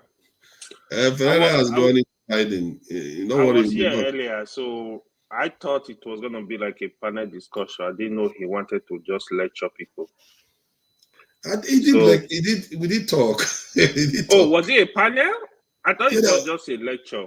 no, it was a small panel, but we did have a conversation about it. Okay. Mm. Okay, that's good. Free will. I think we have free will, actually. It depends on the aspect you are coming from, right? I think man have free will. So even when you look at it from religious angle, man has free will. So the question is, what do you do with your free will? If man does not have free will, you will not be able to take a gun and go kill somebody, right? So it's either you go in the positive direction or you go in the negative direction. Yeah, when you go deeper into, if you take it from the religious angle, religious people could tell you like man has free will, but it's somehow what God has written. I don't know why you want to go into this topic. It's a very deep topic, right? It's just like each when it comes to issue of destiny. If you get into all this topic, you can even get lost and even think God does not exist. Maybe because if religion tells you that there is free will, but God has already ordained it, is that not a contradiction then? Because you can't have free will when it has already been ordained that you are going to carry those actions out. Easy. Is that not a contradiction? That is what I'm telling you. So if you want to go deeper, you will get confused because it's just like, if you want to go like philosophically, somebody could tell you, for example, why are some people suffering? Some people are just born suffering. Some people are just born with everything. The philosopher could ask you, if there is God, that means God is not fair. Do you get it? Yes. So why does God allow evil to happen to anyone? So you got to, even worshippers, say for example, you see Muslim gathering where something will happen, people will die. You see Christian gathering where something will happen, people will die. It's just like, good example, what is happening in Gaza today. Why does God allow the killing of children? So if you want to look at it from religious aspect, if you are not well grounded, you can get lost very fast. You will be confused and depressed with the problem going on, right? That's what I was telling you. But if you look at it from, say for example, from Islamic perspective, for example, Muslims have that faith, have that belief that when something like that happens, God has actually written it for a reason. You know, yeah, why you have to try your best. So here, here is the understanding, right? So it's just like you have an exam. You have an exam to write. You got to prepare for that exam, right? You got to study. That is your part of the thing. Some of you have to do, right? Yes. To make sure you pass. Yeah. When you not study, say you study all night, study all day, but you go into the exam hall, you did perform the way you wanted. Let's say you thinking, oh, I'm gonna make A this course. You come with a B or a C, then the fate will come in. You accept your fate because you've done your due diligence. That you can accept fate. Then the other party, somebody will not even study and think, oh, God will do it for me, and believe that, oh, if God said I will have it, I will have it anyway. Why should I study? Do you see the two? So that one is your whole problem. That's not God's problem. I strongly believe like God gave us the ability to pursue what you want to pursue. You want to build a company. God gave you the knowledge, the energy, the skills, the ability. So you got to pursue, what does it take for me to build this company? What is involved? How do I achieve all this stuff to put this? So God gave us that ability to think, to get something out. So what if God brings you into the world blind and crippled? What are the odds you're going to end up rich? Has he decided that you're going to be poor forever? Those are issue of destiny. That's why I don't get power for that. It's a deeper discussion. What is Jonaba laughing about? It's only Pastor Jonaba can answer that one. I mean, it's a topic that is very deep. Trust me. But Jonaba will tell you, like, maybe it can come in. It's very, very deep. A lot of people are watching. If you are not careful, don't confuse the people. Just understand it and just keep quiet the way you understand. Because it has its uses so that we know how to punish people accordingly in society and take into account what people are truly responsible for and understand what we can accept, the lines we can accept, and things we cannot accept. People have to be punished. People, it's just like what we discussed, for example.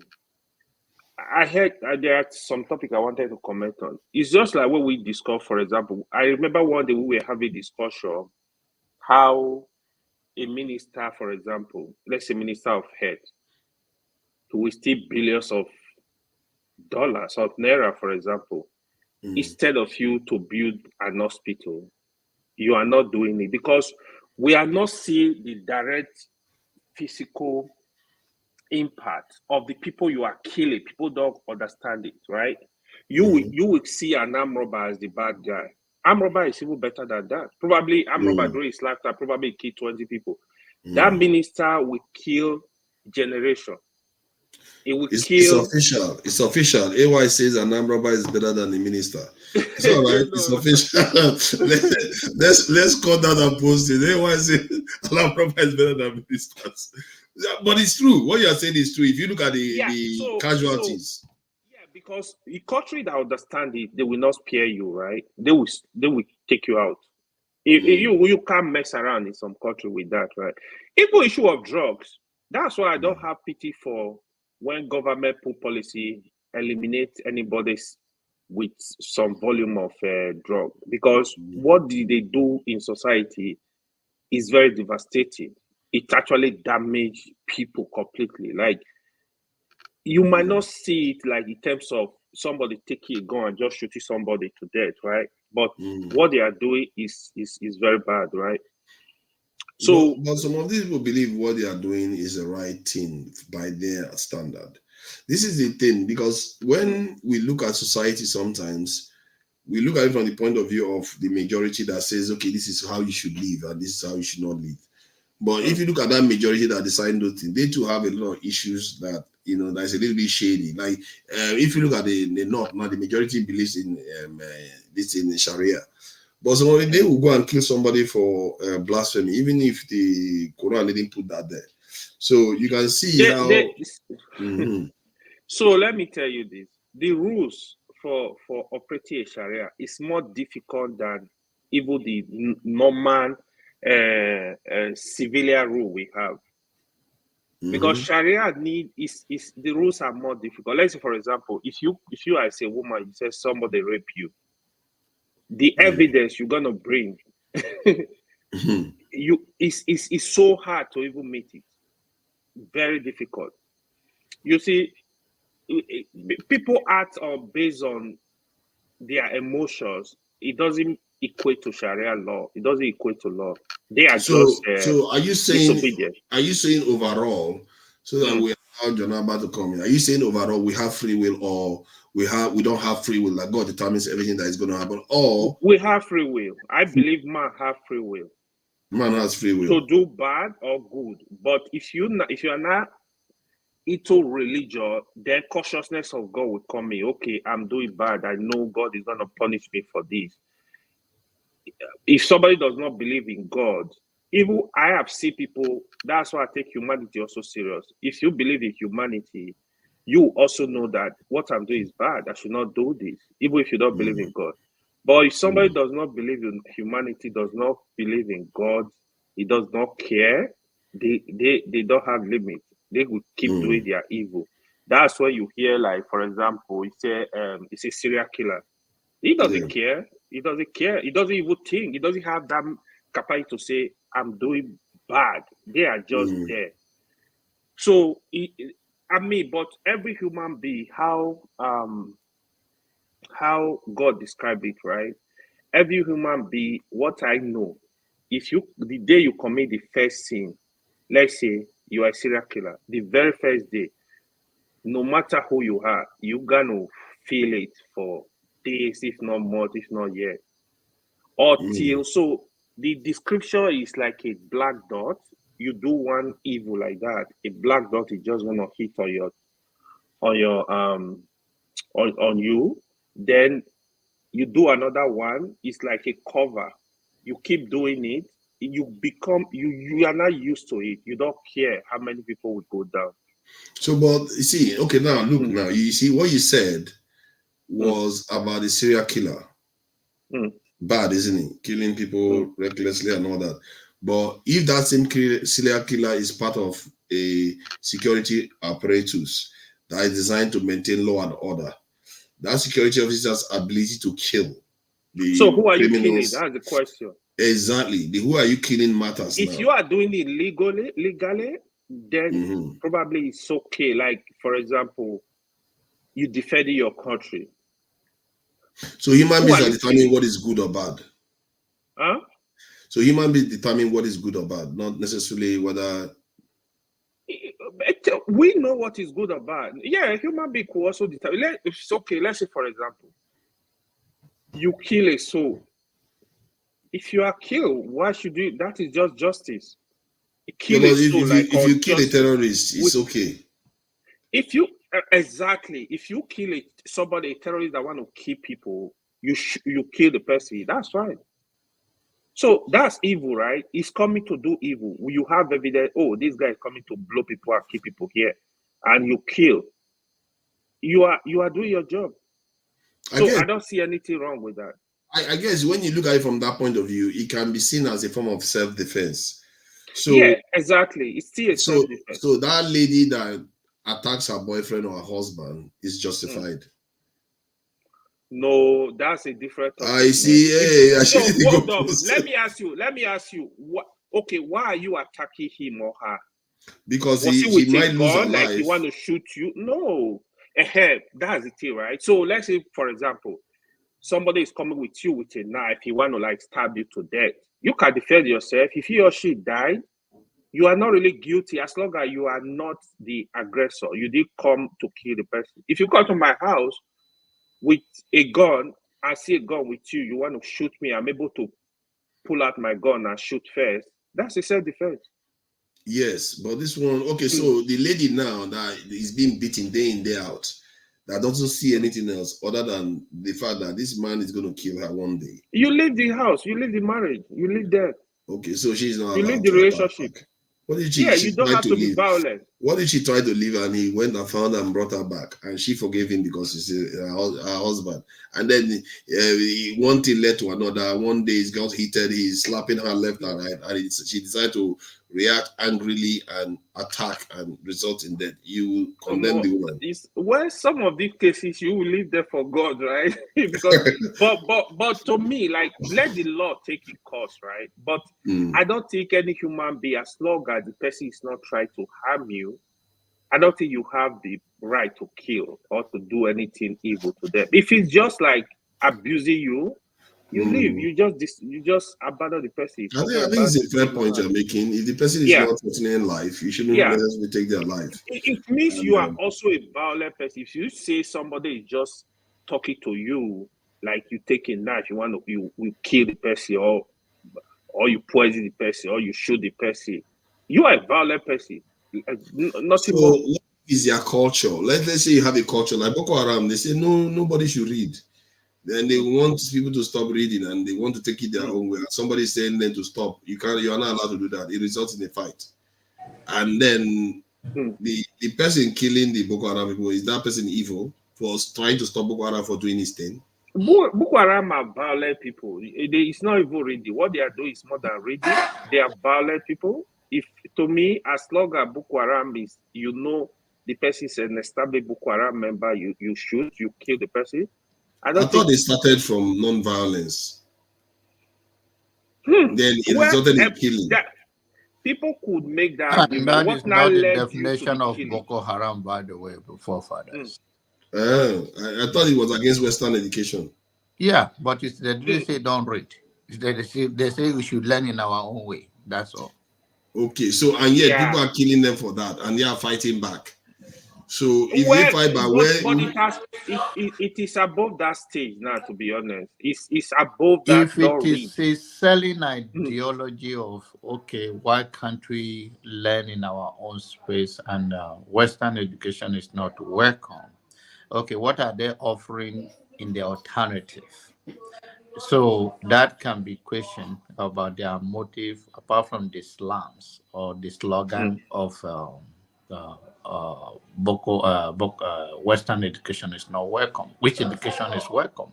Where is that your own that you are giving to us? Then we can go into all of that and talk about it.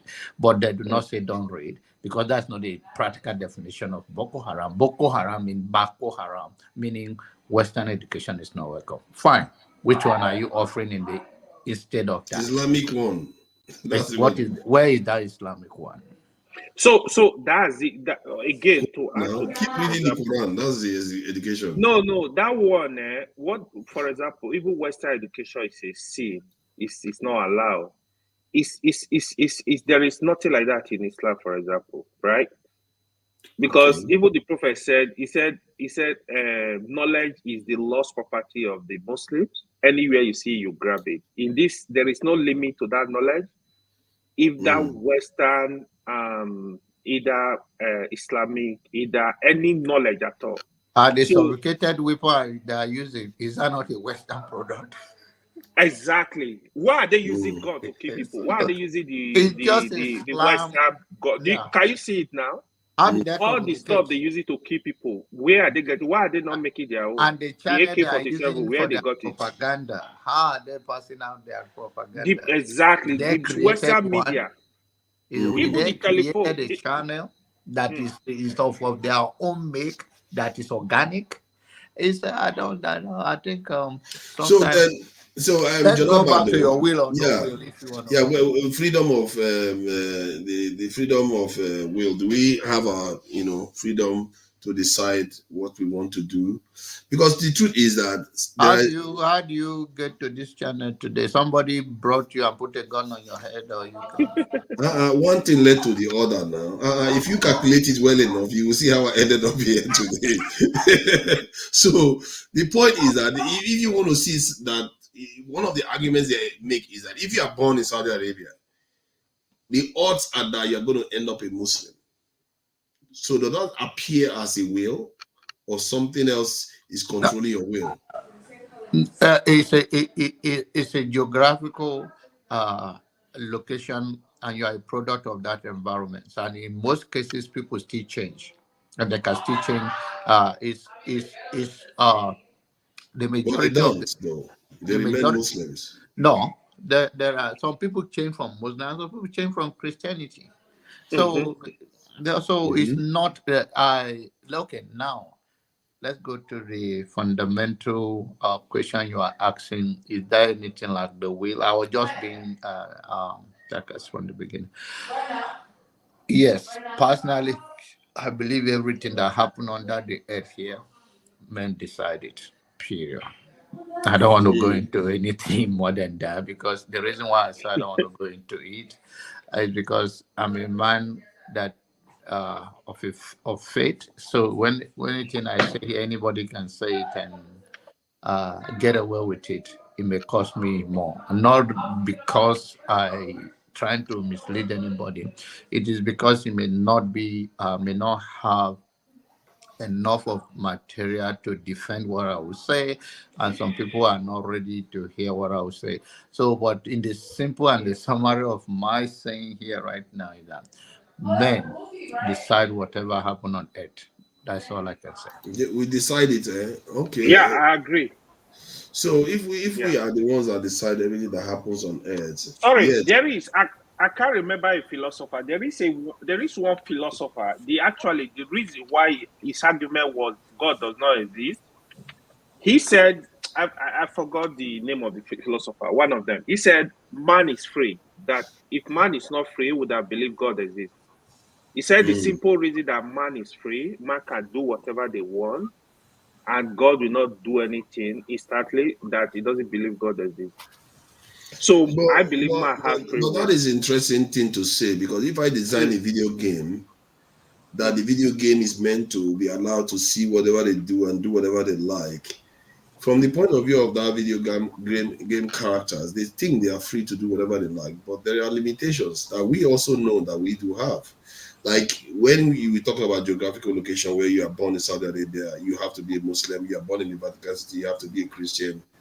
It means that your location affects your thoughts and your process around you. So that is not necessarily a choice now. You don't have too much of a choice. You become that where you are born. So it's almost as if there is a layer that you are free to do, but that freedom is limited to an extent. So there is no. Let me explain it. So the thing is, you are still free. Like, let's say, for example, even in Nigeria, for example, you see like some Muslim home or some Christian home, like the way we grow up. Most of our homes in back home is you gotta practice your religion. Every Sunday go to church, every Friday go to mosque, other days go to mosque. They just like, without the child really understanding why they are practicing the religion, they force you into it. So I've talked to people. That's why you see some people, by the time they have their freedom, they are not with their parents. They don't care. They just look like, you were just forcing me to do all this stuff. I don't. It's not in me. This is not what I believe. So that is to tell you, man is still free. So because you can be conditioned to, like, back home, like, of course, your parents are paying your tuition, they feeding you. Where are you going to go? It's not like America where, hey, I'm leaving the house, I'll get a job somewhere and be taking care of myself. I don't care about you. I can collect loan and go to school.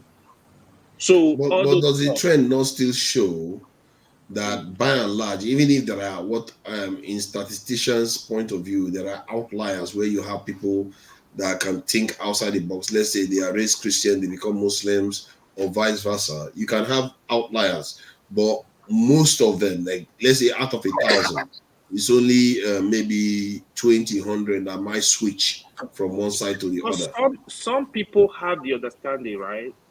For me, for example, I'm not going to tell you I'm not a Muslim because my parents are Muslim. If it's something I'm convinced, I study it, I'm convinced. It's just like a Christian too. You see a Christian that your number will tell you is convinced about what he believes. Do you understand it? Some people still believe it. Some people get frustrated, asking a lot of questions. Why is this? I don't believe it. I don't care, right? So, Jago, what are you doing? I'm putting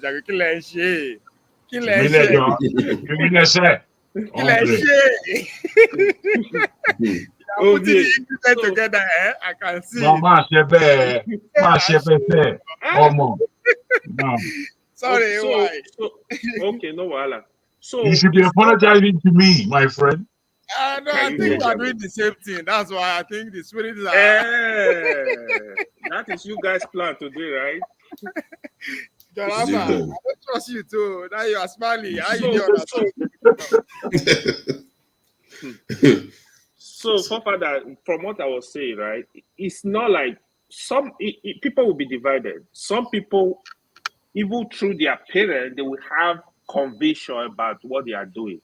Some people will question a lot of things. I don't think this is correct. Why is this? What I have talked to people like from all religion. We have this. Yeah, but they still end up the same way. Like for me, the way the stuff is appearing, like it's like water in a stream running down a track, a trail. The thing is, most of the water is flowing in the same direction. It doesn't mean that some of them don't get caught up on the edges of the stream and the banks of the stream. They get caught. Some of them may even change a little bit of direction, but by and large, they flow in a certain direction. And you see that pattern within societies where certain beliefs hold while others don't hold. In other societies, others hold. So what that points to is that at least to an extent, there are some things that are conditioned by your environment. You are not dictated, because if you don't know about Muslim, you can, and you are raised a Christian, you can't convert to Islam. It's what you are aware of. What you are saying is right. Even it's not only religion, even tribe. It's just like some people believe their tribe is the best in the whole world, right? Some people believe their mother's food is the best in the whole world, because some people don't have that ability to be open and learn from what is different from them. So, like me, for example, when I was growing up in Nigeria, especially when I was working, I used to travel a lot around in Nigeria, every part of Nigeria. Like, I go to some places, I taste this food. For example, when I was working in Warri, that's when I got used to starch and banga soup. Oh, this is so beautiful. Like, if I see it now, I will spend any money to buy it, right? If I go to the north, I might see a tool. There are tools I don't like. There are some I really like. You have to be open to learn this stuff. I love amala very well. Some people, they will tell you, oh, this is too black. Like, I don't care. They just believe what they believe from their tribe, from their culture. They don't see anything wrong with that culture. You should be able to criticize even your culture, even your tribe, everything you are doing. So that's the way I see it. It's just that some people can't think outside the box. They are just dogmatic with what they know. But for the purpose of the discussion, is that not still an element of lack of will? Your will is controlled by your environment. Because if everybody has a will, everybody can believe randomly. Like from Saudi Arabia, a lot of people will be Christians, a lot of people will be Jewish, a lot of people will be Muslims. But it tells you that the society controls wills to an extent. Can I interrupt? Can I say this, guys? Okay, let Jago. Thank you. AY, thank you. Greetings, everybody.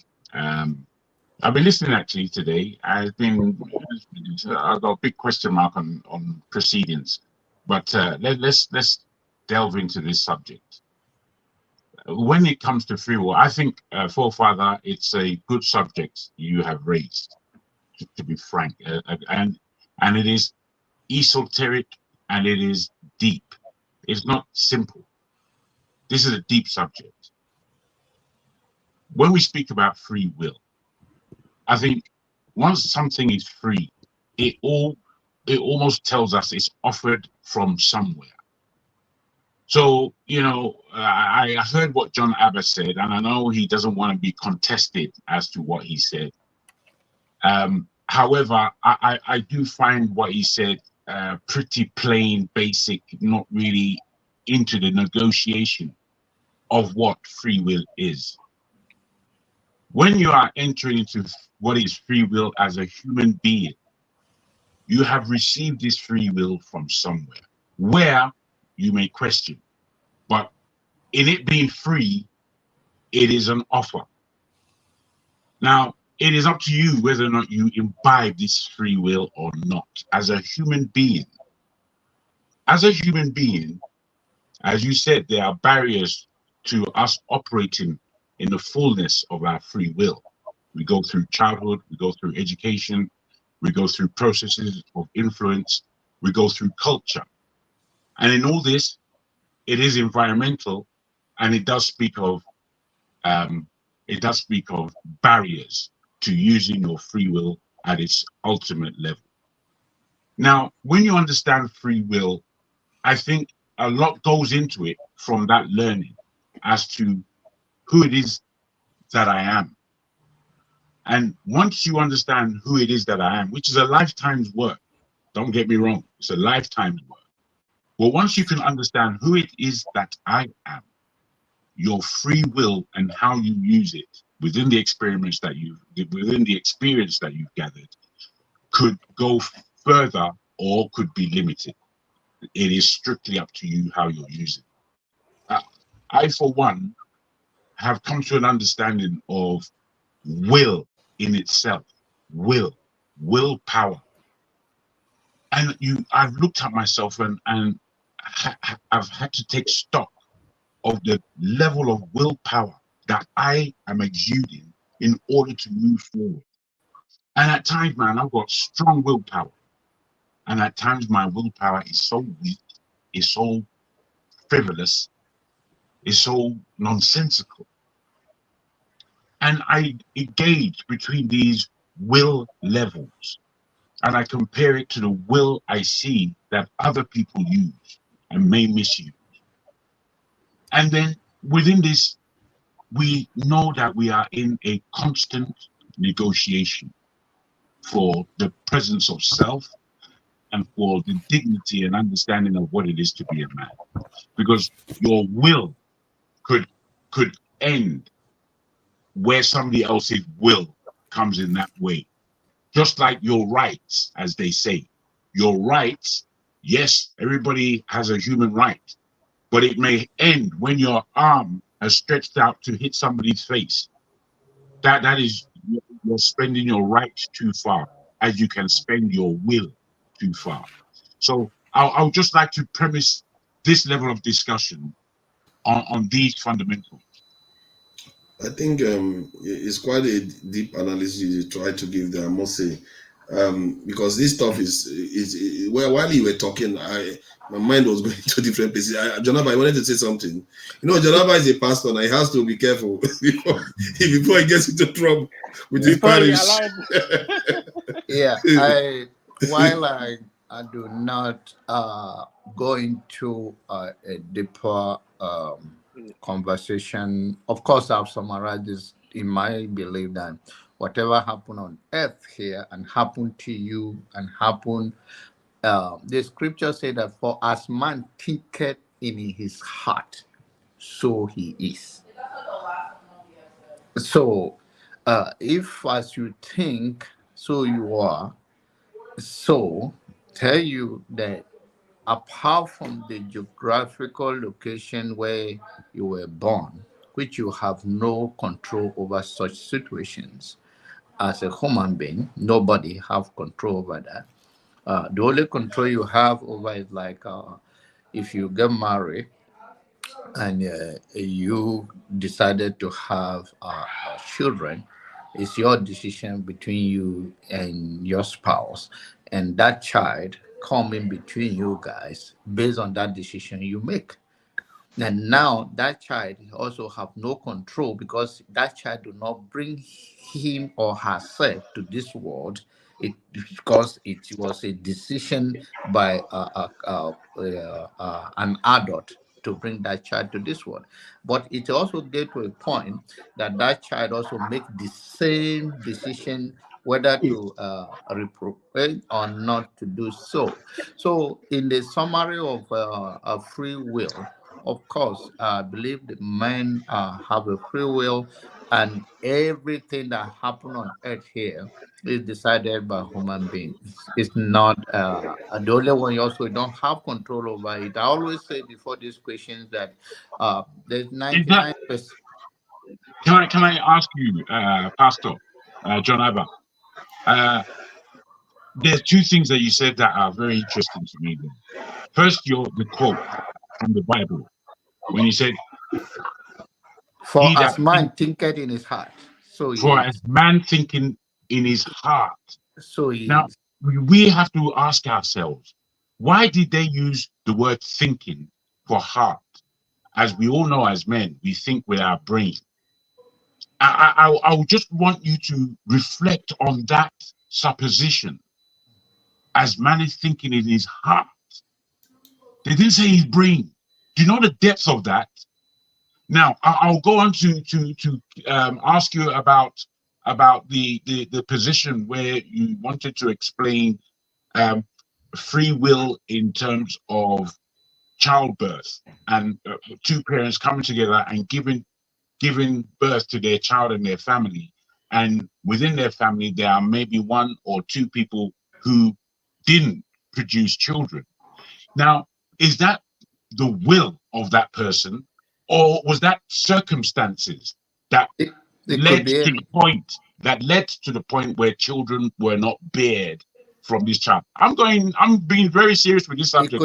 It's not a joke subject. It could be a decision made by this spouse not to bring a child, and it can be a condition that prevented them from not having a child. So exactly, if we go further back enough, Jonaba, so human beings, we will take it that human beings were born into this world. They get hungry, they need to eat. They have to kill something and eat. Okay, that is inherent in our creation. I'm not sure we created ourselves to be hungry. I'm sure you agree we didn't create ourselves to be hungry. So if that is the case, and we probably didn't create ourselves to reproduce, to have children. So that those parents that go on to have children, they didn't have much of a choice to do that, given that they themselves came into this world without their own, at least conscious, explicit permission to be in this world.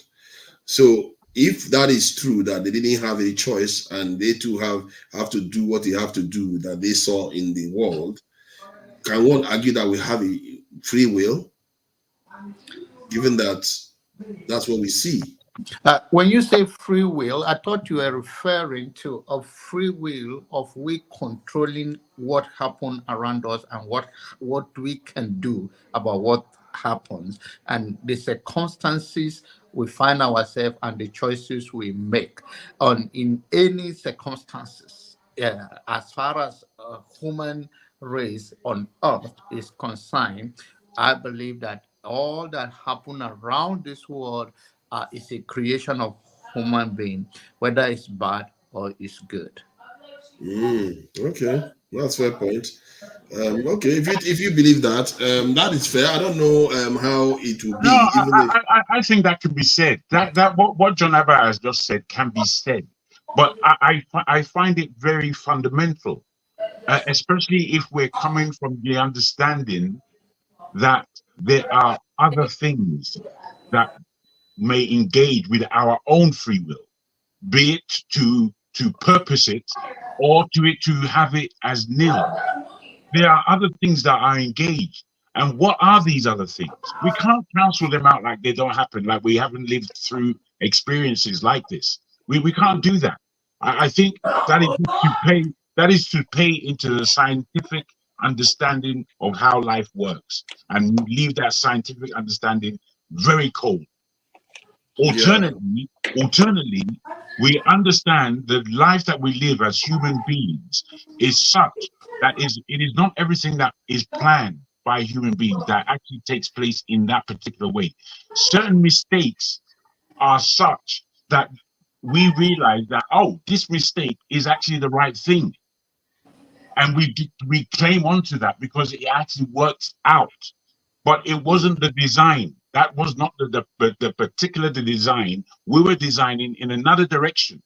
But hey presto, we made certain errors, and these errors led us into the right answer. These things happen. These things happen. If we have to cancel it, if we have to cancel them, we're to pretend of our own lives. And I don't think that's fair for any audience to listen to. I think you have a point, because what is Jonaba, what you're saying is that somebody intervenes and reveals things and keeps us in a different direction. And the thing is, it appears we have free will, but it's to a point. Some things you don't have a choice. You have to do. You can't say you're not going to eat. You go die. If you can't say you would suffer from hunger, your body will torture you, and then you will die. And once that food is available, 99.9% of human beings would go for that food. That is not a choice. On one side of a room, or like you're outside, you see lion on one side, and you see an empty space to escape. You're not going to walk towards the lion, although you have a choice. You do have a free choice. but the choice has been made for you somewhere. Can I give this example about free will and how it works with the flesh? You see, the flesh is not funny thing. You understand? And I will put it to you like this, in a deeper level. Imagine Christ. As the story goes, I don't know the complication of your own methodology, but as the story goes, Christ asked God to take this cup away from me, which suggests that knowing what he was going to go through, he will, by his flesh, he preferred not to go through this thing. Maybe his spirit could do it, but leave my flesh alone, as it were. And you see, this gives you the dilemma of what free will produces, just in our very being, that we are made of flesh, we are made of spirit, we are made of mind. And you see, when you have these three different functionalities of being, and you believe that you're not negotiating with this all of the time to come out with any level of free will, I ask you. So, in your quotation of Jesus cried out of the pain of the flesh that if it is your will, let this cross or this pain or whatever the agony should be taken. He also concluded, nevertheless, it's not my will, and let your will be done. Now, Indeed. yeah. But you see, there was what I'm saying to you Yeah, is no, that there was a negotiation. I got Okay. you. Yeah, I'm with you. The point is that on Do I have earth, the free will to contribute? when you wake up from your coma. After Junaba, you can have your free will. You see, we can put this thing in many No, categories. Okay, where are you like this? Okay, where are you? Man, you it seems are you inside the bush? So when we talk about human intellect, are we hearing of? Go ahead, Jonaba. Okay.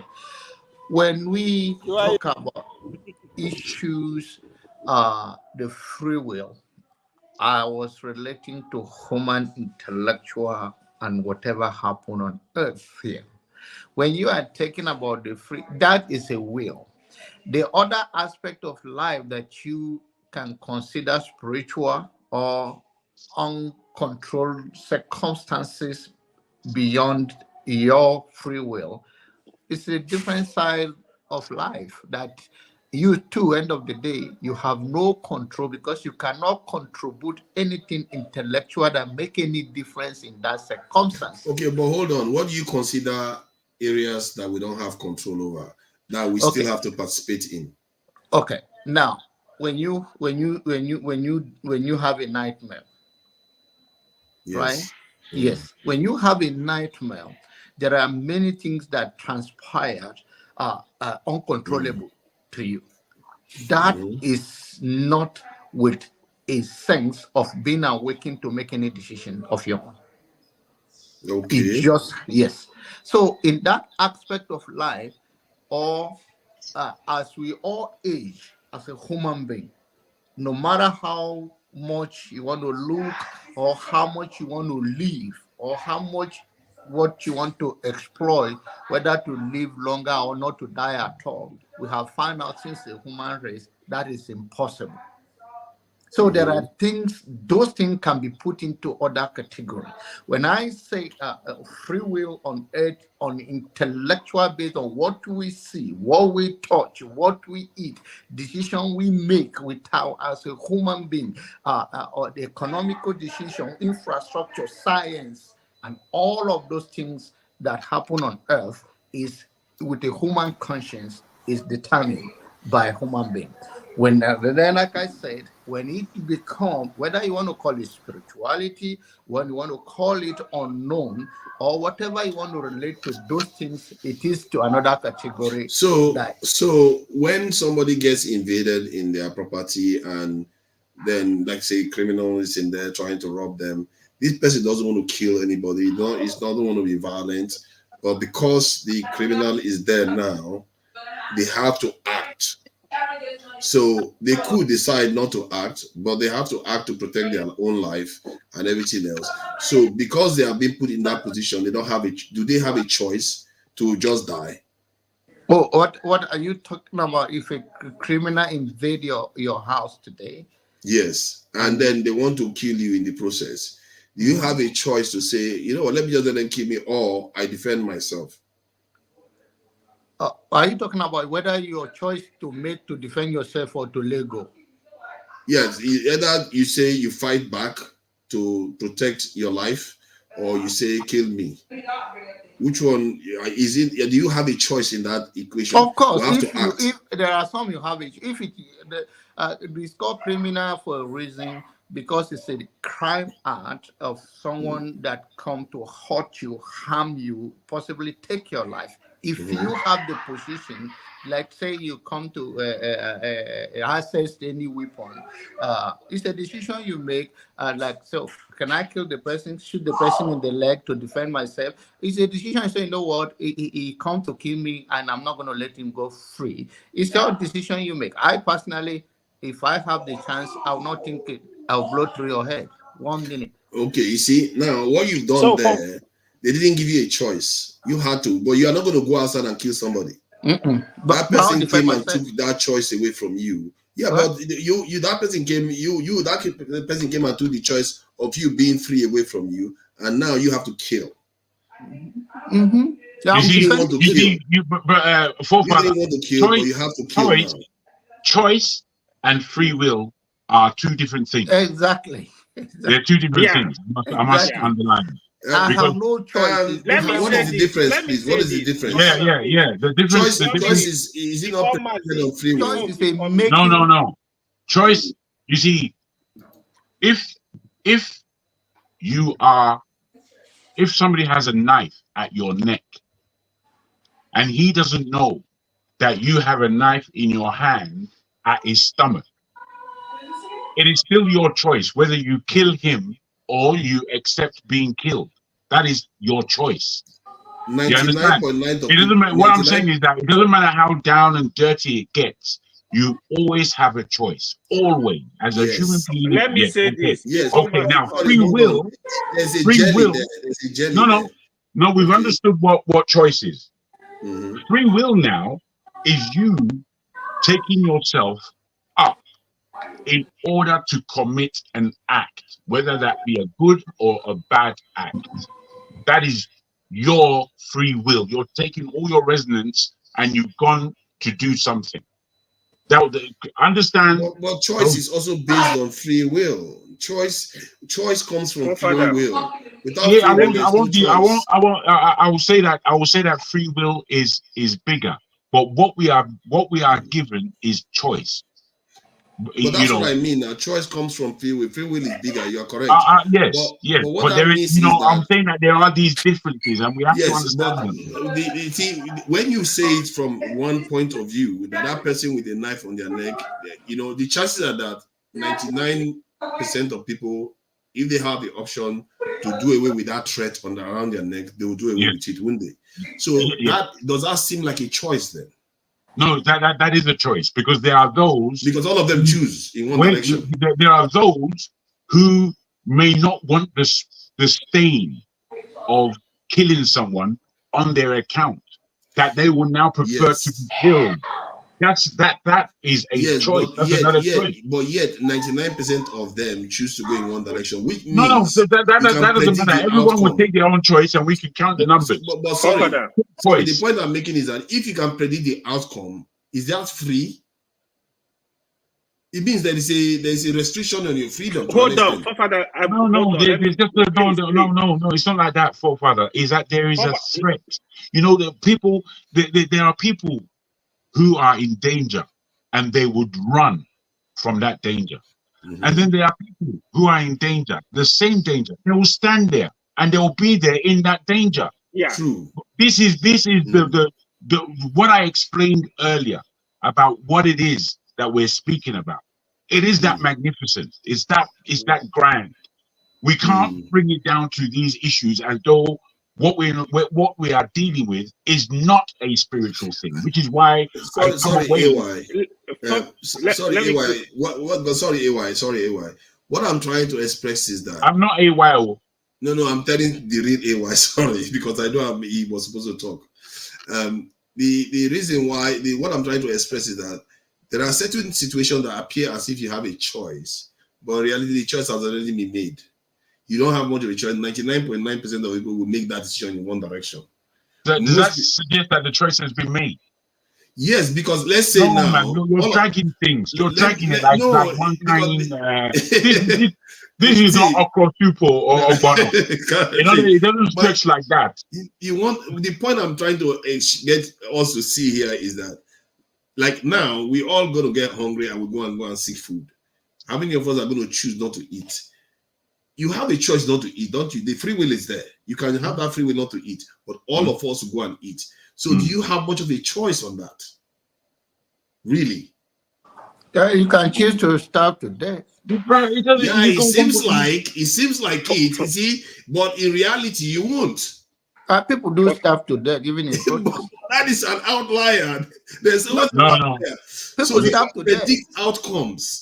People starve to death, whether in protest. No, you see, you guys, you see, we can't have this conversation and understand each other without making the conversation wholesome. And what I mean by that is that at times you pick up the point of the flesh and you look at reasonably what the flesh would do. But then you want to go to what the mind might suggest. And then you want to express the depth of the spirit. These things are all combined. They're not separate. When you separate them, you're just going to make mistakes. I'm afraid. Let other people. AY, please go ahead. Sorry about this. Mazi Ovie is sweetie too. Mazi Ovie. After you, Ovie, then. Here, I'm not talking too much. Here is what I see, right? Wow. This topic we're discussing. Very sorry about that. Sometimes you disappear from the screen, so we forget. Sorry. But here is the confusion, right? You guys are not practicing what you guys are preaching. I don't have free will to talk. That's exactly what it is. Should we allow him, AY? So let Obi go before. Thank you, AY. See, Obi go. Free will, Obi. We are begging for the free will to talk. Where's the free will? I think for me, I think what is missing in the conversation is the word itself. Free, then will. So in other words, you have to have the freedom first before that willingness or the choice that you talk about comes to place.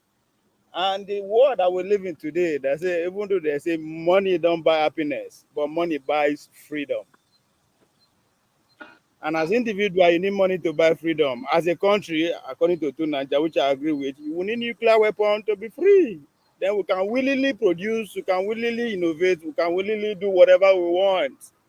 Freedom first, and it's not free. It costs. I don't know. Maybe Nadiboas make me smoke. They talk like this, but that's what I understand about that word. Free. You're making sense. You need freedom first. So basically, free will is an illusion. So in this world, for you to be free, you need to buy.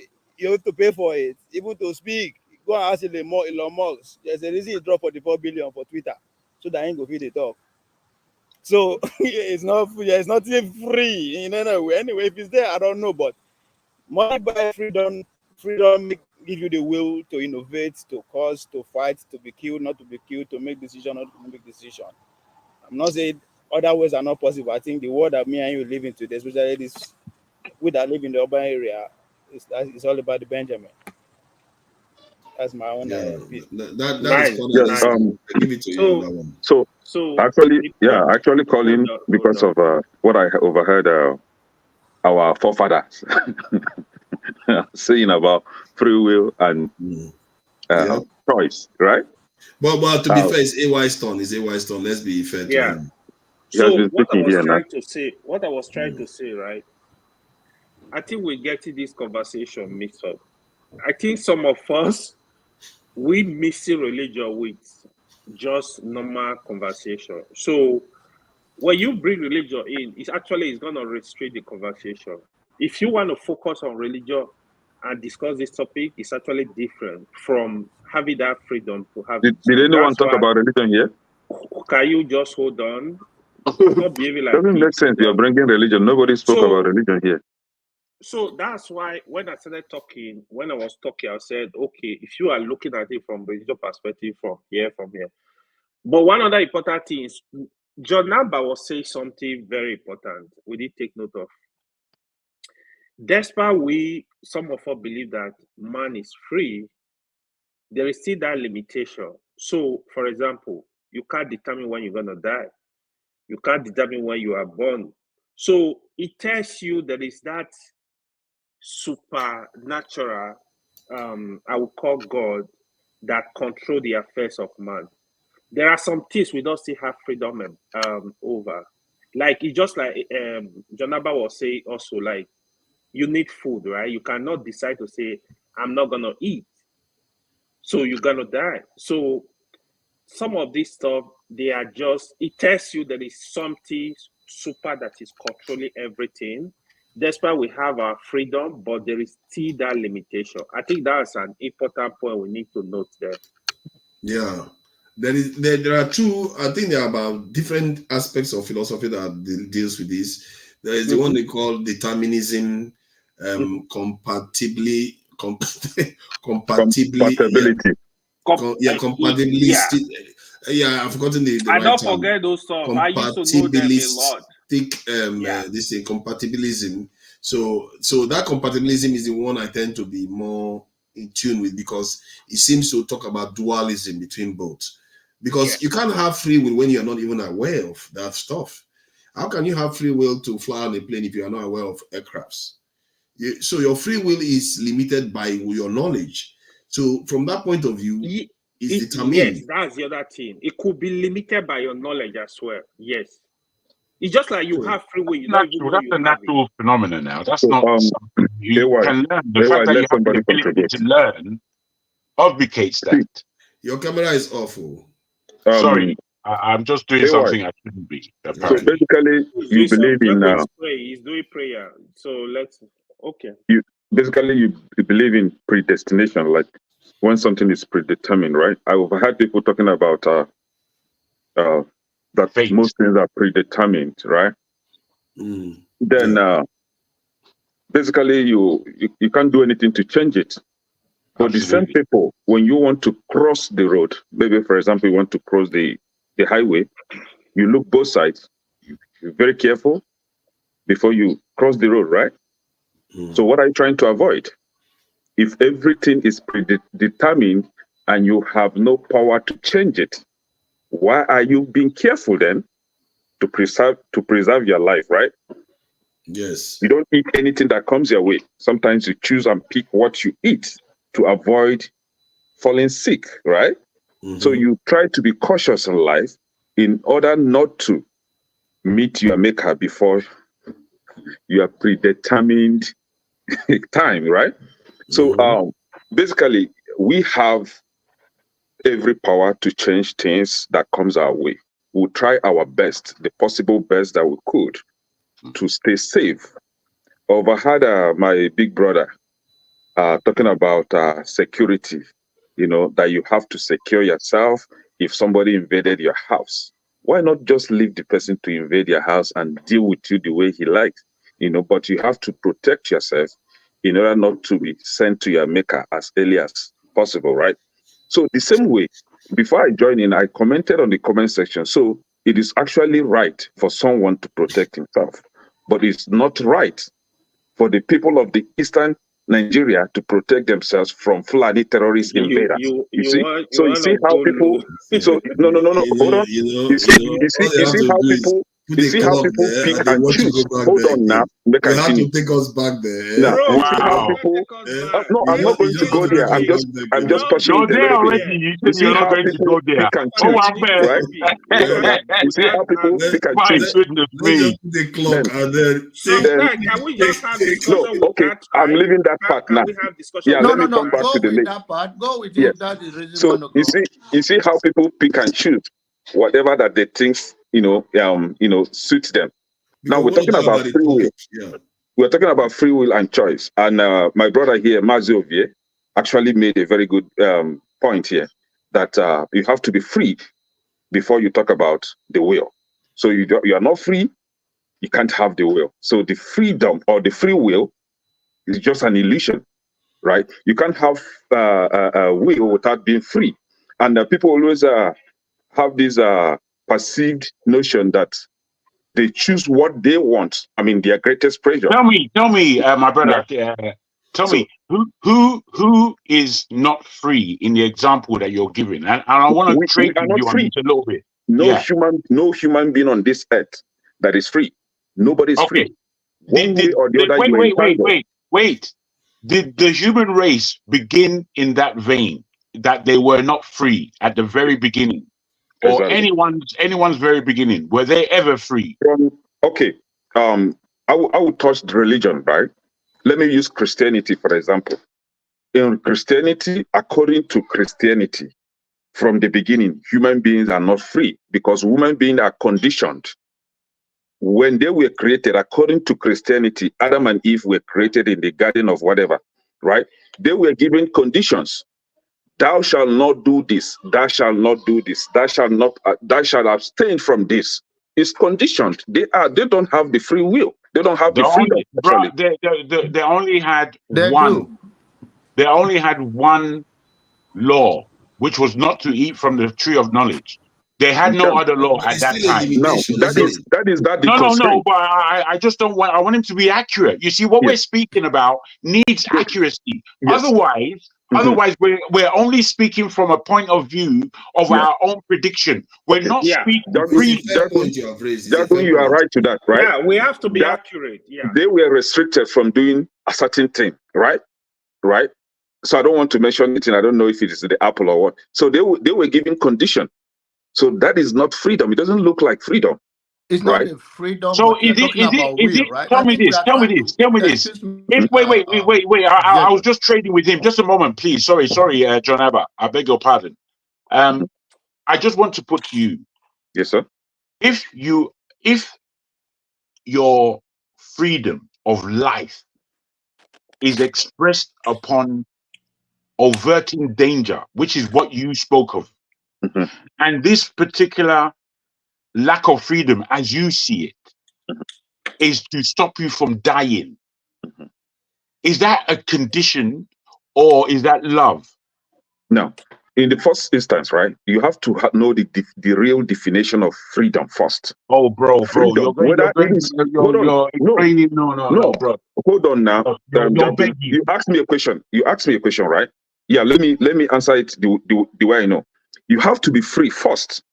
Regardless of what the outcome will be at the end of the day, it is your business. But have that freedom. You have the freedom to just close your eye, cross the road, and the semi will hit you to pieces. That is freedom.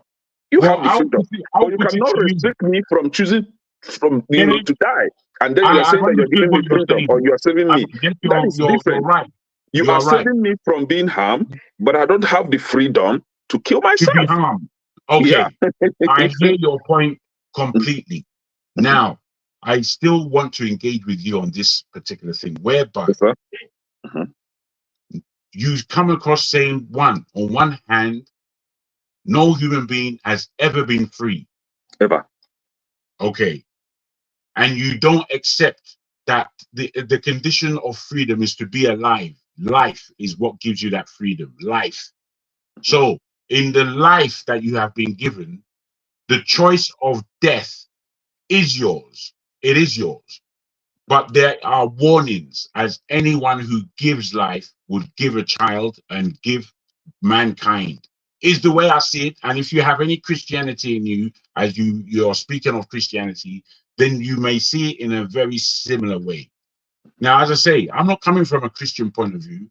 I'm coming from a point of view of there is God and there is man. And within us as human beings, we realize that we have different faculties that are with us constantly. I love the fact that you stated that you are not coming from the Christian point of view, but you are coming through the idea that there is God.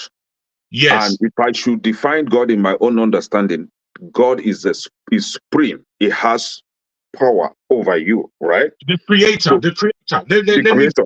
Let me finish where I'm going. The creator. Yes. So and if you are not, let me finish where I'm going, boss. Okay, go ahead. I'm trying to put to us that if we understand that we are of flesh, we are of mentality, mind, and we are of spirit.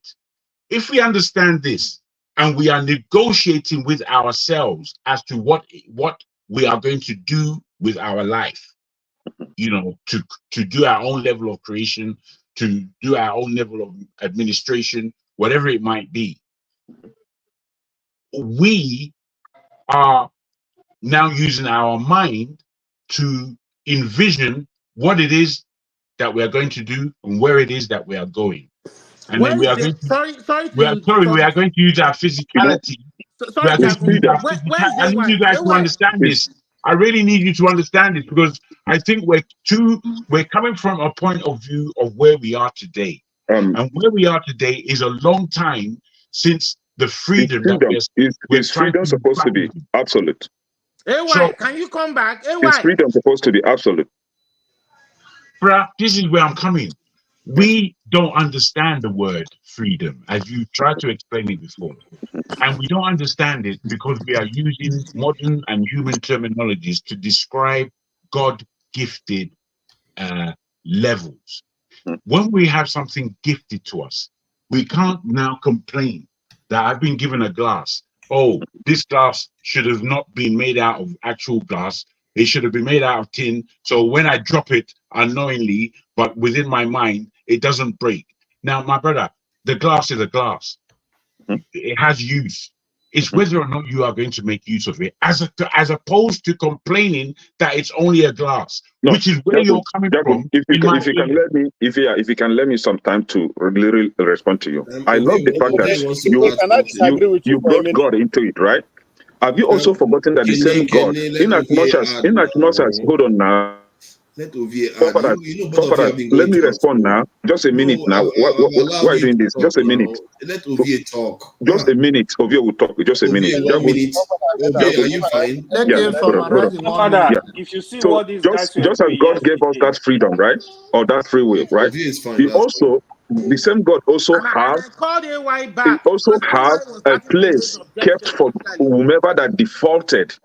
So if you default on those rules or whatever the regulation that he gave you, hellfire is waiting for you. And I don't think that that is an absolute freedom. Absolute freedom, you don't attach punishment at the end of it.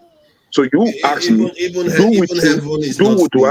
with whatever I'm giving you, whatever you will. You have no punishment at the end of the day. And that is what I mean by we don't have absolute freedom. Our freedom has limitation. To be fair, it's a fair point. Paparas, let me address something. Hold on, Jesus. Let me address AY. Paparas, let me address something here. You're not going to address anything. Paparas, AY is stepping on my toes. No, Paparas. You have already made your point. You have to control yourself. You know you have freedom. You have freedom. Do you want to listen to your freedom? Express your freedom. Paparas, do you want to listen? Paparas, do you want to listen to me? Unless if you don't want me on this show. Other people want to talk. He's insulting me here. No, he didn't insult you. Can you understand that? No, how did I insult you? What did I? Each time I'm speaking, AY will be speaking over me. Can he stop that? He's not the moderator. You are the one that speaks. Can you ask him to stop that? This is not the first time. AY, stay away. This is not the first time. AY, stop that rubbish. Let's leave it. You are not the moderator. See, let's be calm. No, I want you to talk to AY. He's not the moderator. Stop that rubbish. It's not that serious. Let's just be calm. It's that serious. This is not the first time for me to call him out. It means this is not the first time he has been doing that. Because other people want to talk. He is highlighting other people are here. Why is he always trying to shut me down? What is his problem? Is he the moderator? Because he believes stop it. I'm giving you a lot. Stop it. I don't do that to you. Don't do that to me. Stop. Okay, now let's go on to the point he made, which he respect made. Yourself. He's making don't be stupid. Kene, it's okay now. Look at this stupid boy. Can you leave it? Can you just stop degrading the conversation? Misbehaving. You are degrading the conversation right now. No, forefathers, No. you, I'm no, not you going to don't tell want you to, again. You're you going don't to want end to up stop him from backstage. doing this. If you don't stop this, you're You going are to being end up backstage compromised. now. Behave yourself. Don't unmute yourself again, Kenny. You're going to end up backstage. I can just go. All right. It's not by force. You don't have to be here. The issue, he was making a valid point regarding the idea that if there are rules placed on an environment, then there's not complete freedom. And if that rules exist there, who says that there is no other rules? Like I even highlighted the idea that if you don't have knowledge of anything, how can you express that freedom?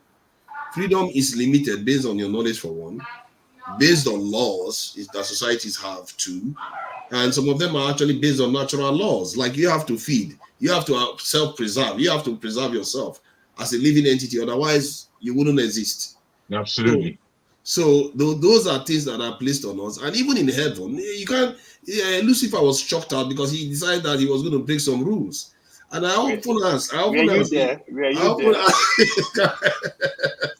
just going by the logic.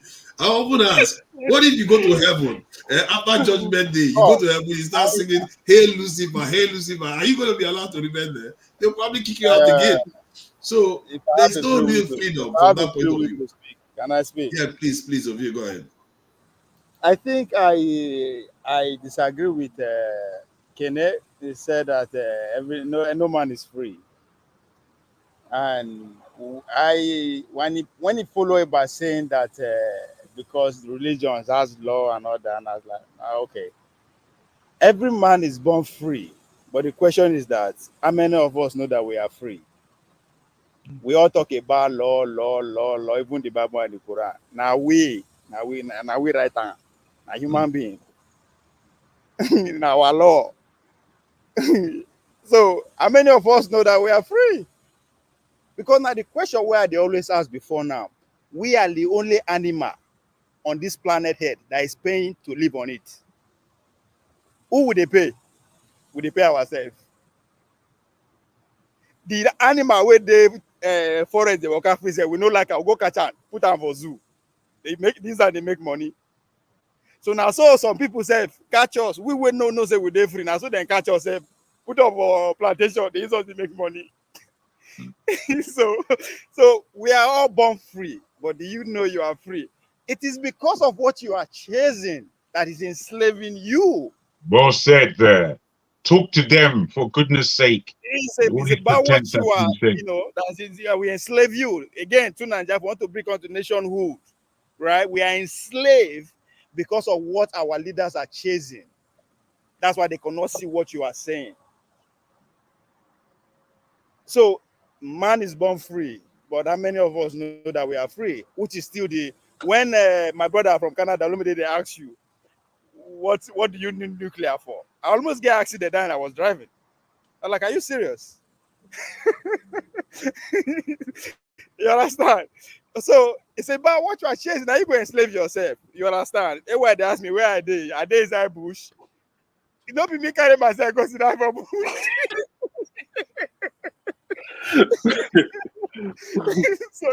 No, and what's serious no, for real though. Just like Professor Meshama was saying about how the international stage be, it's an anarchy. Now you go come to say, come, this thing must hold. Then back them up. If America say don't move, you move. What you can put to you, they'll back them up, right? So now you see, now jungle with day. So now we they enslave ourselves. If there's anything like that, all the laws we put in place, it is for us to enslave our place. The law of marriage, the law of food. Okay, sorry. One of my in-law one day, we go visit them. We talk about more go eat breakfast, lunch, and dinner. He said, look at these poor people. See now poor man they think of breakfast. They say, I eat when I'm hungry. It doesn't matter if I'm hungry, that's because I can afford it, right? So all those are laws. Everything we they do to ourselves now laws. If you know what we are sweet, I have to ask you. Because there's a lot of things that you said that I may agree with, especially when you're talking on the physical plane.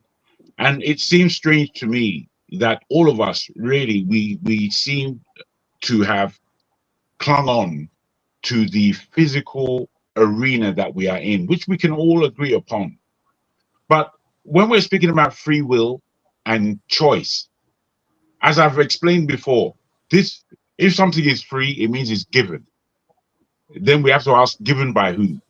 And then if something is a will, and we understand what willpower is, then we have to understand how we have used our own will in this life, how we have used it to the good, how we have not been willful enough to get what we want or whatever it might be.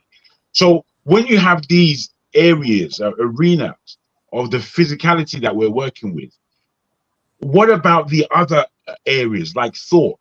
What about the areas like the spirit that is giving you to drive you forward in making your dreams come true, whatever that might be? Why do we miss these elements out is what I'm quizzing. I don't understand. Yeah, I mean, you are. I think if I understand your question is that why are we so focused on the spirit and this physical, rather than also give more attention on the spiritual, which is pretty much give birth to the physical, or even the right? mental. Yes, you are right. Good. So I said that. I think it's also falling in line with what I said by saying that what you are chasing is what will give you freedom and enslaved you, right? Now, I think if we want to, that second aspect of what you said, why it's not so pronounced, or why the physical aspect of the narrative is so out there for us to see, is also speak to the people that came before us and we now.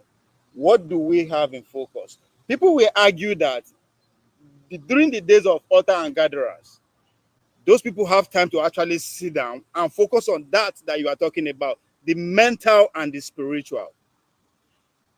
And there's also an argument out there that the innovation that took place within the last 30 years, last 3 decades, supersede what has ever been. Now, again, if you look at it from that perspective, you now say, okay, people who came before us, who have time to work on that mental and the spiritual, they gave us the world that we are living today. That today, the only thing that me and you can be scared of is also me and you. If I land in London today, I'm always scared of the British. If I land in Nigeria, I'm scared of Nigeria. If I come to America, I'm scared of Americans. We are our progress. So that's where now that confusion now come from. Why that physical aspect take prominence in our today's discussion is because of what we've decided to pay our attention to, or what we're trying to invest that our knowledge to, which is the physical thing that we can see, right? The more you they see around you, even more so, the more they see around you, the more people you have respect and all that kind of thing. So that's why. So your question is about, okay, what do we really want now? We that are here, right? The Chinese are making a very good argument that the Western civilization today are confused. They each their peak. It's our time they take over to the end of the world, right? I have to come in quickly. I have to come in quickly before you run away. What I'm trying to put to you is, as you're saying, let's, even before we get to the demographics of the world today, the aspect of using only the physical to recognize the will that we have is a big point of lack. If we are not using the mental in the correct way, and if we are not using the spirit in the correct way. Now, I say this to say this: the Europeans don't think for a second that they're not using some kind of spirit. I want Chinese and Indian don't think that they're not planning with the spirit. You understand? So when we as Africans, I'm quite surprised actually. As Africans here stood around the table, we even have a pastor saying that, boy, if it happens, it's happening on earth first. And I'm thinking, boy, from a pastor, that's a strange thing for me to hear. Then I'm listening more, and everyone's coming from a point of view of the physical, and we're speaking of will. When we're speaking of will, it is not something that we can always physically see. We can't always physically see will until it has transpired that is out of this individual's will that we are now able to produce pipe-borne water. It is out of his will. But we didn't see the will at the beginning. Now, what I'm saying this to say, look, I understand you now clearly. I understand you clearly. Let me entertain you. Let me entertain you a little. I'm just trying to put the aspect of, by the time we get to the Chinese, I'm wondering if we understood at all what they did to get where they were. And I'm not talking about the calamities that they've been through. Forget that.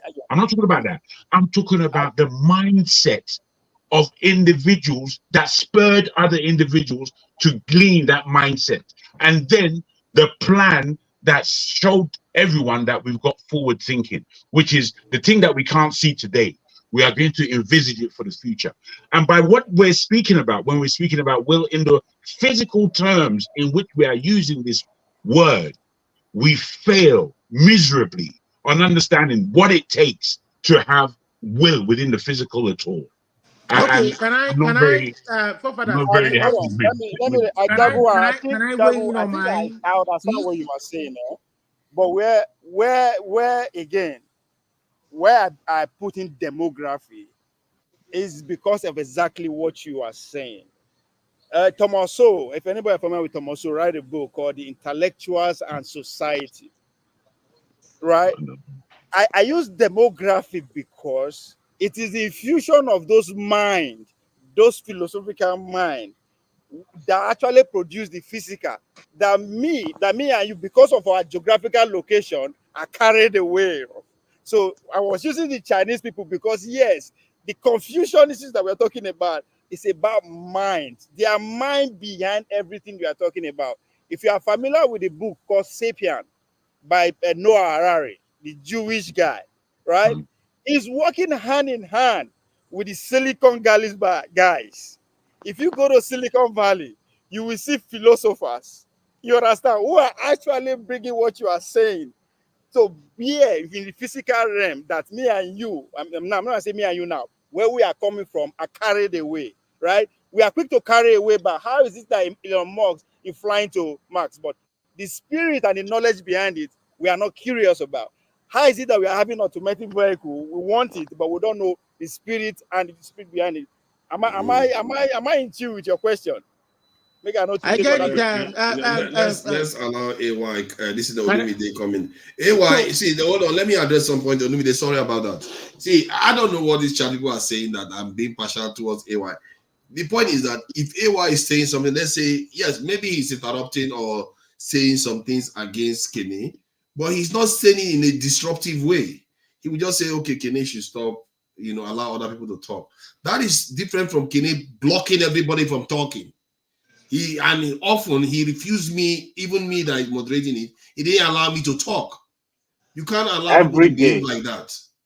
You see what I mean? Bring him in if he's around. No, he's not backstage. He left. You know how he was in the huff.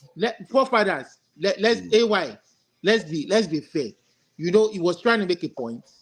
When he started, you were trying to interject and saying that you were trying to refer to his messaging as not being appropriate. You understand? No, not at all. Olumide, make your point. Our man has already spoken on this.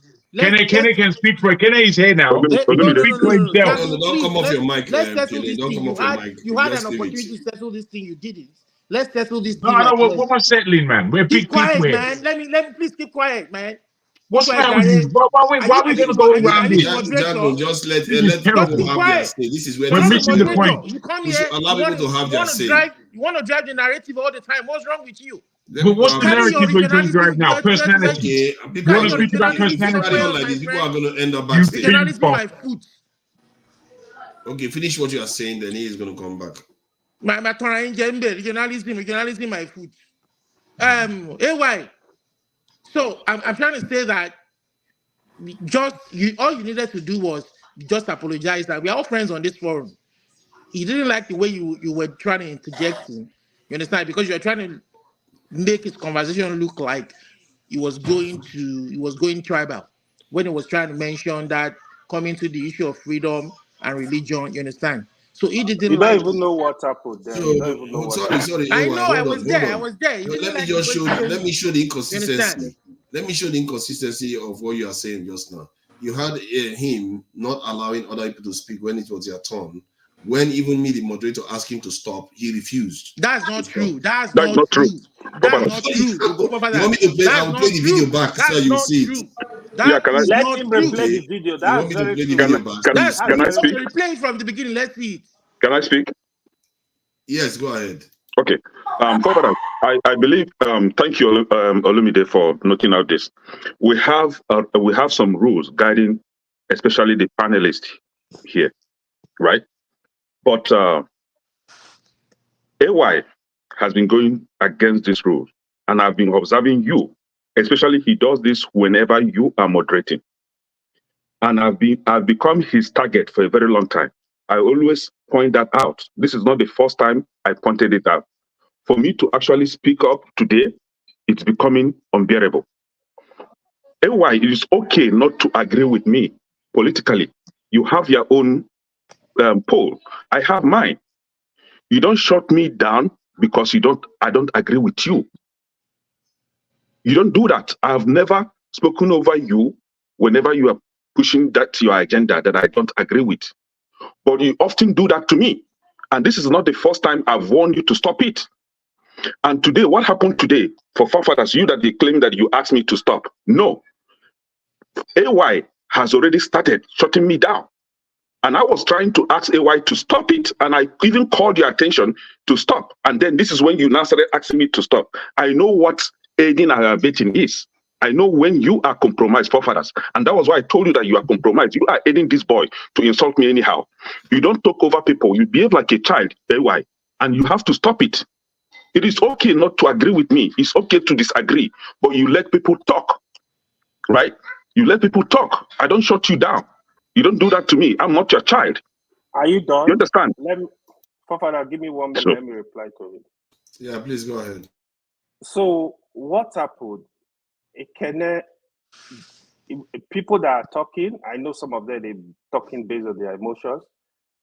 Not today, not yesterday, not last week. You don't come on the panel. You talk more than the moderator most times. Today are you the moderator? Let me finish. You kept going. Olumide was with two people were waiting. I can't remember. That was why I said you need to stop. The first time what happened, you came on, we were having a genuine conversation. You raised the issue of tribe. I said we can't go this way. Jago was here, Jonaba was here, Mazi was here, all of them were. Why are you bringing issue of tribe? Must we have a discussion? Can't we have a discussion without referring to tribe and BT? You can't do that. The discussion we're having today, this is a very good opportunity for all of us to learn. We're discussing important things. That was why I initially stopped you. The second time, Forefathers, you heard him, right? He stopped me Forefather was stopping you already. as the moderator. Yes, as the moderator. Forefather is the moderator. He was No, telling you said you stopped me. So Hold you are the on, moderator to hold stop me. on. Forefathers, you're hearing, right? See, Forefather was Okay. talking to you already. The way you sound, right? You look at the way you were just talking. Now you're calling me a boy. You a boy. On the comment section, you say that I was being childish. Look at this. Hold Look on, at this. hold on. The video is here now. Let you On check the the comment video. section, you say that I'm being childish. Look at these two people. Let us check the videos, and whoever is found wanting, I don't know what let's to check tell the video. you. Whoever is found wanting will And that have is why I to called you a stupid boy. Don't keep coming off your mic. Let's check the video and confirm, because sometimes I don't know whether it's true. Maybe the viewers are seeing something we don't see. Let's see whether this thing Kene was offended.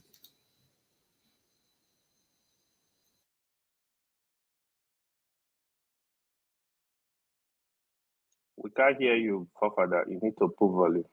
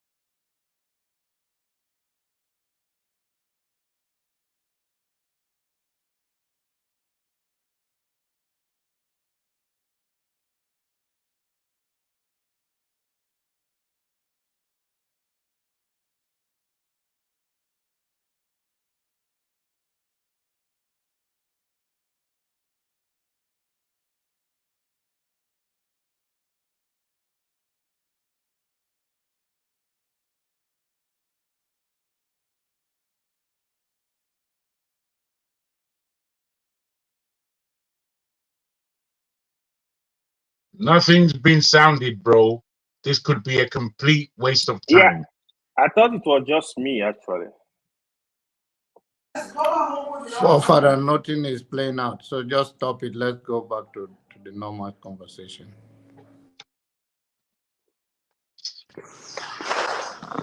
Told you about these levels. Told you about these levels. I don't think it's necessary. We just need to be patient with each other. That's just it. I think that's fair enough. All you need to do is to accuse What Olumide said is fair. The commenters are not blind. Hold on. I think you are seeing it. That he was interrupting me. He wasn't allowing me to moderate. He was telling me that he has not true. to speak. I asked you, okay, now let me play it. You played that to yourself. You did not listen to it. Hold on now. I'm listening to it. I don't know why people keep talking when we are playing videos.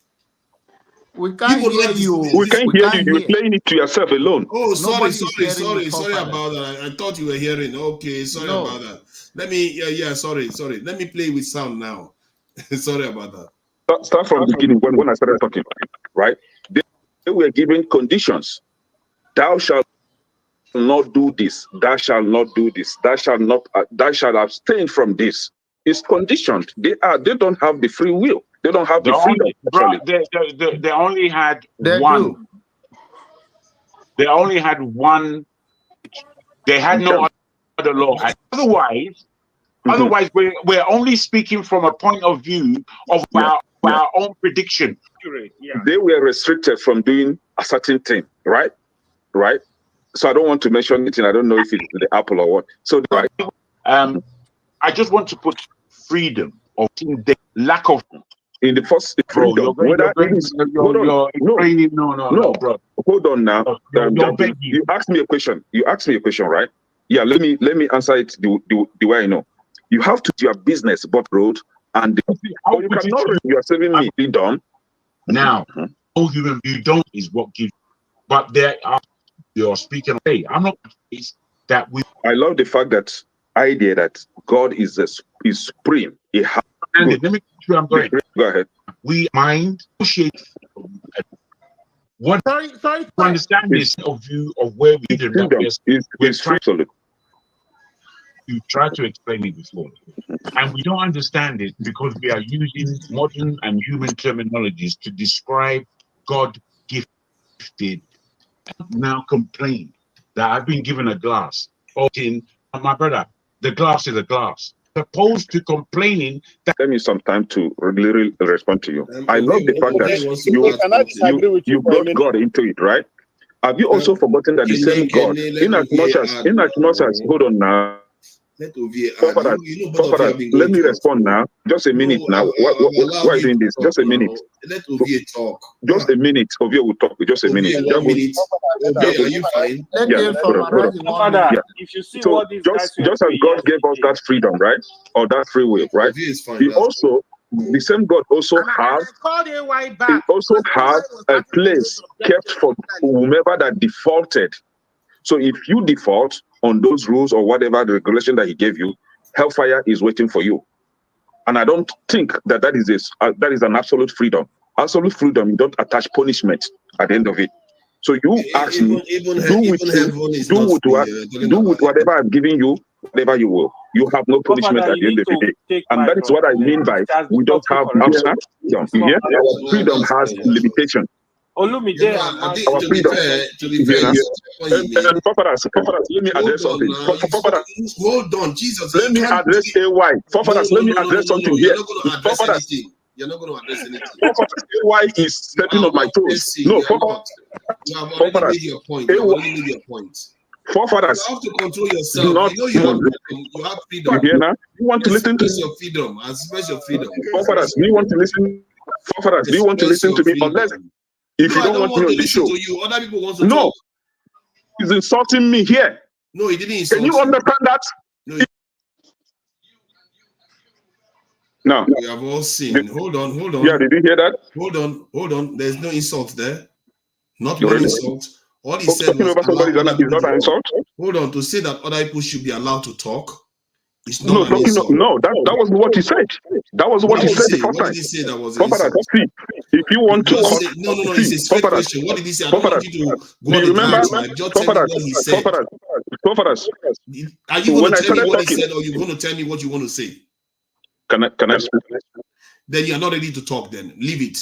Yeah, can I My talk? point is, I don't want to go on this long list. We Can have I a discussion talk? to have here. Can I talk I'm or not not? going to let you hijack this conversation. I asked you a Can straight I question. talk or not? Do you want What us to did address he this say? issue or not? What did he Because say? I know how to interrupt people. Okay, fine. I You're know not how ready to do that. I'm gonna see if you're not ready to talk. Fine, you can go I back. asked you, can I don't talk? want You to said make it. no. I asked you a straight question. What did he say that was the insult? And that's what I want to say. Then just say it. When I was talking, and I said, I referenced John Abba. You caught that side. You know what you did. I referenced what John Abba said. And I said, people are talking about securing yourself, protecting yourself. Hold on now. But it is unacceptable for ESN to protect themselves, to protect the people of the Eastern region. AY jumped on me immediately. And followed by John Abba. Hold on. Because you guys will never allow me to speak the way I have to speak. It must be the way you want it to go. Tribalism into everything. Again. I'm not What is tribalism there? What is tribalism That there? is what you are bringing. No, what is tribalism? Define tribalism. What is tribalism? If you want to say that is offensive, No, what is tribalism in what I was we saying? have all offended you now. What is tribalism in what I was saying? What is tribalism in Let's it? not go wrong. Let's not go on about that. That is What is tribalism in what I was saying? If you don't like that, then no. What is tribalism? Point the tribalism there. No, I'm saying you should not bring tribe issues into it. Because you're talking about some people attacking you. What is tribe? What is tribe that I mentioned in it? Because you are talking about northerners. I did not mention northerners. You mentioned people I said attacking Fulani terrorists attacking the people of the Eastern region. Those are not northerners now. Can we move on now? I mentioned so is that why even the video, even the one that you caught, even the one that you caught and played. You talk over people all the time. Did you hear him talking over me? Hold on. Let me even Olumide is beginning to see what is happening. The people in the chat, hold on, Olumide, let me talk. The people in the chat, you need to watch yourselves. Because so the people in the chat can you just stop? The people in the chat, you need to stop what you are doing because you are encouraging bad behavior. This is a problem. You can't have people that hijack a conversation. They don't allow other people to talk, and you reward them for it. Forefathers. See. I'll be honest with you. I don't like the way you have handled this tonight. Of course, you are taking sides. So I take sides all the time. Let him air his opinion. You understand? You can't hide the fact I'm not here for somebody to come and hijack a conversation. If you're going to do that, you get out of here too. And Ferrari, stop doing that. Stop highlighting people's comments from on the backstage. Stop doing that. You are a stateless Nigerian. You are a stateless Nigerian. Me, I'm a Yoruba Nigerian. He is an Igbo Nigerian. We are not having that conversation here. We are having a conversation about free will. Everything is not always about tribe or you can never kill. See, let me tell you something. If you are so stunted that you cannot have any other conversation in this life, then don't join the conversation. The conversation is about free will. If I go to a church, I don't go and start preaching to them about Islam. They are not there to hear about Islam. How is this so complicated for our people? You know, he's still talking there in the backstage. You know, you are not on stream, Kene. He's backstage and he's still talking. I don't know why people get upset over. Let's just. I understand your passion. I understand your passion. Tell me why Tinubu will not need the private jet. Tell me why. You see how they derail the whole conversation? They derailed the whole conversation. We are talking about free will. We ended up with all these conversations. It's John Abba's fault. Honestly, I was enjoying the conversation. That's why the conversation was going somewhere. And even Kene was making a valid submission. And then we went back to not letting people talk. As if you are the only one that has to have your say. If you want to have your say, Kene, you know you can host a show. Just in case you don't know, you can host a show, Kene. Father, I have a question. Should Kene no get free will to provoke again? He doesn't have free will to provoke. But his argument was that there was nothing like free will. That was his argument. His argument was Adam and Eve was giving rules. Kene, you have to stay consistent, Kene. You have to follow rules. It's backstage. It's backstage. How can you be an adult? You're bigger than this thing that you're doing. Honestly, it's okay. It's okay. you are bigger than this thing that you're doing. You should be behaving better. You have to follow your own rules. Let me You have to follow your own rules. You said Adam and Eve was giving rules. For me to bring this up, I did not accuse Jago, neither did I accuse Jonathan or Odie.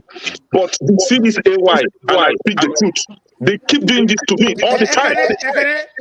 And you ask me not to bring it up. I understand what you are saying. I understand what you are saying. It can be annoying sometimes.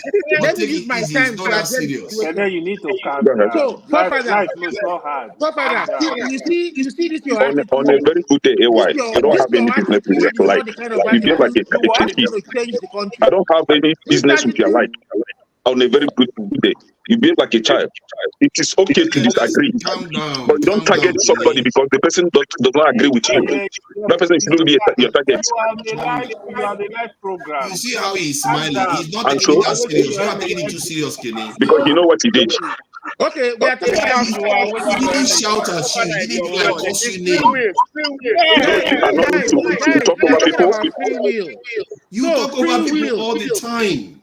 Even over me. Don't worry, I'll begin to talk over people. Don't worry. On this platform, don't worry. Don't worry. The funny thing is that you made a valid submission and then you took away from it with all this argument. Your argument was about our free will was often limited, even in the Garden of Eden. And I submitted that even in heaven, you can't go in heaven and sing Happy Lucifer birthday and all that. You all know. The idea that the free will doesn't exist. Can I make my contribution? There is nothing like free will. It's okay, Papa. It's okay. Don't worry. Sorry, not Kenya. I was talking about Olumide.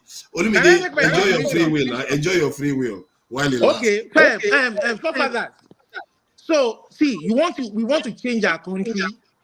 When whatever we are talking about here, we want to relate it to what is happening in our society to make change, to make it a better society to live in.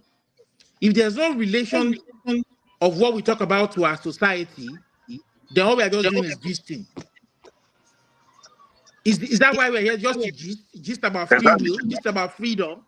Yes, actually, we are literally talking about so a I'm very not here important to subject. gist about freedom or any free will. I want No, to but relate, you are the one that is here to join us. Not you are the one that joined the conversation that where they are having a conversation about free will. That's fine. I want to relate to my society. That's what I want to do. Have you forgotten that when Jonathan was making his own presentation, he mentioned Christianity. AY himself mentioned Boko Haram, mentioned Sharia law, mentioned Islam. So why is my own bad for mentioning Fulani herdsmen and ESN? Why is it bad? Why is this The difference is that when AY, that's fine. If you don't want to accept the fact that what you just did this evening is wrong, no problem. It's not wrong. It's not wrong because I say I will retaliate. I will never let go. You can retaliate. Don't worry. You are free to retaliate. Don't worry. As long as you don't go my about own will never stop. My own will never stop. You can carry on. You see, as long as you don't go and start calling him names. That was why I shouted. Don't worry. That was why I shouted in the beginning. If you don't want to address that issue, AY will never speak on this. I will always intervene.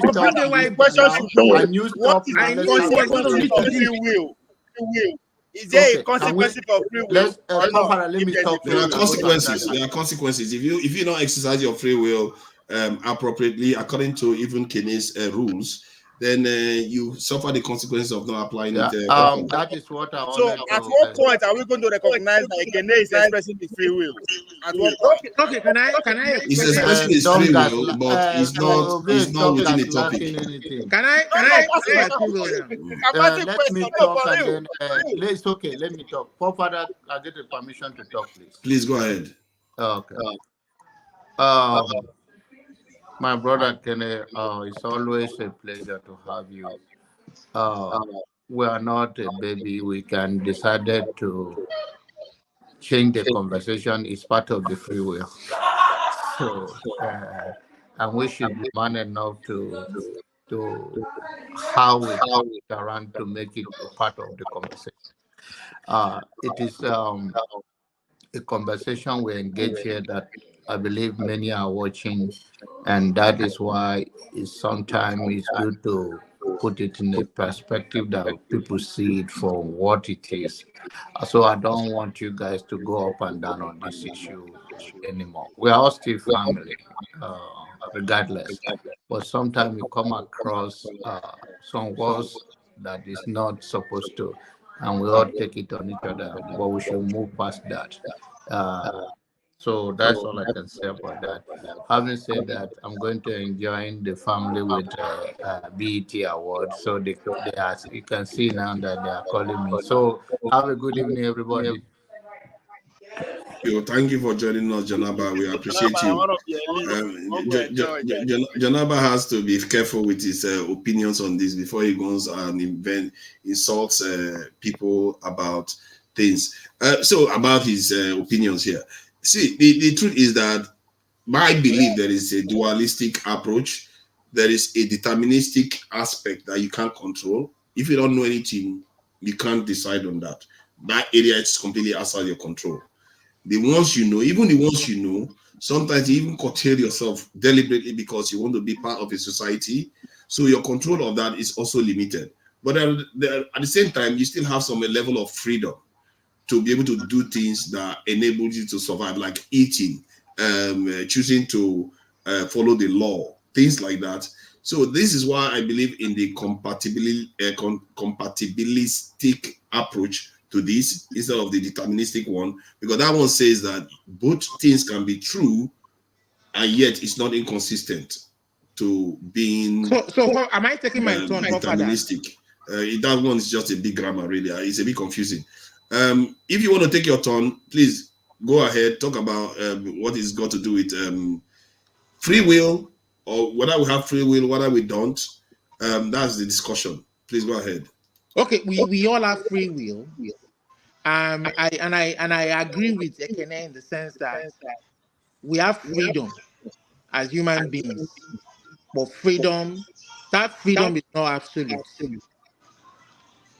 Now, I want to relate it to our society, the country that we live in the sense that we are all free to practice. See, John, there's very two people, protagonists, who pushed that discussion to our society was John Abba and AY. And now, when other people came in to make their own contribution, they've disappeared.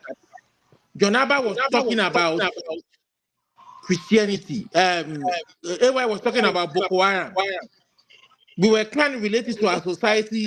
I was even trying to look at it in the sense that the reason why I agree with Ekene was the fact that in a society where we all live together, we are free to practice whatever religion we want because of our different cultural differences, our ethnicity, Christianity, Islamic, and traditional religion.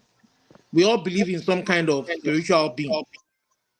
You understand? And even as weird as it may sound, we have agnostic among us, we have atheists among us, those who don't believe in any kind of religion or any kind of being, spiritual being out there. So what I'm trying to say is that at the end of the day, that freedom is not absolute in the sense that you are still bound by some kind of rules and regulation. Now, that rules and regulation that bind us or that curtails the kind of freedom that you think you have. Because if you say we have total freedom, is any man free to make up anything and call it a drug and begin to sell it to the public? That he can cure this, he can cure that. Is any man free to speak ill of their neighbor or slander their neighbor without any repercussion? That is why we have the courts to go to seek redress.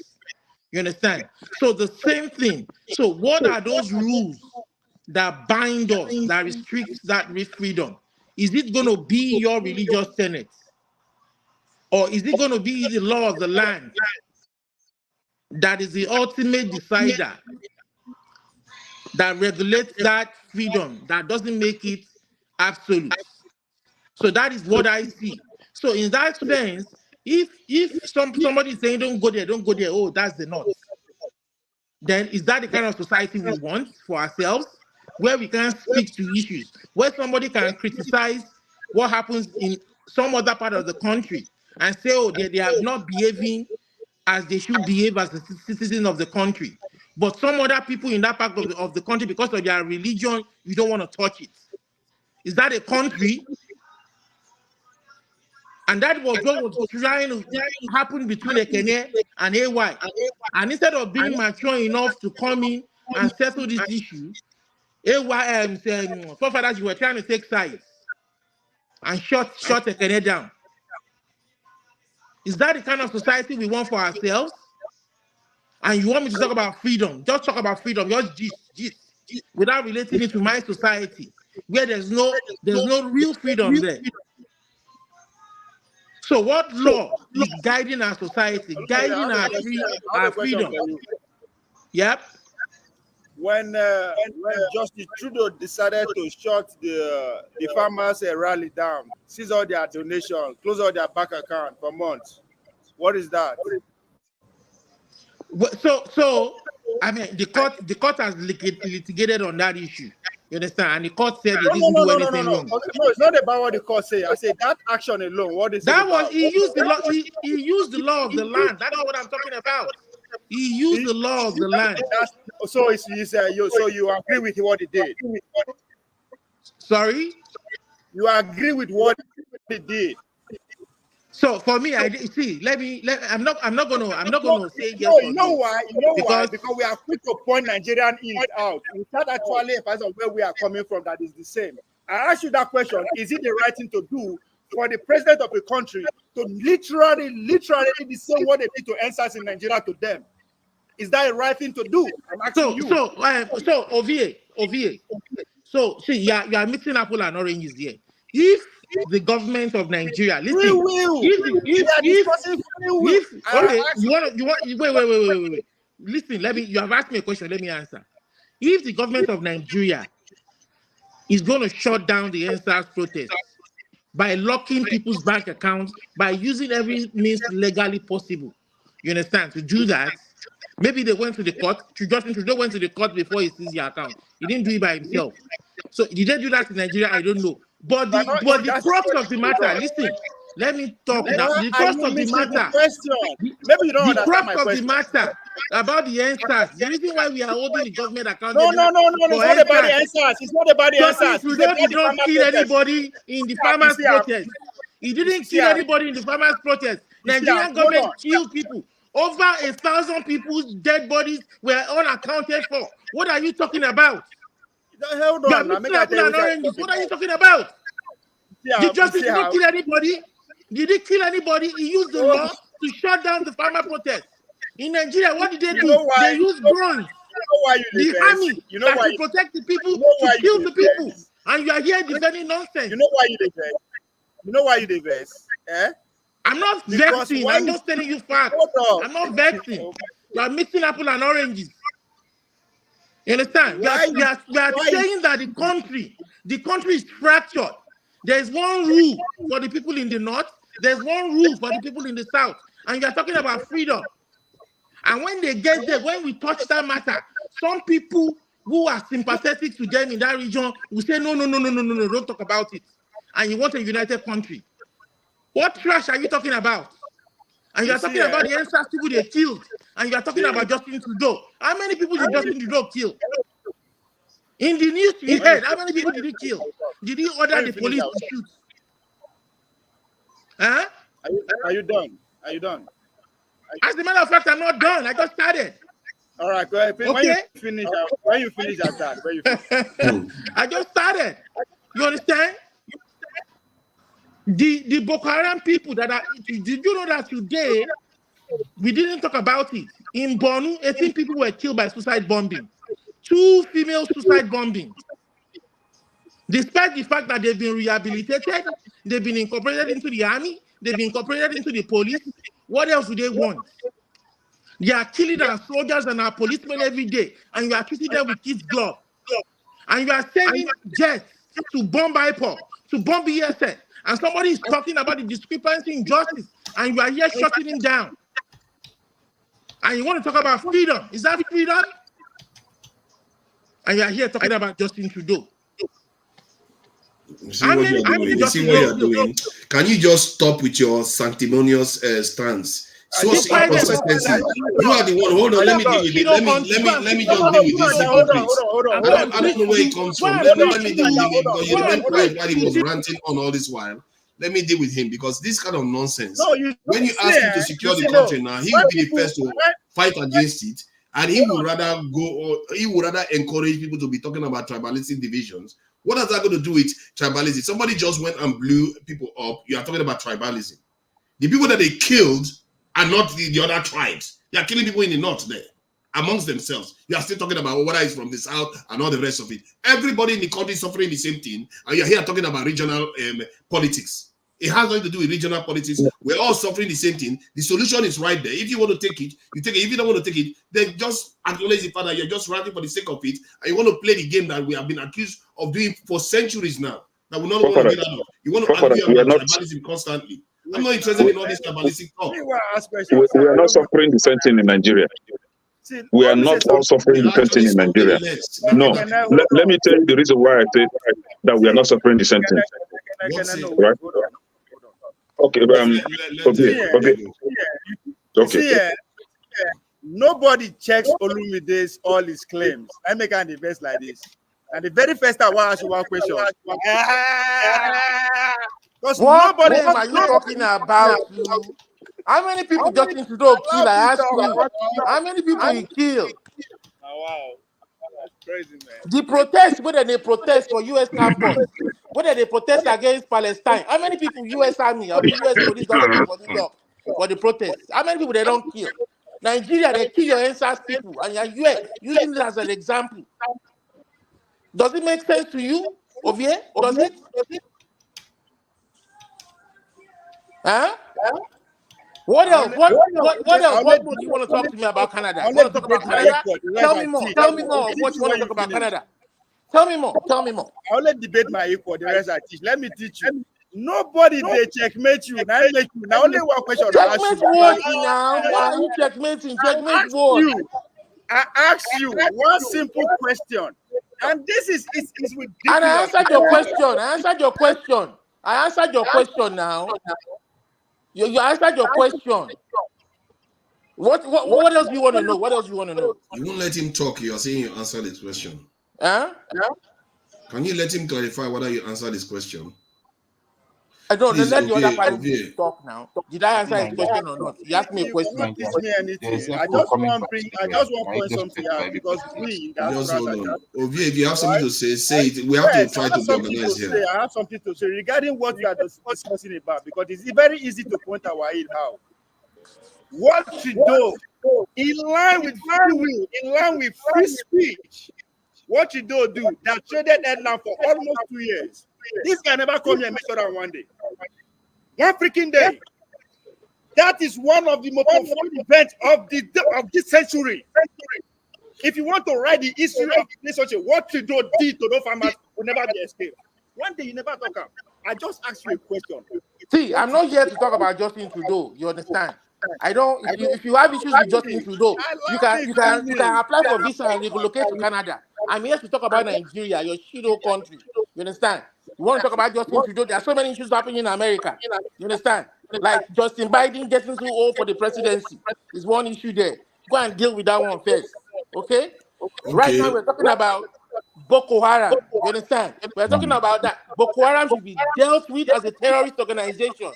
You don't treat them with kid gloves. You understand? They are killing our soldiers every day. These same soldiers that they send to fight Boko Haram, these same people who live. He doesn't want to listen. Don't you know that they are being dealt with as criminals? Have you gone to the? Sorry, hold on. Sorry, let me 15 seconds. 15 seconds.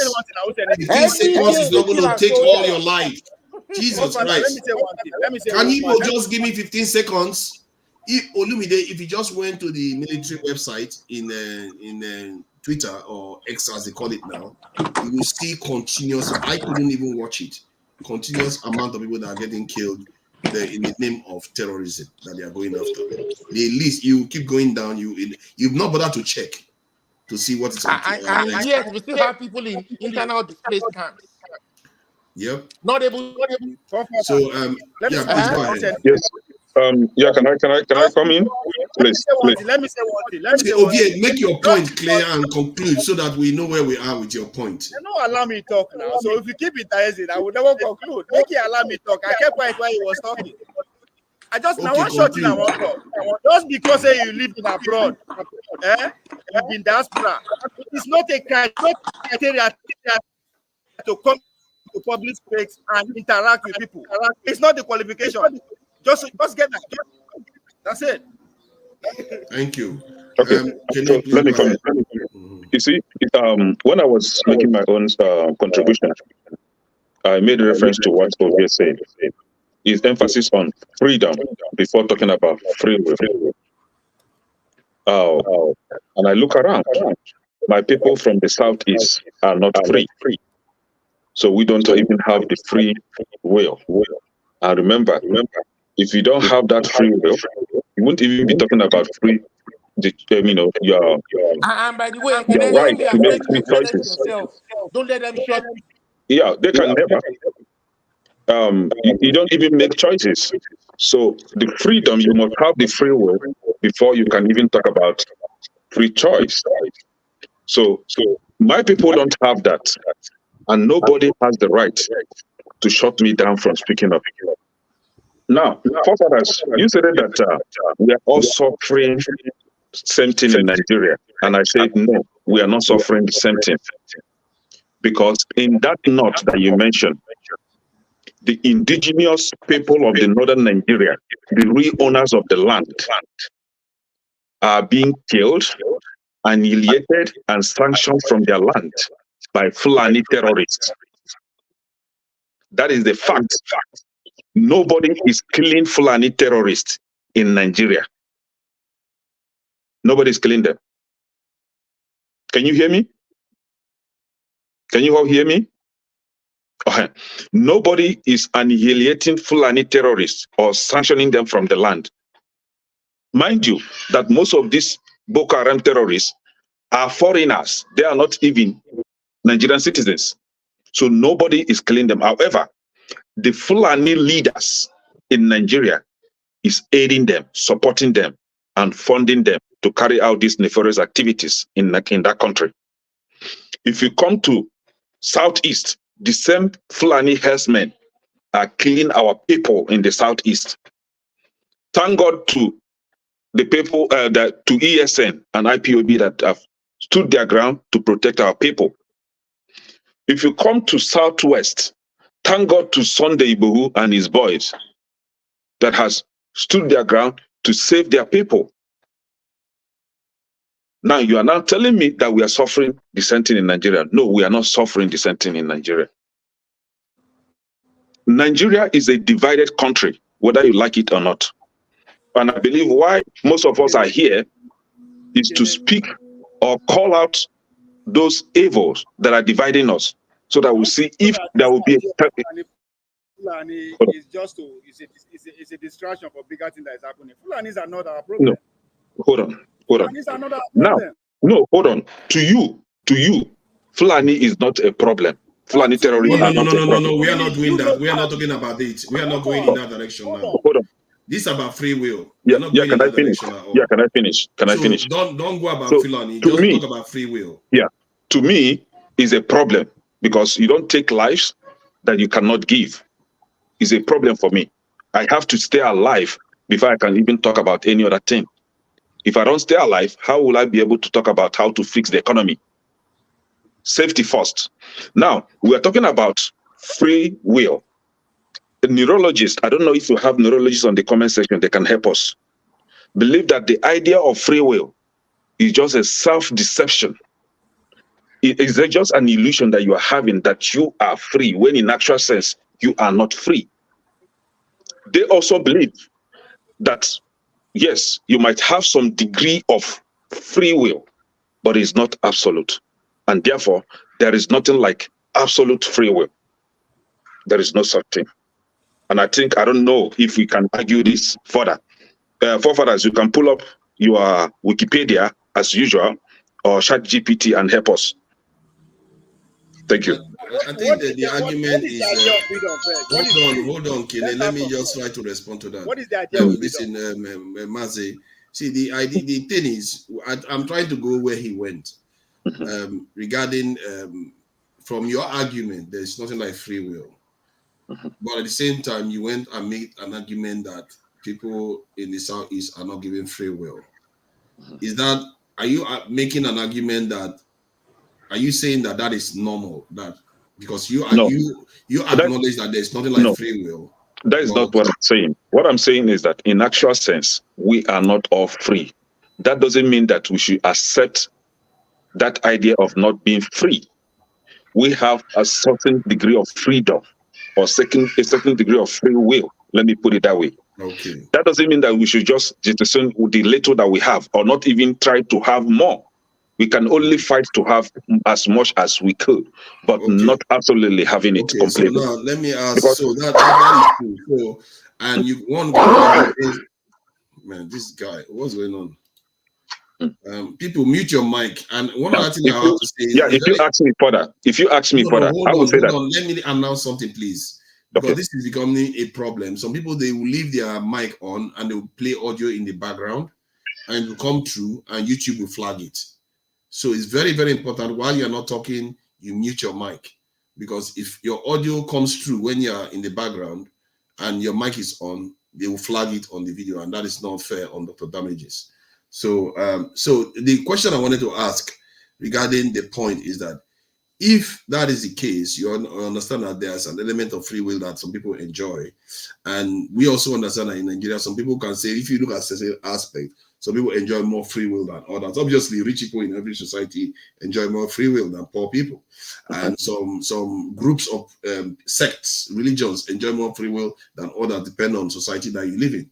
So from that point of view, people don't have equal will, free will. You can even argue that the Southern people have the least, right? No. Because they have, let me finish my point. Because they have so much resources being taken away from them and their environment is being destroyed based on the resources they have. And if you count the development that they've got, they've lost out most in the country. So based on that, from point of view, you can say they too have lost more. But from the context of Nigeria, you can say based on the policy of Lugard deliberately impoverished the North. He probably didn't educate the North. And then they forced him not to join Nigeria. So you can argue that based on Nigeria, that the North was disenfranchised. They could have developed it, but he deliberately didn't develop the North. Yeah, let me start from the last comment you made. Lugard did not deliberately impoverish the North. Lugard did not bring education in the South. He did not educate the southern part of Nigeria. The southern part of Nigeria embraced Christianity more. And the clergy, the missionaries that came, who were the part of this, the colonial masters or whatever they call themselves, they brought in education, Western education, interwoven with the Christianity, right? So Christians in the southern Nigeria embraced Christianity, and invariably they enjoyed Western education. However, in the North, they refused to embrace Christianity. They went for Islam. And what do they accept? What did they receive at the end of the day? Arabic studies. You see? So they have their own Arabic studies. We have our own Western education. And that is why today in the North, they say that Western education is haram, is forbidden. However, Islamic education is acceptable. And where did this Islamic education come from? From the Arabian country, right? When John Aban was making his essay, he made an error, which I was trying to correct him. He said that the Sharia law or whomever that is kicking against Western education believe in traditional education. No, they don't believe in traditional education. They believe in another Western, I don't know if Arab countries are Western countries, so they believe in Arabic studies or Arabic education. So now, you talk about freedom in the South-South. Yes, South-South. What is happening to the people of the South-South, which I don't like using because there is nothing like South-South, but people from that region, you understand what I mean? What happened to them is simply deliberate subjugation, stealing from them, and deliberately rendering them or impoverishing these people. That is not what the Constitution stated. So you have a Constitution for a reason. You have a Constitution so that you have a play like an horizontal level ground of freedom where everybody will have equal rights, equal justice, right? That is why you have Constitution.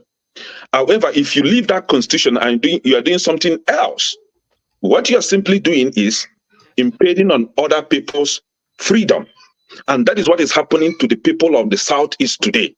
We have a constitution. Hold on, please. Let me finish now. How long are Let you me going to talk? Are finish you here now. to You cannot even allow me to finish. Once I want to hit something, you have to be reasonable now. You're on a panel with people. You not even said anything. You don't talk anything. now. You just talk. What do you talk there? Yeah, let me finish. You can't go on for too long. When you have the people of the Southeast being killed by the Boko Haram, being killed by the Fulani herdsmen, and the Constitution is not used against these perpetrators, that is where our freedom is being impeded. That is where we are being subjugated deliberately by the government. That is not what the Constitution stated, because the Constitution stated that you don't go and attack and kill people. If you do that, the Constitution will be used against you. And where the Constitution is not being used against you, that is where this one-sidedness comes from. And that is where that aiding and abetting from the federal government to the Boko Haram against the Southeastern people is coming from. And that is why I stated that, yes, we do not have absolute freedom. We are supposed to have that freedom according to the Constitution. Everybody should have that play like level ground for everyone in that country, but we are not having it, and that is not acceptable. Yeah. Thank you. Yeah, I think the strategy that he used, which is what he was honored for, he was honored for it in the UK. He was knighted even, was to ensure that Nigeria remained disparately divided. Because when you conquer a territory, you could unite them, and you could even indoctrinate them not if you wanted to.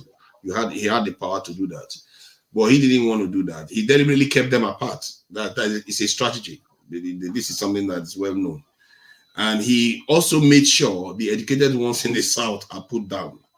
He didn't want the educated ones to rise up the rank, including the British. Like if there are British people that sympathize with Nigerians, he sidelined them, and then the Nigerians that are educated in the South, he sidelined them.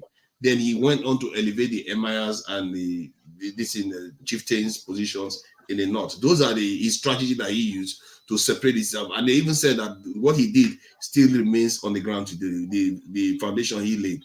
That is how effective the system he put was. And it's something that we have to pay attention to, because what he has done has led to the division that we have today. Because while he was in office, he could have changed it. He could have transformed the country to a more unified state. And if I'm not mistaken, there was something else he officially did to even keep them further apart.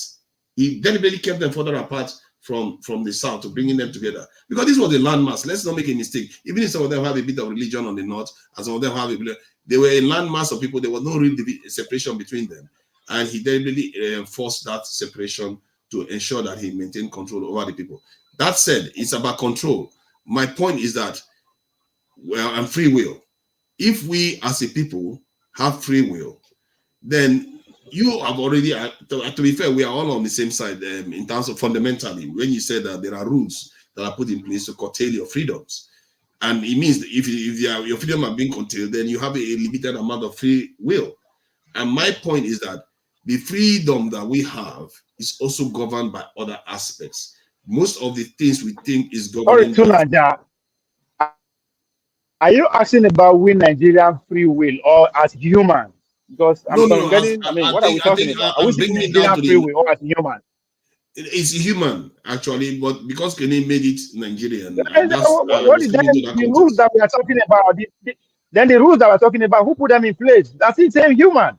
So what do you mean? So what is the idea of freedom? We are free until we are free until we decide to put our very conditions. So what do you mean by we are not free? That's what I asked you. Do you know that it's about your awareness? You know that you are actually free. All these rules are put for me and you to follow. If you refuse to follow it, it's up to you. What are we talking about? That's why you're not into Nigeria. That's why hold on. That's why when Kenan was talking about Fulani, if you don't like I don't get it. I'm from the south side. I know my problem. My problem is not Fulani. My problem is the people who are empowering the Fulanis, and they cut across Nigeria. Yeah. That's my problem. These people who are in bed with the Western emperors. Them. I don't care about Fulani. Fulani cannot afford AK-47. Somebody bought AK-47 for him. And those people who bought those AK-47, they're everywhere. They're from south, east, west, and across the country. So the idea is Fulani. We are actually not doing ourselves a favor. There's no way we can solve the problem if everything is Fulani. What is Fulani? For God's sake, we give it to Fulani. Or something. It's not distraction. No, it's not Fulani. It's not Fulani. Blaming Fulani is just a scapegoat thing. It's not Fulani that's a problem. It's not even Oyibo people that is our problem, really. If we dare for to complain to my children, for God's sake, let's take care of them. That's our problem. If they are actually our problem, let's go take care of them. But me and you is not our problem. They are not our problem. We are people who are embedding them, people who are supporting them. When you talk about the Constitution, the Constitution is guided heavily by North, South, East, and West. The Constitution we are complaining about. So let's say focus. Let us be our parents. No, that's what they complain about. They are still using it. We shouldn't use that. We are smarter than that. Unless we don't believe that we can change our situation before we die. I agree with what you are saying, but my belief now is, now we are talking about free will, isn't it? I'm getting to a point whereby, because of the awareness or maybe fake news that I'm getting, or from weird conclusion that I'm reaching, which it seems to be verified by information that I'm gathering every day, is that the situation we are in is not necessarily of our making. In terms of, if you look at it from just 200 years ago, it's not of our making. It's something that is already baked into our world. We were not in the Middle East fighting them, knowing all the technologies that was going on. So they showed up. We were just vulnerable to them. So you can't blame a child when an adult shows up with the awareness that they have over you. That has happened to us. And now, when we got independent, the way it happened too also meant our freedom wasn't stridently obtained. It wasn't that strong within us. Is that our fault? Would anybody that somebody that is being colonized says, I want to give you freedom, would they reject it? Nobody will reject it. They will take it because they will think that's a good thing. But by doing that, you still end up in a situation where we end up now. So I'm beginning to feel like, are we even to be blamed? Is it just history playing out? Father. The idea that freedom has to be given to you is wrong. That's where the problem is. Why would they accept freedom should be given to them? On what condition? No. Yeah, because you have no choice. It's like your captor surrendering. Hold on. What do you mean? Hold on. What do you mean by that? You have no choice. What do you mean by that? You don't have a choice. Now, okay, look at it now. Somebody put you in jail. Hold on now. Let me ask you now. Somebody lock you in jail. Then they say, you know what? Okay. I'm tired of locking you in jail. I'm going to give you the key now. You are going to reject it? Yes. No, the question is why am I in jail? No. Hold on. Why am I in jail? Because they beat you and throw you in jail?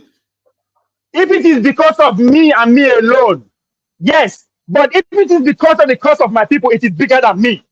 I am not going to enslave my generation unborn because I want freedom. Fuck it.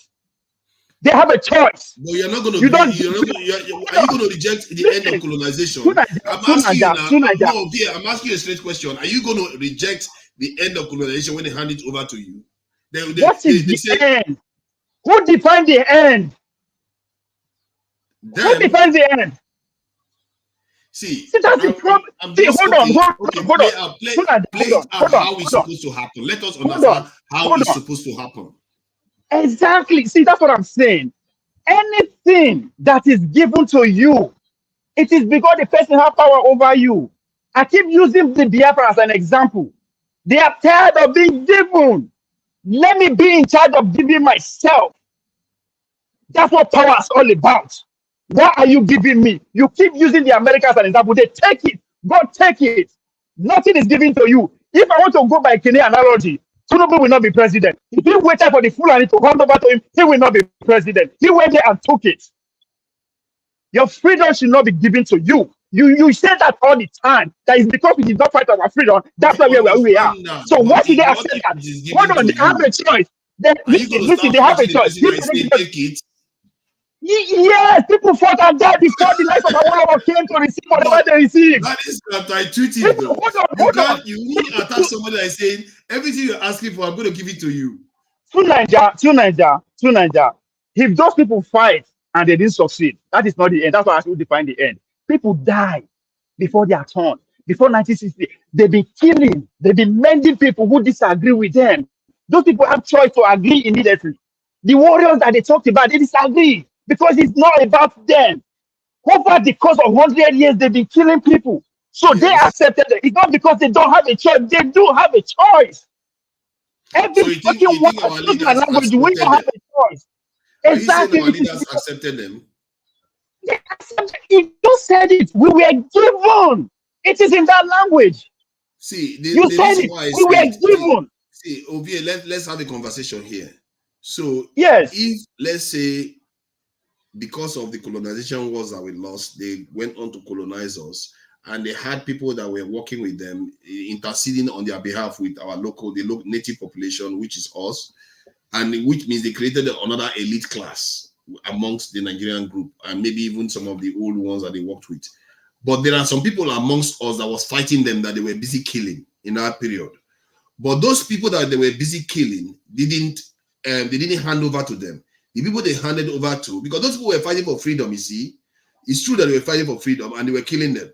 But the people that went on later on, they were like, oh, in the 1960s, oh, now we are tired of ruling over you. We want to hand over freedom, but we are not going to hand over to that group that has been fighting us and we have been killing. We are going to hand over to the group that has been interceding on our behalf, that are basically collaborators. They handed over to them, and we're going to reject it. Are you going to say Nigerians should oppose that? To Niger, and let me use you as an example. Let me quote you. You said it, why we don't appreciate where we are today is because we did not fight for it.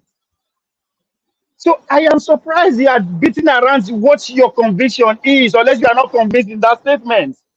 No, but it's consistent. To Niger, you were given. Now England, you there. You were given. The freedom we are having now, they give out. Anytime when they lie, they go take up. Anytime when they go take out with us. That's what it means. If we took it, it will be a different game. Let me give you an example. Within that time of 1960s, it is no longer a rumor that the Northern rejected what's coming together in the 50s, 4 years before 1960 in Lagos, which led to the caricature they make them and lead to the massacre, which you often refer to. Guess what? They had a choice. It is because they felt that the agreement that time, it is not in their favor. People went to Abure and make what? Agreement. And they came back, they said, no, what? Screw it. They had a choice not to follow. You always have a choice. That's why I ask you. If you imprison me, the choice is to remain colonized. That's the problem. No. Hold on. The choice is to remain colonized until when? It's not going to be forever. South Africa get that in 1994. Ovie, until you fight them and defeat the British. You sound to me like an extremist. Until you have to fight the British and defeat them. Fight for you. Isn't that what you have been preaching for? Fight for it. Isn't that what preaching for? Then they will just paint you. You know what they're going to do? They say, we want to give them freedom. The guy says he doesn't want it. Hold on. You don't even believe. Hold on. You don't even believe in yourself. When you say we should fight, you don't even believe in that shit. Excuse my language. I'm saying the practicality of what happened at that time. Fight not to be given. Fight, take it. Fight. That's what everybody does. If you want freedom, go take it. Don't ask for it. You be given with a condition. Okay, let's say you are right. Hold on now. Our freedom was given to us with a condition. That's where we are. I'm quoting you. Unless you don't believe everything that you've been saying. Hold on. I think you are misconstruing everything. Because the point I'm making is that you have to play it out how it happened. The people that were fighting didn't win. They didn't win. Hold on. The people that they handed over to are the collaborators. To Niger. People fight 1800, they didn't win. 1900, they didn't win. 1950, they didn't win. Now, that doesn't mean it is over. Yeah, but they didn't continue fighting. Hold on. You know why they did not agree? Because the agreements they are giving them to get freedom, it is not favorable to the generality of the people. It is not about those individuals. I understand what you are saying, but they have a choice to keep fighting until they die. That's our problem. If you really mean well for your people, I promise you, you are not going to see it. It is not about you. My worry is that we are trying to paint history in a way that is almost impossible for it to play out. No. I'm standing on your words. I am standing on Nigeria today. I'm not going to give up this because I'm standing on what you've been telling. Hold on. What you've been telling us, unless you've been lying to us.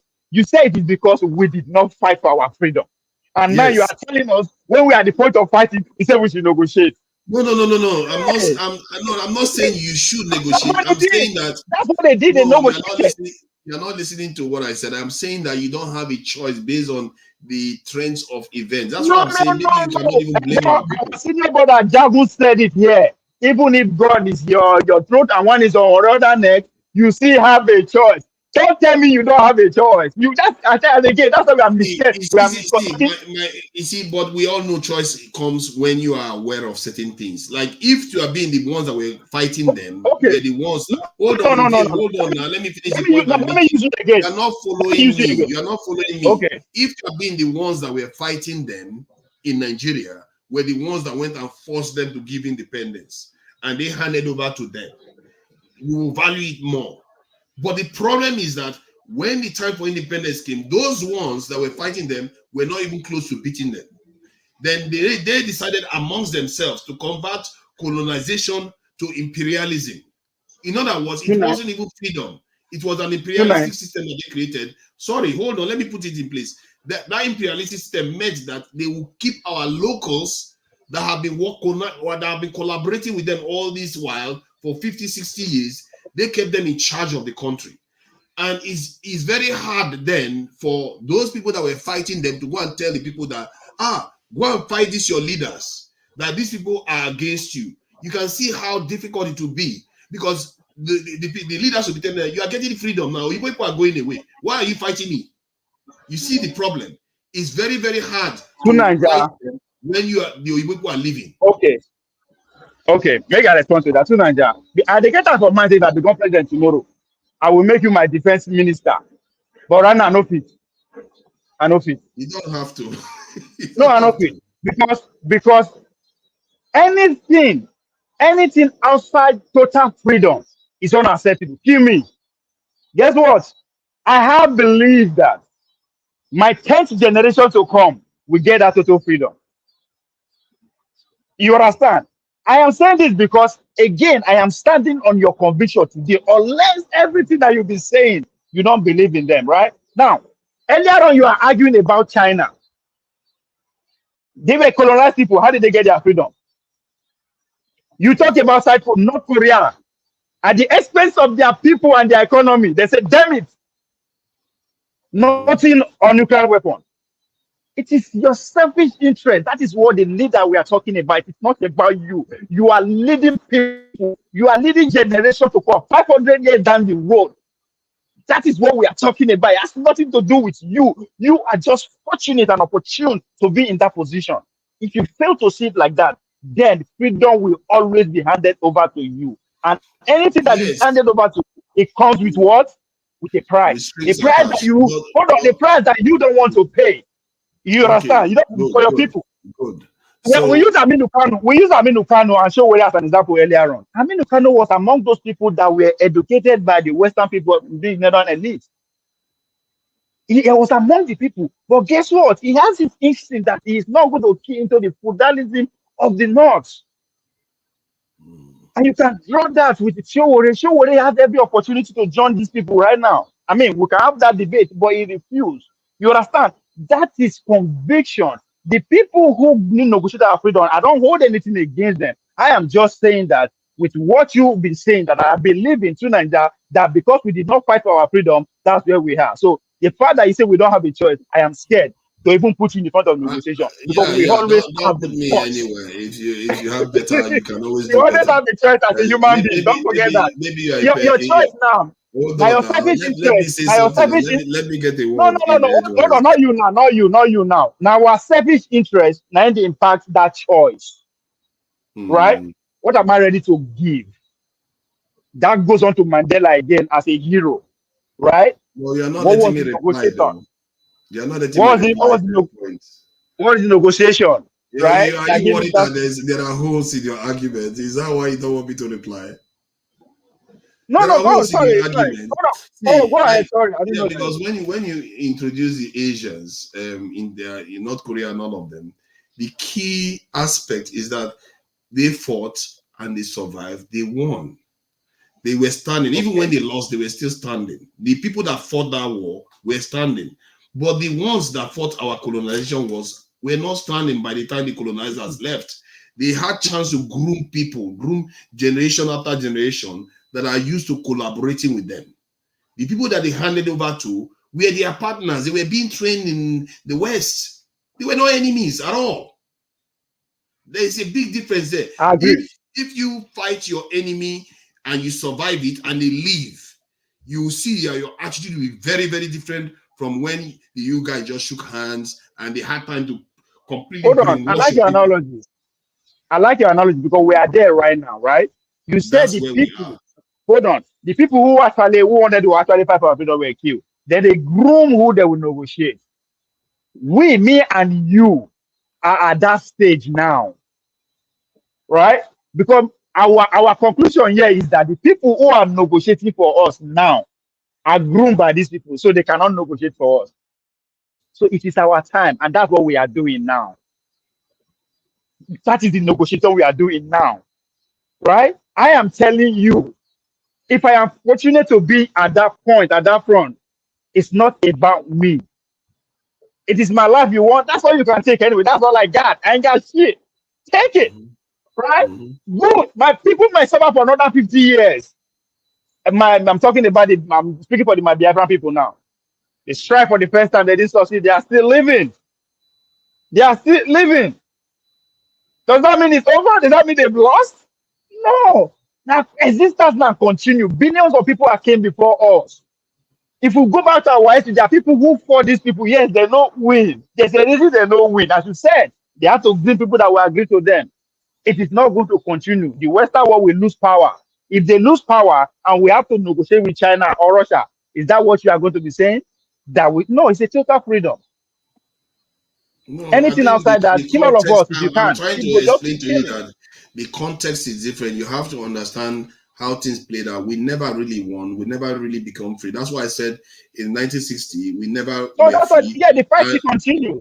The fight people, will continue. Now it's our let me turn. finish my point. When I said we were never free, when we thought we were free, we were never free. And when we thought things were good, things were never good. We never had a foundation. That foundation Yes, of bond I that totally is agree. involved in creating a nation never really happened. And they just handed Agree. power over to their collaborators. We were still under their full influence when But they left. Sunanja, forget about yesterday. It is a me and you turn now. We are here. We not be children. Now our turn now. What are we going to do with what? Hold on now, hold on. How are we going to negotiate it for our unborn children? But that's the only thing we have to do. No, I'm trying to bring it back to the free will argument. Where the free will argument came into this one was that based on the unfolding of events, we would never really had the freedom to say, oh, we were free at that time, because that was a lie. We were never free. So Who the took our freedom? situation carried on. The freedom was taken in the colonization wars. It was taken a long time ago. So I want it back. Exactly. Simple. That's what we. That's what. And I want total. The area that you don't like me saying is that maybe our fate was always sealed, even when we thought we were free in the 1960s, because that made us lower our guard. We thought we were free, because when you think you are free, when you're in a jail and you don't realize you're in a jail, why would you want to break out? And that's a problem. So that awareness is not even there for a very long time for us. Sunanja, let me disagree with you. If you read the biography of these individuals, go read the biography of Awolowo, of individuals. They are more aware than us. They are more conscious than us. They know they are not free. So they are not done. These are university dons, and All of them. And they are smart people. So what do you mean they don't know? I don't understand. Who Okay, don't let me try know? to get myself into their head. You see, to them, even if they know they have the limitations of freedom, even Israelis, you can argue that they have their limitations too, because they still have to rely on Yes, Americans I agree. weapons That's and all why that. we are still So, fighting. We are but fighting for that total let freedom. me finish the point, because this point is quite important, because so that you can try to get into the head of these people that are ruling, because it's easy to just say they are devils, they don't know what they are doing. In their They do head, know what they're doing. they might be thinking that yes, we don't have freedom, but the compromise that I have to give is not consequential. Individually, they don't see it as being consequential. They don't see the accumulated consequences of individual actions amongst our group of people that believe that same thing, and they don't see over time the effects. And that is one of the things Lugard said, that we don't have foresight. We don't I agree. see the consequences of Uh, our actions now into the future. and that is the danger. Again, you can make case for these people now, right? What they have been through, how long they fight and all that. And that's why I keep saying it is our time now. Me and you now are now 100% aware and agree that we are not free. And the reason why we are not free is also known to us. So we are at the point of negotiation now. What is our excuse that we should not be asking for total freedom? Now, these people in charge, I don't know what they are doing. If you don't know what you are doing, you cannot lead So a country Ovie, like Nigeria. you and who Let's is stop deceiving negotiating? ourselves. Ovie, you and who is negotiating?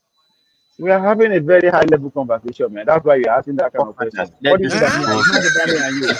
You It's not and who about me is and Okay, you, my negotiating? brother. let's allow Oh Amy my and God. others to come in. Let's allow Amy and others to come Not in. about me and you. It's not about Yeah, me and you. Amy, come in with your this thing. Let's go, Amy. Now, Okay, wow. Now, wow. before I come in, forefathers, you are the moderator and the host of this show. Let conversations go around at least. Thank you. All right. All these people, you are never happy. Were you not entertained? Didn't you learn something from You that go give them conversation? time. You go give them time now. They go begin After insult you watch, personality. after you Go, don't come, watch speak. this. Speak. I learned something. Speak. If you keep Men following me there for now, you go begin some personality. So, Mr. Enere, go. Let me buy you go. You go keep your points. Since Thank you don't vex. you, Mazi. No, I'm not having no versicle. But the thing is, as the moderator, you should anybody have the right to want to speak. You get the point. But you should just try and make sure that at least everybody the thing is balanced. That is one of his responsibility. Good evening. Yeah, on free will. Well, I think from my own experience and the way I've thought about it, and I try to read a little bit about it, I realized that based on my experience, I think it has to do with systems. You don't have an absolute free will. You have your free will is relative. And if it is relative on something. It is relative from a reference. For example, that the basic of will is to live or to die. You have the choice to live or to die. But once you are alive, once you pick that choice itself, there are rules of the game within that choice you have already picked that now determines whatever thing you do afterwards. So if one chooses to die, for example, the person is dead. To us who are alive, we don't know what laws govern that realm of death. But in that realm of death, there are laws that you just don't break. So automatically that already puts a constraint within your choices. For example, you can't die and say you want to come back to life, maybe because you've tasted the other side. And same thing goes to this side here that are alive, except on some occasions when some people, due to the effects of life that they've seen from their actions, they choose to die. But the moment they choose to die, we don't know what happens again from there. But once they are alive, if you want to continue to be alive, you continue to follow a constraint, a rule of law to keep you alive. So as at that point in time, your absolute will has been taken, or let me say, you've submitted it in order to move on with that decision you've made. So that is the basic. Now, for you, if you're alive, you begin to exercise your will within that system. Okay, what is the limit to what I can do, to what I can execute, to my actions, to my decision within that frame of reference of being alive itself. And you begin to exercise and see, okay, if it means to hunt and kill the animals and eat and continue to be alive, or if it means to gather and continue to conserve and to subsist your existence by farming, or from there, if it means to modernize, and in all these decisions, there are also constraints. So, in my opinion, absolute free will is an illusion. There is always a constraint within your will. Once you make a particular will, once you decide, then you follow the rule of law that follows But through so are you in that. saying that we don't have free will? Now, we have free will, but it is relative. It is not absolute. Okay, so you believe in compatibilism, a kind of. Absolutely, yes. I believe I believe those two is just the side of the coin. It's the same coin. Only that you have the head and the tail. So once you look at one side, you can still look at the other, but it's still the same thing. But nothing is absolute, in my opinion. Nothing. Maybe only God. That is it for those who even believe in that. So how does that affect societies then, in terms of how to hold people responsible for their actions? And because that is the area that comes into play when to hold people guilty of something or not. Let me ask you a question before you continue, right? Okay. So the other thing, I love the way you analyze it. So that's we don't like that was my conclusion too. We have free will, but it's limited. So do you think of a bigger power that have that control that have the full free will, that have control over us, like, okay, this is your limit, but the bigger power is up there, just like having a boss at work, right? Yes. I think if it is my own belief with what I've been trained and also what the little thing I was at, I'll say yes. But that doesn't mean someone who thinks otherwise is wrong. You get the point? So in my own opinion, I think there are some journey you just have to walk through yourself to discover and make your own personal decision. But to me, I would say yes, because even my existence wasn't my own choice. And those who even made me to exist, it wasn't their choice to even exist. So if you continue to go back that line, there's definitely going to be an origin. Who created that beginning itself? Did it just happen by chance? Or was there a sense of intelligence within that creation that now led us to this journey that we are in now? So that is left for the individual mind to decide how that happened. Some people believe that it just happened by chance, but I think no. There's a sense of intelligence in this thing, and there's a high probability that I somebody. have a question for you. But can intelligence not? I wanted to go in that direction, but I don't want to go No, there. I just have a question. Just a question.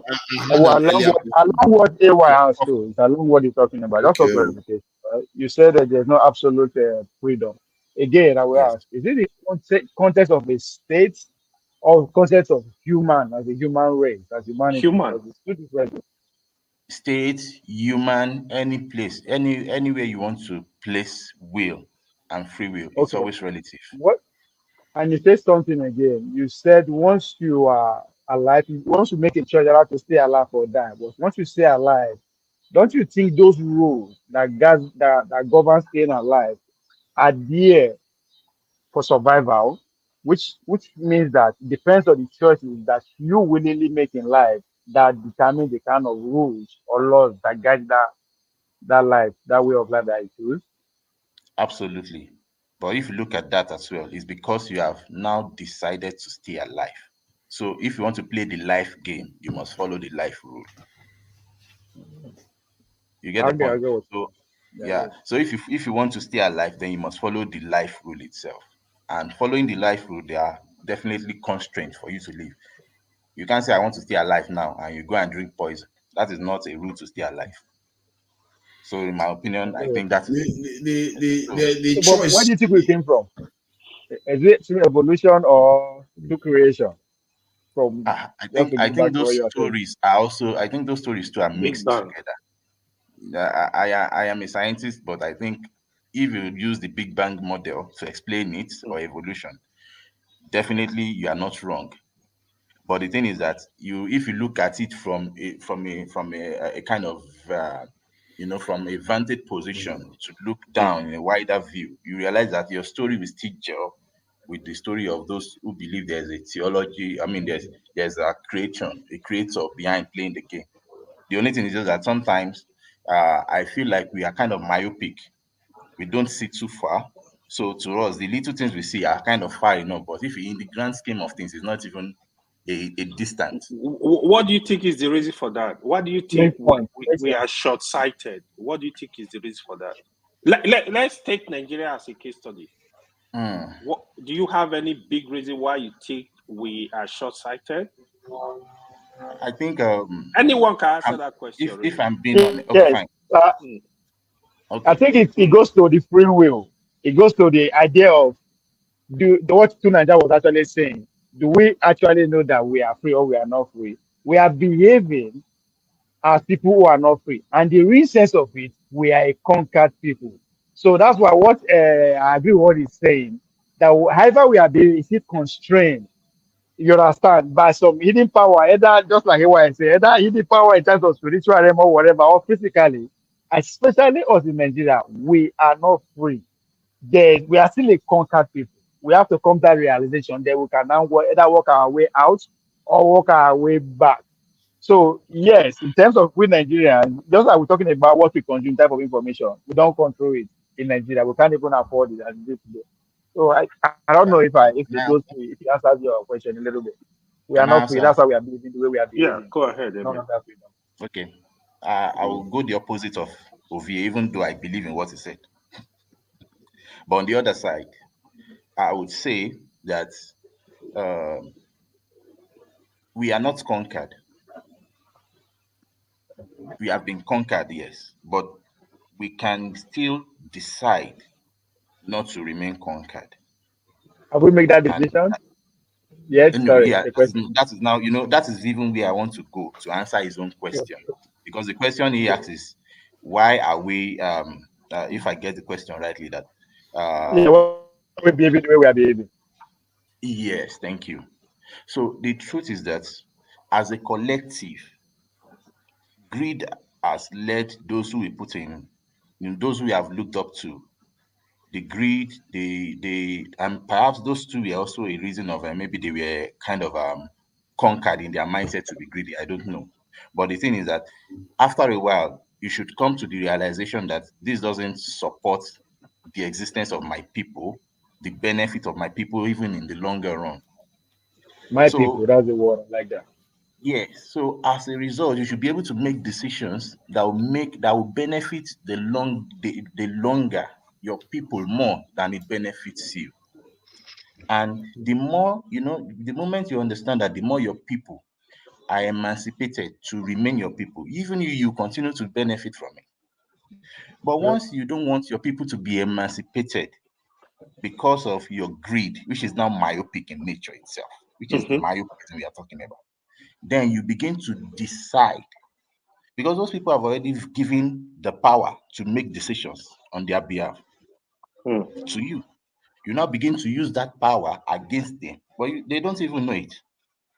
You begin to use that power against them to make myopic decisions. And from there, you continue to live like a conquered nation. Because these people that have come to conquer us, yes, it is not sin to be conquered. In fact, you lose. You sometimes, in fact, most of the time. So, Emme, where I would disagree with you, what you said, we are not conquered now. Is that what you said? We are not conquered today? I think I think I mistakenly said that. Maybe I would definitely go with Ovin that we are conquered, but we have the no. It's the same. It's not over. It's not over. We have the opportunity to, that's why I said I walk out of it. either by walking out of it or tracing our way back. We are that's Exactly. actually Nigeria. Our turn now. Now our turn. We are not adults now. What do Yeah, we do with tomorrow? Pretty much, absolutely. which is our people. We are Yes, not. We have been conquered in the past. It is a fight. If you lose the fight, doesn't mean you can't win the next day. it depends Yesterday on how I've long you lost. want to stay. Yes, you're right. Exactly. So but I have the choice now. With the parameters existing at this present world we operate, there is a choice to remain, to go out of that victim mode and become a conqueror itself. Do you think? What do you think we are heading? What choice do you think we are making now? Since that we have, Mazi, do you think if we are working out? Do you think? if I'm being Go ahead. sincere, if I'm being sincere in my heart, I would say, as a collective, we are heading towards victimhood gradually, continually. And now the funny thing is that the people who should, when you have leaders who should make you conquerors, but they are now the ones victimizing you. That is even the worst kind of experience. It is even better for the foreigner to come and victimize you so that you can have a collective ideology and fight to be conquerors. But now, who do you So fight? You begin to that fight. hope that you see that wanted to make you want to disagree me, where does it lie within the Nigerian state now? Is it those who are in power, the middle? I mean, where do you think the solution, if we have a chance at all, where do you think the solution lies? Also, go out of contact. If we are going to go out of it, we need all the three lines who are different. We need a group of elites who now look into that long-term view. Then we need the middle level, because the middle level are like the engine room. They are the ones who are intelligent, who are intellectual to drive ideologies. Then those people can convince The the middle are not mass. actually intelligent, too. No, The middle are even not you are part of intelligent. the middle. AY. You are No, the middle are. anybody who can So read, who can explain, who can lead one or two persons. They are like the middle, in my opinion. I get your point from political standpoint, right? Just like Aristotle actually classified man into three parts, right? When it comes to leadership, the intelligent, the strong, and the common man. He said the intelligent should lead, the strong Absolutely. should protect, the common man should obey until they become the strong and the intelligent, or the intelligent. AY, what you just said actually speak to what you're saying. You said the intelligence should lead. No, he was And referring to intelligence as the middle. That's why I was coming in. the same thing now, because they are not leading, even though they're intelligent. That's why they use that word should. They are not leading. Yeah, There's a they're reason why they're supposed to lead. Okay, so that's I the get same thing your at point. the top. Yeah, you guys are saying the same thing. So, but how do we? Sorry. So when you look at that point, I think that's where we're missing it in Africa, in Nigeria, as a case study. In Nigeria, the intelligent are not allowed to lead. But if you see America, I remember my elder brother, the first time he came to America, he was telling me, he was shocked because the society of America, people are very ignorant. You will be shocked. Like you've lived in America for 50 years, you are still ignorant, you don't know what's going on. So you will see a lot of those. My brother was like, then how are they progressing? I said to him, what I found out in America, the intelligent are actually up there doing the work. Every other person is follow. So that is how they do. But in Nigeria, we don't have that. The intelligent are supposed to lead the way, think for the people that are just, but they are not there yet. So that's the struggle. Part of the struggle we have. That's the solution is trying to provide. That's the solution is trying to provide. Amen. Go ahead. So if we say the three have to work together, now in what dimension are you looking at? The political party, union, or movement, or what do you think is what do you think we are capable of doing? Let me use that us since we are here now. We are here now. For me,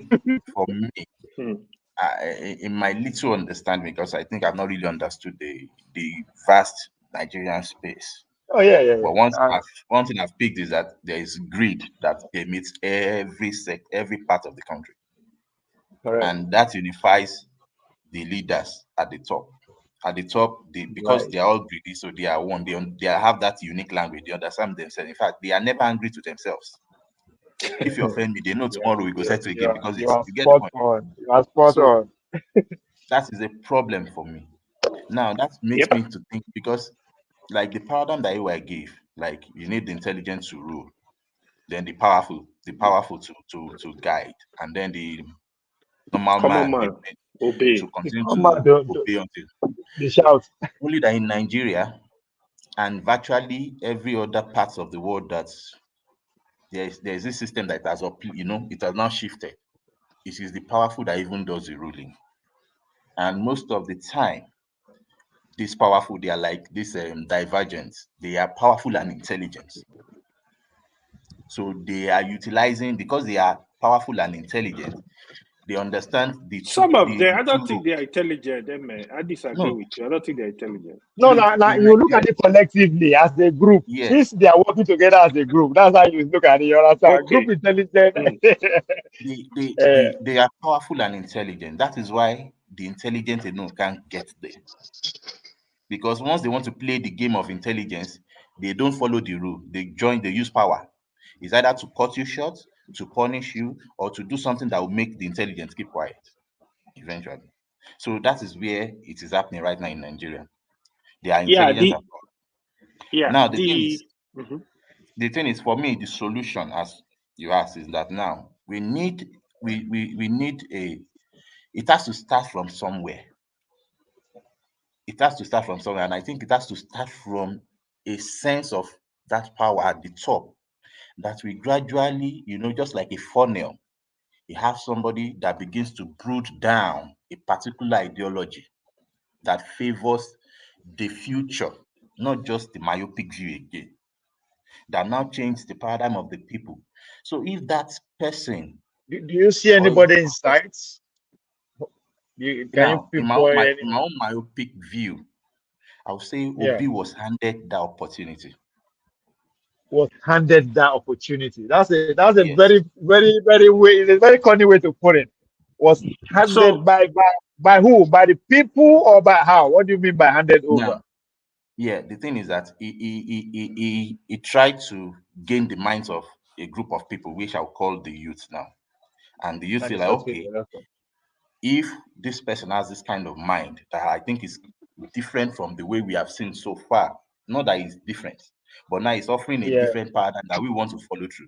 Perhaps we can use him as a source to now, like a springboard to drive on. And because since the youth are like the future, eventually the youth will begin to brood over, grow over, and eventually take over the space. You understand my point? Because do you think they should give him a second chance? No, it is not that they should give him a second chance. The thing now is that I have advised that if I'm part of his advisories now, for example, advisors, I'll put it that way, he should take himself off the picture of 2027. Because sorry, why? I like that. Just to paint a picture, not because he can't get the ticket in 2027, but take yourself out of that picture. That will make you think, okay, who else can do this? Not just who else alone, what system? We need to try and see how we can bring people of system. Let a good system continue to lead us. You get the point. And the only way that can happen is remove, because once you detach yourself, you will see better again. Now, it won't be because of greed or I want to be again or anything, not because you get the point. And of course, he has done fantastically well. But the only thing I would just say, okay, detach yourself and now begin to see how can I influence decisions. What steps do we have to build a system that can influence decisions now? That will now begin to make him meet with other persons of like minds, and they will grow a bit. Those people too will begin to influence, and it will not be a decision that it is made by a system. And that system must be a system that wants us to grow, not a wrong system again. Not a system with the wrong ideology. So by doing that, over time, it might take 10 years, it might take 15 years, but the mindset of a certain person will begin to shift gradually. And before you know, you have a critical mass of that unique mindset. that sees nation as nation and not greed. And from there, at least on the average, we will grow. On the average, not that it's a perfect system. So, but on the That's what average, we will continue to grow. So that is my you are own submission. describing the job of somebody. I think what you are describing, it will take somebody who is not in the political space as it is now to drive. That is why I said, because he already has he has not just him now, even Showre can be that person. You get Right. it is just a matter of detaching yourself from what you want to be, and people will realize that this guy is not doing this thing for himself. You get the point? And people, Instead of because saying it. Let me say yeah, this. Let me say this. Let me say this, right? This one, Father, is quiet. Hope we are not in trouble. Let me say this, right? It's learning. It's learning. So It's learning. It's learning. they were having discussion this afternoon. I really like the area MA is really going right now. Yeah. The level of greed of the so-called Right. Nigerian leaders, Right. it actually baffles me. The reason I'm saying that is, as a leader, let's take Putin, for example. You can still enjoy the benefits, enjoy the good life, and get the job done. I'm not saying they are sent, like they can still, but not at that level, but get the job done. I would have been less worried. But what we find in Africa, they don't want to get anything done. They just want to steal, they just want to loot. That is what that baffles me. Just like you said it now, if you are a leader that is thinking of tomorrow, they were having discussion this afternoon. I listened to a bit. Okay, for example, to build a nuclear power plant, to be honest, you can build a nuclear power plant in Africa at $10 billion. Then would they build a refinery for $20 billion, thereabout? You can build a refinery with capacity $10 billion.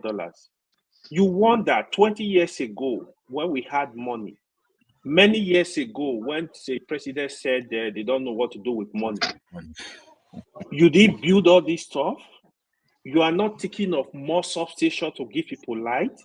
You are not thinking of roads. You are not thinking of waterways. You are not thinking. What were you doing? Do you get it? So even if you had borrowed money to do all this investment, train system, population is blowing up, because if they were thinking 50 years ago, they were telling them, oh, by 2020, Nigeria population is going to be around 200 million. They were saying it. It's just like today. They were not thinking along that line. So I have been thinking about this, right? My conclusion was, I really discovered, what I discovered is, after I puzzle about this problem, we just simply have political leaders that are thinking of the next election. Just like right now, they're planning for 2027 already, but they are not planning in terms of the country, how to get the country developed by 2030. No. But they are thinking of election. In fact, I'm sure there are politicians that are targeting, okay, after Tinubu rule, the North will rule. If it comes to South, I will get prepared for it. They are having this thinking. Tinubu thinking to be a president did not just start in 2023, 2022. No. It started more than 20 years ago, I can tell you. So that is what baffles me. What will it take you to know this is about the country? I feel some of them, they just even think like, after all, I don't have 30 years to live. I'm not going to be here. Let me just do my thing. I just go. It's the stage, the greed, and you forgot that your grandchildren will be in this country. Your great-great-grandchildren will be in this country. The greed is just, I'm just, I don't know what to say. Sometimes when I think about it, that is exactly, so that is the exact point you're making. Is why I said we need somebody who will just take himself off the picture. We need, because if you look, and funny thing is, that mindset, that thinking has been rewarded several times in Nigeria. That now it is like it is the working formula. That is the reason why there are psychophants all around. That is the reason why, when you, it is you'll be seen as a foolish person to want to think like a normal leader that should lead this nation into prosperity in the next 30, 50 years. You'll be, if I believe in the midst of these people, once they are discussing, you realize that they are not bothered about if Nigerians are eating or not. In my opinion, they don't care. All what they really care about is what is in it for me all the time. And now the mindset has been rewarded always. Now look at, how do you explain the rigging of a system, of a state? And it was clear to everybody that there is rigging here. There's nothing that anybody could do. In fact, not that nothing. The person who perpetrated it is being rewarded with good juicy positions. And this is the way mindset is made. For example, now, if you like graduate with first class and all those things, the average Nigerian youth now no send all those rubbish again. They simply just want to make money and flex. But we all know that that is not the real life. Because if you go out of Nigeria, that's when you realize that what we are like. I had to come to the conclusion that individually we are good people. But you see, as a collective, if they say humanity at the basest level, I wouldn't be surprised Nigeria is the humanity at the base level as a collective. Because you look at Hate ourselves. why is it that the basic things are not working? The basic things that make people think we are not working in Nigeria like that. I'm telling you, the things that are working is because some persons just want to eat. So they have to make certain things work. Look at even common, what do you call it? Sewage system. Look, when you go to other countries, you see that there's a thinking into the design of cities itself. Oh yeah. You look at underneath your house, you realize that there's a huge sewage system. Not that I will just build my land, build my house, I'll now dig 2 feet gutter. You get the point. There's a thinking, there's a planning into it. You know that maybe they just go to a bush, a forest, plan it out. This is where the sewage should pass through. They'll dig and do those. You can see almost a story building sewage system and it will just be covered with a small lead, and you know that it is that deep. That is what they call planning. And it is because those cities, they want them to work. Look, I want to say something. Those who we think have conquered us, they didn't hold the lead like, oh, I've conquered and I must hold the lead so that you don't be conquered. Otherwise, you question how did the Chinas and the Qatars, the Dubais, how have come they've grown. Yeah. Even these powerful people want to associate with prosperity. It is now left for you to utilize what you have, because basically what you have is more than enough to make your state a prosperous state, to make your nation a prosperous nation, despite what they've eaten already. So, but you see, funny, look how many people, look at the whites, they've gone to Dubai, bought houses. Before, those places, they will go there and conquer to get those properties. But no, they are going there economically now. They are bringing their fortune to own a piece of their cake there. If those Dubai people didn't create a system, do you think that would happen? Who will go there? That is the Even point. our own people now. Exactly. If Nigeria is developed, it doesn't matter the weather. These people will bring their fortune to come and stay on the land. And they didn't hold us not to develop our place like that. No. So basically, it is now we being conquered by our own people because of greed. And I can't agree more. That is my fear. Yeah. I think we're still gonna be thinking of the way out, because so it's either, that is why the most although it is crude and not too much of a deep thinking, is let us go our ways. Whenever I say that, it's not because I've not thought, like, I want a Nigeria that works or something. We need a system that works. But when you begin to look at how long will it take, you not even have a step. Some people say, but it is working 29 years in democracy. What is 29 years in democracy that you can't point down to fingers to 2, 3, 4 persons that have embezzled money and they've been punished, irrespective of their tribe or religion? I also support the regional team, to be honest. You know, because now I feel the work developing the country as a whole is gonna take more time. We don't have that time. Yes, we don't have that time. Let those want to go maybe they want to develop. It's going to take them 10 years to do that. Let them go at their pace and the way they want to hold it. Let those who's going to take 20 years do that, and let those who's going to take 5 months. Because I can guarantee some places, some regions in Nigeria, if this regional system is done and they get it right, it might just take 5 months and things will change. Things will change. You get the point. If you have to work day and night to develop, do it. Exactly. Look at the bridge. I saw the Lagos Abeokuta. There's a particular bridge that has taken close to like 8 to 9 years to build. AY, Netherlands built a particular bridge in 2 days. Chinese, there's a place that earthquake, there's a sinkhole in the middle of the road. It took 48 hours to make corrections. AY, night and day working. Now, do you want to tell me that the children they born into those systems, they will be greedy? Even if they are greedy, by nature of the places they were born, they've imbibed a certain culture of work ethic.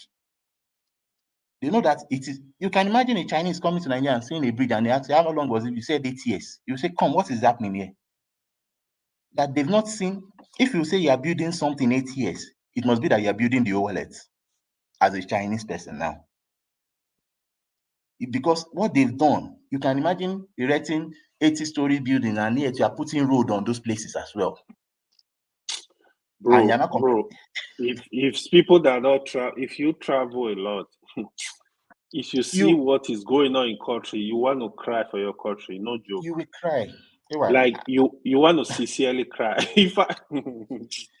I'm like, what is going on? Like, what? We got good land, we got good environment, I'm like, what is going on? Honestly, you'll be asking yourself, you want to cry, no joke. I'm not trying to exaggerate. Look, there's nothing the whites want to eat here. I'm saying it today. If they like, they say they want to take like 20 wells of crude oil. If I give them, we have enough to still make our place better. Arable land, we shouldn't be the ones to be crying for food. And you get the point. This is system. Put system in place and things will work. And funny thing is that you have good people who want to work. You have intelligent people who can. Did you just hear you say? Did I just hear you say give people whatever land they want? No. Yes. Oil well they want. And what am I saying is this? Please understand the nuance in what I said. The nuance I'm trying to paint is that no matter what, we can still be sufficient. If we think some persons are holding us down in certain level, they are not stopping us totally. That's the point I'm trying to make. That they are not stopped. In fact, they want to also come and partake in our prosperity if we get it right. That is my point. Yes. Make Nigeria a good place. You'll be surprised the number of whites that will come and buy land in Nigeria. I agree with that, but how does that tie into give them oil wells? Now, why it ties to that is that, on the average, it is believed that there is a superior and that is, there's a puppeteer that is managing the whole scenario like that is making it to continue to remain like this. On the average, there's a thought like you get.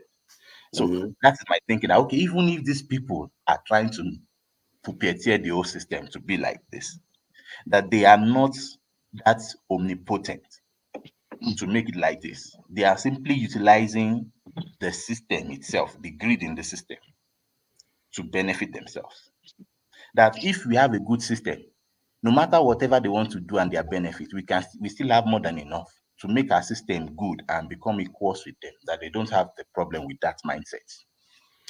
The thing is, part of the strategy is not only the fact that they need your oil, they also look at it from the point of view that if they don't take that oils, their enemies could take it. And if that enemy includes China, Russia, and yourself as a person might also take it and develop. So their calculation is quite broad in the way they define this thing. So what you are seeing now, if they could, with luxury, afford to allow us to do more, they would. They would. They can easily limit our leaders' ability to send money overseas and tell them behave yourselves. But what you have now is what they want to exist. That's that's my thinking anyway. Forefathers, do you remember this story, this ideology that if you tie this experiment that you tie a horse, is it a horse now? I think so. A horse for a while. To the water. Yes. After a while, lose the leash on that horse. The horse will still think that it is tied. And still remain in that spot. Yes. Now, if you are the tire of that horse, you've already loosened the horse, you left, and you came back and you still made that horse in that same position. And naturally, you are a greedy person. What will you do? You leave the You horse. take Is that what advantage you're of saying? Yes, take advantage of that. Yeah, that is what is happening. It looks like we are tied. Yes, but if you untie, but your thing is that the objective of untying the horse is that you want the horse to go away. So if you are greedy, why would you untie the horse? It's contradicting personality. No. Yes, and that is how the world runs most of the time. They run in contradicting personalities. They want you to feel like we are tying you. They want you to feel like, no, we don't have time. We've not tied you. It depends on the scenario. They play this game. It is not left for But it is clear that, is it not clear that many African countries have been untied and they wanted to remain untied, but they came back, make sure the rope is tightened faster. So it's not necessarily the case that they just wanted you to just fly free and do whatever you like. That is not their objective. But the thing is, how do you explain somebody embezzling 80 billion naira, for example, that could have created maybe that could have been used to develop maybe 6 world-class hospitals in that place, renovate all the educational system, improve it with that same amount? Yes, one person, and that one person is not a foreigner. It's part of you. Yeah, it's part and of you us. just don't have, and you just don't have that one person. You have like thousands of those set of mindset. Now, how do you explain such? Now realize that it is not the foreigners tying you again. It's now we doing ourselves. Because you can't say the foreigner hates you and they are not letting. Where are these remaining funds coming from? Those funds can still be sufficient to push the good narrative in the mindset Even of if the people. foreigner is in your country doing it, you can still say you are responsible for yourself and say that you did it to yourself. And you can, at the same time, two things, both can be true at the same time. It's not necessarily contradictory. There's always dualism in these things. The foreigner is also responsible for doing what they are doing. Like if you have a house, I always give this example. If somebody comes and burns your house down, does that mean that that person has no blame? The person has a blame to accept. But you as a owner of the house also have responsibility. You should have protected your house. So you see what I mean? So from that point of view, the foreigner, we are the ones sabotaging ourselves. But I'm not sure you should be going to as far as saying we should just give them the land since we can exist because we are not strong enough. Give them the oil that we can create our own system to exist separately away from our resources. I might have been extreme in that statement, but I think you understand what I'm trying to say. That no matter what those people, I might have been extreme. You get the point in my submission there. But the truth is, they have power to take certain things, isn't it? They have power until they don't, and it's either or. No. But the truth, as at this moment, oh yeah, they do, and they are taking right. They are taking some things, but even with what is left, we can still be like the Dubais. You get the point. They are not stopping us to be like those people. That is my own issue. There's no way we can be like the Dubais with what is left. What is left is pathetic. I'm one of those people that is saying openly that what we've got in Nigeria is what we are seeing. You can't get any better than what you are seeing in Nigeria now. The resources we have. Look, it is because the mindset is already poor. You can't look, if one person embezzled 80-something billion naira, for example, one person, look at what that money could have done to the mindset of A 87 million people billion naira in the West is chicken change. forefathers, but it's doing something in your own land. Yeah, That but is something but, billion but can be. Wait. Look, for Mhm. example, if it is invested in education, you might have 1,000 engineers, 1,000 medical doctors, 1,000 teachers, for example, To what end? 1,000 geologists. We produce Now, them. to Your what wife end? is studying second degree. You are a graduate and everything. What other help Nigeria necessarily? No, that's wait. That money is used to develop a system, not just the. I'm talking of now. You are using that money to raise a human capital. You are using that money to invest so that there is a place for them to go and work, at least to work and continue to look. When you have that mindset, people realize that come, we want to do good. Mm-hmm. If it is even agriculture, and people see the result of that thing and see what the proceeds of agriculture. For example, look at the Southwest. There was a time cocoa was their crude oil.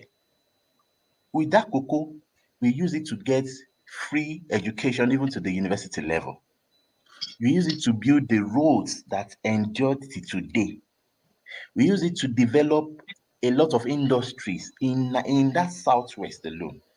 Now, assuming we've been anything that and putting the mindset that if not for the corruption that came up eventually, imagine that mind, people filling those positions, then we begin to expand.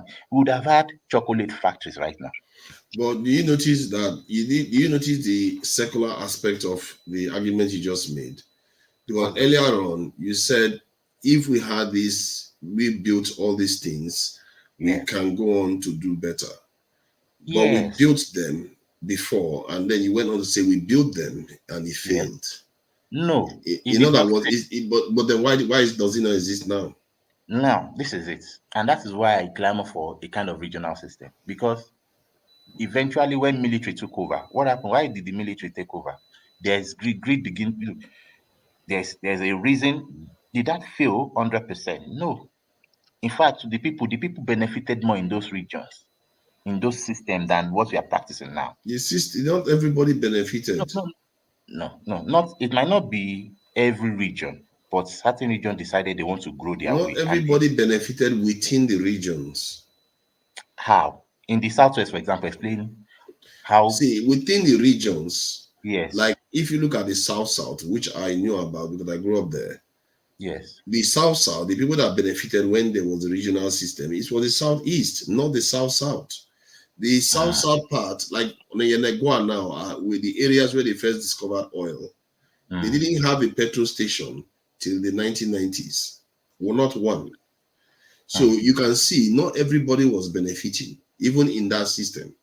So this is the kind of stuff that when people tell you all those things, that's why it failed. Because it was so good, human beings will hang on to it. And besides, it was always doomed to fail. Because we never really had a foundation. Let's face it. Funny We never thing had is a strong foundation. our fathers. Funny thing is that shouldn't have affected a Yoruba land, for example. That should have been the decision. That shouldn't have affected us, because in our own side, our own story is that it paid us better. Why? People were eager to own farms. My grandfather held like 4-5 different farms in different villages. Cocoa farm. Wait, But no, the understand my point. difference is that we We were didn't thriving. do things to protect those things we have. You see, you can build on sand. You know it full well. If you build on sand, the next water that comes in will wash everything away. You can't have sustainable development if you don't have a security system that can protect it and make sure it remains. This is why we failed. Look at was it not Vietnam? We went and gave palm oil, palm plants. Now they are planting it, they are flourishing with Thailand, isn't it? They are flourishing with it. Why we don't have anything to show for it? Because you have to have a solid base. Was it Yes. Malaysia? It's Malaysia. It's Malaysia. Okay. So they are all flourishing with it. Why we are still struggling to make ours work for us? If we had these things once, it Basically, failed. but why is that? It still boils down to this leadership of everything we're talking for. Okay, now look. There was this palm oil you're talking about. There was a Michael Opara that had the vision and developed it to that level. That others could come and buy the ideology, the idea behind it, and the methodology, and and benefited even from it. Look at the Southwest also. There was a cocoa growth that flourished. Yeah. If you look at the North, even the rice pyramid, I mean, the pyramids, the granite pyramids, and it's not even farm alone, even the textile industry. Look at, you can see that there was a growth in all those regions. Yes, it might not be a perfect system, especially if you look at the Southeast and the South-South. There's a dichotomy there or whatever. But the thing is, that event would have been managed within that Southeast and South-South region. But now, because the South-South want to free themselves up or whatever, they said, okay, it's better we should all be one so that everybody manage their thing. But now, is the South-South even managing their own resources right now? The answer is no. We're never managing the resources. It was never Yeah, ours but to that's manage. the point. And it's not even, have this present system solved the South-South issue? The present system has not solved any region's issue. Don't you see that? No region's problem has been resolved. This thing seems to have frozen. Our issue has remained the same until we have the necessary sets of events wake us to this reality and galvanize us. We are not going to change anything. We are going to talk about it, which is a good thing to talk about these things. Because when the time comes, that is when the movement happens. Because I can say something, I'm ready to move. Is everybody else ready to move? No. Until most people, at least we have a threshold number that is ready to move to change this, you're not going to get that movement. And the job of these people is to make sure we remain in this state. Their job is to make sure we remain in this state where we don't move. They want to keep us unresponsive. And they, by and large, they've been successful at it. We have to give it to them. They've been successful at keeping us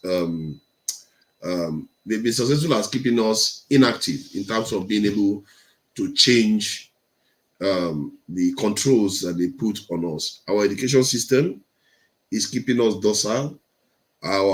Even our cultural systems, the things we love. Like if you see Nigerians, they love foreign-made cars more than we do, than our own cars. They love foreign-made products than Nigerian-made products. Anything foreign, Nigerians are in for it. Foreign toothpick. Exactly. Anything foreign. As a matter of fact, if our women are using foreign people's hair, foreign women's hair than our own hair. So Father, let me tell you the word. Sorry to cut you. Even right now, right, in Abuja, right, it is a pride for you to have like white skin housemaid from Philippines and those countries. If I tell you, in fact, I have friends. Some of them, they pay them in dollars, up to $1,500, $2,000 a month. I'm telling you reality. To do what again? Yep. To do what? Like house help. Okay. Foreign house help. Filipinos. Wow. They are very common in Nigeria now, especially in Abuja. Are you serious? I swear to God, I'm telling you reality. If Nigerians are getting foreign house helps. Foreign house help. I'm not. Oh my God! Live program. This is common. It is a pride among some of the women, the big so-called women in Abuja. They come to your house. It's white skin that is taking care of your children. That is your house. Wow.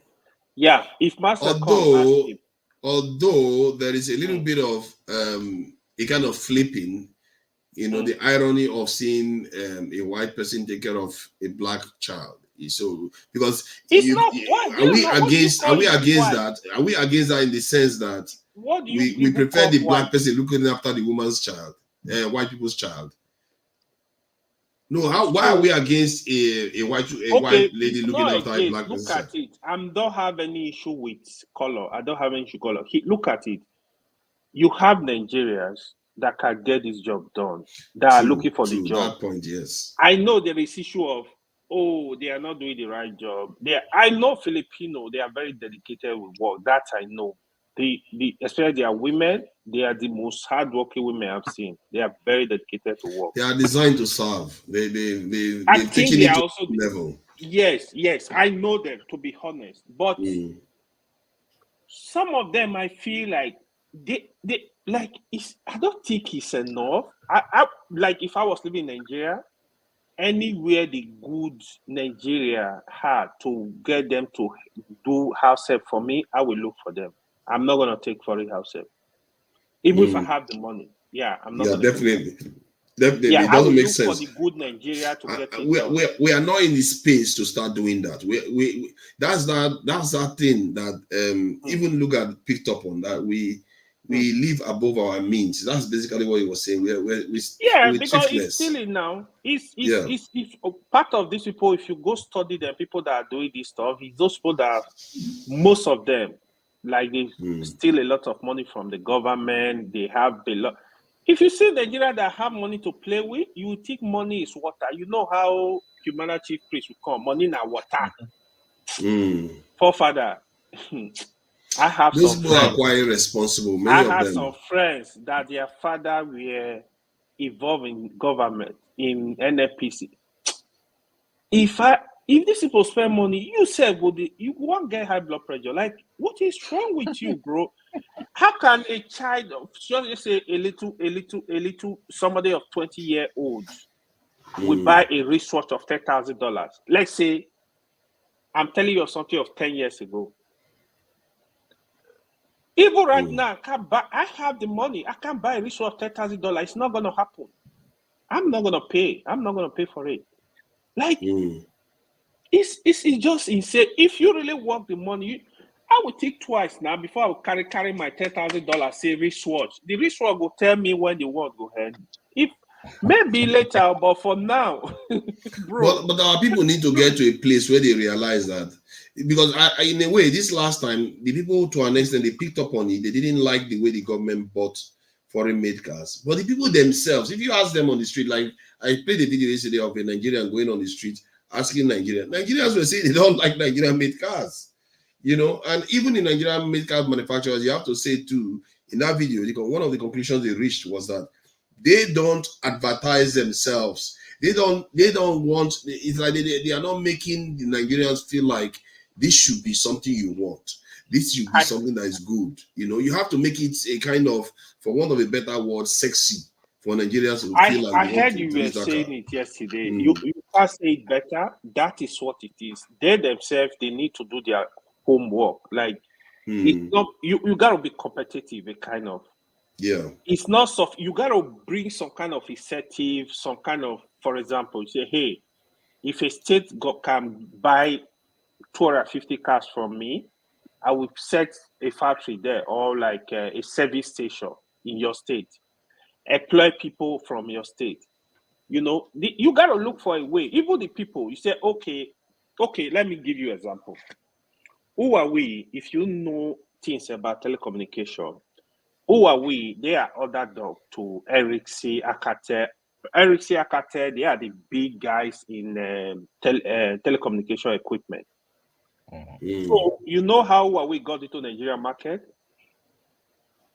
Eric, if you don't complete their money, they are not going to give you equipment. They don't care. Like, they don't care about you, right? When Huawei came in, right, they will go make Globacom and say, listen, our equipment are cheaper. We give you equipment. You pay us 10, 15 years on loan, on credit. Yeah, without interest. So that was how they got into the market, because initially Huawei used to be, how we in Nigeria we say, China product. You know what that means to in Nigeria. So they have to look for a way to break in. They were able to break into the market.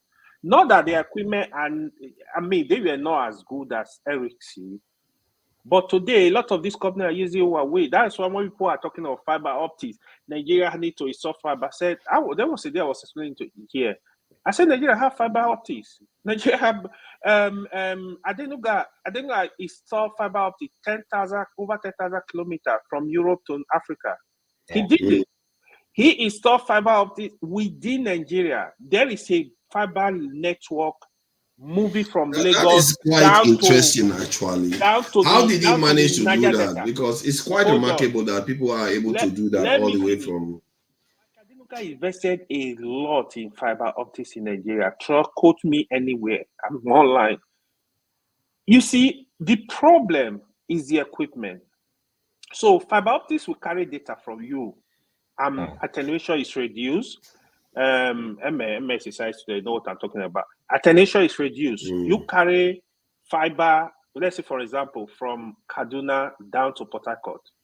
What the fiber optics cable will do for you is able to convey that data at a very high level, up to say signal loss will be very minimal compared to doing the same thing with cable. But now converting those stuff, the equipment, very important. If you don't have quality equipment, that's where the problem will come. A lot of noise will come from equipment. A lot of attenuation will still come in. You see, that's why you hear like what's it called? Cord drop and all kind of nonsense. The network is shaking. Oh, you said you are using fiber network. People just say no, it's the equipment. That's the problem, because you don't really blame them too much, because if Globacom empty and they say, oh, all our installation are going to be like RHE, are you going to be able to pay for it? You will not give you 1 minute for 10 naira. They will make it. Will you pay? Everything is quite expensive. But the thing is, do you have any idea how much it costs to run fiber optic cables via the under? I think they use on the underground. There is no fiber optic cable that is cheap. Let me even break the bubble for you. I know, but do you have an idea the cost? Like from Europe to Nigeria. I don't think we need that information, to be honest. What kind of talk is that? I need information. Let me just explain to you. Even in abroad, right? I work in projects where we use fiber to do communication, right? Most of them, they use single, double node fiber. Globacom, they used to use 96 core fiber optics cable. You know what that does? When you that 96 core, you transmit through only one of the cable. When there is a problem with that cable, I can even easily switch from 1 to 2. I would disconnect. Like all I do is just it's scalable. Base station. Yeah, exactly. Like if this link, I said this link is not good, I can get rid of the link. Yeah, you have redundancies. I can dedicate a link to a company that are ready to pay for it. Like they will carry everything, like with full force. Say this link is for this, is for share. I will dedicate it for them. They have the money to buy it, to rent it. And there are 96 of them in there. 96. You can't even finish everything. So you can leave that for years. If there is problem, you just go and switch it over. Switch to another link. Switch to another. Just switch from the starting point, the base station. Switch it over. That's it. You just switch easily like this. But these fiber optic cables now, after they've been run from like those 96 as you were talking about, you give it. But is that not the one that is used for like total internet access in Nigeria? What are those ones made of? Is it more than 96? Is it multiple of 96 core fiber optic cables? So the fiber you use for home, they are not those kind of fiber. These are different. So when you are transmitting data through a long distance, you use different that's the one I'm talking about. The one you use at home, that's not the one you use at home. I'm not interested in the one we use at home. I'm talking about the intercontinental ones. Like how many of, because you talked about 96 core ones. Are there multiple of 96 core ones, or just one humongous 10,000 core? It's humongous, so it's even bigger than that. So the way fiber works, you got to look at it just like power generation. You transmit to a base station. You got to start doing distribution, right? Yeah. So it's just like when they tell you, oh, geometric power is the power plant is ready. No, that's not even the problem. The bigger problem is distributing that power. Do you even have facilities to distribute the power? It's actually a big problem. You can even generate power, you can't distribute it. You can generate, Nigeria can generate 20,000 megawatts of electricity today. Are you sure we can generate up to 22? No, hold on. No, I'm just saying. Okay. If they do, they don't even have the ability to distribute to generate. You can transmit easily. Distribution is the biggest hurdles in power, in energy. I gather that the national grid can do only 7.7 gigawatts or something like 7.7 gigawatts. But go back to the fiber optic cables because I want to understand this a little bit. So, like across intercontinental ones, how big are they? What kind of cost are we talking about? What scale are we talking about here in terms of It how really many depends. cores? Of course, they are bigger. If for intercontinental, they can be 1,000 core because you don't have that flexibility of say repair of. You don't want to be doing all that. So even on land, why you use that they call it multi-mode fiber. Why you use that is for you not to be running around and be doing splicing. There is a cable cut you have to dig, especially we that use our cable pass on the ground. You have to dig and splice the cable. Company also lose money. If there is network is down, you are losing money. If network is down for 10 minutes, that's million you are wasting. So instead of them wasting that money, just switch from one to the other. Just do the right thing that will minimize that outage. The loss. Yeah, the loss. So that's the idea. But it's very interesting. I didn't know he invested in telecom a lot. But what is now the issue? Huh? What is it facing a challenge at the moment or what? Because challenges will always come. This guy faces a lot of challenge. You know the end users, right? We can complain for this life. Even power alone, you know how much these guys are using for diesel. They spend a lot, to be honest. If I actually tell you, look at the costs, the running cost, I will tell you, man, these guys, they were nice to Nigeria to sell, to reduce the cost of coal. It's because we have the market too, because we have the population, right? You are able to make little profit and make it big, right? If a country that don't have the market, just like Canada and US, what you will buy in Canada for $10, you come to you and you buy it for $3 because of the market. So that's it. Like just like flight. I can take flight within US for $100. In Canada, same flight, they pay you $700 because they don't have the population, they don't have the people.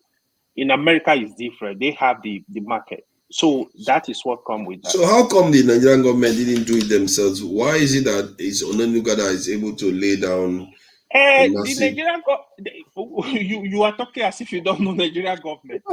The real thing, is what I go back to what Emma was saying, lack of planning.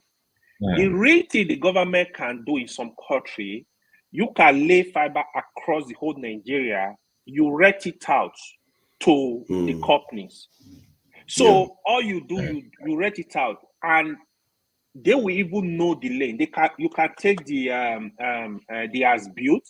I said there is a cable network here. You do construction. There is a cable. In fact, they will put a mark.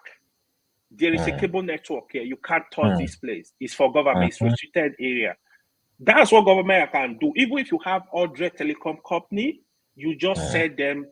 You just send them the link. I say, okay, you want to do this thing. All they will focus on is doing what is called fiber to home if they want to do internet. So they will just connect it from there and say, okay, now distribute to home. Fiber to home, the cable is also different. So, but Emma was saying that yesterday you were showing something in Witite, right? Yeah. A friend of mine just finished that program on Friday, one of their programs. Free. You know what Intel are doing because Intel want to compete with NVIDIA. Intel, they are building facility in Ohio. All the major schools in Ohio, they receive minimum of $10 million to train the next scientists, semiconductors that are going to be working in those factories. That factory is read it. Look online, read it. A friend of mine just finished that course on Friday. That is to tell you a country that is thinking, people that are thinking.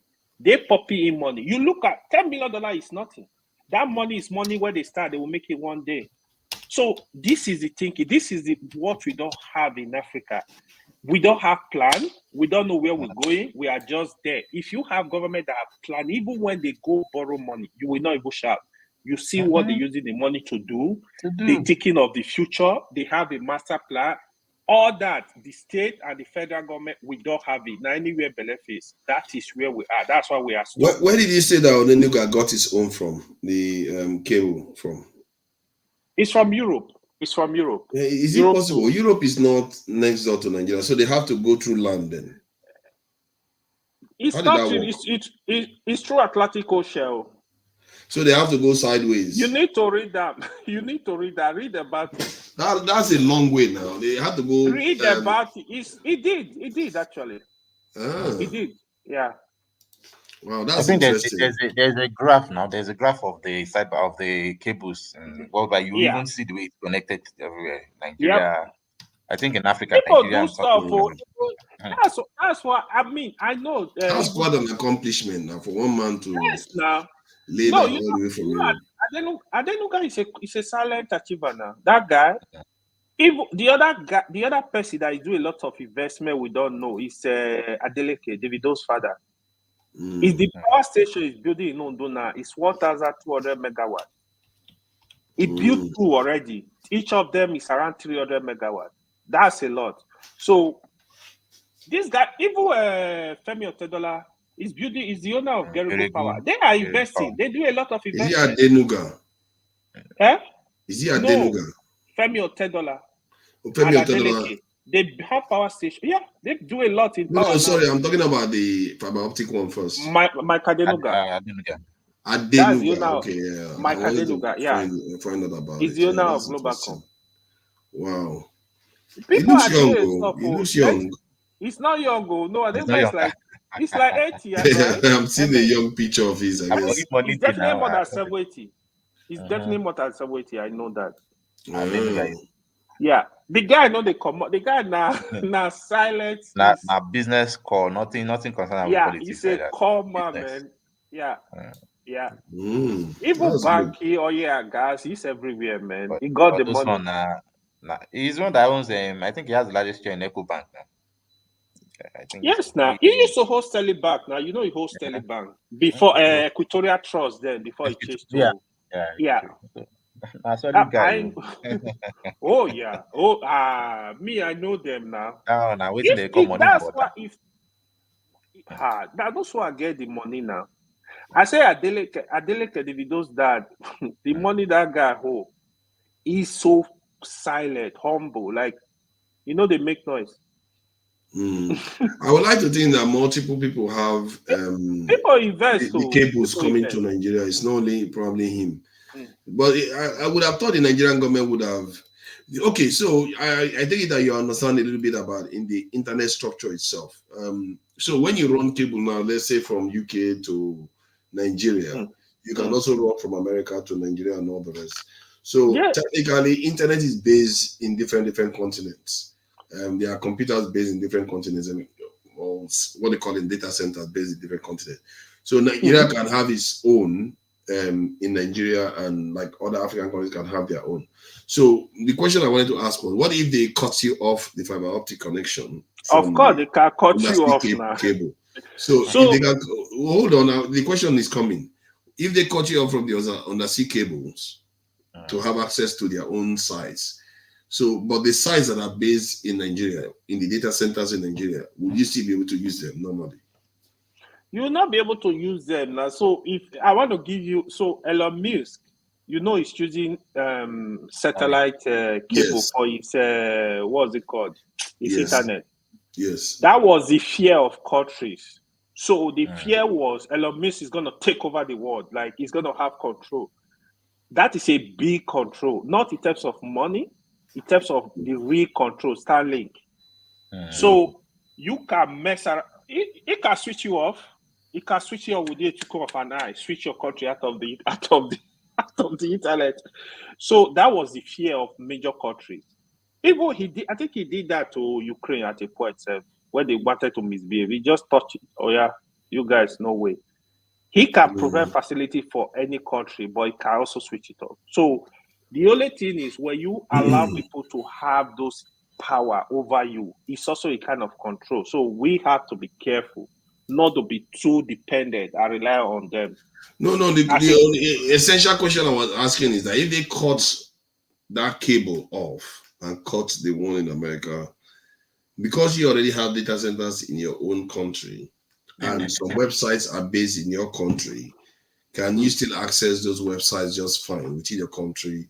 You can't, except there is another cable, another source of internet that is coming from somewhere. If the whole country, for example, let's say NCC, solely depend on that, that's a problem. So your country will be off. There's nothing you can do. So okay, because what is the core of the internet? Is it not the data centers? Of course, data centers. So, but if you have the data centers in Nigeria and the data is in Nigeria, why do you need the ones over there? Do you have, how many data centers do you have in Nigeria though? Yeah, but that's what I'm saying. Now, what if you have the capacity to be able to win? Okay, let's say you don't have it yet. Hold on, I try to understand where I'm trying to get to here. I'm trying to get to a point whereby we get to a minimal critical level of internet infrastructure that can mean that we can be independent of, because you don't want to be in a situation whereby somebody can tell you that, you know what, you're not being nice. I'm gonna switch off your internet access. In my own little understanding, I think even how many Nigerian businesses, especially, are hosting their data within the Nigerian system itself. Even look at INEC. INEC is doing AWS. No, AWS is new now. That's what most people are doing now. AWS is actually cheaper too. But AWS is foreign. Yeah, it's foreign. AWS is Amazon very foreign. Amazon Web Service. Yeah. So it is cheap and Google Azure. Those are the big ones that you can really use for data. So okay, let me ask this. Both of you, I don't know who knows about this more. No, I think it's so how many? What kind of data centers would you say we need in Nigeria that will say, okay, with this we can be able to run our own national database. We know where everybody is, our bank accounts, which they said by rules, our banking information is present in Nigeria, and government information, all those things. You now say all these things is sufficient for Nigeria to run a reasonable internet service, even if we are cut out from the world. What kind of data centers sizing? Let me quickly bust your bubble. So first of all, we as a country, we don't understand what is data. We don't even understand it. But we do. Both of us understand what it is. So let's don't worry about the country. Let me tell you why I said we don't understand data. So we don't know the seriousness. It's just like today, I think you guys were discussing about security. I think you said we don't understand the threat. They don't even, we are not survival mode. We are not even there. Nigeria is but we're asking questions now. Why are you bringing that issue up? It's not embarrassing us. We are trying to know now what we need to do in the area that you are aware of. Tell us what we need in Nigeria to say we can be able to sustain ourselves. If you build 2 data centers, solid one in the north, one in the south, so you go survive now. You see, but we are not even there. We are not close. Are you sure we don't have 2? We must have at least 2 in Nigeria. I know the banks do. Google and ChatGPT. And these are just server. They are not data center. What banks have? They just use server, man. See, connect to abroad. Don't be deceived. Now server they get. I don't know. Some of them, I'm sure they are required by AWS. They are required by local banking rules to have it in Nigeria, I think. You know, I don't think you even know the country you are from. I don't think you know. No, I do. I know that our election listing information is overseas in the AWS. Anywhere Bele face. If you want to even have data centers in Nigeria, it is not that we should start with data center. Let us have convincing electricity infrastructure, for example, and road. Look, all this infrastructure are what give investors the confidence that, okay, we can have data centers there. A bank, I believe a bank, even their data, they duplicate or triplicate it, so that in case one fails, they get a the way I'm coming from is that we have enough. No, I get your point. I get the point you are making, that we need to have all these basic, like electricity and all those things, so that we can now be able to. But where I'm coming from is, you have to, because for you to have those things, you could face a situation whereby they will tell you that, this idea of you just having 27 power electricity, now you start deciding that you don't want to do business with, you want to do business with whoever you like. You have your freedom. Okay, fine. I will show you. I'm going to turn your internet off. What I'm thinking is, you might need to be prepared for all that kind of eventuality. You don't want to have a situation whereby somebody has it over your head that they can turn your internet off from their end, and your whole economy will collapse. Literally, your whole economy will collapse. Fathers, there's no economy, there's no nation that don't have such critical people. Even America has that kind of scare. It is everywhere, especially if you have what did you just say? I missed that. What did he say? I said that scare you have, there's no nation right now that doesn't have it. The question is, how is it managed? That's the only How is it managed? There's no nation. Even if you are independent, they can. But America, you can't turn America off the internet. They will have internet. They don't have that threat. You deceive yourself, sir. The way we are now, right? Say, what do you mean deceive myself? I don't understand. Why would America care that they will be shut out of the internet? Or China hackers, they can decide to attack America critical infrastructure. Oh no, that I understand. When you're talking about hacking and all that, but I'm talking about, they don't need to hack you. They will tell you to your face, because you are just misbehaving like the way the Russians are misbehaving. We are going to sanction you and cut you off this thing. And that is why we have to grow. That is why we just have to improve ourselves before we can get that level of courage to say you can't do this. You get the point? If you can't even manage your electricity infrastructure, do you think they'll be looking at you and say, "Are you serious?" You have enough. The thing is, you are saying we have enough electricity to power a data center. That's my point. You need to get because if your argument is get the electricity everywhere before you can put a data center in place. You don't need that. Look, when you have an infrastructure that people have confidence in, it's not. There is a perception there. There's a perception thing there. If people have the perception that yes, this thing is there, even though it is not 100% there, they will come and invest. They will come and do the network. But when people have, then the perception is that it is not there, even though you think you have it, even though you have it, it will still be that perception. You are talking from the point of view of investment. I'm not talking from the point of view. I'm talking about from the point of view of control.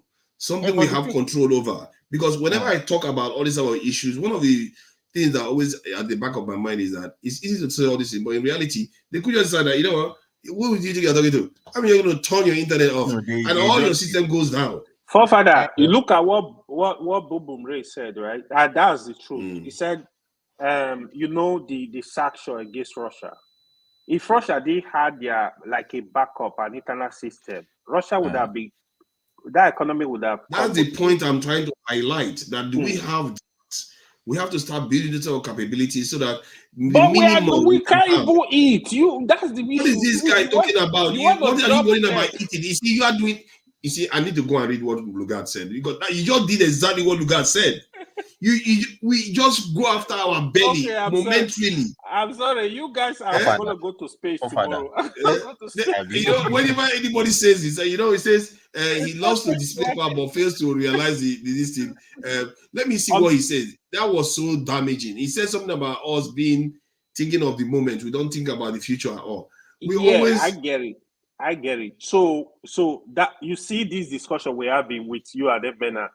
That is why you see I'm always very critical when we're talking about the little things that are not necessary. We really need to think very fast and move very fast. Yeah, but this is critical thinking, though. You have to be able to control your data to an extent, minimum amount, because you don't want the situation whereby you have an apocalypse just because somebody decided to cut a cable. That is crazy. Let me quickly tell you this. There was a day we were talking about research here. You see, we had the professors. In fact, just make some of you see all these big universities, UI, they had old professors that can really think. OAU, Unilori, Uniben, ABU, Unizik. They have some old professors that Nigeria would have actually used. In fact, look for those kind of civil schools and make them research institutions purely their major focus is going to be research. They look for the best student across, top student, spend money on it. These issues, some of them are the problem needs to be domesticated and look for the solution domestically. There is nothing wrong. Even China, we are doing that. Chinese professor has said that to us, that China, they were really stealing information. They go, they see what you're doing, they go touch it, modify, get their result, tailor it to their solution. Those are the kind of things we fail to actually do. Even the issue of electricity is something we can resolve internally. You need to look for internal solutions. Look for the source material. Okay, what do we have? What do we have to give us light? We can generate power in Nigeria by ourselves. Yes, we know that. There was coal in, hold on. There was coal in Enugu. There was excessive sun in Sokoto. Where is solar? We don't have solar. There is. What do you want? Look for. These are the thinking. Even today, this senator rep, you think they know what you are discussing here? If you discuss it, they will say, "Go, somebody see our time." They don't understand it. You have black people leading a country. All they think about is how they want to pocket the dollars. Finish. That is it. These issues are way more than this dollar. That is the pain. So when you pushing this issue, I said, forget about this little talk. Let's face reality. People will not understand it. They think these are the kind of issue we need to be hammering on. Even if we can reach our state governor, say, pass a message. Let me break the table for you again. Some of our state governors, they don't even have idea of what to do. They take the money, they put it in their pocket, they say, go to hell. They don't have idea. They can't even offer it. They don't even know what to do. They can't even employ people that know what to do and say, give them direction. Let's focus on this. That is the thing. But somebody that know, you think if I'm serious, I'm ready to work, I'm folding my sleeve, I'm going to take it on private jet. If we have private jet that is working, that's why I said, if Africa, Nigeria want to develop, I don't really think we need as of rep. Leave Senate, member of parliament. Take this money, start development, start building, start all over the country. Look for state, what do they have to develop? Development. You start making money. Build trail line. Building is building. It has to be even aggressive infrastructural development. Aggressive. When I mean aggressive, start building new refineries. The one we have are not working. Dagote is thinking of getting to steel now. People are here. If you start building that now, nobody is getting in. They need to think. Agriculture, state. If a state is producing pepper and tomato for Nigeria, they will make money. Money. Do you know that is it? What was doing in this thing? These are not rocket science. They are doable. You get results. They are not rocket science. I agree with you on that. But I am quite interested in learning about the limits you have, because if you are talking about, like me, you know how I talk about security aspects. You don't want to be spewing stuff without necessarily knowing your limitations, because it's easy to just say, okay, you need to do this. What if they decide that, okay, yeah, you're doing that, okay, you want to recruit, okay, good luck with recruitment. We'll turn your internet off. Then you can see why it's not so easy. Forefathers, why are we scared of that? Look, let me tell you something. Because you prepare for everything. Before you answer, let me just say this. There is no nation that have those kind of leaders that we are talking about, that people, they don't have supporters. The people will support them. And secondly is that when I mean support, I'm not just talking about support like blind support. I'm talking about intellectual support. Look, do you know the number of Nigerian professionals that can, because of they see this kind of traits, they see this vision, they will come back to Nigeria and say, no, we have to contribute to this now, make it work. If you don't have data centers, how are you going to have it? How can you support? How can you play them? Look, you see these things that you're talking about. We have people who can build the data centers. It is normal that these foreign states we want to shut down. It is a normal thing. It is. I don't. It's even China experienced it. Russia experienced it. Did that crumble their system? You get the point. It is a matter of you have visions. We people with vision who will lead, and people will see that this is the vision that we are following. Even if this person like this vision continues. You get the point. You see, you have to ask this critical question, because if you are not aware, if I don't know something, I'll ask. I'm not pretending as if I know it all. I have to ask, and don't tell me. No, it's good. It's good to acquire this thing, because if you don't, you run a risk of missing something. You see what I mean? Yeah. That's what I'm asking. Okay, now for example, Nigeria is suffering right now. Why? Because Tinubu said he wants to unify the naira. You know, that's a good thing. Normally, you get the point. That is a good thing, because we need it to be unified. Yeah. Now, but the question is, are they doing it the right way? That's it. I'm not trying to criticize this, but I'm just trying to let you know that now we are suffering for that right now. If they do it the right way, in the next 3, 4, 5, 6, 10, 20 years, you know we are going to be better because of that. Yep.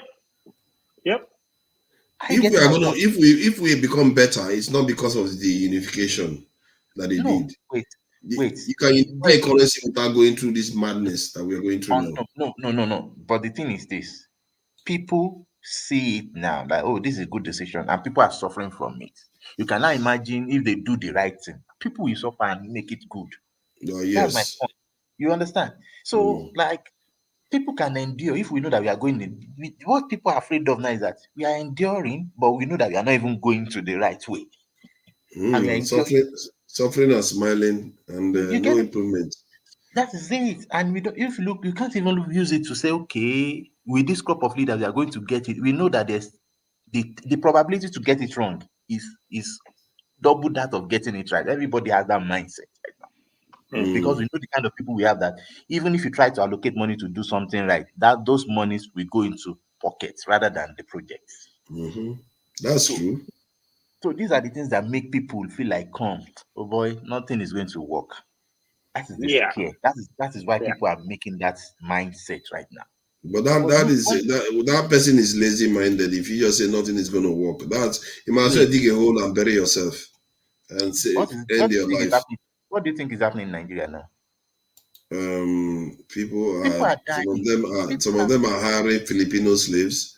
You see, imagine where people don't have food yet. Some people have the capacity to hire Filipino and pay $2,000 a month. $2,000, even some bank managers, no, they even collect that, Baba. I think there's always a middle ground to everything. And no, I'm not saying the person that did this is wrong. It's his own individual lifestyle. No. I'm not saying. I was referring to your earlier point. There's a middle ground to everything. One can feel despair about what is happening in their country. There was something Musk said yesterday that people didn't pick up on. You see, we in the South, we may be a little bit spoiled. We may not know it. We may be a little spoiled. He said, what Musk said was that the real suffering hasn't come yet. And maybe there's some truth to what he was saying. And he said it twice, but nobody picked up on it. Because to him, the North is suffering, probably suffering more than the South right now. But he even knows, because there's something about those desert dwellers that understand the hardship that comes from pastoral living and dry environment. They tend to have more endurance. They tend to understand suffering. And we in the South, because we are full of abundance, I don't even know what our farmers in the early days, they needed to go to farm, because there was food. All the trees are full of food everywhere to eat. So we don't understand scarcity. Yeah, we didn't. I disagree with that. I'm just saying it's a kind of you have to go to farm now. It's been a long time when we needed to go to farm. I'm just saying. So the point I'm making is that we are full of abundance. And where I started getting this idea was when you have conversation with people like from Ethiopia or Somalia. Almost every year they are experiencing famine where people are dying of hunger. You see the cows, even northern Kenya experienced some famine. Cows were dying everywhere. We never see that in Nigeria. And when we say we suffer, we can't even quantify it. When the Chinese dying in millions due to famine. And so many countries had some drastic, terrible problems. Not war-based, just because of nature inflicting on them. So, and this is why when we complain, we have to be careful, because from the point of view of God or the Creator, He's seeing other people that are going through hell for worse than you. He didn't intervene directly. He let them go through it, and they came out on the other side. Like the children of Israel that refused to go to take the promised land the first time they saw it. They were like, "Oh, everybody there was a giant. We can't take it." And He sent them on the wilderness. After they spent 40 years on the wilderness, they became strong. It's funny enough. They became strong and they fought. Another analogy that I want to even paint a picture of exactly what you're saying is, we have good weather. That is why, in fact, I'm still like on the point that it's because we have good weather. That's why we are not serious with electricity. Our weather is fine on the average. We have rain, it falls. It might be, but rain falls normally well. We also receive a good amount of sunlight, so everything is balanced. So on the average, even though if you like, even buy fan, you can still be fine. You can live up. But in a place where the weathers are critical, then you need infrastructure to make people live. So you'll be forced to make your things that, for example, maybe you are living in a place that every year, that there's certain period of months that you'll be seeing -3, -4, -10 degrees weather. Won't you find a way to get electricity to make sure that people are alive to pay their tax? What is -4? They're talking on -30 for sometimes. Yeah. I've lived in a place that, you see, 2 weeks straight, -30, average, -20. Wow. Yeah. You see that? I've seen -30. Wow. Yeah. That's Canada now, isn't it? Oh yeah, in Canada. But if Chief come, ask him now. Kim will tell you in Calgary, sometimes the full week is average -20. No, with snow, with rugged snow outside. Wow. So there is no a day you have like up to 500 accidents in a day. From people driving. That is some crazy stuff. We don't know, so we don't know what we have. You listened to a video one time when ambassador, Nigeria Israeli ambassador to Nigeria was telling we can kill for this land, something like that. Yeah, we saw it. That was real. He meant it too. They are literally killing for desert land right now. You see, they are killing for desert land. Go to Dubai, go to Saudi. They don't, no rain, no. Terrible weather. But they can't. What we can farm, they can't do it. In Saudi, they have to break down mountains to build roads. Mountains, they drop there to build houses, to build roads. We have flat land. We're gonna spend 30% of that to build roads in Nigeria, but we are not doing it. Yeah. God actually bless Africa, Nigeria, give us really bless Nigeria. We Nigeria have problems. We have natural resources. We are joking about it. What are you using it to develop? Today, we are still producing 2 million barrels of oil. We are not even meeting the quota. And people will see, that's partly why we are spoiled now to an extent. Isn't that partly why we are spoiled? We are used to. Let me tell you. 25 years ago, that was wealth for Nigeria. Today, it's nothing, because you're talking of 200 million people. Saudi with 30-something million, they produce 10 million barrels of oil per day. So think about that. 10 million barrels a day, single day. Nigeria is struggling to produce maybe 1.5 million.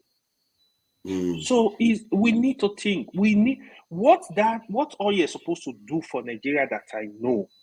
Massive investment, infrastructure. By now, we're supposed to be there and making money from other area into the country. Foreign exchange, export of goods, making a lot of money into the country. We don't have that. You were talking about Ghana yam today. If you go to store in America, you will see Ghana yam. It's Ghana yam they call it. They don't call it Nigerian yam. Those are the kind of, what is the foreign affair doing? Come bilateral agreement with countries. Oh, we're going to supply you animals. We're going to supply you yam. We're going to supply you. These are what they do. You go there, plant the yam, go to some state, take over land, and be exporting yam. And be exporting whatever. So these people are not thinking of anything. Anything. If I take on it myself, I understand there is hurdles. I'm not saying this is straightforward thing, but it's doable. We can actually do it and develop it. And I don't know. It's in some states in Nigeria, it's straightforward. It is just lack of vision. It is extremely straightforward. Straightforward. I'm telling you. If I tell you in Edo State, you know the plantain Edo State have that is going to waste. In North, in Zamfara, if you know the tomatoes that is going to waste, ask somebody. Ask somebody. Tomato that when I was in Edo Zamfara plantains, my God, I man, was those telling plantains it's not only are plantain. big. I don't have. Is it garlic? Yam. Is it cassava? They is have it yam? those yellow yam, man.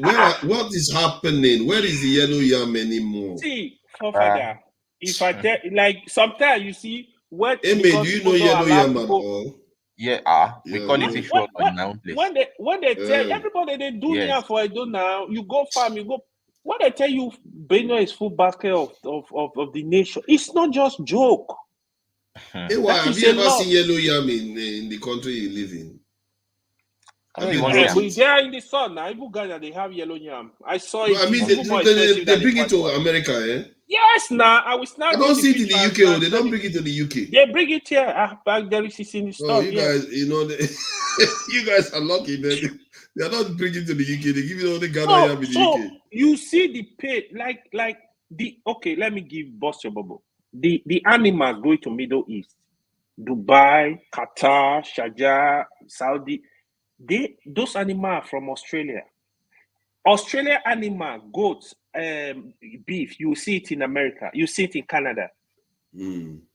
If Nigeria has actually developed a system, make sure you meet these people criteria, supply them animals. Do you know what you will get?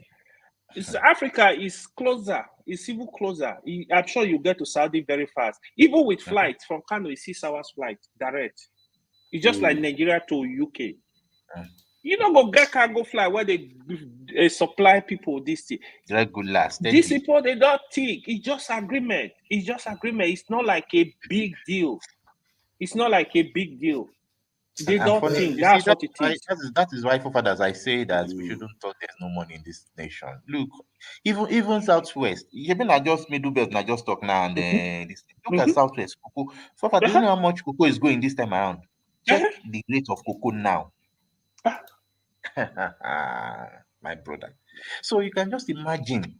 And yes, we have agriculture. You can even the yam. Look at yam. Do you know even why this yam? Some are even Nigerian yam that they are labeled as Ghana yam because I heard that. I agree. I agree with you because the yam actually looks like Nigerian yam. It's easier to export yam from Ghana than Nigeria. Yeah, they can even buy from it. Let me tell you this secret. Ghana is very expensive. Cost of living, apart from now, Nigeria is coming up. Ghana used to be super expensive. Cost of buying yam. I'm sure 1 yam you buy in Ghana, you buy 10 in Nigeria. They can export yam from Ghana, from Nigeria to Ghana, just ship it from there. I tell you, it's Ghana yam. Yeah, that's true. Nigerians can literally export because cost of living is high in Ghana. That's what is happening most. Bro, Nigeria will spot go yam, put it on the tray. When you reach there, not be Africa. I bet let my boy pass, take money, go and ship it. Yeah, that's what a lot of people are doing. Yes, now so makes sense. So there is a lot going on that we have government that is not just serious, not looking. That's why I'm thinking, okay, if you regionalize the country or give power to each state, now let them find solution. Let them fit for themselves. Stop giving them money every month. All these I think the easiest part is just give. If you say the states should start keeping their, because that's the key what people really want. They want to control their resources. So tell them to start controlling their resources. Going to Abuja is not sustainable. There is no two ways. But they will never agree. That's the problem. They will never agree. That's the thing. Because there are so many states in the north that don't have that much going for them. So many of them. And maybe even some of them in the south too. That is a lie. That is a lie. I keep saying that now. I can see the streets. They are not exactly paved with gold.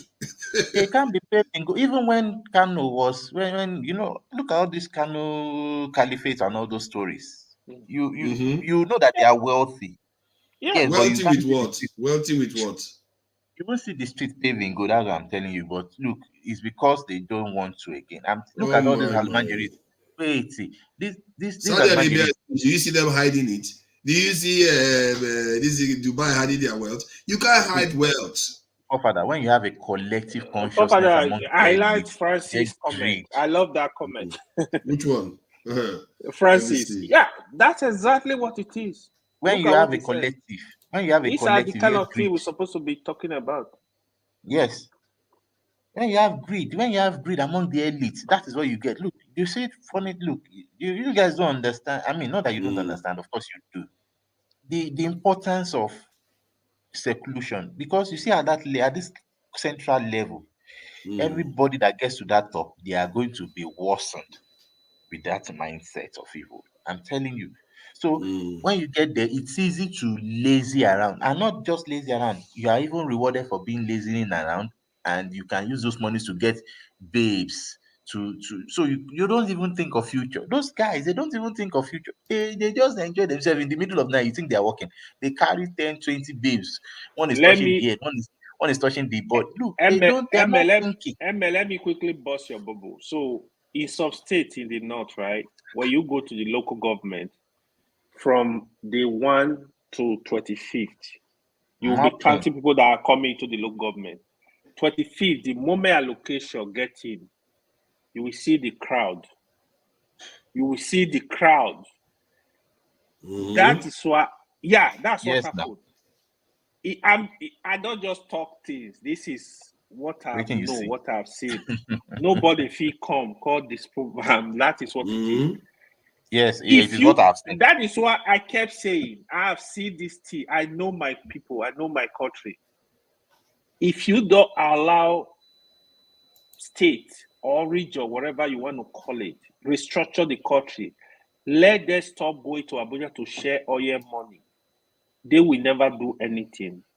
Okay. Even if your papa get 5 children, say you finish university, your papa they give you $2,000 every month. You just say you will go find job. You will not look for job. My daddy My give me. concern is that if they do that, and if they said states should control their resources, definitely a lot of states will be happy with it. I'm sure Lagos will be happy, Rivers State will be happy, I've Bayelsa will explained be to jumping you. through the roof. Here is And, my opinion. Here is my opinion. Here is my opinion. Each state will contribute to the federal.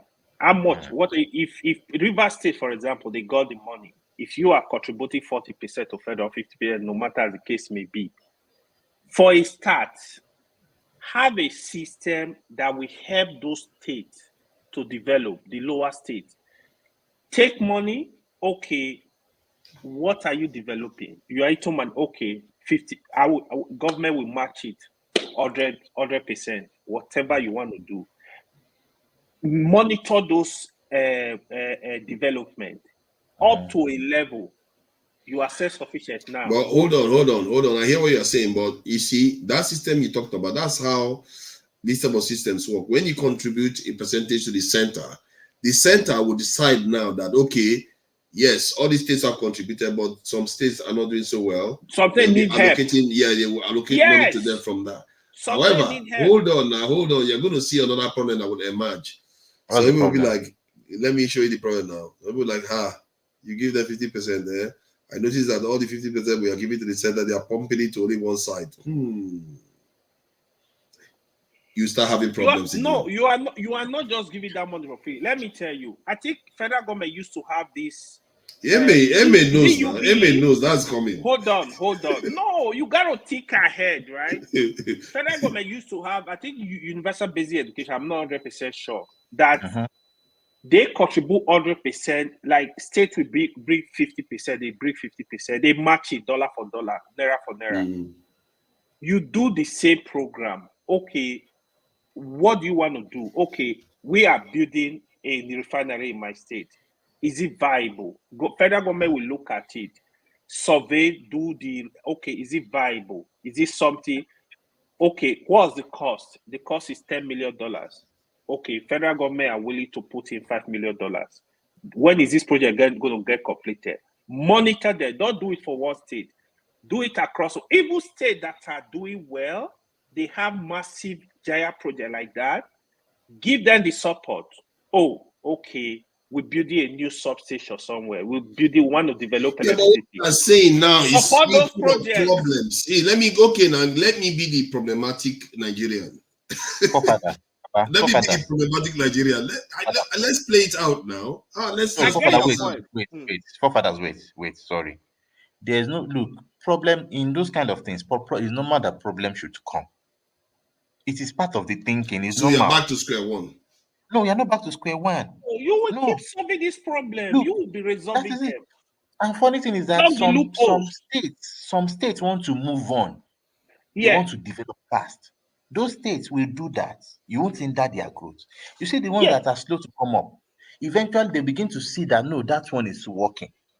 Yeah. It will be a good competition for them. I hear what you are saying, but all states now. Okay, let me tell you. Mm-hmm. If you are rich, let's say your dad have like say 5 children.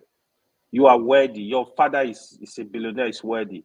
You think you're gonna look at what your father have? You don't care. Even when they say they are sharing, if they share for you, like you don't need it. Yes, you may not need it, but this is not individual family. This is not state level stuff. It's like a but let me make my argument now before people keep shutting me down. Are you scared that your argument may have holes in it? Go ahead. All these people. So my point is that if you say that all those states that have 50%, because now you are beginning to reveal some holes here. One, the allocation the state give to the states, let's say River State now, they give them their allocation plus 13% or 5%. I don't know how much they give them extra on top of that because of oil producing areas. So now they keep 50%. And remember, after they give that allocation, it doesn't mean federal government don't do projects there. Federal government still do projects there. So which means if you look at all the money the federal government spent in that region, it may still be just about that 50% they used to get before. But let's move on. That 50% that is going to happen in a regional system. Now, the regional system, because that regional system is being put in place, or state system where you control the natural resources is there now, you keep 50%, you give the federal government 50%. Now, you don't expect any penny from the federal government anymore. Not a penny. You expect from them. Now, they will take that 50% and now hand all of them over to some state that cannot afford it's not gonna be a continuous thing. You're going to see that people are going to start complaining that all the money we are working, we're giving 50%, you are giving it to Zapara, you're giving it to this one. Wait. See, I can tell you, number one, it's not maybe those states are bought this is their federal government spending their federal government has the right to spend their money the way they want to spend it. And only that they must ensure, because there is a role given to the federal government. They must ensure that those roles, they are meeting it for that particular state.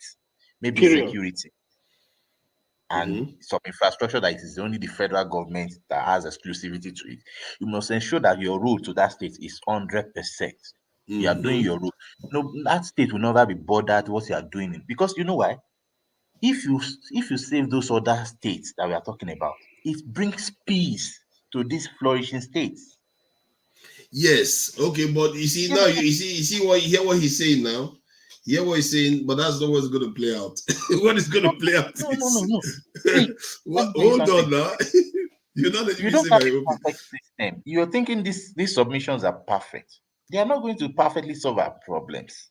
No. Okay, good. They're not perfect. No, so we are probably going to have a exactly. problem. My concern is that we just rearranged the deck and we are still in the same boat that is sinking.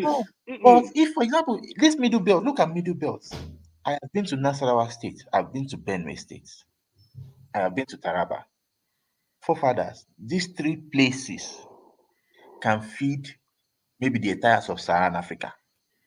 We know. See, let's not talk about potentials anymore. What is possible? I'm only just let him finish. Let him finish. My point is that you cannot imagine the federal government make sure that there is security in those places. Do you think that those people there will be bothered that Lagos people are making money in Lagos that they are not making there? People will even go to those places and make money. Those people are not bothered now. Even now, they're not bothered. But now you can see that people can't go to farms because but then who is going to secure the state now? Who is going to secure the state? Is it because they have money now? No. What do you mean who's going to secure the state? It's the federal government that is in charge of security, isn't it? Oh, so the federal government still has to come and secure the states, eh?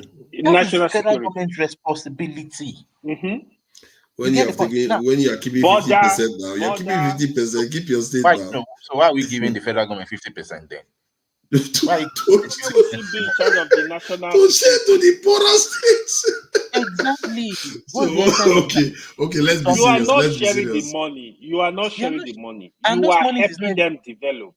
Thank you. It's an investment. It's not that maybe like give.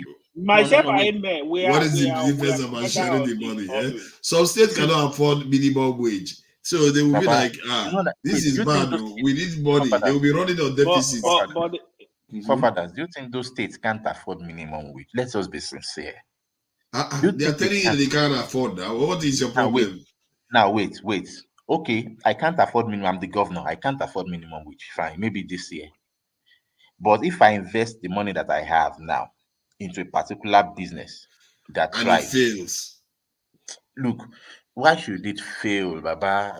I'm trying to paint the worst case scenario to your this thing. I'm trying to see. Let's say it fails after 20 years. Are you not going to be tired of giving your 50%? You're going to be like, no, I want.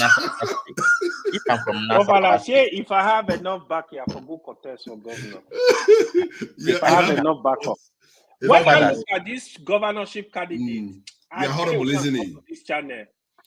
Yeah, I'm gonna ask a question. Their mouth will be bitter because when you hear what this guy talk about, you want to be a governor. You're talking of just stupid stuff, like, bro. It's a shame, isn't it? Hey, why? Yeah. Nobody they talk of Edo plantain now. Imagine Edo investing in plantain alone for fathers. Just one plantain. Edo used to be number one in palm oil. One business paradigm. When you hear Malaysia came to Nigeria to get palm kernel, now Edo they come. You see, oil palm plantation. Yeah, the thing is now you have to package it, export it out of Nigeria. Except you want to feed Nigeria, that's fine. You can do it fine in Nigeria. Yes. See, and you will try to transport it to the north, and your truck is going to swim in that water. That is the problem. Hold on. I agree with you that it favors. I don't see anything wrong in going like states controlling their resources. I don't see any major issues with it. I just feel like the states that feel like they're going to lose out will resist it. We're talking about the general problem. By today, right? If Nigeria was a serious country with serious leaders, we're supposed to have even cargo train that is moving goods from the major city, Onitsha, Kano. That's what they are trying to do. Actually, I have to give that one to them. They are trying to do that now. We won't do those ones. We had them before, We had them in the 80s before. They didn't. You don't have. That is why even our road, they are overloaded. They are overworked. Like, you don't have business transporting cement across our road. These are heavy load. You're supposed to have a train system. You are right. You don't have business. Hold on. You don't have business. A truck leaving Kano going to Lagos. It's train. You move them straight. You can't even have a train that is going from Apapa, from around the world. Move straight to Kano. And it's true, that's what is damaging our roads, because the roads are covering too many heavy goods. Even in the east, even the way Lagos is populated, that's another way to decongest. If you have people that move cargo to Onitsha, for example, today, you see a lot of people don't go there and Anambra, they do their business for there. They're not going to worry, say they want to come Lagos. Security is there. There's no joined up thinking there. If you need, that is why I always say this. you need somebody that will be in Nigeria that will think across board how to develop it. I think, you know what, we may have them. We don't just have enough of them to start making heavy changes. We don't. In the It's current paradigm worse. that we are in. It's getting worse. This is our slow motion paradigm. We don't even have enough of them. But I wanted to go with Amy. I wanted to go with Amy because Amy talks about plantain in Edo State. But I feel like a lot of southeastern states are going to lose that if states become like they start controlling their resources. The only state that is going to do well is Imo. I think Imo has a lot of gas deposits, but most of the southeastern states will lose out. Commercial state. Anambra will do natural resources. All of them will do well. How are they going to do well? Tell me, how are they going to do well? Wait, sorry, please. Can I ask okay, go ahead. No state in Nigeria has less than 5 natural resources. So you think even Kogi has a lot? Yeah. Less. I'm even saying less. All you just need for a state is even 1. Now let us throw away natural resources. 1. The human resource itself. No state has human resources. It's power. Now, what are you going to do with the human resources? Can you give me an example? I'm asking now. What is wrong with question? Why? If you can't do mechanized, automated agricultural system, for example, you can use humans to do those agriculture. So such that once you create a system that let us do this thing, this is your benefit after 6 months, after 8 months. People will go and invest and begin to do those farms. Use human self, do the farm. Use human, do the value chain services. Look, put all those things in place. Let those who have gone to school be in certain places where they supervise some things. And then you realize that you will begin to funnel. So are you saying that they're not farming right now? See what's over the road. They're really enjoying it. No, this is the kind of discussion we actually love to be having. And funny thing is that if we have this kind of things, you know that you won't be bothered who is the president. You won't be bothered if it comes from the north or the south. I'm telling you, because you know that there is something that is working and that will continue to work. There's a system. That is what I'm talking about.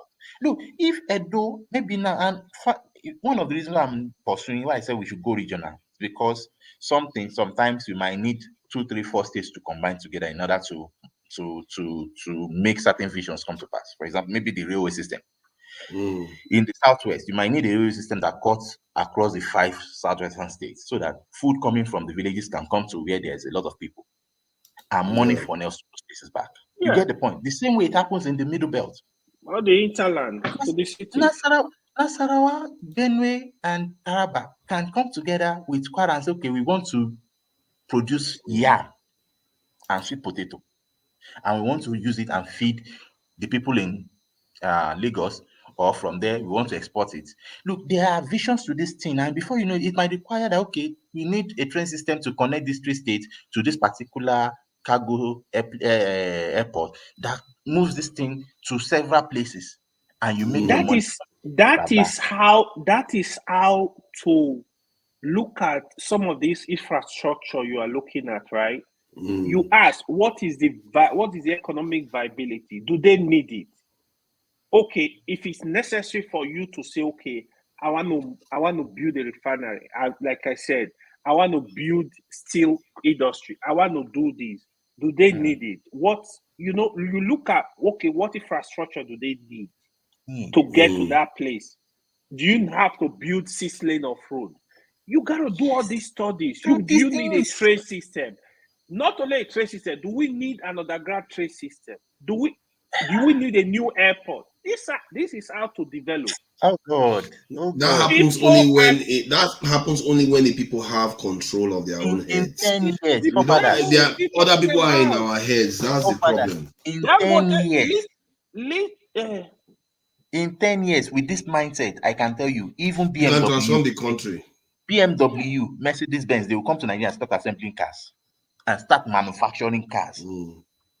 You don't. I know for sure that if someone like me go anywhere near power, I'm not going to last 4 years. But by the time I'm done, the kind of the kind of stuff they will kill me, but by the time I'm done, the kind of stuff I'll leave behind, that the momentum cannot be stopped. You just carry on going where you go, because the day we have a leader, you tell everybody, wake up. If you are asleep, you wake up. I'm gonna be your friend, but wake and up. I hope that, and I hope any Nigerian leader that comes in behaves like that. They have to behave like it's an emergency, like tomorrow everything is about to end. Build and build and build. Don't care, because by the time the sanctions kick in, you've already built so many things. I'm not gonna wear suit except I'm going to event. I'm not gonna wear suit. You know, I'm gonna be. What is the time? Where is the time for that? Move. I'm not gonna wear agbada. I don't need them. Like I go fold the sleeve. Like that's your sleeve. I go wear. Get ready. You gotta get this done. Don't be played. Like it needs to be done yesterday. They don't understand that this is in a hurry. You have an Anambra, an Aba that can manufacture anything, duplicate anything. Yeah. And you're not capitalizing on that. Invest more in it. What do you guys need? Do more work. Even at those states that used to manufacture quite a lot of things too. I know before colonization, Edo was a great manufacturing hub. Do you know the mineral resources in Edo State? I don't know. You know, Cetraco originated from there now. Cetraco, you see, is the biggest Nigerian construction company. I didn't know. If you know the natural resources, even Chinese company are there now. We've not started tapping into our gifts. Go to Ekiti. Do you know what they call? Do you know the meaning of Ekiti? No. Ekiti is the plural for Okiti, and Okiti means rocks. Rock. It means yes, hills, rock. You can imagine breaking those rocks to use it to do roads. That is resource. Apart from the normal natural, again, those naturally you see a lot of stones in those places. Yeah, that's like the first phase, isn't it? If any Nigerian leader is serious, first phase, make Nigeria very productive, just on every front, like you are describing. Go in that direction. For me, the next phase should be West Africa and Cameroon. You have to make them your market. There's no way you make Nigeria the whole area that won't grow across those places, because it will be it's just like the way Lagos is, that everybody's trooping to Lagos. Nigeria will be America now. There will be enough work that you need people from outside to come and do. Imagine. Yep. Thank you, gentlemen. I think we have to stop soon. Talk in terms of be a bloc that we negotiate for at least West Africa. But today we lost that opportunity somehow. We lost that. We had it once, there was a time you can argue that we had it. We don't even have it. Completely let it go. Can you imagine we are not serious? We are still at it.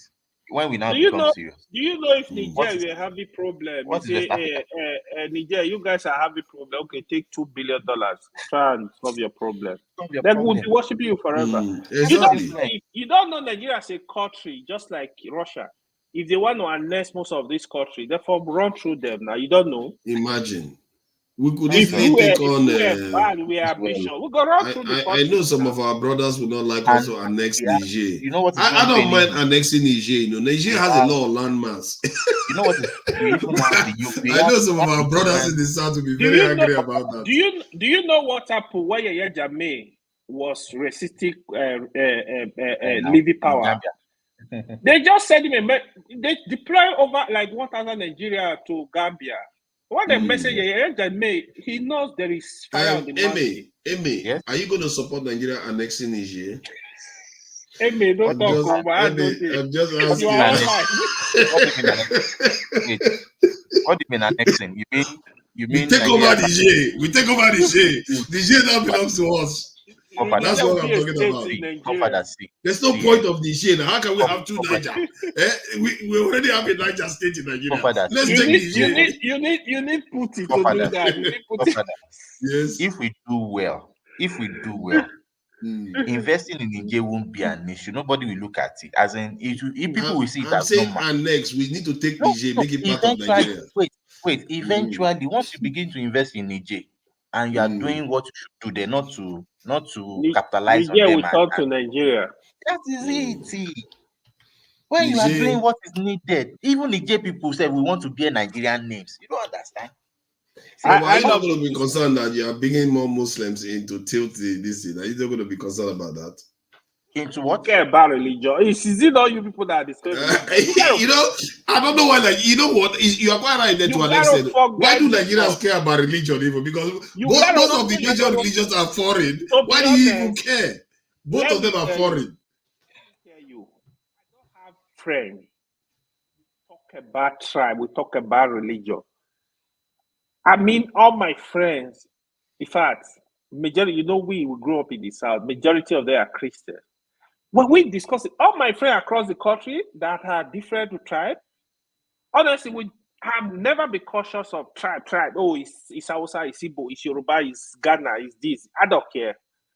It's here. I stand. You just, if you say you want to be my friend, you having that discussion, I'm gonna cut you off. I don't have time for garbage. It's waste of my energy. The world has moved on. I'm not saying if you are Yoruba, don't be a Yoruba. That's not what I'm saying. I'm going to enjoy your culture. Oh, you are doing marriage, invite me. Oh, that's so. Oh, interesting. Niger is massive. See, no. Niger is bigger than Nigeria now. Yes. Niger is massive, and it brings us closer to Europe. All we have to do is drive past like Libya. We are in Nigeria. That would have been cool. Can you imagine? Drive past Libya. We are back in Nigeria from Europe. That would have been cool to have. We need to take over Niger. Sudan, no, you can't say you need to take over. It is wrong. You see, that mindset is wrong. You can't say we need to take over. Now those things they make people angry. You know, I say pastor. Imagine a Nigerian listen to you and say, look at these Nigerians doing this wrong. We don't need to take over. I'm sure Nigerians will be very happy to be Nigerians, sir. You need to influence. It is influence. All that access to the sea, they would like it. They've never given them a choice, you know. Maybe they should ask them. Forefathers, that sea, we are talking access to the sea. Who does it benefit actually? As in, na sea, na root. You know, be say if you my guy.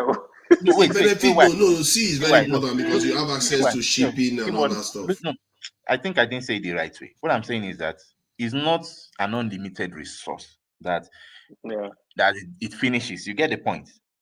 So the more the merrier, the more it is reading on it, Nigeria go make money from the place. The more Nigeria wants to use that access, Nigeria will make more money from it. It is not maybe want to keep it exclusively. I get your point, but what I'm saying is we can maybe invest in Niger, make them strong, and let them give us a route to get too close to Libya. You know, Africans can be able to travel from. Why do you want to travel to all those places? If you have a working system in Nigeria, they will be coming to you.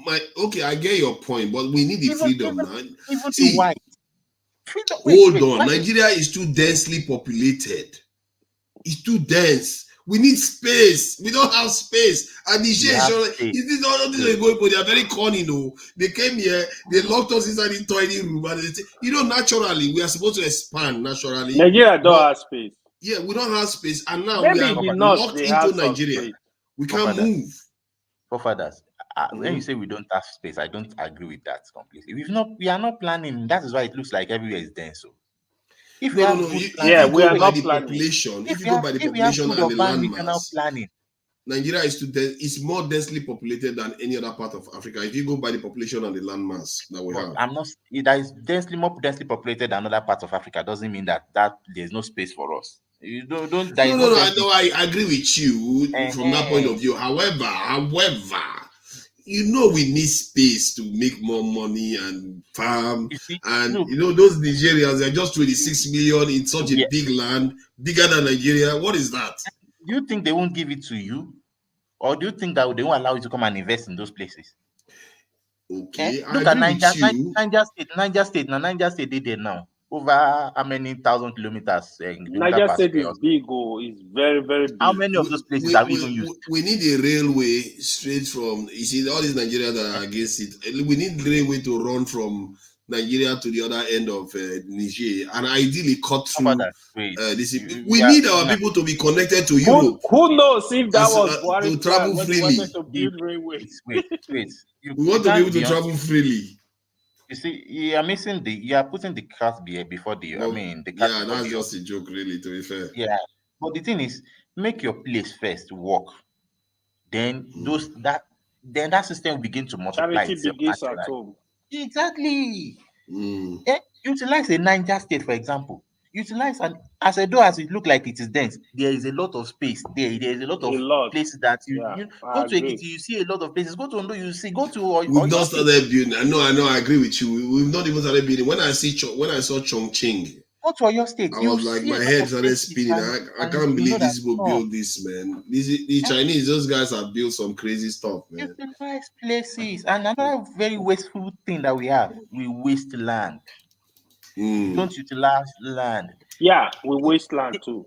It is when I travel, I now understand that okay, you mean on this small land we can erect this big structure. Yes, now. When I usually tell them like back home, I'm like, you guys, you see somebody will buy like 200 by 2. I'm like, what do you need this for to build this small house? God. People waste land. In Lagos, we should be having skyscrapers that should accommodate a lot of people. Especially Lagos. But it will happen in Lagos though. All those structure they will start. Yeah, I think it's true. I think Lagos will do that. It depends though. If the sea they can contain the ocean though, because the ocean is threatening Lagos quite significantly. They don't have option in You get Lagos. the point. Look, that is the way. That is the way you think. Yeah. And if it is going to happen in Lagos to start division right now, do underground digging, make a sewage system that should accommodate 50 million people. That is the lack of. That's another thing I'm going to do. If I was a Nigerian leader, I'll make it mandatory for every building to have bunkers. Government building for sure. I don't know why we don't build these things. Major buildings. They have to have it. Underground in construction has to be massively done because we don't have underground. Like in the UK, they have the tube that is underground construction throughout the whole capital. Let me tell you, the reason why we even understand these things is just because we have some level of similarity in thinking. Most people don't even understand this issue. That's why sometimes I just laugh. I said, "Now survival mode we did." I just feel like survival mode we did because the leaders in a stone age. Do you know a country where a president was telling you that people are japa, okay, who will train more people? Who will give them? We'll give. Let me just highlight this again. Let me just show this again. That's because for me, for me, when I look at this, it's like we have not even started on the journey. I say it looks far. Of civilization. It looks far from us though, but I'm not sure how far it is because in reality, we could get there relatively quickly if we are on the right path. Let me see. Because it looks like it's far, but it's not as far. This is one of the craziest. The reason why I say it's not as far is because technology is advancing a lot faster. When the Chinese built this, maybe it was 20, 30 years ago, but we are advancing faster now. Technology is there. So we could do things that it took them 20 years to do in 10 years if we just got our act together. So let me just show you this briefly. It's very short anyway. City in China. Welcome to Chongqing, China. It is one of the most futuristic cities on the planet. For example, watching a train go trough an apartment isn't something you'd expect, but in this city it's completely normal. Here in Chongqing, you will find the gas stations on the rooftop of buildings. It is not enough, this city has one of the deepest subways in the world. It goes 94 meters deep, which is equivalent to 31-story building. This city has got to be one of the most complicated. Look at what human beings created. Look at that road system. If you miss a turn there, they said it's going to take you 2 days to return to come back to where you're supposed to be. Bro. That is madness. I say, I repeat it. It's only Africa that don't take off. They don't take off next year. Okay, let me tell you this. Saudi Arabia are building King Salman Airport now. That's the biggest airport in the whole world. That is part of their project 2030. Yeah, look it up. You see, I don't know. Like, I just want if we were doing something at all, I would have been happy. We don't have a plan. We're doing nothing really. That is where I fear. That is it. Look at funny thing is, as what your forefathers also said, that with technology, what they got in 20 years, you can even get in 5 years. Do you know? Funny thing is that these people, even the Chinese, they want to come and do this standard. Most of the times, with what I've heard, whatever. If all these Chinese will not look at the way Chinese build their own cars, the ones they use for themselves. Do you know that those things are available if you want it? They can build the exact same thing for you. Yes, now. But most of the time is that our people go there and negotiate poor values. Poor values. So what, just look at what somebody is saying here. Just because they saw this video, say China is top of my bucket list. This country I want to visit before I die. Like just seeing this alone, they are going to make money from that. See, it's China crazy. and Japan. In fact, China and Japan, they are living already right now. They are like living in 2055, 2070. Me, I want to go Japan and China definitely. I think I have to see these things for my. I'm going there. I'm going there remarkable. definitely. It's Once I remarkable. enter Asia, I'm going to anytime I go to that region, I'm going there. Those two countries you have to be on your list. Japan, the rate of China. industrialization in China, they can make anything on industrial scale. What is this? This is madness. How do you build this? These people are well ahead of Americans. I said it 2 years ago that they are advancing faster than Americans. These guys are crazy. American are packaging. That before packaging. It's packaging. Even infrastructure. They are getting away with packaging. If you go to Middle East here, you go no say America. Infrastructure where the Middle East, America are struggling with that infrastructure. Now old glory now. They're not building new infrastructure now. Crazy. Just look at that. It's madness. A world-class hospital in 15 days. From start to finish, and people were already working in that hospital within 15 days. Because they felt like, oh, our hospital is not enough for this COVID, whatever. And from plan everything till usage. I know that. It's not just hospital for 50 people, for I think 1,000 beds or something. In 15 days. That will take any state in Nigeria at least 6 to 8 years to do that. And funny thing is that it's not that they can't do it in Nigeria or we can't do it even within that same state. Only that we just have greedy people.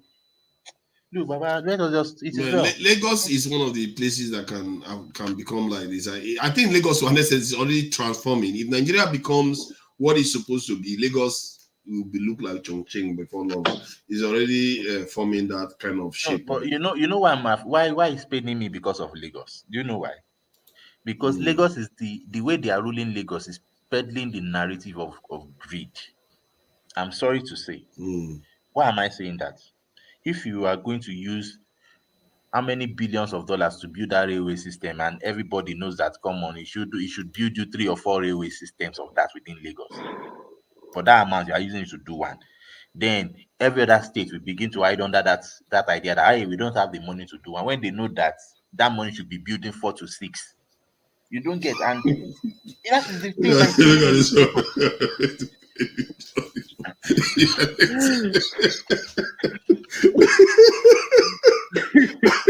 I really, that's something about I might just I would have not true. Now when people go say I'm here to help you guys, man. I'm here to avoid it. Now those people say please save us. So we need the space now. This is serious business, man. This place, to be fair, many African countries are practically empty. Cameroon is empty. Central African Republic, that's what is seen. Practically empty country, 5 million or so, massive landmass and green. That one I don't even need permission. I'm just walking out. I'll send one town over to take over. I'll be walking. Look, Nigeria has a tendency to be. In fact, I'm the only thing I'm scared of that to say what I want to say now is because at that level it's another different war entirely. Nigeria has the capacity to be world class, and then we will now face our own world class challenge. You get the point? This challenge that we are facing now is basic challenge, and we can't even manage it. But we have that capacity to do that. And the thing I wanted to enforce really well is that we not just that we have the land or resources, we have the brains. We have the brains to do these things. I think we can meet the challenge. You just haven't had the opportunity. I think our people, that's why I say Nigerians are some of the most alive people I know on the face of the earth. We have the like brains. literally. And we will meet it. I know we will. It's just we haven't had the opportunity to prove ourselves at that level yet. And we will. We will get our chance because they will come for us sooner or later. And we'll get our chance. I pray so that we get it right. See, no, but look, nobody bothers traveling, going all around the world and doing all those things. It has its own benefit, yes. But the truth is that have a working system that even make your brains who have gone around come back to invest. Have your universities that even the whites come to lecture. You get have a system that makes knowledge. Why do even all these American things that we are talking about? What are they really benefiting from? Go to South Africa today, they'll tell you the large number of postdoctoral students are from foreign countries, and most of the time they are Nigerians even. And this is the level that really gives research because they are the ones who they do a lot of research. You get the point? They understand it. And it is this research that they use to bolster the economy. They used to build their land. That they used to become what they are. Research should come into a country. Researchers make your place enabling enough to make researchers come into your country to develop your this thing will not be rocket science now. Why you go just think you go come question yourself what is People will always come where they feel safe and secure, and they know that their work is going to mean something in time. So, but we have our work cut out for us, and we've all this conversation we're having here is to sharpen our minds on these things. You never know. AY might end up in Edo State governorship. when they make it state to control their resources, and he will be able to do the right thing. But we hope these kind of people that understand this are the ones that end up there. Because sometimes you go to some Nigerian spaces, they are not talking like this. So especially those ones that are in Nigeria that just went to Nigeria, the West recently, and they are still talking like people, the politicians in office right now. They are going to do exactly the same thing. You know, all those people that really love Davido, all those people that believe in all this our culture, they are in that mindset. They will get there and they will do exactly the same thing. They are not in the mindset of nation building. They are not in the mindset of liberating their people. They are in the mindset of just repeating the same pattern, catching crews and doing all. It is all fun, but they are not there to change stuff. That's the problem. We have to be organized in the sense that when people like us that have had these long conversations, because there are a string of us out there right now, not only on this platform, there are a string like numbering in the hundreds. Those are people, if they start ending up getting close to power, we should always encourage them to get there, support them to get there if necessary. The diaspora is going to get more and more organized. Let's make no mistake, because the size of the diaspora probably more than doubled in the last 2 to 3 years. The amount of diaspora that came to the UK alone, that's the one that came to the UK in the last 4 years, is more than the one that came the last 20 years. Yeah, they said it though. The last 20 years. So the diaspora last year is even in Canada, over 150,000 came to the UK last year. About 150,000 or 140,000. Just the UK alone, from Nigeria to the UK alone. Not to mention America, other African countries, South Africa. The diaspora has expanded, and we need to support ourselves. The ones that believe in these things, we need to do it, because that's how you change a country. The ideology, the belief in rebuilding your country and making sure your country looks like the country that you went to.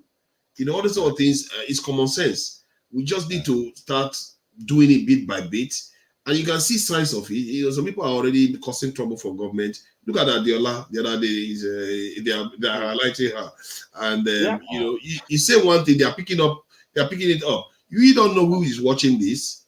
Adiola is a very big channel, but you don't know who is watching. Yeah, they are watching. If you say the wrong thing, you find out. The internet is getting to everybody's room. So either you like it or not. If you know what, your family member will watch. Yes, exactly. Your children go, So you'll be forced to say, Daddy, come and listen to this thing. You'll be forced if any of you end up in any, even if it's not you or the person that is in office, you are the one advising them. Let them know. Move fast. Act as if you are out of time. It's an emergency. Move quickly, because and the thing is, even by doing that, you just achieve mundane stuff really, if in the end, because it's so hard. Get one thing right. Get just one thing right. Is my own ideology. That's not bad. Get one good thing right. Like even if it's power generation, focus on that, get it right. If it's security, get it right. All those, you just get one solid one. That's good too. If you want to do multiple things, do anything you do it diligently, do it well. People will see it and it will endure. You just have to do it. And ideally, you want also do it in such a way that the next person that comes in will be like you. You know what they are doing, Baba? They will they look at you. How will you be building a particular bridge that's just 3 kilometers? You are building it for 8 years. You are handing it over. You are handing it over so that the next person, it is that bridge shouldn't take you more than a year. You get the point. Get it right and speed. Get it done and let it be done by. It doesn't take. Get it done quickly. If you have the contractors sign that this is what they're going to do, you monitor them and you make sure you give them incentive to complete, and make them punish them if they don't complete on time, harshly, and you let people know. Because when people know, they forgive it. If people know you are serious, you want stuff done, they'll forgive, and they'll put pressure on those people to complete it. They'll put pressure like, oh, is there anything? What is your excuse? Get this thing done. If you work with people and they see you working hard for them, the sky is the limit. You will be surprised. That's why I say this thing is easy. Our leaders we just haven't had enough people. We do have some of them that try, but the impact is not as much. Even the ones that are trying, even the ones that are trying, you look at it, you will still see greed.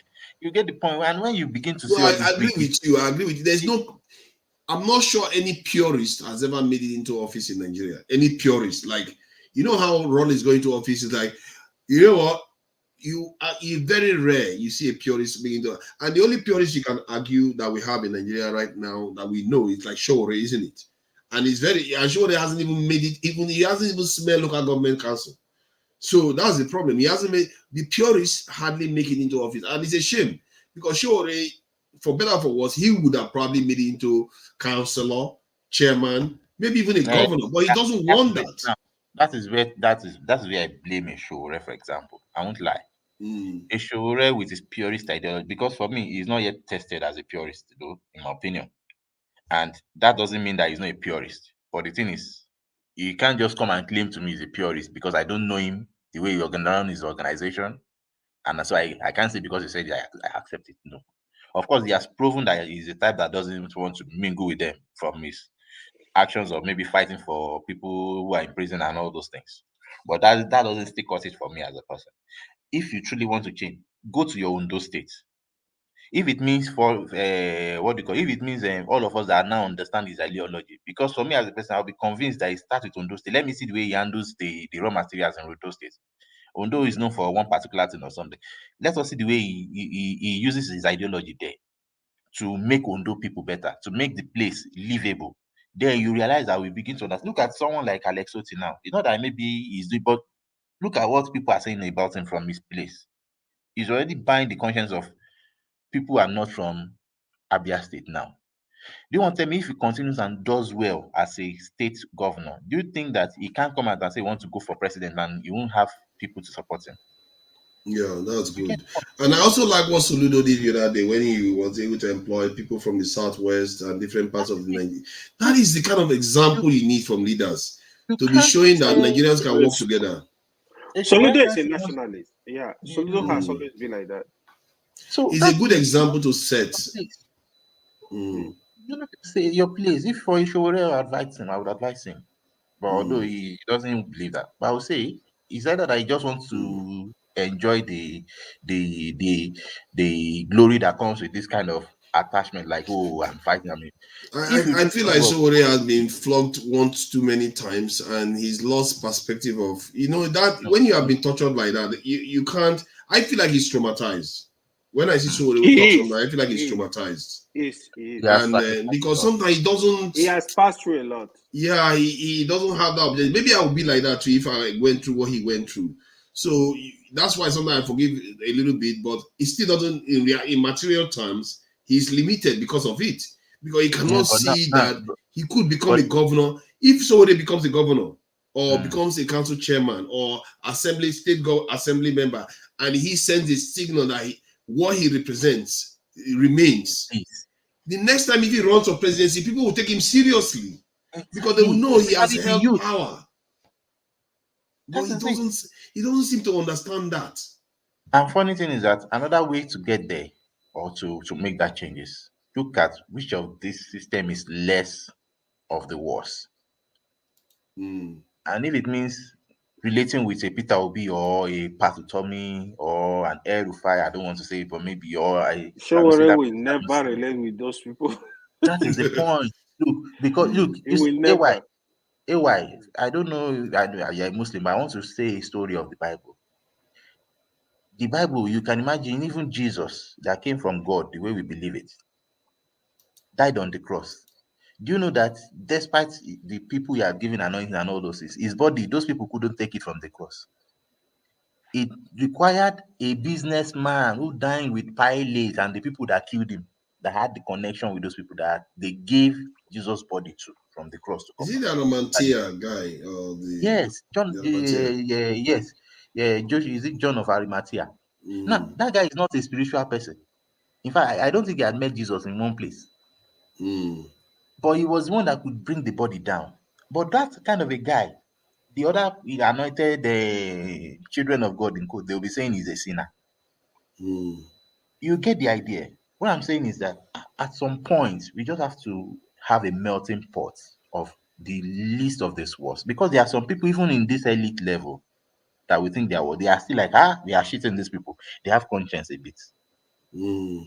And those people, you can still pilate them into your system and they'll work for you. And they have access to power that they can make things happen. I agree with you. Thank you. Let me close out the show. We can go backstage. And I really appreciate all of you for joining us this week. And I think I'm learning a lot. This is why I ask questions. Sometimes it appears I'm in elementary school. I don't care. I don't care. I want to know. I don't want to go and talk nonsense when something I don't know about. I have to learn. And it's very important that we are all open to learning. And I really appreciate you for joining us today. And Kando, I see you there. AY as always. You know, the people are trying to pick on AY today that I'm being partial to AY. All these people, enemy of progress. Enemy of progress. That are picking. It's like AY doesn't shout at people. He doesn't stop you from talking. It's not that AY will just say, please move the conversation on. What AY will do is, let's not talk about this subject. That's the worst he does. The idea that he's just a terror, come on, man, people chill out. So that is that. Amy, I really appreciate the time you spent with us here. Yeah. Very, very engaging. And I really appreciate your time. And thank you for joining us. You know, Dr. Dameji, I appreciate you. Olumide has gone to, Olumide's kingdom. Olumide's kingdom. I'm spending some time chilling out. And Kene, I know you are there. You are listening. You are waiting until we say something. I was going to say IPOB before it will come up. Kene will bust out from nowhere. How dare you? How dare you? How dare you? I know you are there watching. I know you are definitely there. So thank you for joining us, Kene. And let me acknowledge people on the chat. Ken Ogomo, I see you there. Ken Ogomo, thank you for joining us. And High Beauty 10, I see you there. Thank you for joining us, High Beauty 10. Udo, Olisa, Franklin, I see you there. Francis, Ene, I see you there. Thank you for Guy Walele. Boom Boom Ray, I see you there. Thank you, Fumi O, Tracy Jacobin, Mark Enelli. You know, you all know yourself, Tope O, Christine, Karen Barr, all of you. Thank you for joining us. We appreciate you all for taking your time to join us here today. There is even one man went to join us here. Tope O with your donation. Tope O, I thank you for your donation. I appreciate it. Again, Tope, oh my God, Tope O is supporting the channel. Tope O was just popping money. Yeah. Thank you for for the donation, Tope O. We appreciate it a lot. One man went to more. We see you there. You know, people are beginning to appreciate you too. Thank you for joining us. One man went to more. Again, Konata with your donations. Thank you for your donation, Konata. And Tope O again. Tope O, thank you for representing Kolata again. And then he got another big one from Topeo. Thank you for the donations. I hope you all have a fruitful and great week ahead. I hope whatever we've learned today, we use it in our lives to enrich our decision making. And I hope you all have a great week. Till the next time we meet again, good week ahead. I would like to greet you all. Early this morning, I had a swagger. And it's on the social media. And tonight, this gentleman will be making his network television debut. This is his most recent album right here. It's called Spirit of Love. It's called very pleased to welcome Majek Peshet.